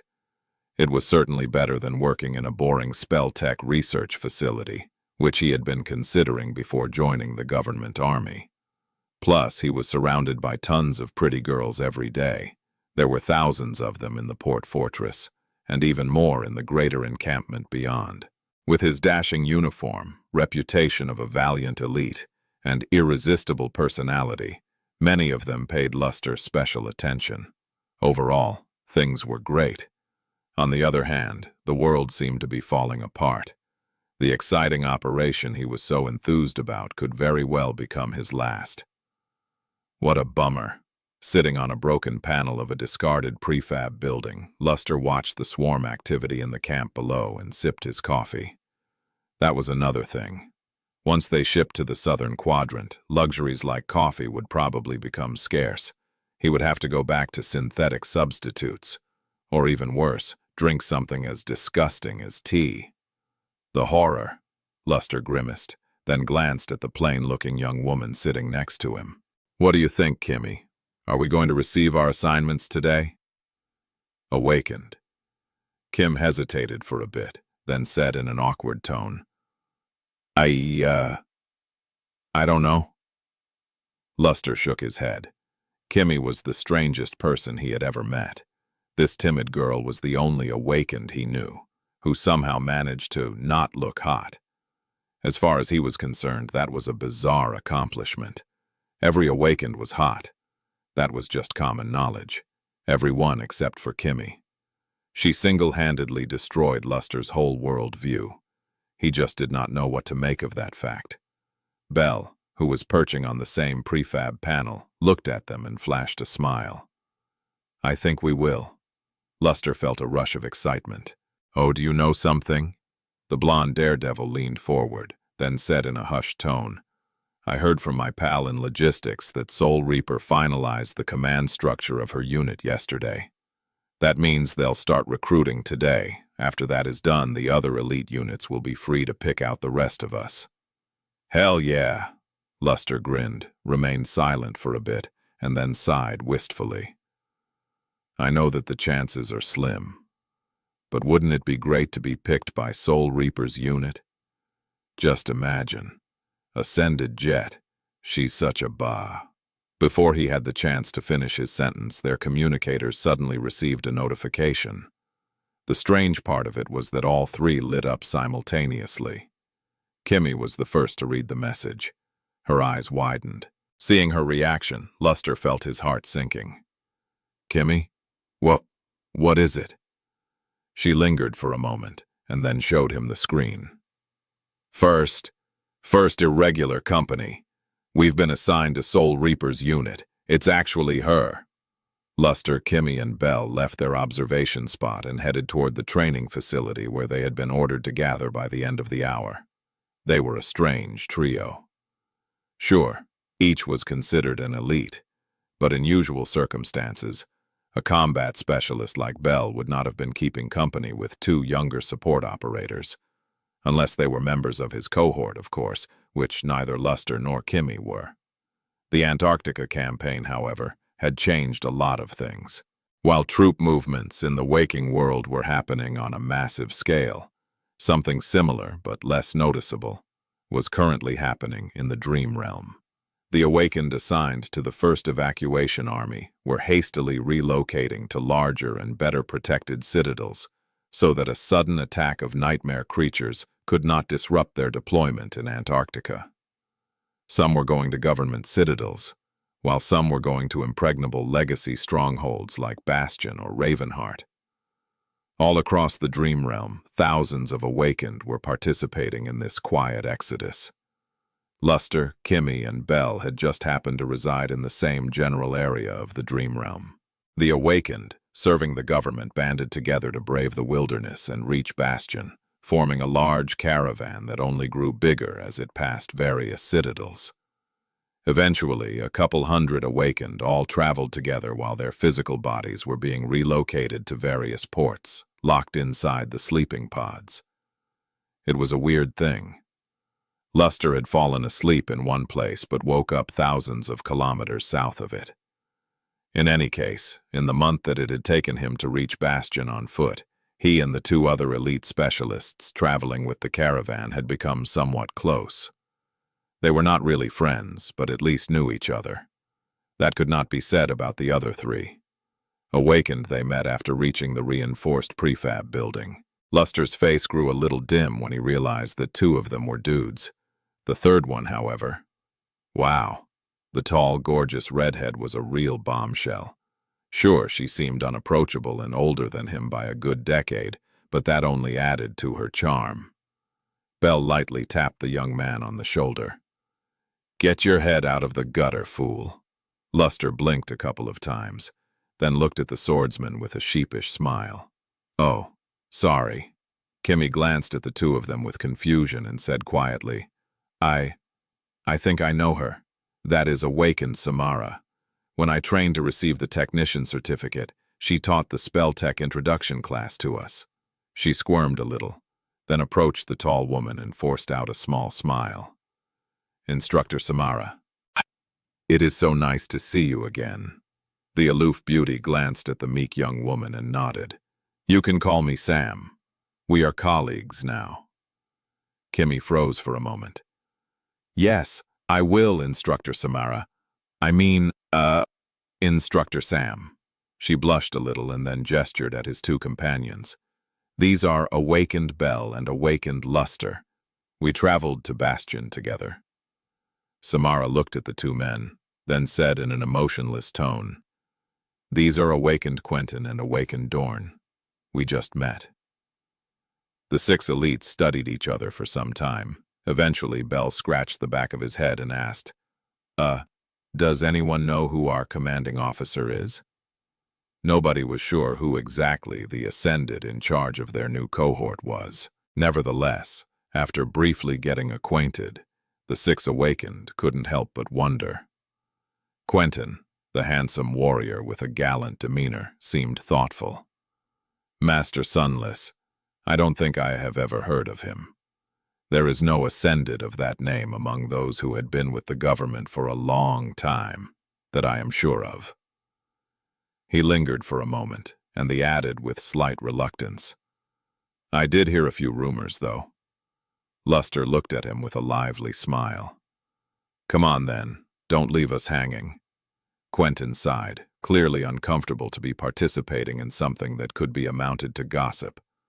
Eventually, however, his curiosity won over decorum. Well, it's not much. I just heard that Master Jet deliberately postponed the formation for the first irregular company to give this gentleman enough time to arrive, and that she personally recruited him.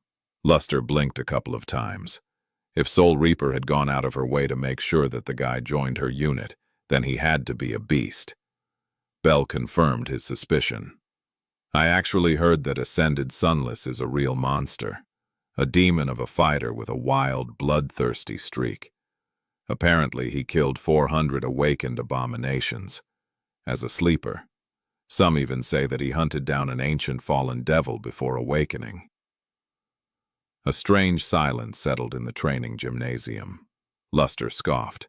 Yeah, right, that's impossible.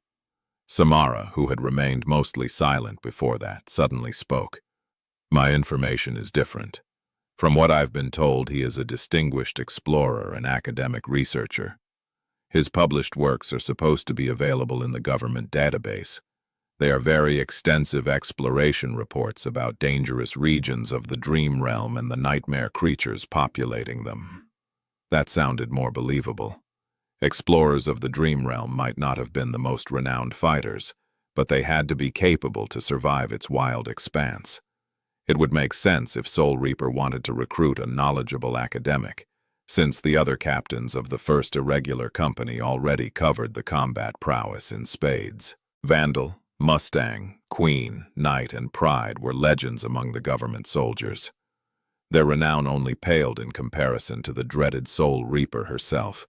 Kimmy suddenly moved and said in a faltering voice, I heard that he is utterly mad. Some say that he actually comes from the Forgotten Shore, where he lived completely alone in the Dark City for a long time. They even say that Changing Star of the Immortal Flame Clan once said that he was the only person he was afraid to fight. I mean, it's ridiculous, of course. Her voice gradually grew quieter and then trailed off. After a short and somewhat awkward pause, the giant man, Dorn, spoke in a steady tone. Those are all just rumors. I only know that Ascended Sunless is relatively young. However, we don't need to guess. There is a lot that we can assume just from who he chose as the members of his cohort. Luster craned his neck and looked at the intimidating strong man. Yeah? Like what? Dorn shrugged. Well, for one, our composition is quite telling. We have 2 offensive fighters, a healer, a ranged specialist, and 2 support specialists. The cohort seems to be well-rounded, but it lacks means to fulfill several key roles. We don't have a reliable scout, and our defense is comparatively subpar. He paused for a moment and then added, that suggests that Ascended Sunless is a utility specialist with a scouting ability. Alternatively, he might be a defense-oriented fighter or simply a believer in an offense-centered military doctrine. He might also possess a powerful echo that can serve as a defensive bulwark. Dorn thought for a bit. What is especially interesting to me is that he deliberately chose Awakened with higher than usual mental resilience. He also neglected direct combat efficiency in favor of aspects that possess sufficient longevity. The presence of Awakened Luster only confirms the fact that our commanding officer puts a lot of value in sustainability. All of that tells me that he has a very mature outlook on combat, that is in direct contradiction to his young age. Luster followed along, surprised that he had not come to these conclusions himself. The big guy is wicked smart. He cleared his throat, then said, "Well, he is a master. Everyone says that the second nightmare is the game changer. Who knows what kind of crap he experienced there? Stuff like that can make a person mature real fast."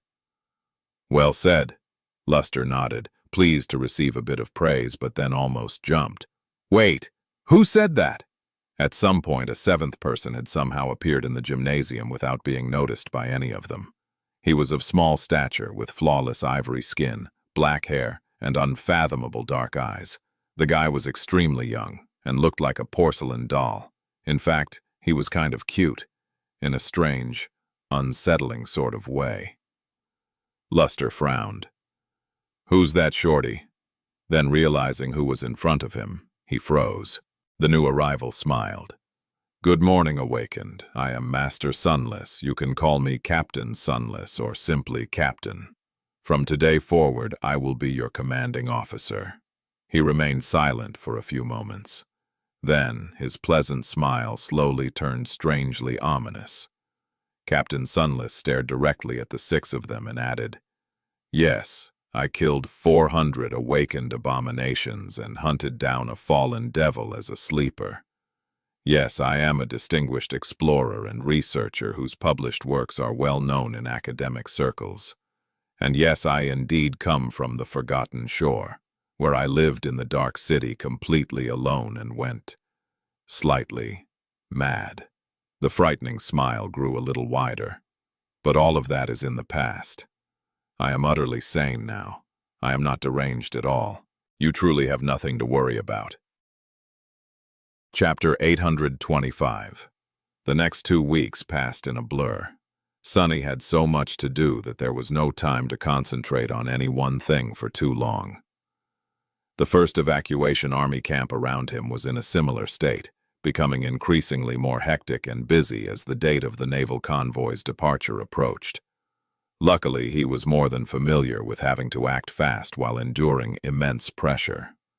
The first thing Sonny did after introducing himself to the members of his cohort was briefly reiterate the key objectives of the upcoming campaign, as well as share several pieces of information about the hardships they would most likely have to endure and the intended role of the first irregular company that his soldiers had not been privy to before. After Sonny finished his briefing, the mood in the empty gymnasium turned somewhat grim.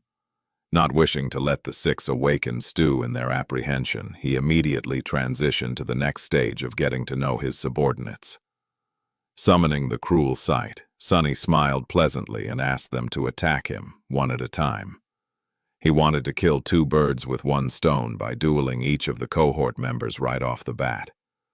First of all, Sonny knew that he had to win their respect. No matter what Master Jet had said, these experienced soldiers were not going to put their trust in him easily. He was young, small, and a complete stranger. Although forging a real bond would take more time and effort, a simple demonstration of strength was a good start. Secondly, he needed to understand their powers and techniques better. A simple duel was the best way to do that. Sonny had an additional advantage in that regard, since his mastery of shadow dance allowed him to learn much faster and peer much deeper than almost anyone else. In the next 30 minutes or so, he ruthlessly demolished each of his subordinates without even breaking a sweat. Although all of them were very good at what they did, his power and skill were simply too domineering. The only ones who gave Sonny a bit of a problem were Dorn and Samara. The former's aspect was very insidious when used with sufficient foresight. While Sonny was strong enough to shake off the force of the big man's aspect, even he had to improvise when subjected to it at exactly the worst and most inconvenient moment. Samara presented a different challenge. Although her preferred method of combat centered around infusing bullets with charged soul essence, she was perfectly capable of simply forming her essence into projectiles without a tangible medium. Even if these soul darts weren't as fast or far-reaching, fighting her meant being subjected to a constant barrage of explosive energy. It was a good thing that the gymnasium was built with awakened in mind. Otherwise, the whole structure might have collapsed. In any case, neither of them managed to really slow Sunny down. Of course, he took care to exert just enough strength to defeat the members of the cohort in a decisive fashion, but not wound them. After the 6 duels were finished, he had a much better understanding of what his subordinates were capable of. Not only had Sunny been able to grasp the core tenets of their battle techniques, he was also very satisfied with adding 6 nuanced, polished styles to his mental library.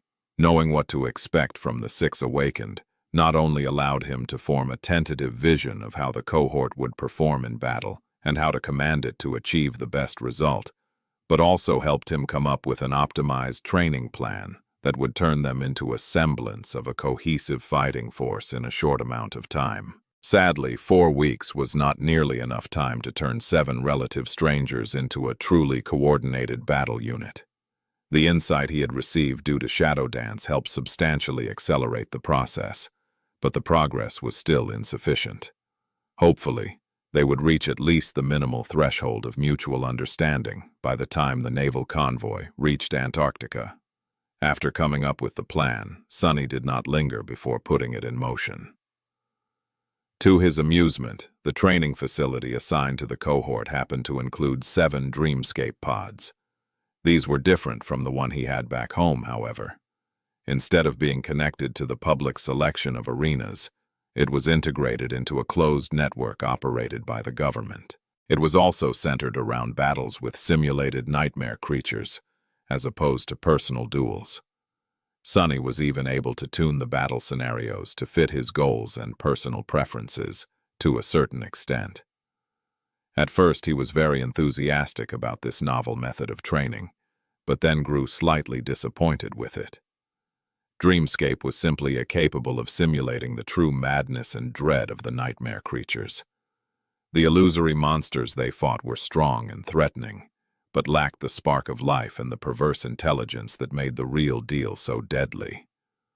Illusions were simply incapable of pressuring the cohort enough. So, Sunny found something else to really pressure his people: himself.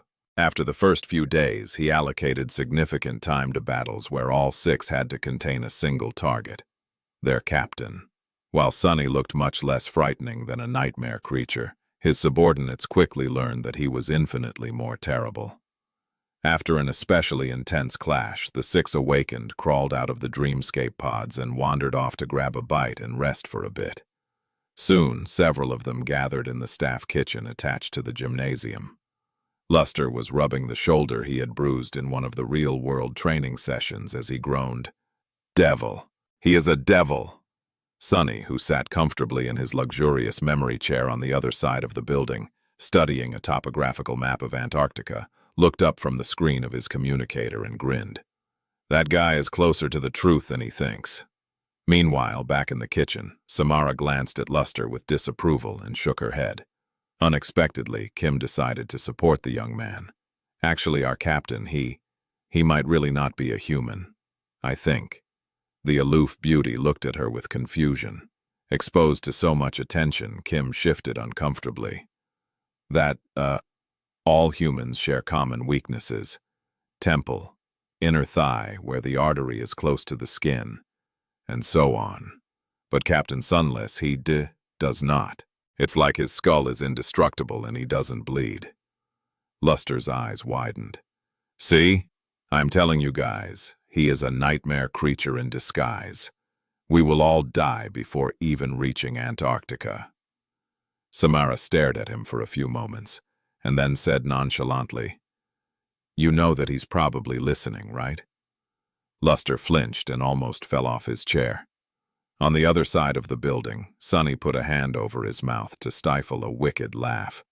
While the intense and arduous training slowly taught the members of the cohort how to fight together, Sunny had several other time-sensitive tasks to complete. Keeping up with all these concurrent responsibilities really tested his mental capacity. But there was no other choice than to simply grit his teeth and do it. Probably the most important of the tasks facing him was to allocate his contribution points and acquire various assets to strengthen the cohort. However, that was not a straightforward issue. After several days of studying how his subordinates fought and getting acquainted with their memory arsenals, he was finally ready to make some decisions. To do so, he chose a moment when the three members of the Malay vanguard, Bell, Dorn, and Quentin, were busy in the dreamscape pods, and called his other three subordinates over. After all three of them were specialists in various support fields that had to do with the cohort's equipment. Kim was a technician, Samara was a capable spell-tech engineer, while Luster was supposed to be an ace pilot. That wasn't really useful in this situation, but what was Sunny supposed to do? Leave the poor guy to sulk all alone in a corner? After consulting with Kim and Samara, he gained a lot of insight into what would be the best way to spend the contribution points. The Rhino might have seemed like a simple transport vehicle, but it was really so much more. Sunny did not know a lot about war and strategy, but he knew that mobility was one of the most important factors when determining the impact a combat unit could make. That was especially so for the cohorts of the 1st Irregular Company, which were supposed to be elite rapid response units that had to constantly travel between various flashpoints to provide support to the ground troops. So upgrading their APC was of paramount importance. The question was which aspects of the Rhino had to be upgraded the most. In the end, Sunny settled on several major upgrades. They were not what he had expected to pick before consulting with the pair of tech specialists. Instead of adding more armor to the Rhino's hull or incorporating a powerful cannon to its forward section, most of the improvements ended up being hidden from sight. The Rhino received a comprehensive overhaul that replaced its already formidable power reactor with a much more potent alternative, which in turn demanded the whole energy transmission system to be torn out and replaced with a more robust one. Among other things, this upgrade vastly improved the logistics of the cohort, since the new Spelltech reactor did not need mundane fuel and could be charged by Luster instead. The guy turned out to be useful for something, after all. The second major upgrade, unexpectedly, centered entirely around the command and communication suite situated in the rear of the vehicle. Sunny had not paid it much attention before, but after receiving input from Kim, he understood how important it was to get his hands on a better system. With all the gates opening in Antarctica, communicating with other units and the command HQ of the evacuation army was going to quickly turn into hell. Being able to maintain a stable connection was even more important for the irregulars, since the cohorts were meant to act semi-independently while being coordinated by Master Jet from a distance. Luckily, the upgraded reactor was capable of supplying a lot of juice to the communication suite, so Sunny could easily replace it with a much more advanced and powerful system that, hopefully, would have no problem punching through the massive interference. The added external antennas, both the comically tall telescopic one and the more modest parabolic one, could be retracted and hidden beneath the armor at any moment. The third upgrade was the most esoteric and abstruse. It involved extremely advanced spell-tech applications which Sunny did not really understand, so he simply told Samara to choose the best option. It had to do with shielding and insulating the core systems of the A-piece from the detrimental effects that the nightmare gates produced. Everyone knew that gates messed with technology and electronics in weird ways, but very few people understood how and why. Considering the nature of the chain of nightmares, Sunny had to make sure that the Rhino would not simply stall and die in the middle of nowhere for no apparent reason. So, even though it cost him a painful amount of contribution points, he chose to acquire the most expensive set of countermeasures available. Sunny did not shed a tear only because his subordinates were watching. Before letting the specialists go, he made another acquisition. Knowing what Samara was capable of with the right armament, he decided to enhance her combat performance by getting his hand on the most powerful mundane weapon available to the members of the 1st Evacuation Army. As the result, the cohort became entitled to receive an incredibly powerful, by the standards of mundane soldiers of course, mechanized rifle. The thing was made of incredibly tough alloy and included various dampening materials to make its internals more resistant to concussive damage. It was as tall as Samara herself and possessed a long, fearsome barrel. Sonny initially thought that the rifle was a railgun, but was corrected and found out that it was actually a different type of a mass driver known as a coil gun, or Gauss rifle. He had heard all those words before, but had no idea what the difference was. Not that it mattered. All he needed to know was that the rifle was incredibly powerful and capable of propelling solid slugs forward with stunning speed. It could also fire them in two modes, subsonic and supersonic, which could be useful if the cohort ever wanted to remain discreet. Technically, the rifle was too heavy and powerful to be wielded by a human. It was meant to be utilized by a soldier encased in a full exoskeleton armor suit, or even serve as a light weapon for the smaller humanoid war platforms. But as an awakened, Samara was just strong enough to manage. After making this acquisition, Sonny let the three specialists go and rubbed his palms together. Then, he went forward and spent his remaining contribution points on miscellaneous items, and, more importantly, better memories for his soldiers. As a mad grin appeared on Sonny's face, his eyes shone with greedy light. Staring at his communicator, he couldn't help but laugh. Ungrateful brats. Daddy brought you gifts. Heh heh. Sonny spent a lot of time considering what was the best use of the contribution points allocated to him by the army, as far as memories were concerned. He had no doubt that the cohort was going to encounter hordes of nightmare creatures in Antarctica. Hopefully, he and his soldiers would survive, which also meant that they would receive a lot of memories, and eventually even echoes throughout the campaign. Still, most of those abominations were going to be either dormant or awakened. How powerful of a memory could killing such a creature bring? Additionally, any boon received in battle was bound to be arbitrary, even if it possessed considerable power. Who was to say that this power was going to fit the members of the cohort well? So, now was his best and only chance to get his hands on potent memories that perfectly suited his soldiers and himself. However, nothing was ever simple. Despite the fact that the government had been extremely generous, outfitting 6 awakened, let alone a master, was not cheap. If Sonny had not spent the lion's share of contribution points on upgrading the Rhino, he might have been able to acquire a good amount of powerful tools. As it stood, he was desperately short on funds. This was why he had to make several painful decisions. Firstly, he gave up on getting something that he himself could use and chose to concentrate on the needs of his subordinates. That really leaves a bad taste in my mouth. Sonny let out a mournful sigh. There was just no denying it. His personal arsenal was already a bit too outstanding. He had to console himself by remembering that his 6 soldiers were, in a sense, an extension of this arsenal. They were meant to become his most powerful weapons. So, empowering them was the same as empowering himself. Secondly, purchasing echoes were also out of the question. Although there were plenty to choose from, the cost was just too high. Sonny might have considered getting one if he could turn it into a shadow, but he already knew that he had to possess the corresponding shadow in his soul sea to transform an echo. So his main goal was to enhance the equipment of his soldiers in a meaningful way. Sadly, even that was mostly out of his reach now. That was if Sonny did not cheat, of course. But why wouldn't I? An ominous smile appeared on his face.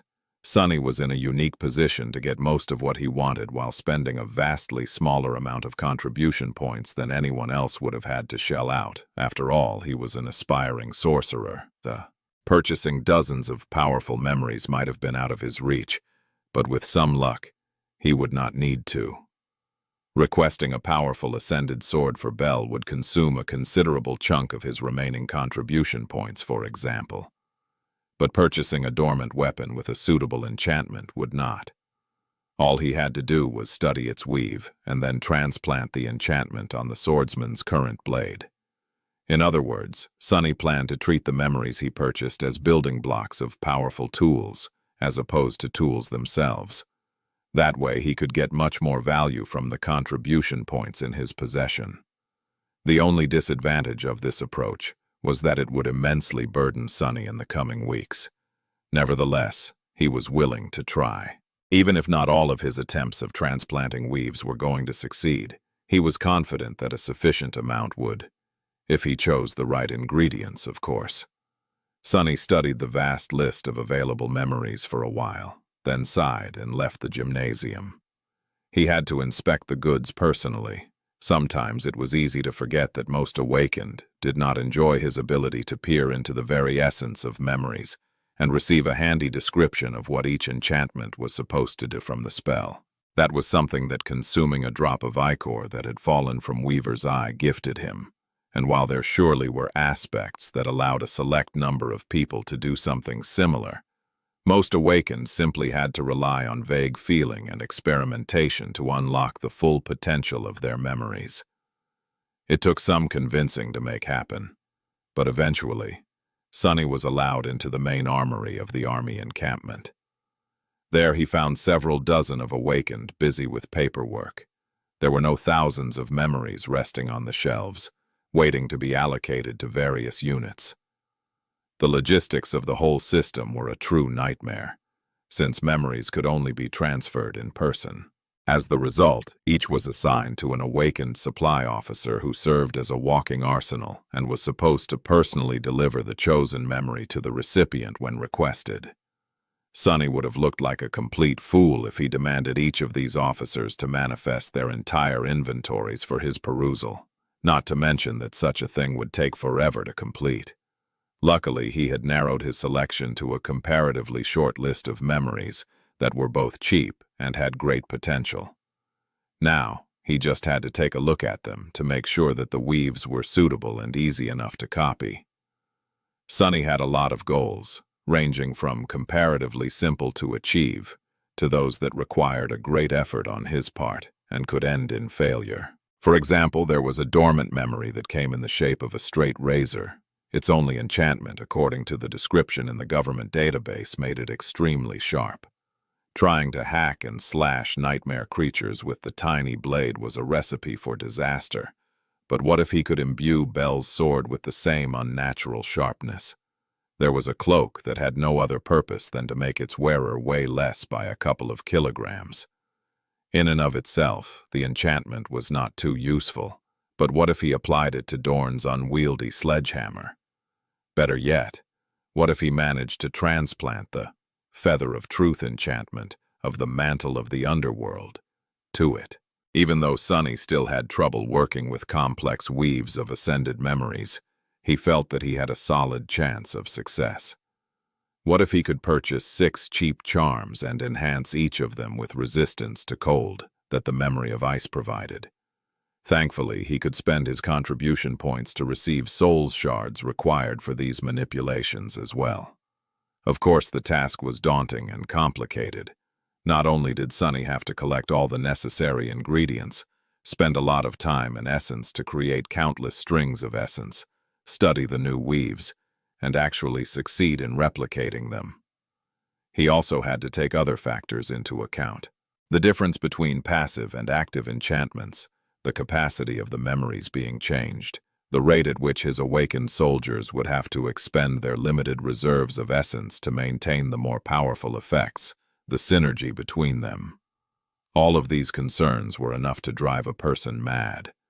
Not to mention that he only had several weeks to achieve this ambitious goal while simultaneously overseeing the training of the cohort and performing other important tasks.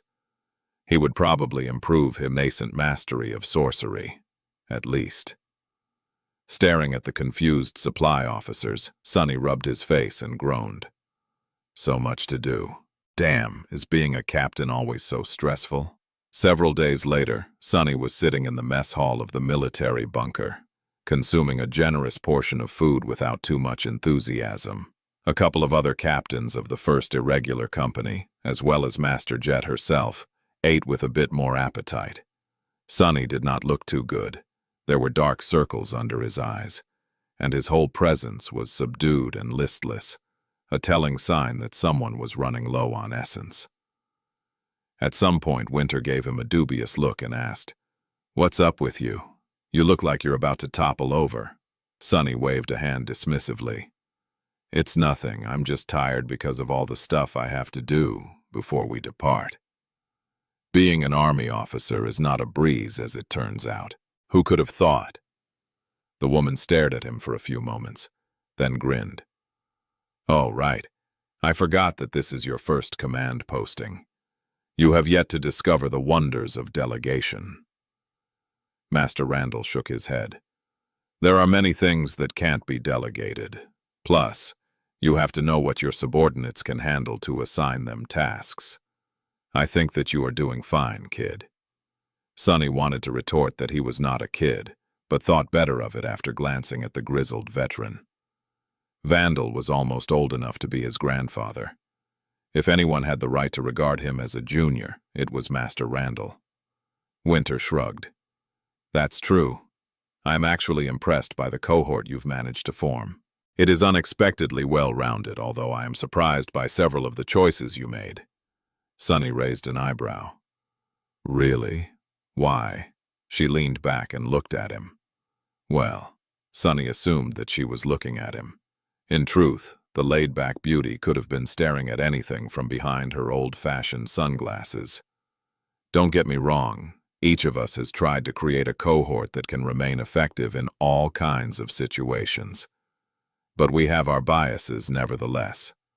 So every cohort except yours tends to lean toward a certain specialization. Take Pride, for example. That slippery bastard recruited all the stealthy creeps from the roster. Sonny stared at her without amusement. You do know that I'm a creep myself, right? Then he froze for a moment. Wait, that didn't come out right. What I meant to say was that I specialize in stealth as well. Winter snorted. Really? You don't really look like a backstabber. Sonny crossed his arms and looked at her with a smirk. Well, obviously. If I go around looking like a backstabber, people would be on guard against being stabbed in the back, wouldn't they? That just defeats the purpose. Master Randall let out a gruff chuckle. He makes a good point.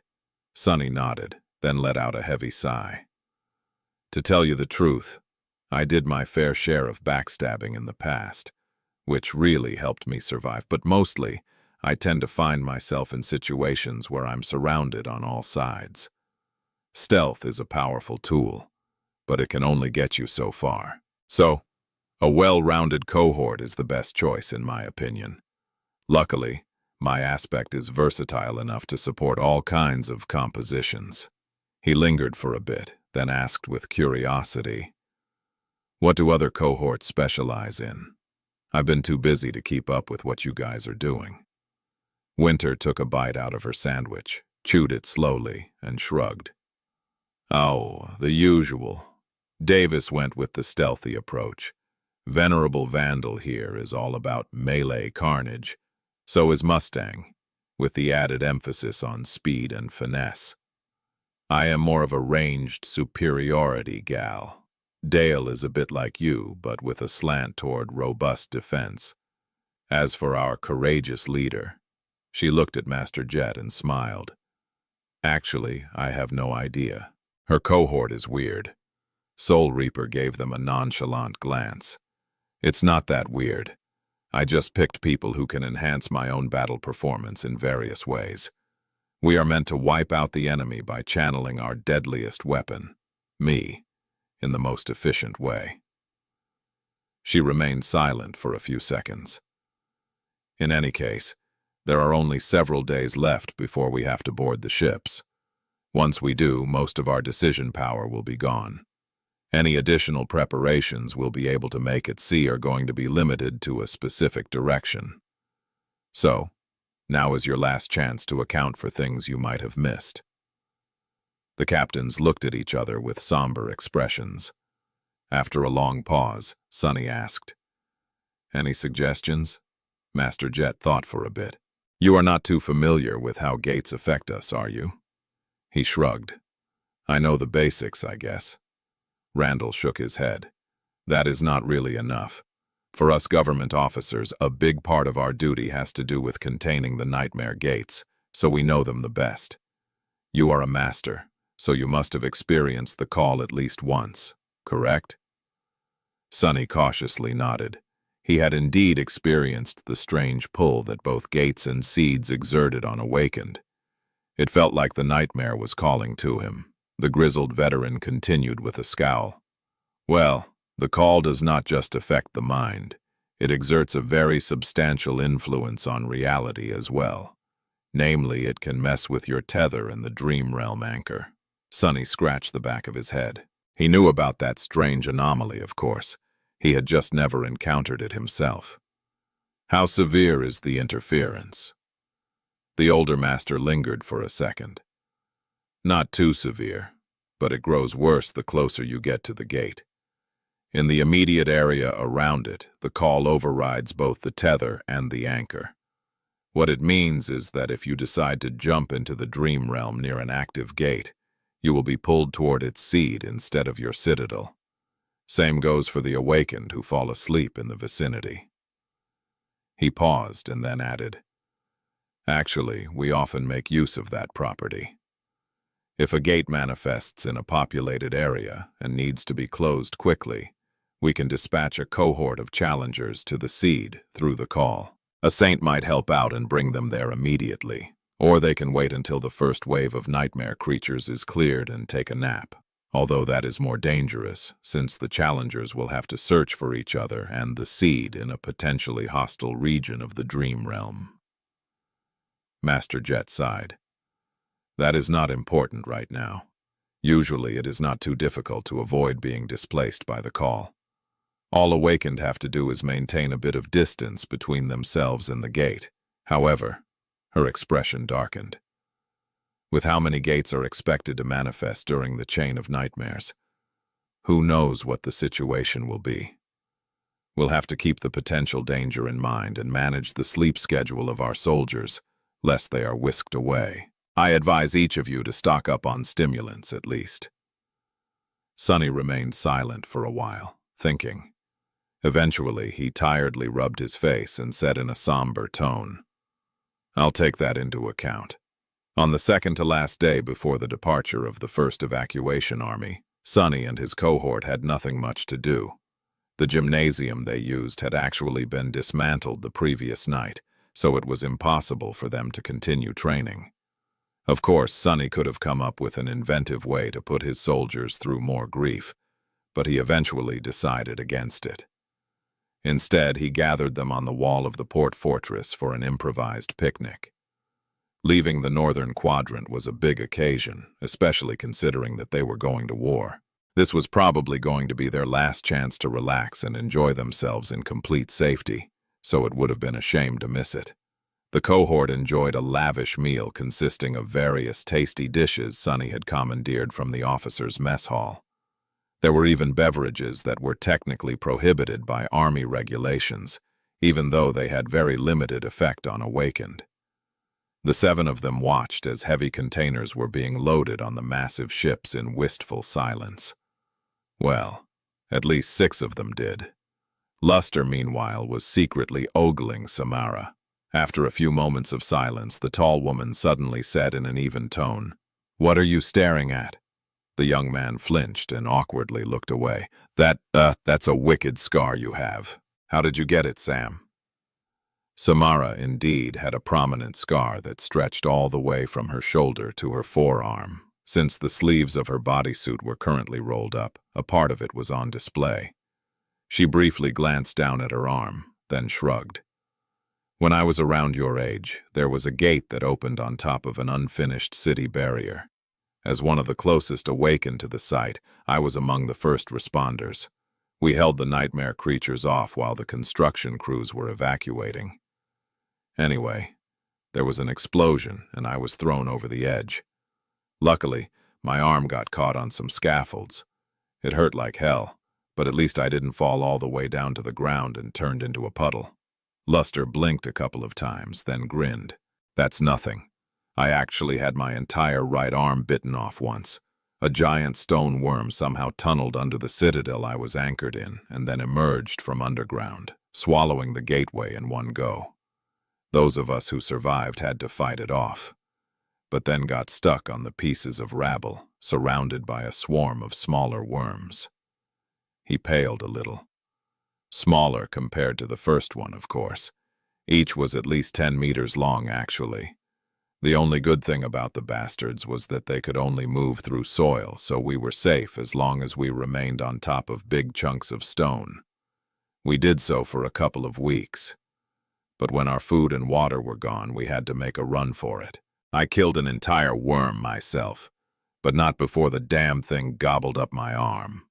Luster was fortunate that he had lost his limb in the dream realm. Although it must have caused a lot of damage to his physical body, he had not been crippled for life. The young man looked around and gave Belle a cocky smile. "What about you? What's the worst you've been hurt, huh?" The swordsman thought for a bit. "Well, I guess it was a few years back. I was stationed at a remote research outpost, all the way out there in the wilderness. We had a gate open nearby, and the entire facility ended up being overrun. I was pretty much the only one to survive, but the nightmare creatures were on my heels. I had no means to contact the HQ as well, and the nearest human settlement was 1,000 kilometers away." An amused smile appeared on his face. "It took me about a month to reach it on foot. The pursuing abominations were easy enough to deal with, but the air, suffice it to say, by the end of it, I was constantly coughing out chunks of my lungs. That was the worst I've been hurt. Luckily, a kind ascended healer lent a hand to help me recover." A disturbed silence settled over the cohort. A few moments later, Dorn suddenly snorted. "That reminds me of my solstice. The very first nightmare creature I stumbled upon managed to thoroughly crush both of my legs. I had to drag myself through the mud for 2 entire weeks of slow, painful crawling to get to the nearest citadel. That was many years ago, of course, but no abomination has managed to do such a number on me ever since." Since everyone seemed in the mood to boast about their battle scars, Quentin hesitated for a bit and then decided to share a story as well. "I was captured by a nightmare creature that looked like a giant spider once. It put me in an impenetrable cocoon and filled it with digestive fluid to turn me into an easily consumable slushy, as spiders do. The problem was I was able to heal myself a little bit faster than the acid was dissolving me. Still, after several weeks of that, my patience grew really thin." Kim looked at him in horror. How? How did you escape?" The gallant man smiled. "Well, while the acid was slowly corroding my body, I was slowly corroding the cocoon. It gave out before I did, fortunately. However, I failed to avenge the other victims and kill the spider. It is still out there somewhere. I hope we'll meet again, one day." Kim looked down and then sighed. "I was actually never hurt too badly. There was this one time when my entire cohort contracted a strange plague, though. It was a really torturous disease, and it quickly spread to the entire citadel. Many people died in agony. Eventually, we found out that the plague was a manifestation of a bizarre terror. Once we did, a saint of the great clan song arrived and somehow managed to destroy it. I, as well as those who were still alive, were spared." Luster patted the young woman on the shoulder. "You did well, Kimmy." Then he looked at Sunny, hesitated for a few moments, and cautiously asked, What about you, Captain? Have you ever been hurt real bad?" Sunny scratched the back of his head. "Oh? Let me think. I had my rib cage crushed once, I guess. I was also disemboweled, poisoned, burned, and drowned. One time I was even burned and drowned at the same time." Luster blinked. How could anyone be burned and drowned at the same time? Sunny gave him a lively smile. "Easy. You just need to be drowned in molten metal. But the very worst physical wound I have ever received, has to be getting beheaded, I guess. That one really stung. Honestly, I do not recommend getting decapitated if you can avoid it. It's really not worth it. In most cases." The 6 awakened were staring at him with strange expressions. Sunny cleared his throat. "What? It truly isn't. Trust me, I should know." The next day, the exodus of the first evacuation army from the northern quadrant finally started. Sonny and the other captains observed the mass of humans, machinery, and cargo containers flowing into the seemingly bottomless cargo holds of the 40 metal leviathans from the tall walls of the port fortress. None of the 6 spoke, consumed by somber thoughts. Master Jet remained silent as well. Behind them, the large encampment that had been bustling with activity just a few days ago was completely dismantled and gone. In front of them was the endless gray expanse of the sea and an uncertain future.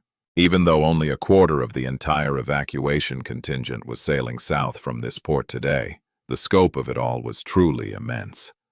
Looking at the fearsome ships and the flood of soldiers boarding them, Sonny couldn't help but feel a bit of awe. It was easy to believe that nothing would be able to stop such a tremendous force. However, he knew better. After a while, Master Jet sighed.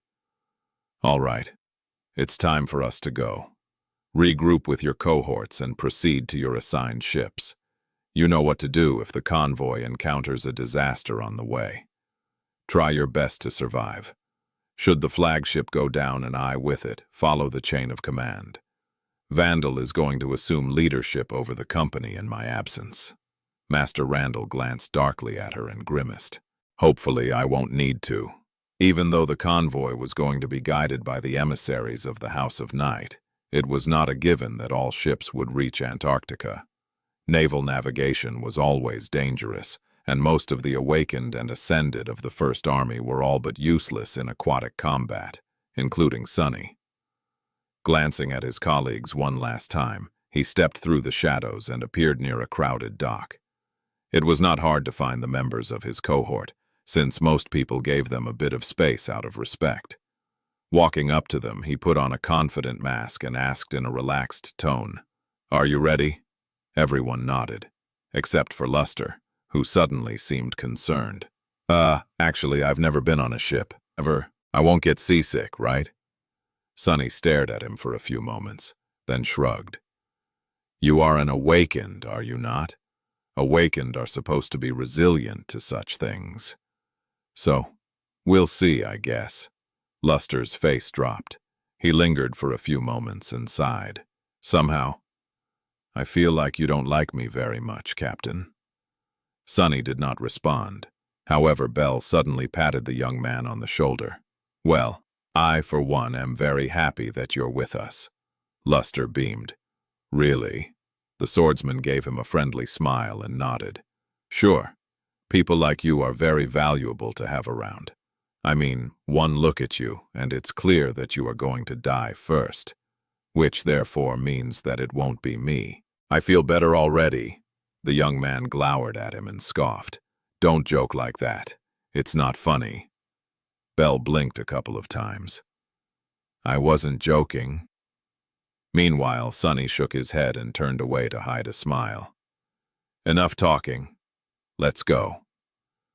Together they entered the long pier and moved toward the distant ship.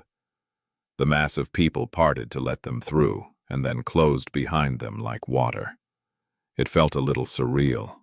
Soon, the solid steel mass of the battleship obscured the sky. Feeling its thick shadow embrace him, Sonny suddenly felt a little calmer. He glanced at the gray waves below, sighed, and stepped on the wide link span connecting the pier to the massive vessel. A few seconds later, the dark maw of the cargo hold swallowed him and his people. Once aboard the ship, the cohort split to perform several tasks.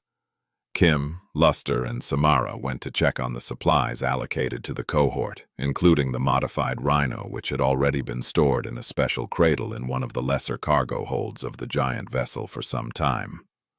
Since they had had no access to it prior to today, there was a multitude of checks and diagnostics they had to run.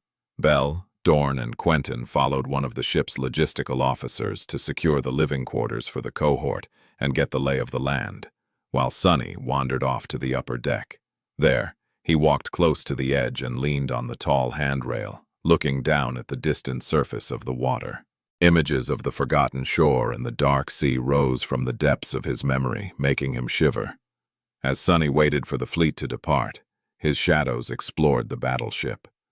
Even if he would not be too useful should a swarm of nightmare creatures or some colossal horror of the depths attack the convoy once in transit, he was still determined to memorize every nook and cranny of this giant steel coffin, just in case.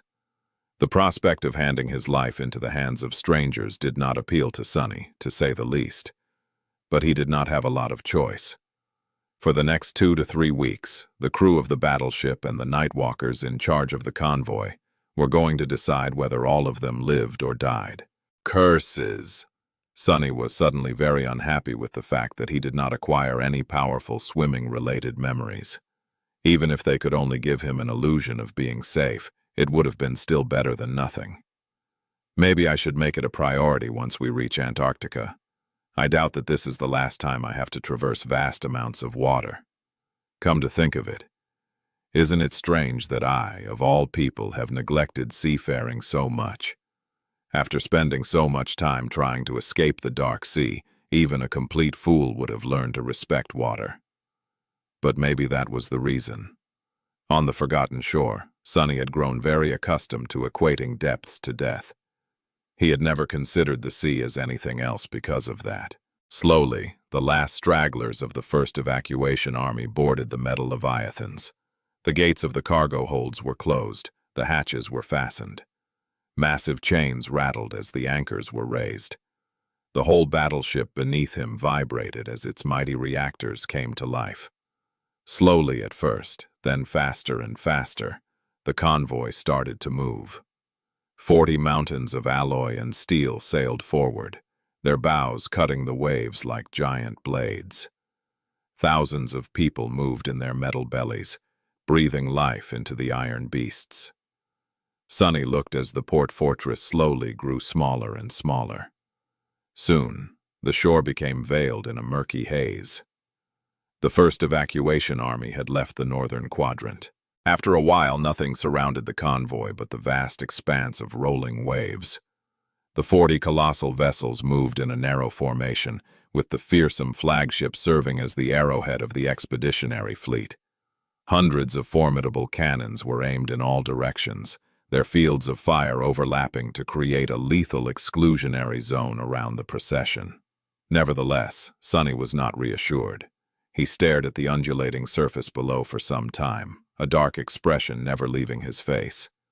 Despite the grandiose magnitude of their passage, the convoy moved with a surprising measure of quietness. If not for the sound of water being displaced by the mighty bows and splashing against the alloy armor, Sunny could have closed his eyes and imagined that there were no other ships around him. Wasn't it strange that he had felt much more comfortable aboard flying ships than these far more reliable seafaring vessels? He sighed, then activated his communicator and accessed the Maritime Safety Procedures Manual provided to each member of the First Army. In the past weeks, everyone had to study the sizable document and run a few exhausting drills to familiarize themselves with the strange rules of proper naval conduct. Sunny had a better memory than most, so he practically learned the manual by heart. While its general structure was rather easy to understand and explained what passengers of the ships had to do if a ship or fleet-wide alert was issued, there were a lot of strange and seemingly esoteric rules included as well. For example, the manual had passages like, if you start to experience recurring nightmares or experience persistent auditory hallucinations, report to the nearest Navy officer immediately. Or, in case of alert level being raised to condition black, cease all activity and motion. Do not produce any sounds, disturbances, or vibrations. Do not summon memories, and above all else, do not actively circulate soul essence. And so on. There were several alert levels, differentiated by their color. Condition black was among the highest and most dire, inferior only to condition red, which meant that the whole fleet had to prepare for an all-out battle. However, there were plenty of regulations that fell outside these established routines. Even though Sunny had no idea what most of these rules were supposed to prevent from happening, he felt a little bit calmer knowing them. Ships move between the quadrants all the time. Hell, there are even some that constantly travel between West Antarctica and South America. There's no reason to worry too much. He sighed, then shook his head dejectedly and decided to leave the upper deck. Whether Sunny liked it or not, he was going to have to spend the next several weeks at sea. Letting paranoia get the best of him would not do anyone any good. There was a lot for him to accomplish. Still, from checking up on the Rhino to finding out what kind of facilities would be available to the cohort during this dangerous cruise, and implementing changes to the training plan. Not to mention the fact that he had to continue upgrading and augmenting the memories of his soldiers.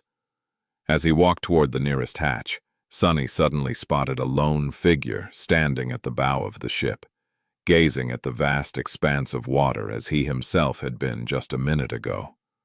The man was tall and wore a midnight blue coat that moved slightly in the wind. Beneath it was a black bodysuit much like the one Sunny was wearing, but also slightly different. It was made out of a strange material and looked much more like a wetsuit than a garment meant to be worn under armor. Although the stranger stood some distance away, Sunny could somehow feel his presence all the way near the hatch. It was subdued, deep, and mysterious, tantalizing even. Sunny had no doubt that he was looking at another master. He hesitated for a few moments, then shrugged and decided to approach the unfamiliar ascended. As he did, the man turned around and glanced at Sunny with a wary gaze.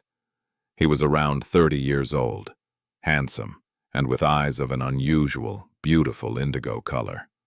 Strangely enough, his black hair also seemed to possess slight accents of dark blue, at least when exposed to direct sunlight. This close, the feeling of mystifying depth radiating from the stranger was more pronounced, as if most of him was hidden from sight. Sunny already had an idea of who he was looking at. He thought for a bit and then simply said, "Good day. I am Ascended Sunless of the First Awakened Irregular Company." The man lingered for a moment, studying him. His indigo eyes seemed to be searching for something. Then, unexpectedly, a wide smile appeared on his handsome face. "Ah, I am Ascended Naive of the House of Night." He stared at Sunny with a strange expression for a few moments, and then suddenly blurted out, "Are you crazy?" Sunny blinked a couple of times. Nave, meanwhile, laughed and waved his hand in the air a couple of times. Sorry, I didn't. It's just that my daughter is your biggest fan." "What?" Utterly flabbergasted, Sunny stared at the scion of the famed great clan knight while trying his best to appear calm and composed. Eventually he shifted slightly and forced out a question. "How old is your daughter, if I may ask?" Naive smiled. "She's 5. A Song of Light and Darkness is her favorite movie. She must have watched it 100 times. The censored version, of course. She just adores your character. You're her idol." "Ah. I really do apologize, Master Sunless. Please forgive my lack of decorum. I just got excited." The scion of the House of Night remained silent for a few moments, then suddenly produced a piece of synthetic paper and a pen from somewhere and offered them to Sunny. Sunny looked down with a deadpan expression and raised an eyebrow. What am I supposed to do with these?" Master Naive stared at him for a long, awkward moment. Can I get an autograph? Please. You know, to earn some points with my daughter." Sunny knew how to write, of course. That said, he certainly did not have a lot of experience writing by hand, let alone had a signature, simply because people at large, and especially those in the outskirts, almost never used paper and pens to relay information. Why would they, if everything was usually stored digitally? However, he was in a better position than most. Out there in the dream realm, many long-abandoned traditions had found a new life, so Sunny managed to scribble down his name on the piece of synthetic paper with at least some semblance of finesse. Handing it back to Master Naive of Night, he smiled awkwardly. "Here, I hope your daughter likes it." The scion of the great clan received the piece of paper with gratitude and hid it in the pocket of his coat. "Thank you very much. I am away a lot, so this will go a long way. Next time I see her, she will probably already be 6, and terribly peeved that I've been gone for so long. Coming back with a present is bound to help. He looked at Sunny with genuine mirth. Then, a knowing spark gleamed in his strange indigo eyes. Naive gestured at the ocean and asked, "You are not too comfortable on water, are you?" Sunny lingered for a moment, then scoffed. "You must have seen the movie yourself. Is it really a surprise that I have a complicated relationship with the sea?"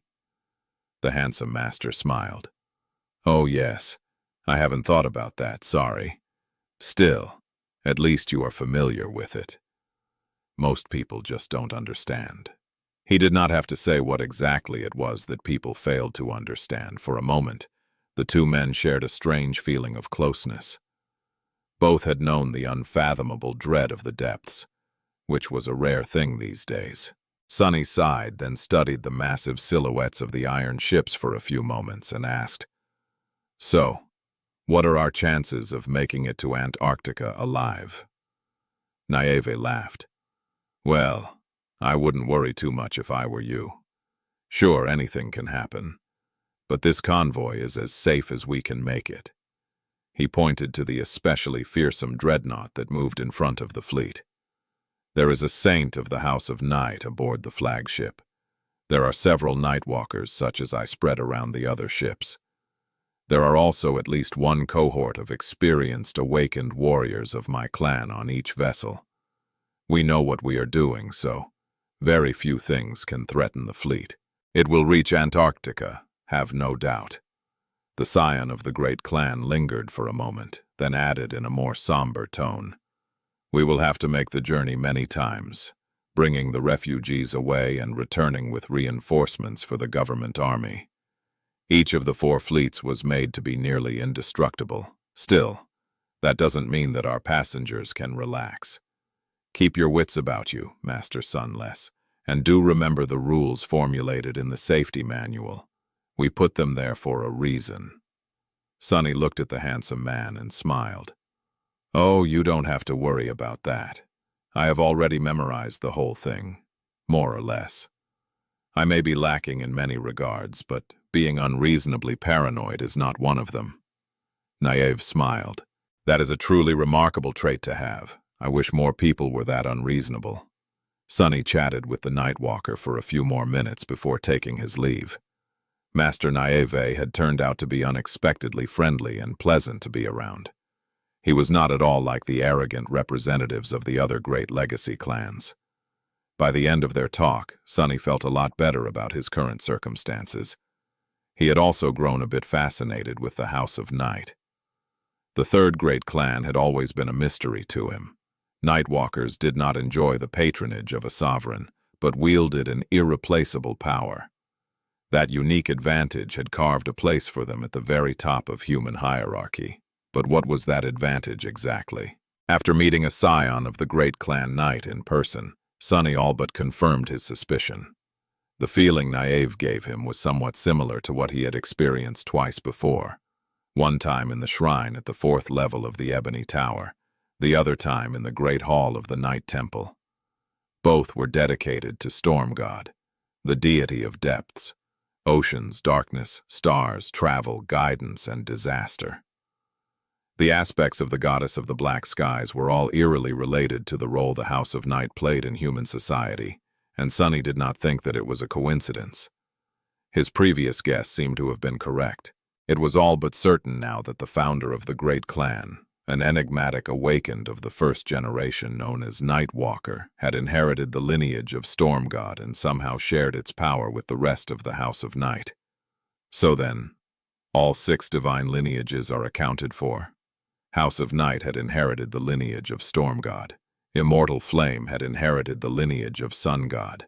Valor had inherited the lineage of War God. Song had most likely inherited the lineage of Beast God. That was clear from what he knew about Seishan, the adopted daughter of Kai Song. Sunny had been meant to inherit the lineage of Shadow God, but it was devoured by Bloodweave. That only left the most elusive of the 6 divinities, Heart God, and the most elusive of the sovereigns. Asterion? Of course, Sunny could be wrong. Ki Song might have been the heir of Heart God instead, while Asterion might have been the heir of Beast God, or lacked a lineage entirely. but what were the chances? That is all great, but what the hell does it all mean? What were divine lineages exactly? Did they have any purpose except for bestowing their wielders with additional power? Were they just chance remnants of ancient bloodlines or something that had been left behind for a reason?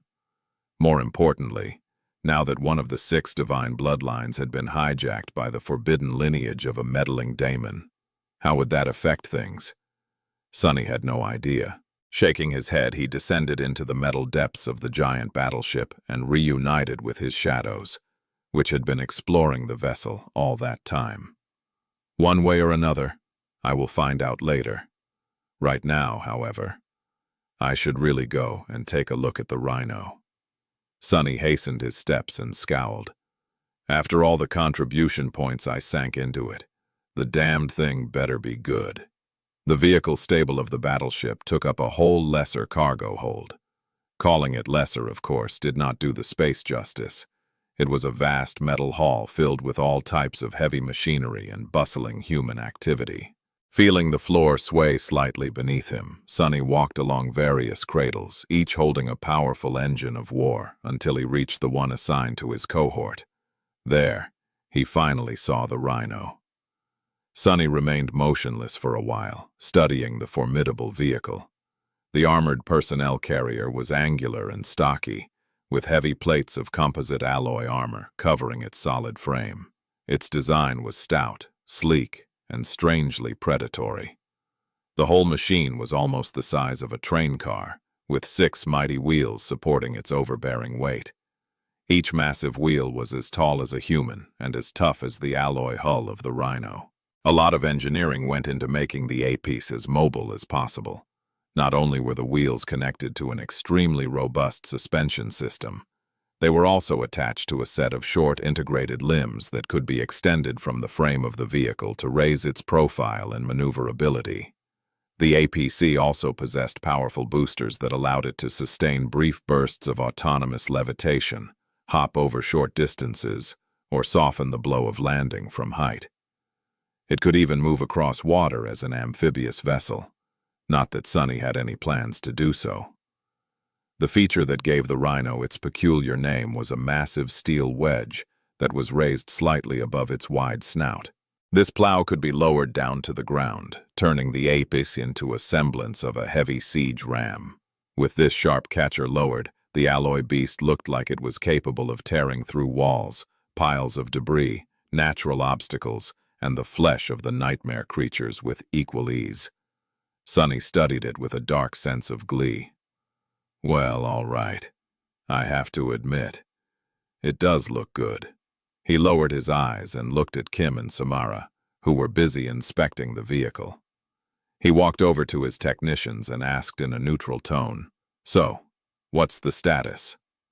Samara glanced up from the screen of her communicator, where a diagnostic program was displaying the results of a series of complicated tests. She offered him a small smile.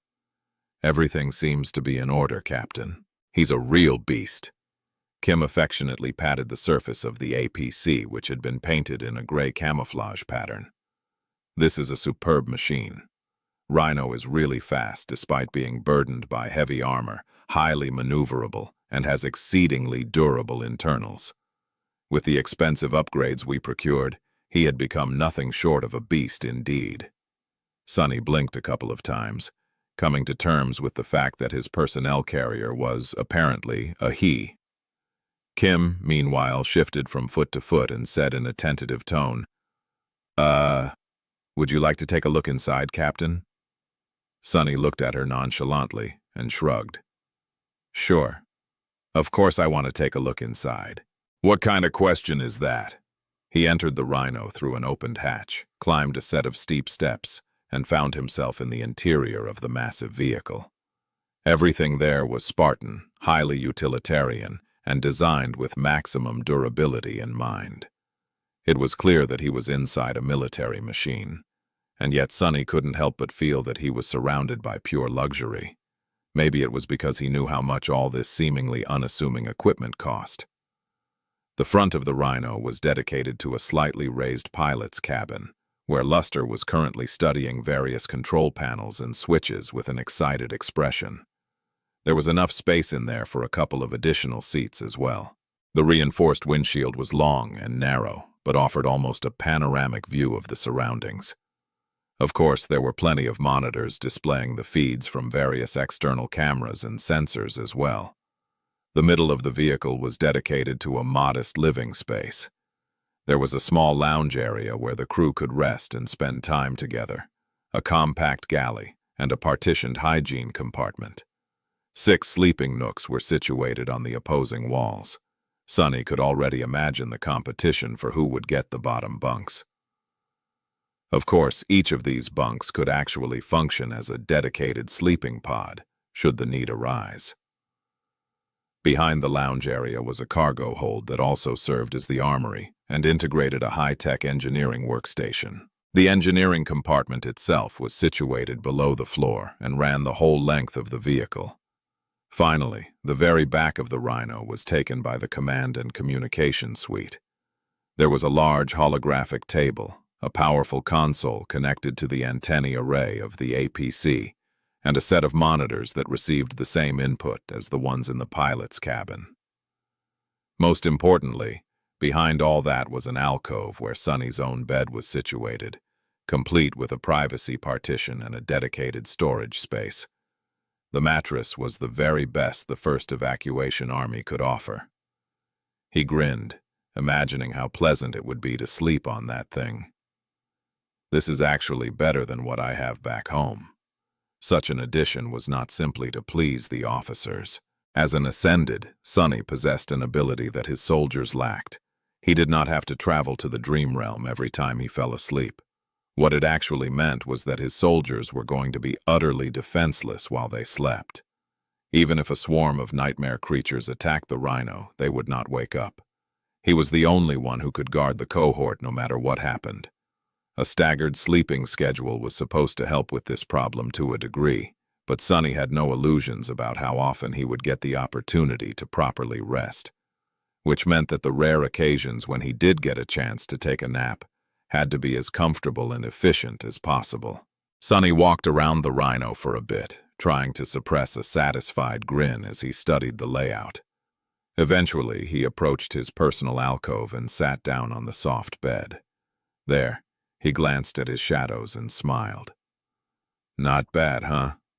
The shadows stared at him silently. A few moments later, the happy one energetically raised both hands, showing him 2 thumbs. Sonny nodded. "Yes, indeed. I like it too." Over the next few days, Sonny slowly grew somewhat accustomed to life aboard a giant, floating metal coffin. Of course, the thought of being separated from the bottomless abyss of dark water by just a few layers of alloy was not too comforting. But at least he did not think about it too much anymore. What helped Sonny the most was the fact that he was simply too busy to entertain frivolous thoughts. His schedule was packed to the limit. There was so much he had to do. Most of his days were still dedicated to trying to improve the level of cooperation between the members of the cohort. Now that they had left the northern quadrant, there was no spacious gymnasium for them to practice in. The dreamscape pods were a thing of the past now, too. Of course, there were some facilities available on the giant battleship, as well as the whole upper deck, but none of it was sufficient to put 6 elite awakened fighters through the paces. Still, there was a lot they could do to learn how to work well together, from low-intensity training to mental exercises and games. Anything that could give the members of the cohort a glimpse into how their comrades thought and acted was a step in the right direction. Sonny's insights that he had gained thanks to Shadow Dance helped a lot as well. Slowly but surely, his soldiers were clicking together and learning how to fight side by side. Bell's swift and mercurial nature, Dorn's solid and calculated approach, Quentin's stalwart persistence, Samara's steadiness and deadly aim, Kim's mastery of sight and quiet competence, Luster's spirit and inexhaustible bravado. Guided by Sonny, all of it was slowly melting together. The cohort had not reached the point where they could move as a single organism yet, but at least they were already able to reinforce each other's strengths while simultaneously covering each other's weaknesses. Sunny had gained a deeper understanding of their powers as well. For example, Bel's ability to sharpen his sword was actually more complicated than he had thought. As it turned out, the actual effect surrounded the blade with an incredibly thin, invisible displacement field, instead of actually making the edge sharper. Kimmy could not only share visual perception between several people, but also mix and match it as the situation demanded. She could see the weaknesses of the enemy, but simply channeling her point of view to a fighter in the middle of furious battle would have been too disorienting. Instead, she was able to transfer only the vision of the vulnerabilities, almost like a composite overlay that lighted the chosen spots up. Luster could speed up the soul essence recovery, both for himself and his allies. Strangely enough, the better he knew a person, the more distance he could maintain between himself and the target while channeling the beneficial effect. If there was one flaw to his ability, it was that it did not seem to work on Sunny. As it turned out, Shadow Essence did not react to Luster's presence at all, which was a big disappointment considering that Sunny had stripped himself of Serpent's support in order to protect Rain. Damnation! Why did I even recruit this fool? Despite being upset, Sunny had to reluctantly admit that this was not a big issue. Luster's unique and useful ability would not have had a great effect on him anyway. The young awakened was not able to dramatically affect the much more potent essence of a master, let alone of an abnormal one who possessed 4 cores. When Sunny was not training his cohort, he was busy modifying their memories. The process was long, arduous, and complicated, but he was steadily making progress. He had imbued Bel's sword with a potent but passive sharpening effect of the enchanted straight razor. He had somehow managed to transfer the Feather of Truth enchantment of the Mantle of the Underworld to Dorn's sledgehammer. The latter was an especially incredible achievement, considering that the weave of the onyx armor was one of the most intricate and complicated he had ever seen. Even more impressive were the 6 charms that he had presented to the members of the cohort. Each carried an altered version of the single enchantment of the Memory of Ice, which was supposed to raise their resistance to cold. While the effect was much weaker than that of his personal charm, that was exactly what made this accomplishment so important. It was the first time Sunny succeeded in not only copying an enchantment, but also modifying it. While the Memory of Ice was more powerful, it was an ascended charm that devoured a lot of essence to sustain its effect. The version Sunny imbued into the 6 weaker charms was more modest, but also much less demanding.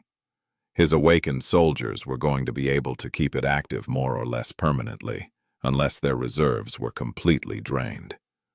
If there was one thing that he had failed to do, it was turning Samara's destructive rifle into a memory.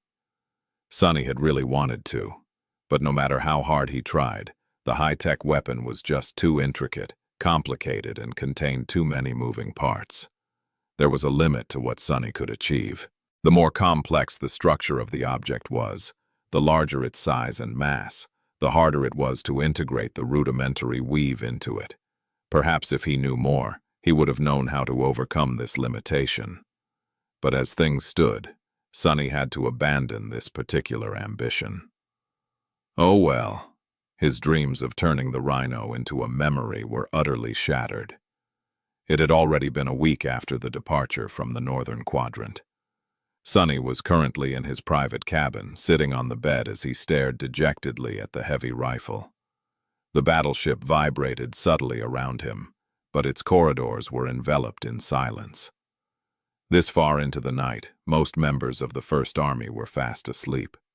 Sunny himself had not slept in a long while. Of course, as an Ascended, he could easily last a week without sleep. The problem was that it was already his 2nd week.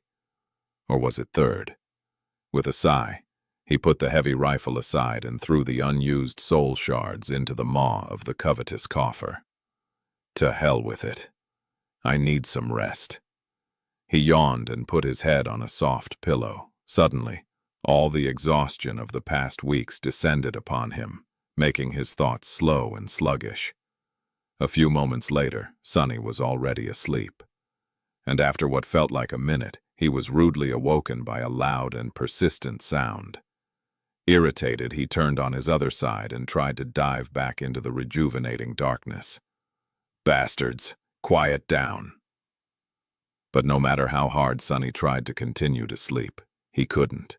After a while, he sat up and listened to the noise with a resentful expression on his face. He could clearly hear several voices. By the sound of it, they all belonged to young women, and these women were... Sonny gritted his teeth. Singing? Who the hell sings in the middle of the night? People are trying to sleep here, damn it. Sonny sat silently on his bed for a while, irritated by the fact that someone had disturbed his sleep. With singing, no less. Slowly, however, his expression softened. Well, at least they have good voices. Yeah, the young women sang beautifully. Their voices flowed and resonated with each other, creating harmonies that made him feel tingly. The song was neither sad nor happy. Instead, it made Sonny feel a deep, poignant longing. A wistful sigh escaped from his lips. Maybe I should go introduce myself. Since these beauties were having a party, surely they wouldn't mind some company. Sonny lingered for a few moments, then frowned. Slowly, he looked down and studied his shadows, which were silently trembling. His face darkened. There is just this one problem. How the hell was he able to hear the singing so clearly? His cabin was separated from other neighboring compartments by thick alloy bulkheads. The entrance hatch was securely fastened, isolating him from the rest of the battleship. No sound should have been able to penetrate inside so easily. Suddenly, an old memory surfaced from the depths of his mind. For some reason, Sonny remembered how the members of the cohort had sealed their eyes with wax before traversing the dark river below the hollow mountains. Odysseus. His frown turned into a deep scowl. Sonny hesitated for a moment, then summoned the undying chain. As the lusterless, bleak steel of the slender armor weaved itself from light and encased his body, his thoughts seemed to have turned a little clearer. The chains of longing enchantment provided the wearer with a high amount of protection against mind attacks. However, contrary to his expectation, the beautiful singing was not affected at all.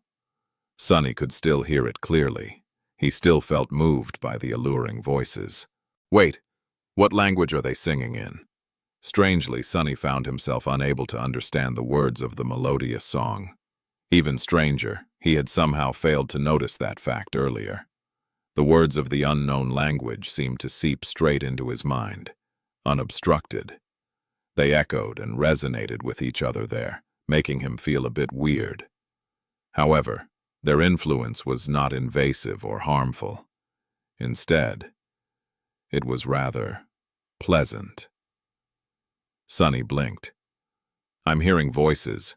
Then he tilted his head a little. Does hearing voices constitute an auditory hallucination? Wasn't there a rule concerning exactly these circumstances in the safety manual? Right. He was supposed to immediately inform the nearest Navy officer in case something like that happened. Sonny sighed, then stood up. No matter how much his heart desired to meet the beautiful singers, there was no way he was going to follow the call of their soothing song. There was already someone who was aggravatingly adept at tugging on his heartstrings. His heart was all but overcrowded. Sonny left the cabin and went to find an officer to report his hallucinations to. After a few steps, his foot suddenly made a splash, as if it landed into a shallow puddle. Looking down, Sonny saw a thin layer of clear water covering the floor of the passage ahead of him. His scowl deepened. It was still night, so the passageways of the colossal battleship were mostly empty. Of course, activity never ceased on a vessel of this size. The crew slept in shifts to make sure that a complete complement of sailors and specialists always tended to its internal systems and manned the posts. One such post was right ahead, behind a corner. There was not a soul around, and the thin layer of water made Sonny feel uneasy. After hesitating for a moment, he sent one of his shadows to take a look. To his relief, the security checkpoint seemed in perfect order.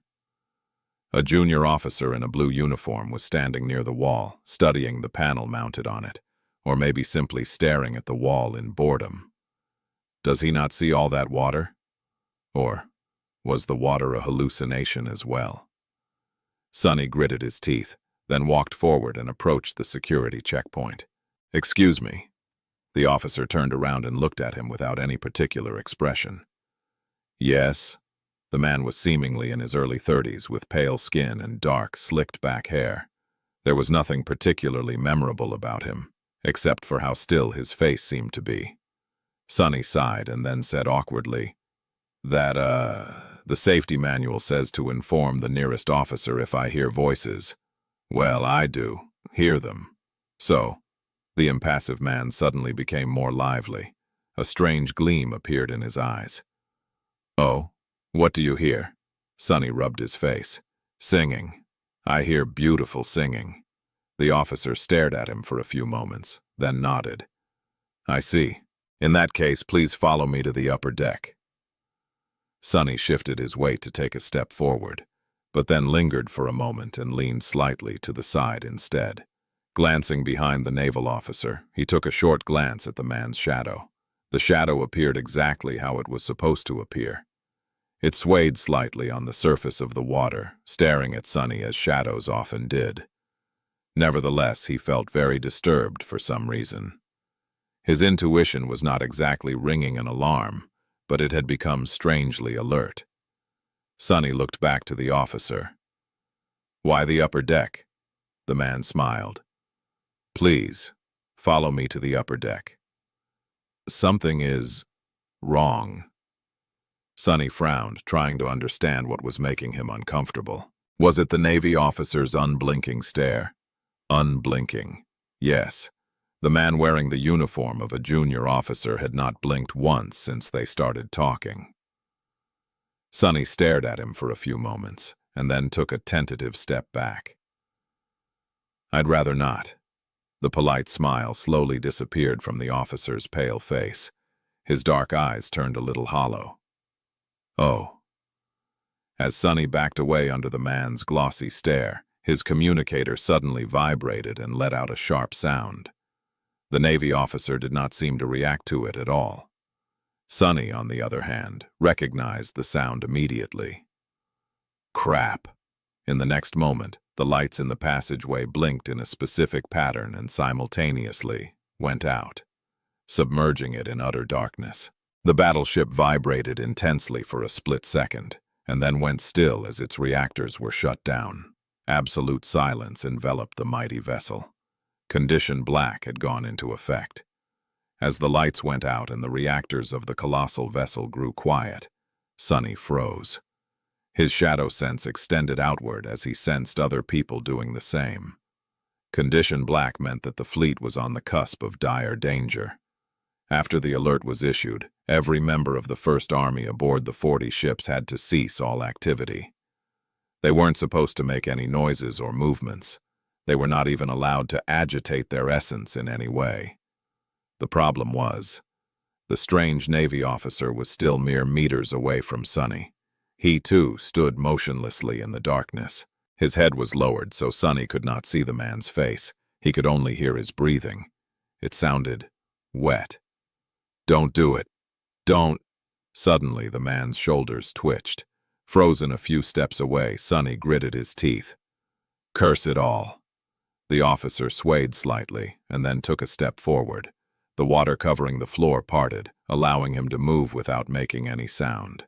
The air grew colder. A resentful expression appeared on Sonny's face. "Don't move.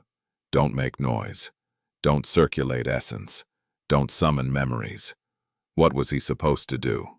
Break the regulations of Condition Black and risk putting the fleet under threat, or remain still and allow the officer, or whatever it was pretending to be one, approach him? Sonny could not summon any weapons or use his stronger aspect abilities. Simply backing away was against the rules. Damnation. The man, meanwhile, took another step. Now, only a couple of meters separated them. Sonny tensed. To hell with this. The moment the bastard tried to make a sudden movement, he would learn not to mess with a master. High alert or not, Sonny was not going to let the creepy thing touch him. The singing voices suddenly grew louder.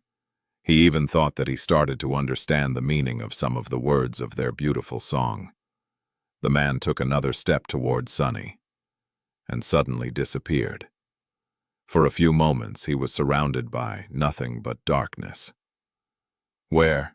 And then, the water quietly splashed right behind him. What? His shadows did not see anything. Before Sonny could turn around, something flew through the passageway and collided with an invisible object behind him, producing a blinding flash of light. He was thrown off his feet and landed on the wet floor in a roll. Almost at the same time, the rising voices abruptly disappeared, and the battleship trembled as its reactors came back online. The lamps in the corridor ignited, drowning it in light. Jumping back to his feet as the cruel sight was manifesting itself into reality in his hand, Sonny looked ahead and saw a familiar figure pressing something dark and slithering into the metal bulkhead. Master Nave had lost his midnight blue coat somewhere and was now wearing only his black wetsuit. There was a strange bone knife in his hand. Impaled on that knife was a... Before Sonny could make sense of what the creature looked like, it suddenly lost its shape and turned into a formless mass of black water, which then fell to the floor and formed a puddle. Naive's indigo eyes shone with dark light as he turned his head. "Master Sunless, are you all right?" Sonny cautiously nodded. What the hell was that thing?" The scion of the great clan knight opened his mouth, but before he could answer, the battleship around them shuddered, and a muffled thunder sounded somewhere in the distance. The main railgun was firing. Naive shook his head. "No time right now. Check on your cohort." With that, the handsome man seemed to disappear. A moment later, the lamps illuminating the passageway blinked and changed their color to ominous red. "Condition red. All-out battle." Sonny flinched, and then hurriedly used his communicator to send his soldiers an order to gather near the Rhino. Before he joined them, however, he hesitated for a moment, and then stepped through the shadows, appearing in a secluded spot of the upper deck. It took him a moment to comprehend what was going on. The night was suddenly obliterated by hundreds of bright flashes as hundreds of cannons roared, discharging an endless rain of steel and tungsten rounds into the ocean. A large section of it had changed color at some point, becoming absolutely black. Although the force of the wind had not increased, the black waves seemed taller and more violent than those rolling far away. They reached toward the ships like fingers of an unknown monster. In an especially blinding flash, the main cannon of the flagship of the naval convoy fired, causing countless tons of the black water to be displaced and rise high into the sky like a colossal pillar. A second later, the thunderous roar of its discharge reached Sonny and made him grimace. The scope of the heavy bombardment was truly mind-boggling. However, it did not seem to do much except for slowing down the churning black water a little.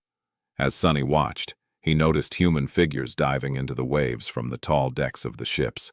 They were the cohorts of Awakened that the House of Night had stationed on the 40 ships. Although the flagship was situated at a considerable distance from where Sonny stood, he still noticed a lily figure jumping into the ocean from its towering bow. For some reason, that diver in particular demanded attention. A moment before the figure hit the waves, it shimmered slightly. Then, something massive and ferocious dove under the water. A giant black fin cut the waves before disappearing into the depths. The Saint Guardian of the convoy had joined the battle. Sonny stood among the thunderous roars of the firing cannons and stared at the rolling black waves, awed and dismayed. Slowly, a grim expression appeared on his face. "There is no place for me in a battle like this. None at all. What could an ant like him do when it seemed like the heaven itself went to war against the ocean?" His eyes gleamed in the darkness. "Not yet, at least." With that thought, he swallowed the bitter feeling of powerlessness and disappeared into the shadows, leaving to join his soldiers. Tonight, All they could do was stick together and hope to live until the morning.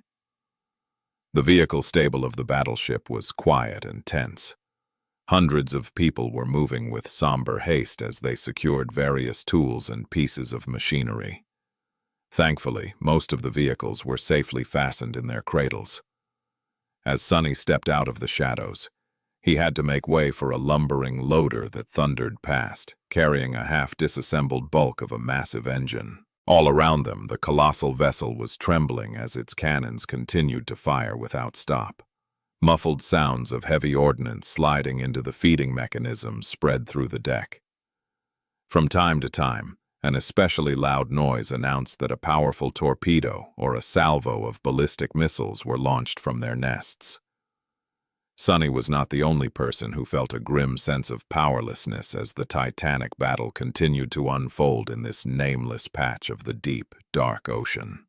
While the crews of the battleships and the Awakened serving the House of Night were locked in a furious fight with whatever ancient horror it was that had attacked the convoy, the 100,000 soldiers of the First Army had nothing to do but wait and beg the dead gods for salvation. He was better off than most, at least. Sunny had left one of his shadows on the upper deck to observe the battle. Even though it could only see the turbulent surface of the seething water and not the true confrontation that was taking place deep beneath, there was some relief in knowing what was going on. The rest did not enjoy such a privilege. They could only infer what was happening beyond the metal confines of the vehicle stable by paying attention to the sounds and vibrations spreading through the ship. Occasionally, a loud and startling bang would roll through the massive compartment, indicating that something had collided against the hull of the vessel from the outside. Full of dark thoughts, Sunny walked toward the cradle holding the rhino. Many people threw furtive glances at the passing master, hoping to find comfort and reassurance in his authority. Noticing that, he made an effort to hide his unease and project an image of absolute confidence. It seemed to have worked, calming the people down a little. Poor fools. What can I do that they can't? Reaching the rhino, Sunny saw 4 Awakened standing near it with reserved expressions on their faces. Dorn, Quentin, Kim, Luster. He frowned. Where are Bell and Samara? Quentin straightened a little when he saw his superior approaching. They are in the dream realm, Captain. We have already secured their bodies in the sleeping pods inside the rhino. Sunny sighed. Well, it was not outside the expectations. In fact, Sunny had lucked out, considering that only 2 of his subordinates had happened to be asleep when the battle started. At least everyone is alive. Sunny had almost expected to find Luster missing. The dolt was exactly the kind of guy to be lured to his death by a vision of young beauties singing sweet songs. He stared at the young man, who shifted uncomfortably under his gaze and then turned to the rhino. The armored APC was, theoretically, seaworthy, so it was going to be their last hope in case the battleship went down. Getting the massive machine out of the vehicle stable was a tall task, of course. In fact, Sunny doubted that it was possible at all. He glanced at the sealed blast doors of the giant compartment, then at the solid alloy bulkheads. Would he be able to tear through the hull of the ship, should the need arise? After thinking for a few moments, Sunny judged that he stood a good chance of breaching the heavy armor of the colossal vessel, provided that he used his most powerful memories and had enough time. However, there was a big difference between creating an opening that a person could squeeze through and one that a vehicle the size of the rhino could. Things would have been different if Nephis was here. With her flames and the shadows resonating with each other and augmenting Sunny, he could have ripped through the thick armor plates with ease. Better yet, Changing Star could have simply melted a giant hole through the side of the battleship. But she wasn't here. There was also the mass of black water outside. Why was he even entertaining these thoughts? Sunny sighed and shook his head. Get comfortable. This will probably take a while. His soldiers obeyed, sitting down on crates or leaning against the side of the rhino. However, none of the 4 looked particularly at ease. Luster lingered for a moment, and then asked in a cautious tone, Captain, sorry, but what exactly is going on? Sonny shrugged. Something big and scary is trying to take a bite out of the convoy. What else? Don't worry too much. House of Night probably has things under control. I personally saw their saint joining the battle. Despite the precarious situation, Luster's eyes suddenly gleamed with excitement. Really? Wow. I hope I can see a saint fight one day. Sonny's face turned bleak as he threw a dark glance at the young man. Be careful what you wish for, fool. If you are ever close enough to see saints fight, then something has definitely gone horribly wrong. Believe me, I should know. Luster opened his mouth to respond, but at that moment, something collided against the hull of the ship again, making him flinch and lose his train of thought. Despite the fact that these loud bangs had been occasionally resounding across the vehicle stable for some time now, each was still extremely jarring. People trapped in the vast compartment could not treat them with indifference, no matter how much they might have wished to. Still, slowly but surely they were growing accustomed to the startling noise of the collisions. This last one, though, Sonny scowled. The last one was different. He slowly turned around and stared at a certain spot on the opposite wall of the stable. Was Sonny imagining it, or did the bulkhead look a little deformed? Before he could finish the thought, something collided against the ship once again, and the alloy wall visibly bent inward. Crap! As hundreds of petrified people watched in fear, one of the sections of the giant compartment's outer wall bent slightly. An ugly deformity appeared on it, and as the echo of the loud and jarring bang died down, they heard the sound of water rushing into the narrow gaps between the different layers of the battleship's armored hull. A dark expression appeared on Sonny's face. His fingers twitched, and then he turned his head slightly. On your feet, soldiers. Dorn, Quentin, Kim, and Luster rose, ready for battle. However, there was a subtle sense of hesitation hiding behind their masks of professionalism and composure. As elites of the government forces, they knew how to fight against nightmare creatures, other awakened, and horrors of all kinds. But how were they supposed to fight the ocean? A moment later, something crashed into the side of the ship with a thunderous bang once again, making the indentation in the bulkhead of the vehicle stable grow more pronounced. People that were closest to it shuddered and backed away. Some turned around and ran. Soon, the space around the damaged section of the wall became completely empty. Everyone in the large compartment had moved as far away from it as they could, pressing against the opposite wall and staring at the massive deformity. A second passed in utter silence, then another. Then, one more. All that could be heard was the sound of rushing water. Someone cursed in a stifled bang. As several people yelped, the wall bent inward even more, its misshapen portion growing in size and reaching slightly deeper into the vehicle stable. A loud, deep groan of contorting metal rolled through the air, reverberating in their very bones. Captain! Kim paled as he stared at the deformed bulkhead. Sonny felt her aspect ability brushing against his mind, and then his perception of the world changed. Everything was largely the same, but the damaged wall became tinted by several subdued colors. It was as if a mad painter had vandalized it with an unsteady brush. Most of the wall remained metal gray, but closer to the massive dent, the armored alloy turned anxious orange and pale red. A small patch of the red was vibrant and vivid instead.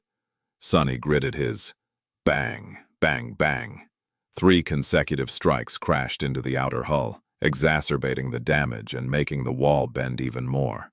People screamed and tried to get even further away from it, but there was simply nowhere for them to go. Some eyed the exit from the vehicle stable, while some stared at the contorted bulkhead, frozen still.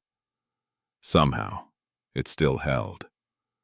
The metal groaned once more, but endured. Nothing happened for a dozen seconds. Then, another blow crashed into the damaged section of the hull, and the wall bent a little more. As it did, a thin crack appeared right where the alloy had been painted vibrant red. A single drop of black water seeped through the crack and rolled down. Hundreds of people watched the drop with horror written on their faces. Before the next strike tore the hull open, however, a tide of shadows suddenly rose and rushed toward the deformed wall as a wave. Converging on the damaged section, the wave splattered across its surface and then somehow solidified, turning into an improvised brace. Sunny grunted, feeling the strain of keeping such a heavy mass of shadows tangible. It was well within his limit, though, if plugging the leak was the only thing he had to do. The problem was that the crushing blows against the dented bulkhead did not stop coming.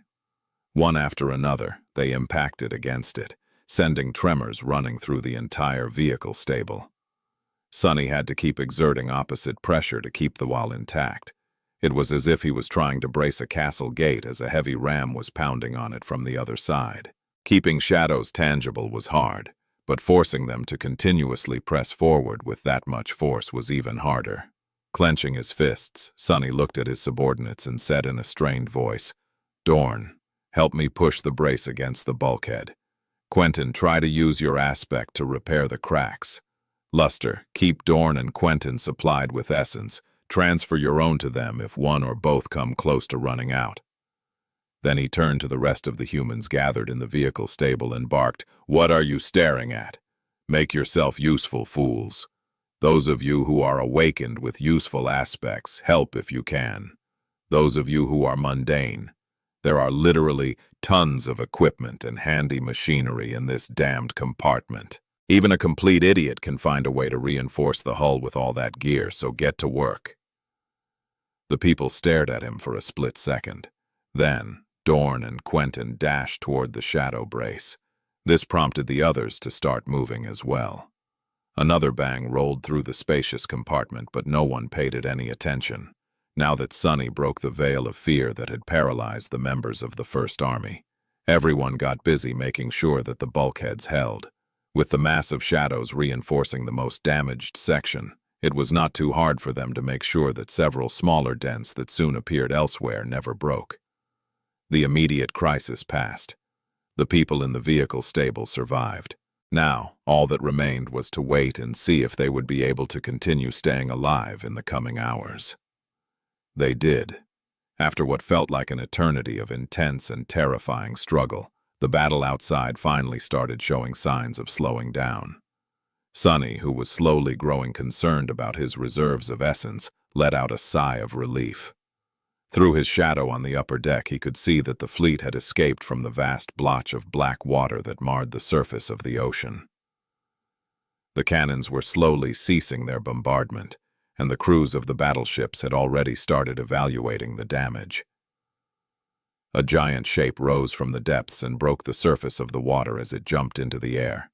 Sunny saw a glimpse of a creature that resembled a monstrous killer whale, with its black and white hide torn and showing many signs of an intense confrontation against an unknown and ferocious enemy. Then, it shimmered and turned into a tiny silhouette of a human, who then tiredly climbed onto the deck of the flagship and disappeared. More human figures emerged from the water and returned aboard the ships of the convoy. Master Naive was among them. The handsome man climbed onto the deck not too far away from where Sunny's shadow was hiding and sat down with an exhausted expression. Drops of water were falling from his black hair. His wetsuit appeared more ragged than it had been when they first met, but the scion of the House of Night did not seem to bear any serious wounds.